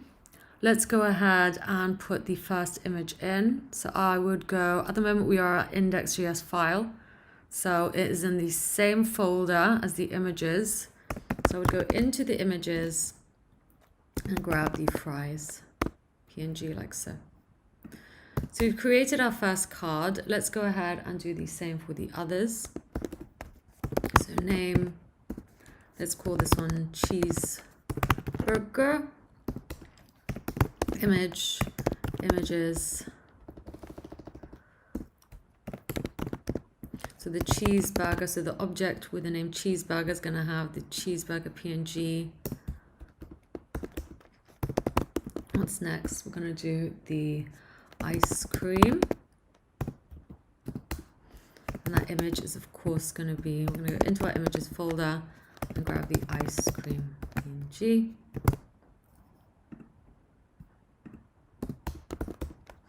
Name. Pizza, make sure that is a string.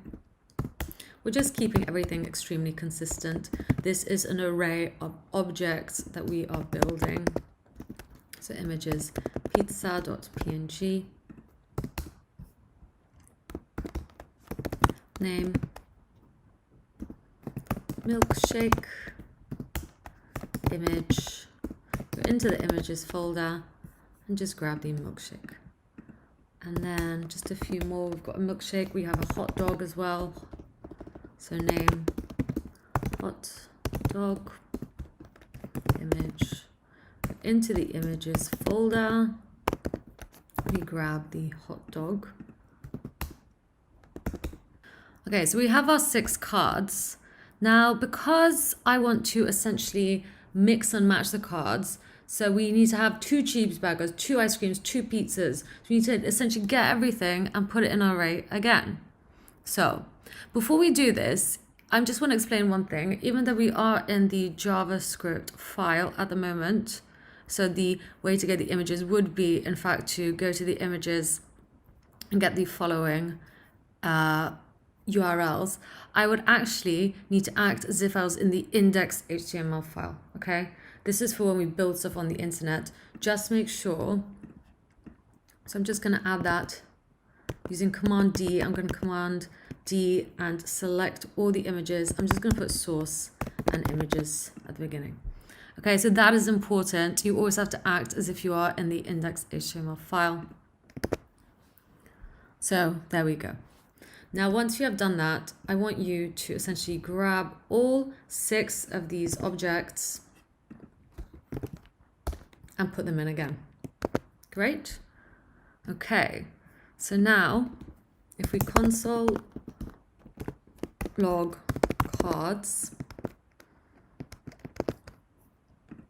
and go to our browser, let's get rid of these now. You will see 12 cards that all have an image path and all have a name. Now we need to mix them up before we start putting them in our grid. So let's do that. We can do this with a JavaScript function that we have learned already, along with Math.random. So how do you think we would sort this cards array? Okay. What do you think we would do to get this cards array and sort it randomly?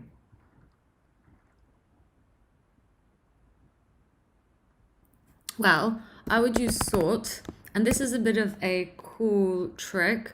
I would open up our function, and then I would use 0.5 minus Math.random.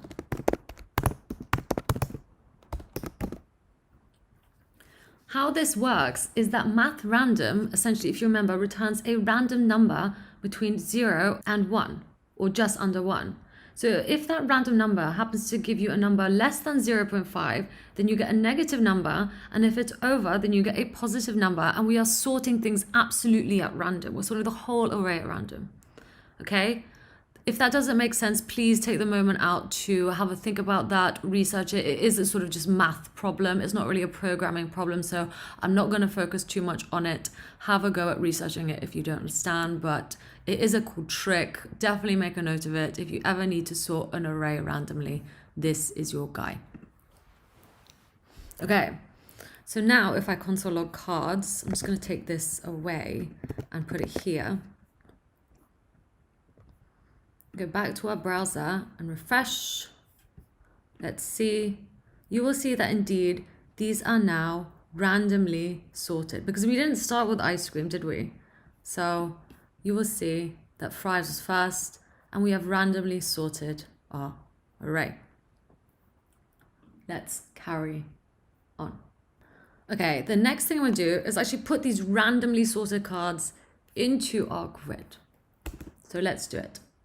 Well, as you know, we would use querySelector for this. So I would use document querySelector to essentially search for a class of grid. And let's store this as a grid. So there we go.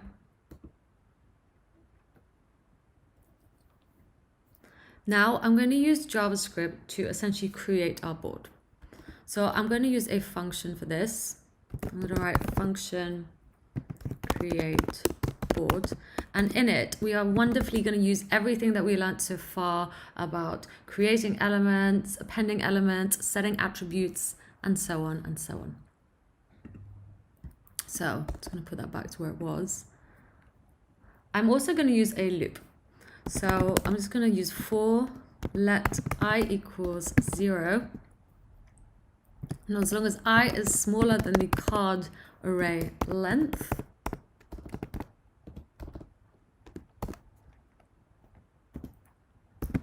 I want to increment I by 1. Okay, so this is obviously quite far back now. I feel we learned about for loops quite a while ago, but that is your syntax for a for loop. Now I need to create an image. So for each time, so we've got 12 items in our cards array. Okay.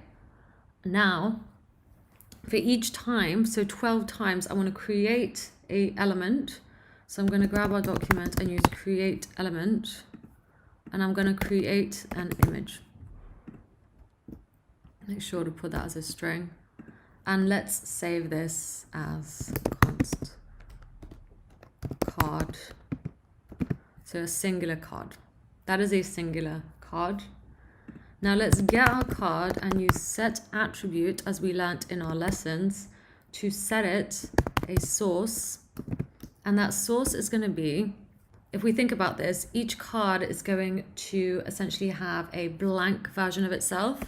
So I'm just going to create a blank version of everything. So we're going to go into the source folder, into the images, and grab the blank PNG. So that one there. And then I also want to give each card a data ID. So once again, I'm going to use set attribute, and along with source, I'm going to set it a data ID. So again, that's something that we learned in our HTML section. And the data ID of each card is going to be I. So the first card's going to have an ID of 0. The second's 1, 2, 3, 4, because we are looping over. So we're going to give each card its own individual data ID, starting from 0 and ending at 11. The next thing I want to do is actually grab our grid and append the card. So let's talk through this again. Our function now is going to actually create a card, give each card the attribute of the source and the image path. It's also going to give it data ID, and then we're going to put the card into our grid. So let's go ahead and invoke that. So create board, click save, refresh our board, and there we go. We now have 12 blank cards, because that is the image that we use for blank. And if I now inspect, so let's go in here, our grid, you will see exactly what we have done. We have created, let's make this a bit smaller actually. We have created an image tag. We've given it, using set attribute, a source and the path to the image itself. And we've given each one a data ID. That is pretty cool in itself. I think everything that we have learnt so far is really coming together. So I'm really glad to see it looking like this. Let's carry on. The next thing I actually want to do is actually add an event listener to each one of these cards too, to listen out for if we click it. So before we add the card to the grid, I'm just going to grab the card one more time and use addEventListener. So once again, we did not make this up. The addEventListener to pass through a click, which we also did not make up. We're going to be listening out for a click on that specific card. And if that card is clicked, we want to write a function, or let's call the function flip card. So let's get to writing that function.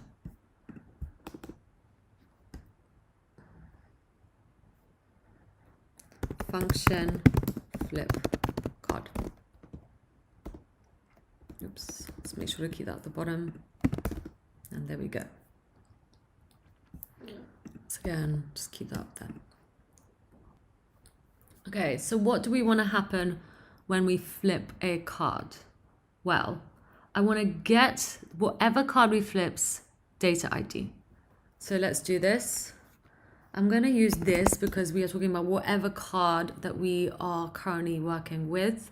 That is how we use the this keyword. I don't think we've done enough on this keywords, but just know that whatever card we have flipped, whatever card we have here, we're talking about that card. So this get attribute, so we're going to get the attribute this time, and the attribute we want to get is the data ID. So we want to get this thing right here of whatever card we clicked. And let's store this as something. So let's store it as let card ID, because that's what it is. It's an ID. Now, once we have that ID, what do we do with it? We need to store it somewhere. So I'm going to make an array here. I'm going to call it let cards chosen and just leave it as an empty array for now because there's nothing in it. We haven't chosen any cards to be checked against each other. So there we go, let cards chosen. I'm then going to get that cards chosen array and push. So again, this is something that we learned. We're going to push into that array the cards name. So we do this by getting the cards array and passing through the card ID. Okay. So perhaps it's best to console log something for now. So at the moment when we click a card, we are getting that card's ID and storing it as card ID. We're then going to use that card. So say we click the card with ID 3, we then pass that 3 into our cards array. Okay. So I'm going to console log cards card ID. So at the moment, this is all I really want to happen. Let's save. Console. Let's click on a card. So I've clicked the 0, 1, 2, 3 card with ID or data ID 3, and I'm being returned the third card in whatever our random array is at the moment. So our third card is a milkshake. If I refresh this and I click again, it'll be fries. Okay? So we're getting an object back. However, we just want to store the name, we've decided. Okay, I just want to store the name in my card chosen array. So I would do that by grabbing the name. Okay? So now in our card chosen array, I'm actually going to console log cards chosen. Refresh. So that's my array. I'm going to click on a card. I'm going to click on a card again. Click on a card again. We need to actually put this console log in a function. So after we flip the card, let's console log the cards chosen array. Refresh. Click on a card. So we clicked on the hot dog. We've put hot dog in the cards chosen array. We clicked here. So we clicked on a cheeseburger. And we have also put cheeseburger in our chosen cards array. If I keep doing it, I'm just going to keep adding to the chosen cards array. However, we don't want this. We only want to get 2 items in the cards chosen array and compare the 2. And if those 2 don't match, well, we want to clear the cards chosen array and start again. So I can do so like this. So we are indeed getting the cards chosen and pushing through the name. Let's get rid of this console log here. I'm going to get rid of that for now too. I'm actually also going to do the same for the card ID. So cards chosen IDs. And push. Well, I can actually just grab the card ID itself. So there we go. And let's make an array. Let cards chosen IDs equal. So we're storing the names in one and we're storing the IDs in one separately. Okay. And of course, if we click the card, we want that card to flip over before we move on. So once again, I'm going to do this set attribute, and to whatever card we click, I'm going to set the attribute from, so we're going to overwrite, because at the moment its attribute is set to this, and we're going to overwrite it Okay, we're going to overwrite it by going into our array and grabbing the image. So once again, I'm going to get my cards.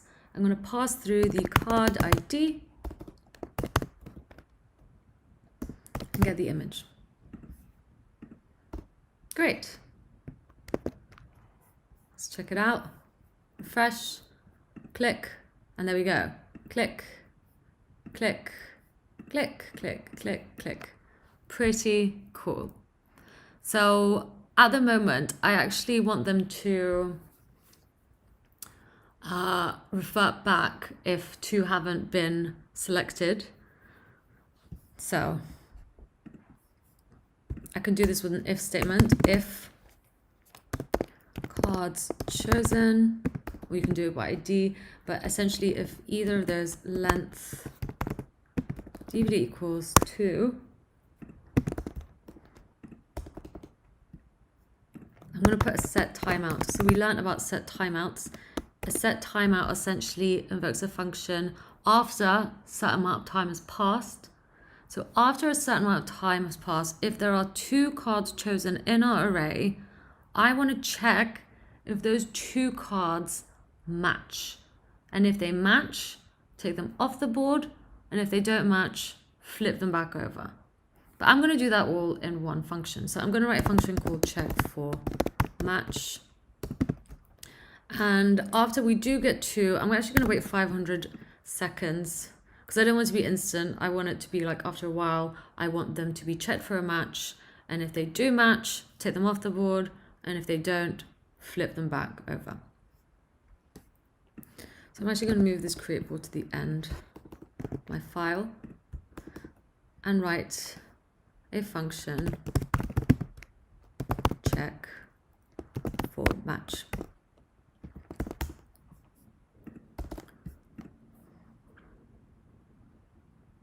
Okay, let's get a checking for some matches. In this check for match function, a lot's going to be going on. Okay, we need to make sure that people can't double click on the same image for one. Otherwise, what will happen is, well, if we console log here, cards chosen IDs, cards chosen IDs. So if I click here, I get the ID of 3, but there's nothing stopping me from pressing that over and over again, which obviously doesn't work because then we could essentially double click something and we would get a match. So we need to prevent that from happening. We need to do that in our check for match function. So if chosen or card chosen IDs and the first item deeply equals or equals, it doesn't really matter, cards chosen IDs and the second item, well, let's just get an alert that says you have clicked the same image.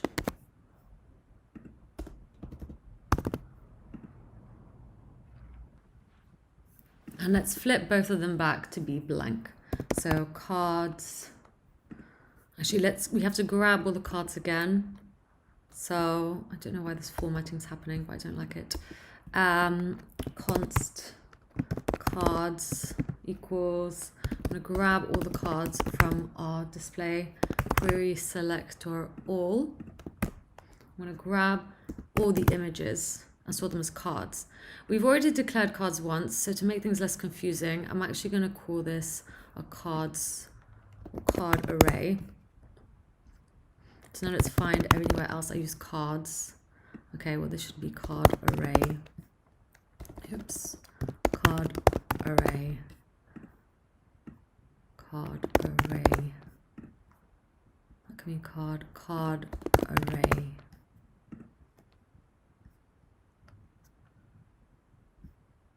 Card array, card array. Okay, great. Just to make things less confusing, because I need to re-grab all those images now. And if the card's chosen ID and the second card chosen ID, so the two IDs that are currently in my array are the same, you have clicked the same image, and we need to flip the card back. So I'm actually going to store this as something to const option 1 ID, just so we don't have to keep writing it out. I'm just gonna make our code a bit neater. Option 2 ID, cut that, and now I can just check if option 1 ID equals option 2 ID.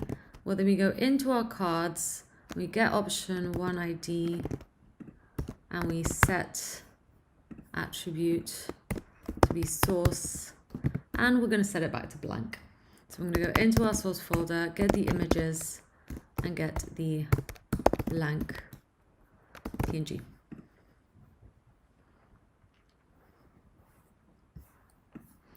And once again, let's do it for the second one, so option 2 ID as well. Okay, let's check this out. Fresh, click, click. You have clicked the same image, okay? And it flips back. Fantastic. Let's carry on. So we've accounted for that. Now let's get to actually checking if we have a match. So if that, else if,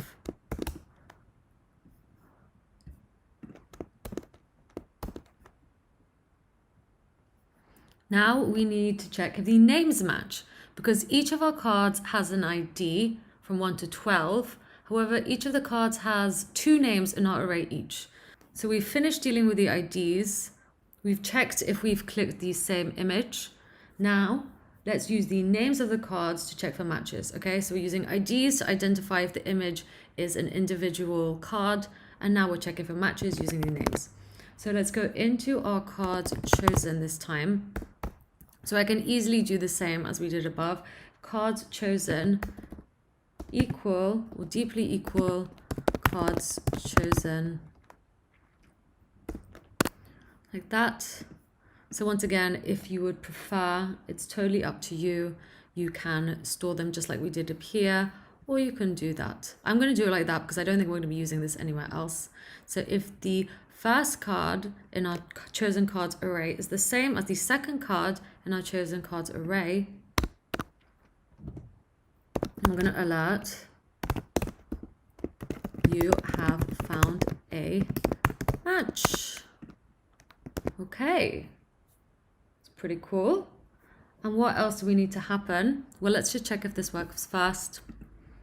So I can actually cheat and find out. I know that the let's find out where the cards are randomly.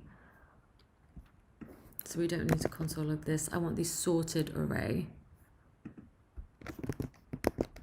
Actually, maybe that's right. Let's check it out again. Yeah, okay, so that's the randomly sorted array. We just need to put our piece of code after the sort. So I know that, for example, ice cream 2 and 3 are going to be ice cream. So 0, 1, 2, 3. These two should be the same. I'm going to click this one. I'm going to click that one. You have found a match. Great. So you will see here the IDs are being stored at 2 and 3. That's fine. And if we were to console log out the card chosen array, you would see ice cream and ice cream. Okay, so we have done that. What else do we need to do? Well, if there is a match, we also need to remove the cards, or essentially I'm just going to replace it with a white PNG square instead. So just like we did above, so using IDs,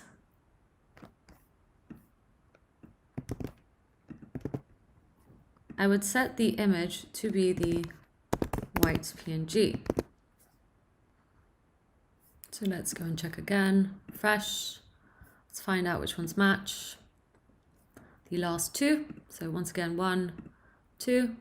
You found a match. Okay. And they disappear. However, we can still click them, which is not great. We need to use a JavaScript method that we learnt, and that is removeEventListener. So let's do that now.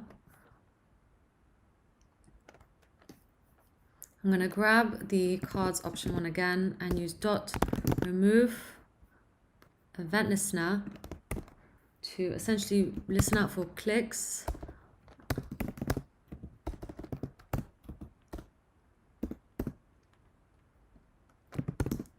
And the function flipCard, and not let that happen. Okay, I don't want flipCard function happening if we click on either card.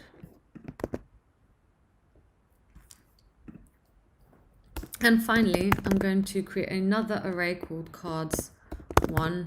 We're going to use push to push these two cards in there. So anything that's in the cards chosen array is going to be pushed into the cards one chosen. And we actually need to remove them out of our cards chosen array. And we also need to remove the cards out of the cards chosen IDs, right? Because then we want to start over. So I can simply do this in a very, very simple way by getting the cards chosen and just leaving it blank, and getting the card chosen IDs and leaving it blank too. So let's check that out. First, see which ones match. Okay, well 7 and 8, but let's just go ahead and click. So ID 7's been stored, ID 6 has been stored, there's no match. ID 5's been stored. You can see it's already started again.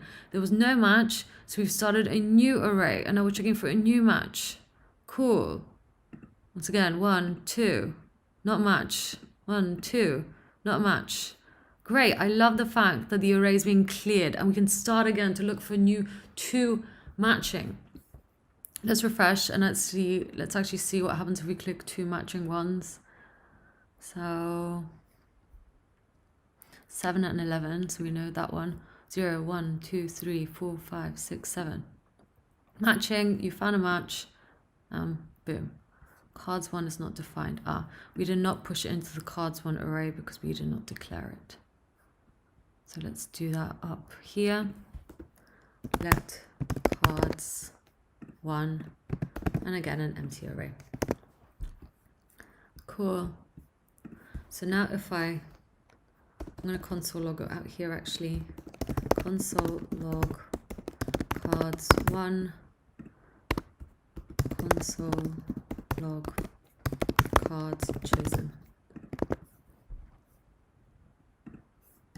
Fresh, check for matching. 3 and 4, 0, 1, 2, 3, 4. You have found a match. Cheeseburger, cheeseburger. And now our chosen array is empty, and we have passed cheeseburger and cheeseburger to the cards 1. So it is in fact an array within an array, because cards 1 has an array here. So you can see 1 match, and I've stored it as an array. Okay, so by the end of this, we should have 6 arrays in our array. Let's carry on. So we've already done what happens if you click on the same card. You've done what happens when you find a match. The one last thing to do now is what happens if you don't find a match. So for this, I would simply put both of these back to looking blank. And I'm just going to have an alert saying, sorry, try again. And then once again, we would clear the cards chosen, we would clear the cards chosen IDs, and start again. Okay, this is looking good. Now, the one thing I need to do is actually show if we win or lose.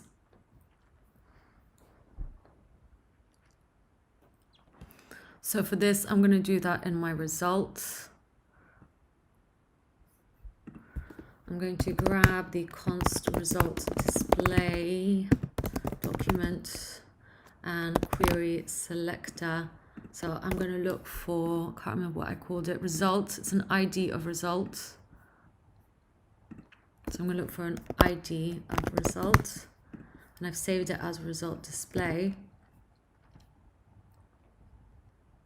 So here, now I want to use text content, or in a HTML, it's up to you, to display however many arrays are in my cards1 array, okay? Because I think you should get 1 point if you get one set matching. So that makes sense. Cards1 length.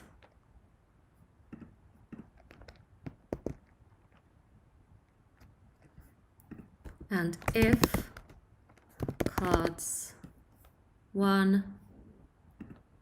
length deeply equals the card array length divided by 2, or I could have just wrote a 6. That is up to you, but I've chosen to do this. Result display text content. Congratulations, you have won.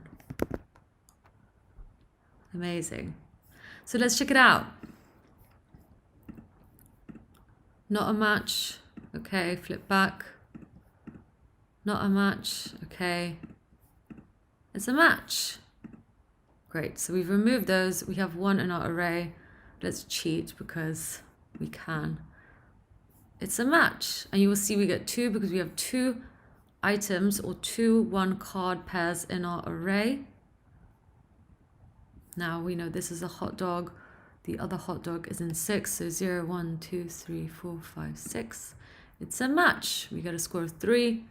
And we now have 3 winning arrays in our array. It's a cheeseburger, and 7 is a cheeseburger. It's a match. We've gone to 4. Fries, and we know that fries are in 8. It's a match. And then it's a match. And congratulations, you have won. And you can see here we have all 6 pairs. So 6 arrays in our cards1 array. Great. Let's just fix that. Okay, so that is our first project done. I hope you've enjoyed it. I hope you've really seen how we have used everything that we have learned so far to make this game. You will now have this game saved on your local computer. And if you want to put it on GitHub, so in other case, store it somewhere, you know, GitHub is a great example and place for developers storing things. And it is very useful if you want to showcase your projects to potential employers. I'm going to show you how to do that at the very end. So congratulations, make sure you save all your files. You now have your project in your own desktop or in your own working environment so that you can have it saved and work with it whenever you want. Now, let's carry on with a little bit more learning before we get to the GitHub stage.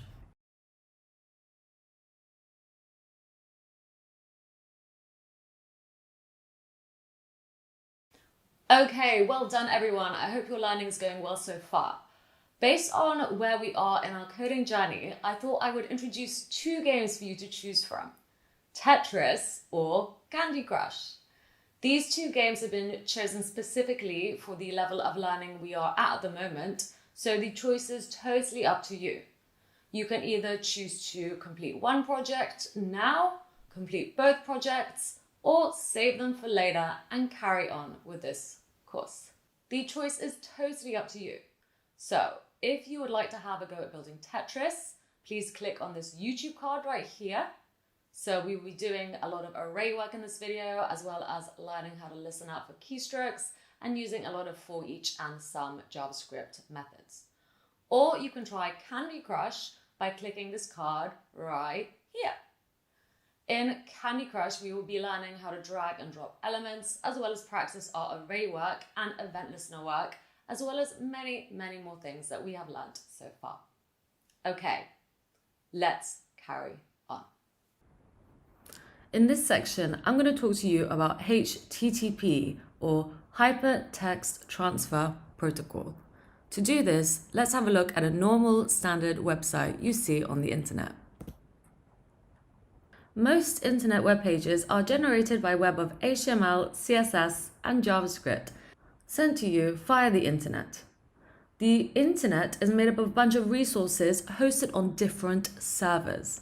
The term resource corresponds to any entity on the web, including HTML files, style sheets, images, and so on. To access the content on the internet, your browser must ask these servers for the resources that it needs and display these resources to you. This protocol of requests and responses enables you to view the page as it is. Let's have a closer look at this protocol.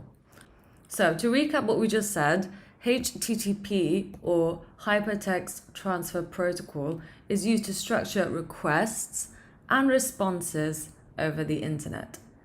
HTTP requires data to be transferred from one point to another over the network. This transfer of resources happens by using Transmission Control Protocol, or in short, TCP. In viewing a web page, TCP manages the channels between your browser and the server. So once again, to recap, TCP is used to manage many types of internet connections in which one computer or device wants to send something to another. And HTTP is the command language that the devices on both sides of the connection must follow in order to communicate. When you type an address such as www.google.com into your computer, you are commanding it to open a TCP channel to that site's Uniform Resource Locator, or in short, URL. A URL is unique to your site and is sort of like an address to it. In this situation, your computer which is making the request, is called the client. The URL you are requesting is the address that belongs to the server. Okay, so we've got a client and a server. You're on the computer and the URL, which is where your website is on a server. Once the TCP connection is established, the client sends an HTTP GET request to the server to retrieve the web page it should display. So here we have a GET request, or a visualization of a GET request. The client is requesting, the server gives him the necessary resources for the website. Then, after the server has sent the response, so here we see the server sending the response to us, we say we've got it, thank you. After the server has sent the response, it closes the TCP connection. If you open the website in your browser again, or if your browser automatically requests something from the server, a new connection is opened, which follows the same process we just did. GET requests are one kind of HTTP method a client can call. We also have POST requests, PUT requests. So here we have a visualization of how the request would work. With POST requests, you're simply sending something to the server, and with PUT requests, the same. We also have a delete request. We will be going into all four of these in more detail in the next section.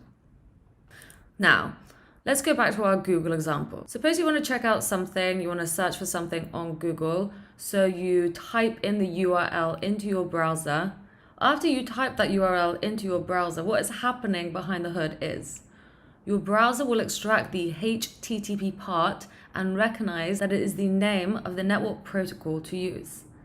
Then it takes the domain name from the URL, in this case it's google.com, and asks the Internet Domain Name Server to return an Internet Protocol, or IP, address. So at this point, the client knows the destination's IP address. It then opens a connection to the server at the address using the HTTP protocol as specified. It will initiate a GET request to the server, which contains the IP address of the host and optionally a data payload. The GET request contains the following text that you see on the screen. This identifies a type of request, the path on www.google.com, and the protocol. The protocol here is HTTP/1.1. The protocol is a revision of the first HTTP, which is now called HTTP/1.0. In HTTP/1.0, every resource request requires a separate connection to the server. HTTP/1.1, like we have on the screen, uses one connection more than once. So that additional content, like images or style sheets, is retrieved even after the page has been retrieved. As a result, requests using HTTP/1.1 have less delay than those using HTTP/1.0. The second line of the request contains the address of the server, which is www.google.com. There also may be additional lines as well, depending on what data your browser chooses to send. If the server is able to locate the path requested, so if the server is able to get you to google.com, the server might respond with the header HTTP/1.1 200 OK, followed by the content type. So let's break this down. The first line of the header is the confirmation that the server understands the protocol that the client wants to communicate with. We then get a HTTP status code, so the 200, signifying that the resource was found on the server. On the bottom line, so the content type, the bottom line shows the type of content that it will be sending to the client. If the server, however, is not able to locate the path requested, so it can't find the path to google.com, it will respond with the following header. 404 not found. In this case, the server identifies that it understands the HTTP protocol, but the 404 not found status code signifies that the specific piece of content requested was not found. There is many and many status codes that are available, so I'm just going to show you some now. Here we have a website called HTTP status dogs, Hyper Transfer Protocol Response Status Codes, and dogs. So here we'll see all the status codes you can get, along with funny dog images, just to sort of make sure that you understand what each of them means. So for example, here we have the 200, it says okay, let's find the 404. 404 not found. We have 403 forbidden. We have so many, 500's another popular one. So if you go to 500, internal server error, there is so many, and it's quite a cute website if you want to have a go at familiarizing yourself with these status codes. So there we go, 404, 422, 400. All of these status codes are essentially ones that you might see in your daily life as a developer. And that's it. So that was a quick crash course on HTTP and around HTTP status codes, so ones like 404. Next up, I'm going to take you through some GET requests, POST requests, PUT requests, and a DELETE request. So let's do it. So next up, I want us to have a go at using fetch, which provides a JavaScript interface for accessing and manipulating parts of the HTTP pipeline, such as requests and responses. Let's have a look at what I mean now. So here we have fetch. We use fetch to fetch a JSON file across the network and print it out to the console. What I mean is this. Okay, so here is an API. This RESTful API is essentially going to give us access to a JSON full of objects. These objects are going to be countries along with a lot more information with each of the objects. So like the name, the full name, the code, and so on. I'm going to choose an API endpoint. I'm going to select all because I want all the information that is possible. So I'm just going to select this and I'm just going to put it literally in my browser. So with the help of JSON View, so this is a Chrome extension that makes everything a lot more readable. If you haven't downloaded it, please do download it now. It essentially transforms everything to look like this, so in a lot more of a readable way, as opposed to what it looks like that. Okay, so now it looks like this. And we can read everything. So here we have our first object, which is Afghanistan, the country Afghanistan. We get the alpha codes for it. We get the capital, we get the regions, subregions, population, literally so many things, time zones, borders, languages, translations, and a flag. So let's click the flag. So essentially, yes, a lot of information gets given. We also have different types of things as well, but essentially it's just a breakdown of what we just saw. If you need something specifically, I just want everything. So now we can actually get all that data and use it in our project. So let's go ahead and do that now. To do this, I would need fetch. So I'm just going to break this down. I'm just going to post that in here and talk to you about the syntax. So already you will see that in my console, let's make this bigger, in our console log, I'm getting all 250 objects. Let's click on the first one, and it's Afghanistan. So literally the thing we were looking at, even the flag is there. We've got all that information and we can use it in our project. Great. So the simplest use of fetch takes one argument. So the API endpoint, the path to the resource you want to fetch, and returns a promise containing the response or the response object. This is just an HTTP response, not the actual JSON. To extract the JSON body content from the response, we use this, so the JSON method. We then, of course, get all that data and we console log it so we can see it in our browser. So that's it. It's pretty simple. That's essentially what you need to use. You can use this on any API that you want or RESTful API. As long as you get the path correct, then that should work perfectly. This, of course, is the simplest form, and it is simply to get data. So to get data. I'm simply getting it. I am taking the file and the JSON file, and I'm getting all that information so I can work with it. You can even go as far as calling this a get request. It's the same. It essentially does the same thing. Okay, so that is an API that we have chosen. I'm going to actually show you another API too, just to show you that you can literally put anything in here as long as it's the right format. I also like to use Punk API. So Punk API is essentially an API full of beers. So if I take this and put this in here, you will get literally a list of all the beers by BrewDog. There's loads. There's even ingredients. Okay, it has hops, food pairings, which is quite a fun one because you make projects based on the food pairings, which I have done in the past. So it's also a great API. Let's go ahead and use it in our project.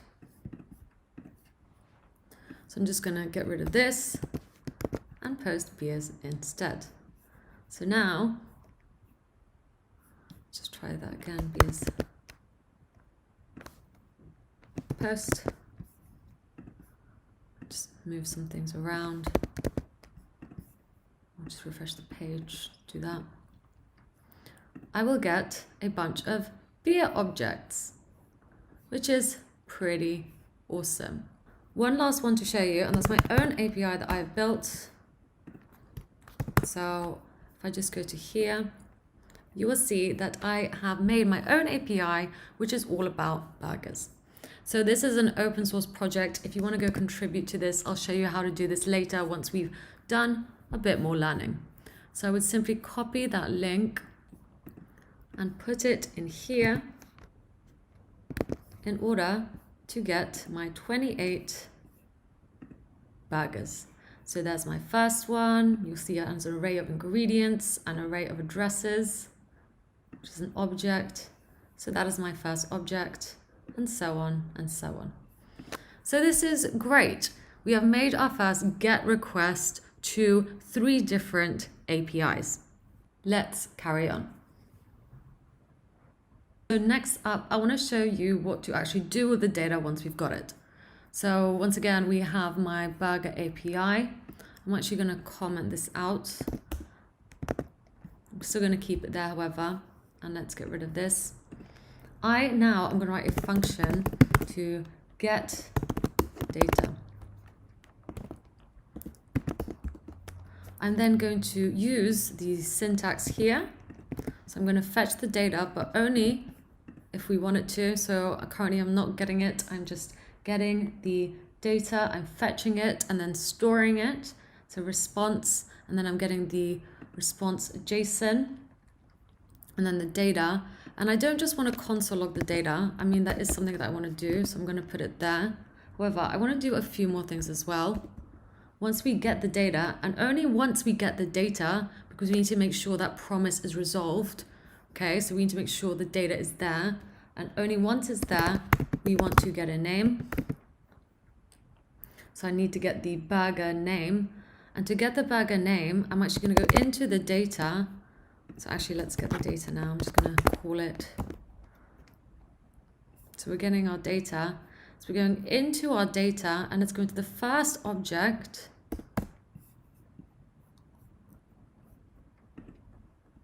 So the first object, and get the name property. So this hopefully is coming together, everything that we've learned so far. So we should have the name, and I'm just going to console log out the name so we can see it. And indeed, we have the tribute burger. Let's check if that's right. So the first object, name, tribute burger. Amazing. So that is how we would get data so we can work with it in projects in one simple example. I can also loop over this to get all the names. There's so much we can do. I have so many great projects on this. So I'm going to leave you with a project now. I hope you enjoy it. Have fun.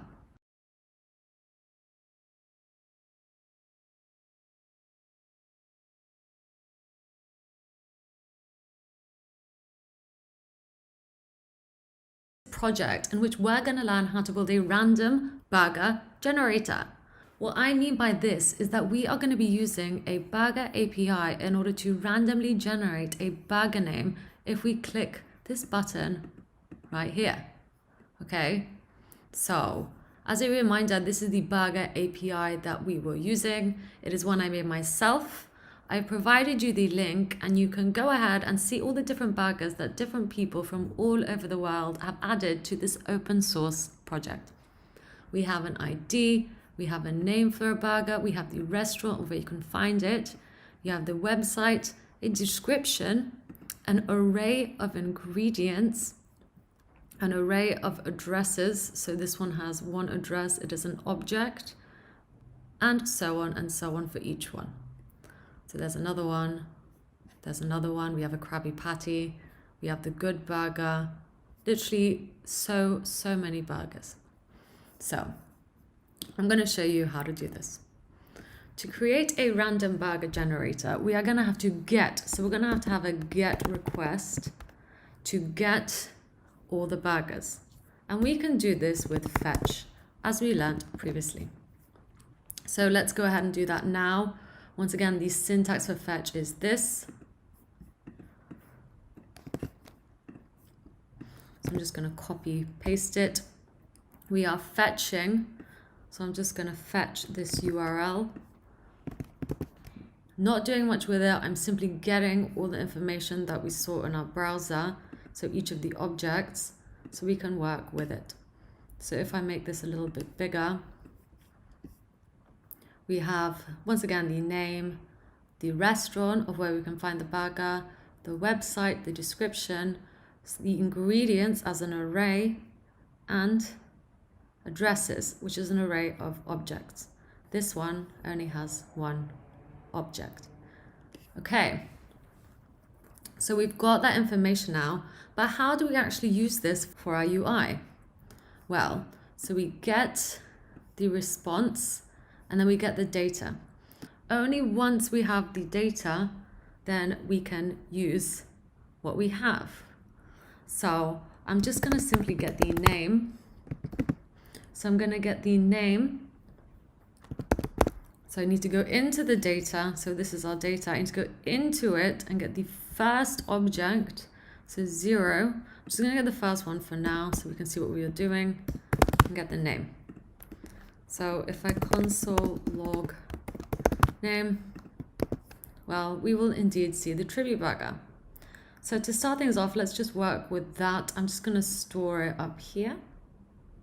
So I'm going to get the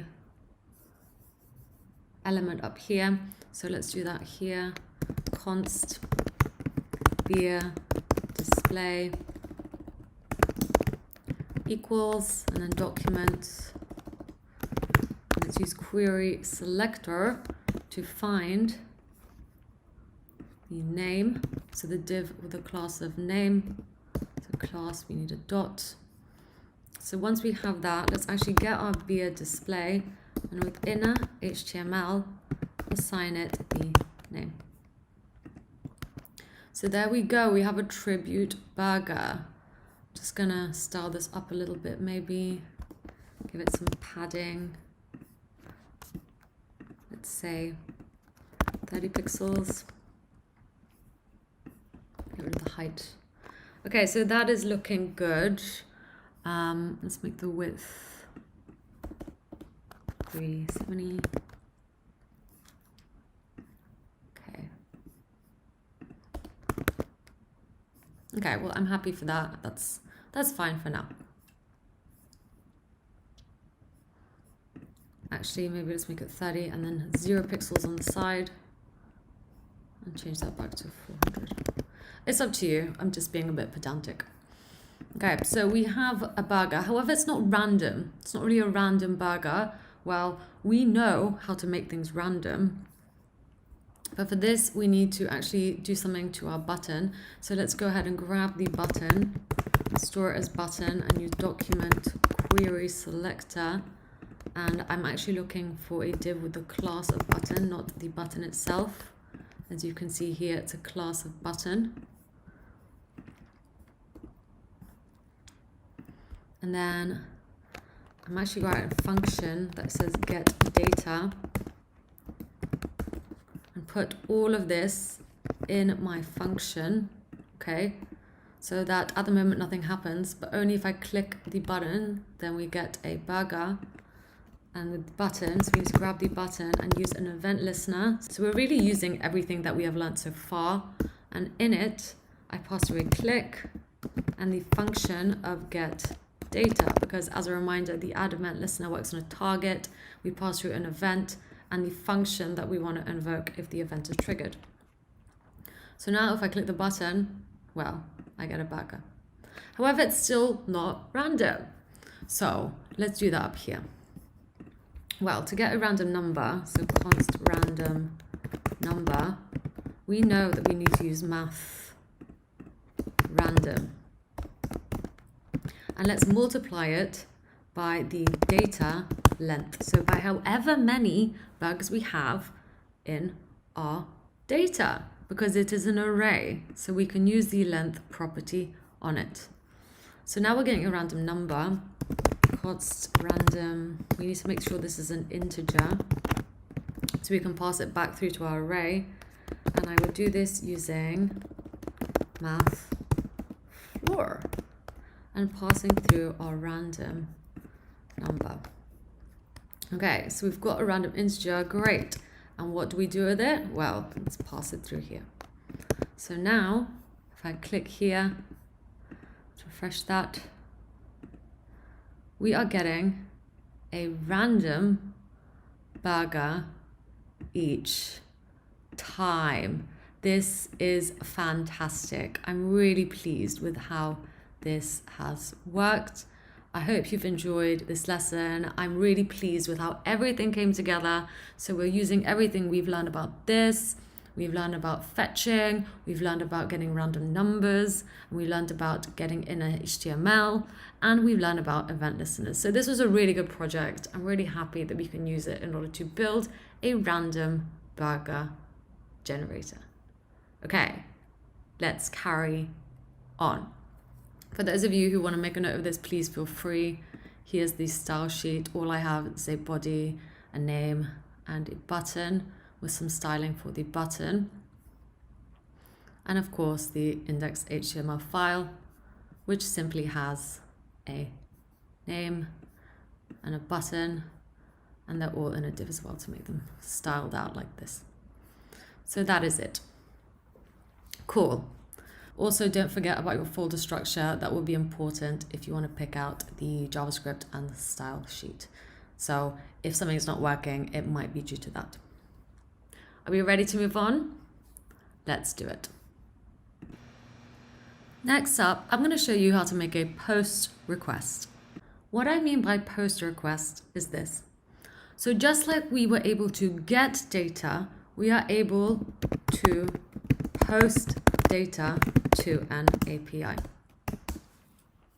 So for example here, let's have a look at my burger API again. I can essentially send data to here in order to add another burger object. Okay, so because this is a very low security one, I shouldn't have any errors. So let's do it. In order to make a post request, we need the following syntax. So here we go. Let's talk through this a little bit fast. This is just the basic syntax for making a post request to a URL. So first off, we start with the same fetch and we open up our parentheses and pass through a URL. So this time we are not just passing through a URL like we did last time. We are passing through two things, the URL and this object right here. Okay, so that is essentially the same syntax. We're just passing through a chunky object with our URL too. So two arguments. And then once again, we are catching the response and then the data. I've also made a little success message here to know that our data has been successful. So we'll get the data along with the success message. Or if there has been an error, we can catch the error and we will be able to see that in our console log. So I'll show you both of these. I also have the method of post. So I am telling our fetch API that I want to post this data. I don't want to get it. I want to post it to the URL that we're going to specify here. And I've just put in some headers as well. So this is just the syntax. We are essentially just passing through the content type as a header, and the content type is application JSON. Okay, so we're just passing through this header along with the method of post. Then for the body, so once again, we are not only passing through the URL as an argument, we're passing through this object, which has a method of post, a header, and a body. And the body is whatever we tell it to be.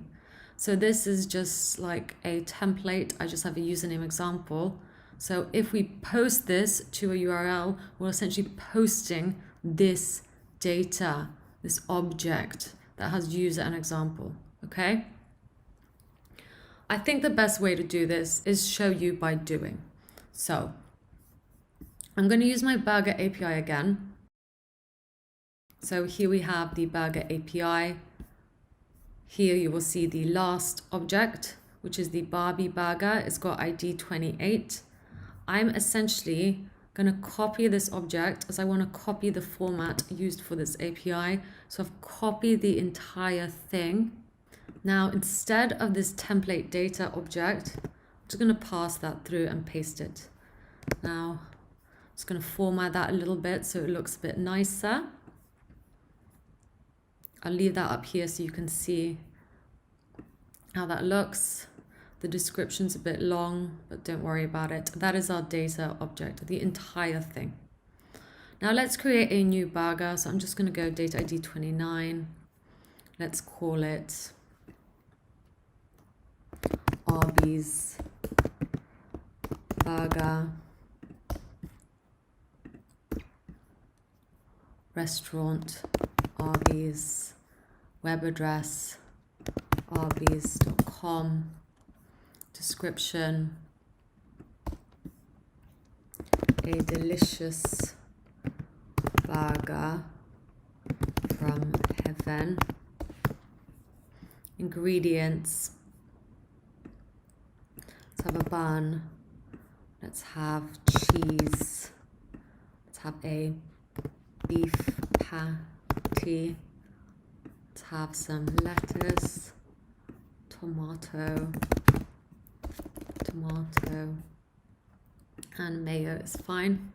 And address, well, let's make this up, ID 0, great, 24, RB Lane, RB town. There we go. And then RB land. Okay, so that is our fake burger. That is essentially our data object that we want to post to the URL here. So because we want to post to the burger API, now we need to make sure that we actually get the correct address. So copy that. And I'm simply going to put it here. Okay, so hold on, I'm just going to cut this out. So you've already seen we've posted it. I actually wanted to post, okay, fine, let's just put that in. I wanted to do that on the press of a button, but as you can see here, we've already posted it. So there we go. You will see we get a success message. So that is our success message along with the data that we posted. So here we go. That is what we posted, is essentially exactly what we wrote in our example data object. So if I get the ingredients out, it's the new ones and the address that we made up. And there we go. We have posted our burger. But this is not where we finish. I just want to make sure that everything worked correctly. So now let's go back to that URL. If I refresh the page and go to the bottom, you will see the Arby's burger. Immediately, we have made a post request and it was successful. Okay, and that is it. We have made a post request. It has worked perfectly. Everything is fine. We have now covered how to get data, but also how to post data. So we have really made some progress. This is looking great. I just have 2 more to show you before we carry on.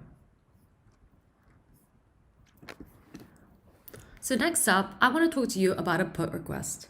A put request essentially allows you to edit a object. Okay, that is an explanation in a very basic way. We can use it to update any resource that we have. It is considered to be one of the most common HTTP methods for retrieving and sending data to a server. So once again, let's get the syntax up. So there we go. We don't have any data yet. I'm going to make the method as put this time. Once again, we have the fetch API and we need to pass through a URL and an object that will contain the method, the header, and the body of what we want to alter. So let's go ahead and do this. So once again, we need the data as an object. Don't forget, this is just the normal syntax. I'm actually going to put it in a function this time. So function edit data. Okay, just so we can invoke it whenever we want. So method put headers body. We are getting the data, so data up here, and we are passing it through to the body. And then we get a success message or an error message if it has failed. Okay, so the data. Well, the first thing that I need to do is decide what object I want to edit. So let's do that now. Let's go back into my burger API or my fake burger API. And then let's say I want to edit the 3rd item. So I would need the 3rd burger. So I would simply put a /3. And now I could view the good burger as a standalone object. So this is the URL I need if I wanted to edit the good burger. Let's go back to our project. I'm going to put it in here. Make sure it's a string, otherwise this will not work. And with the put method, I essentially need to take, so I'm going to take the burger as it is exactly, copy it, and then paste this, format it, and now I can edit it. So let's just change, I don't know, let's say that this number is incorrect and put 1, 2, 3. So now we've changed that data. We want to override the data that we have, and we can do this by essentially making a put request to the specific route to that burger. So if we're ready, I'm gonna just call the function, click save, and success. You will see that now in the addresses, I have changed the number from 000 to 1, 2, 3. Let's just have a look here for good measure. Refresh. And indeed, the number has changed to 1, 2, 3. Amazing. Let's carry on. Okay, I'm going to delete this for now. So we've done put request, we've done get request, we've done post request. I have one more to show you, and that is the delete request. And you guessed it, it can delete a whole object. So let's do that now. Let's say I want to delete the very last burger from our fake API. So I would go in here, let's have a look at it again. Scroll all the way down. Well, it's the Arby's burger. It's the burger with ID 29. So to do this, I would simply use fetch and then the URL. So the URL that we had last time as a string. And I would need to pass through the ID. So the ID 29, as that was the burger, the Arby's burger. And then I would simply just pass through the method of delete.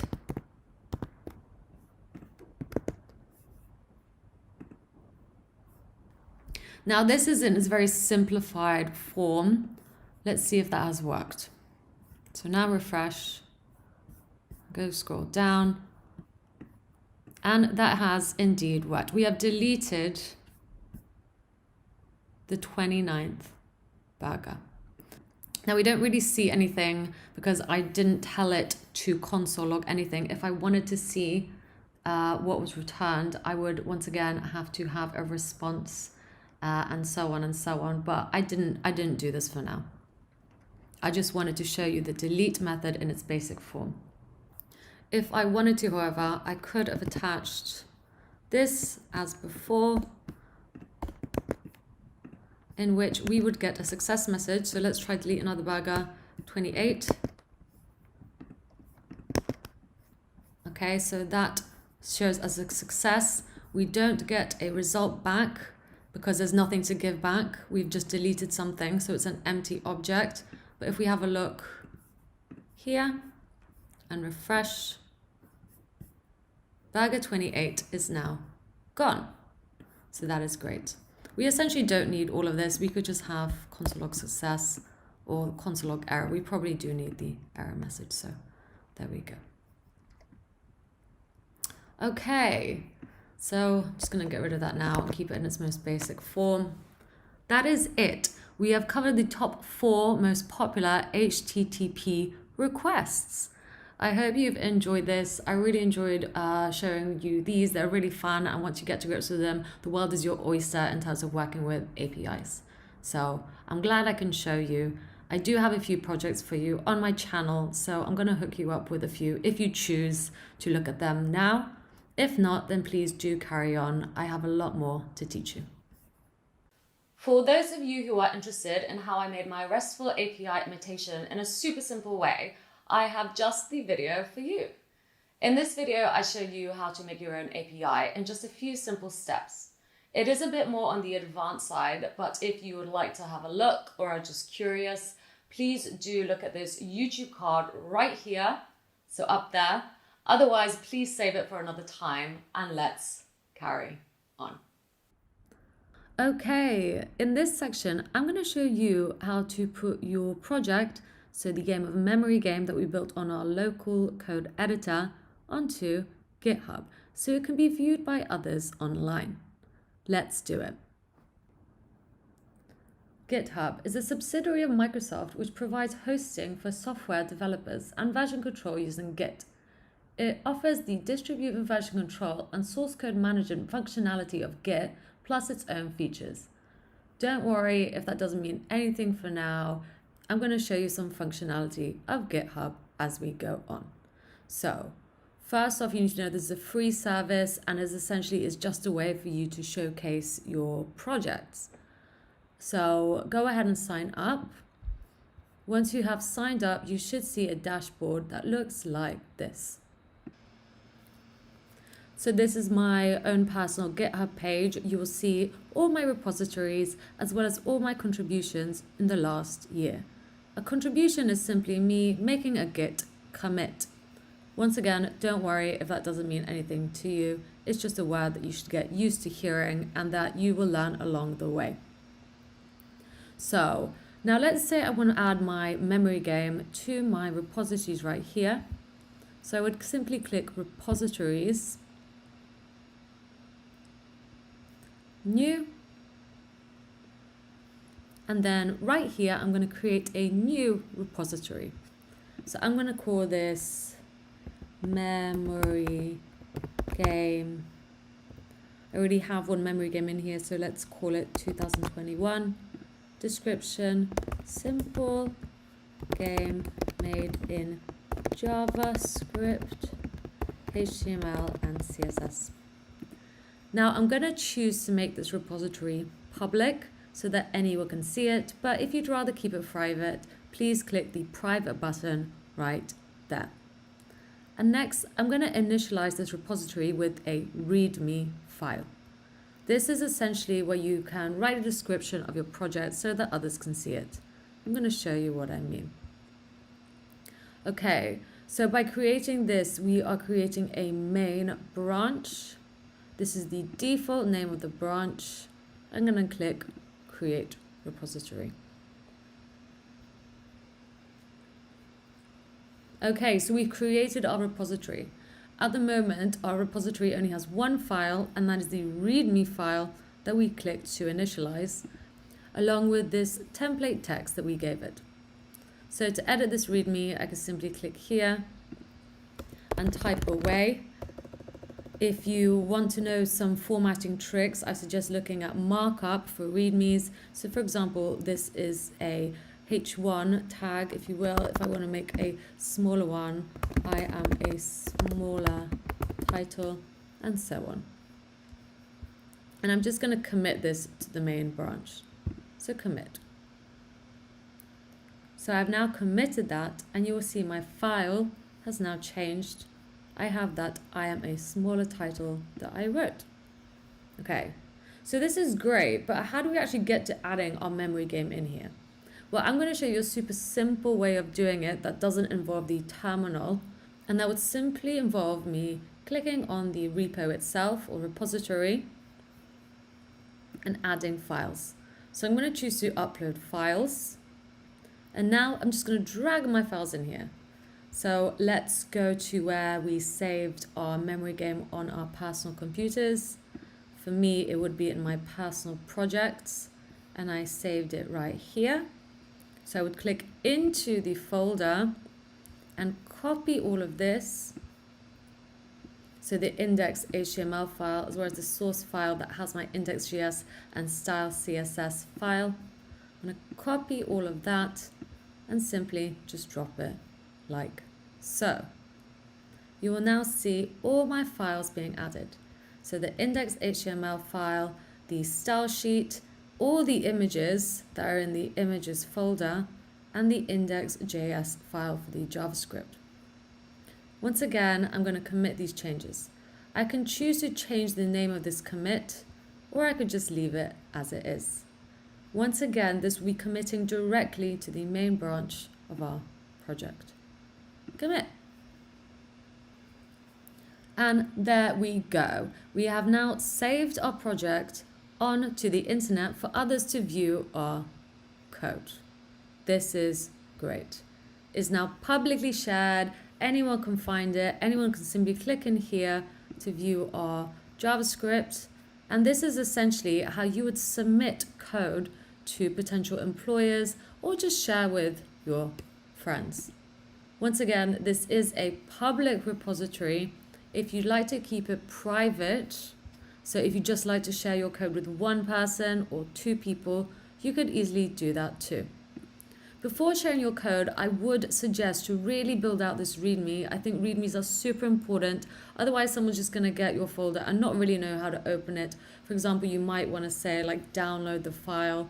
So code, download it, and then open it by opening the index.html file. All this information is super important. No one can, no one's a mind reader. You need to really lay down the rules as to how you want your project to be opened. So for example, if I show you some of mine, let's go to my repository. I'm going to show you a more complicated project that I did, which involves a lot of information as to how to start the app. Okay, so there we go. That is how I would suggest writing a README. Let's go back to our repository now. So once again, Memory Game 2021. Now, if I just wanted to share this with one or two people, I would have to change these settings on this. So I'd go to settings. I would scroll all the way down. I would change visibility to make private. So I would just have to type this out again. I'm going to put in my password. And this repository has now been changed to be private. I would then share this project with people. So I can manage access and I can invite a collaborator. To do this, I can use the GitHub username or email. So that is another option too. If you just want to share your code with one other person or two other people, for example, if it is for an interview, this is the way that I would do it. Okay, so that's really it for this section. That was just a basic understanding of GitHub so you can get your games online.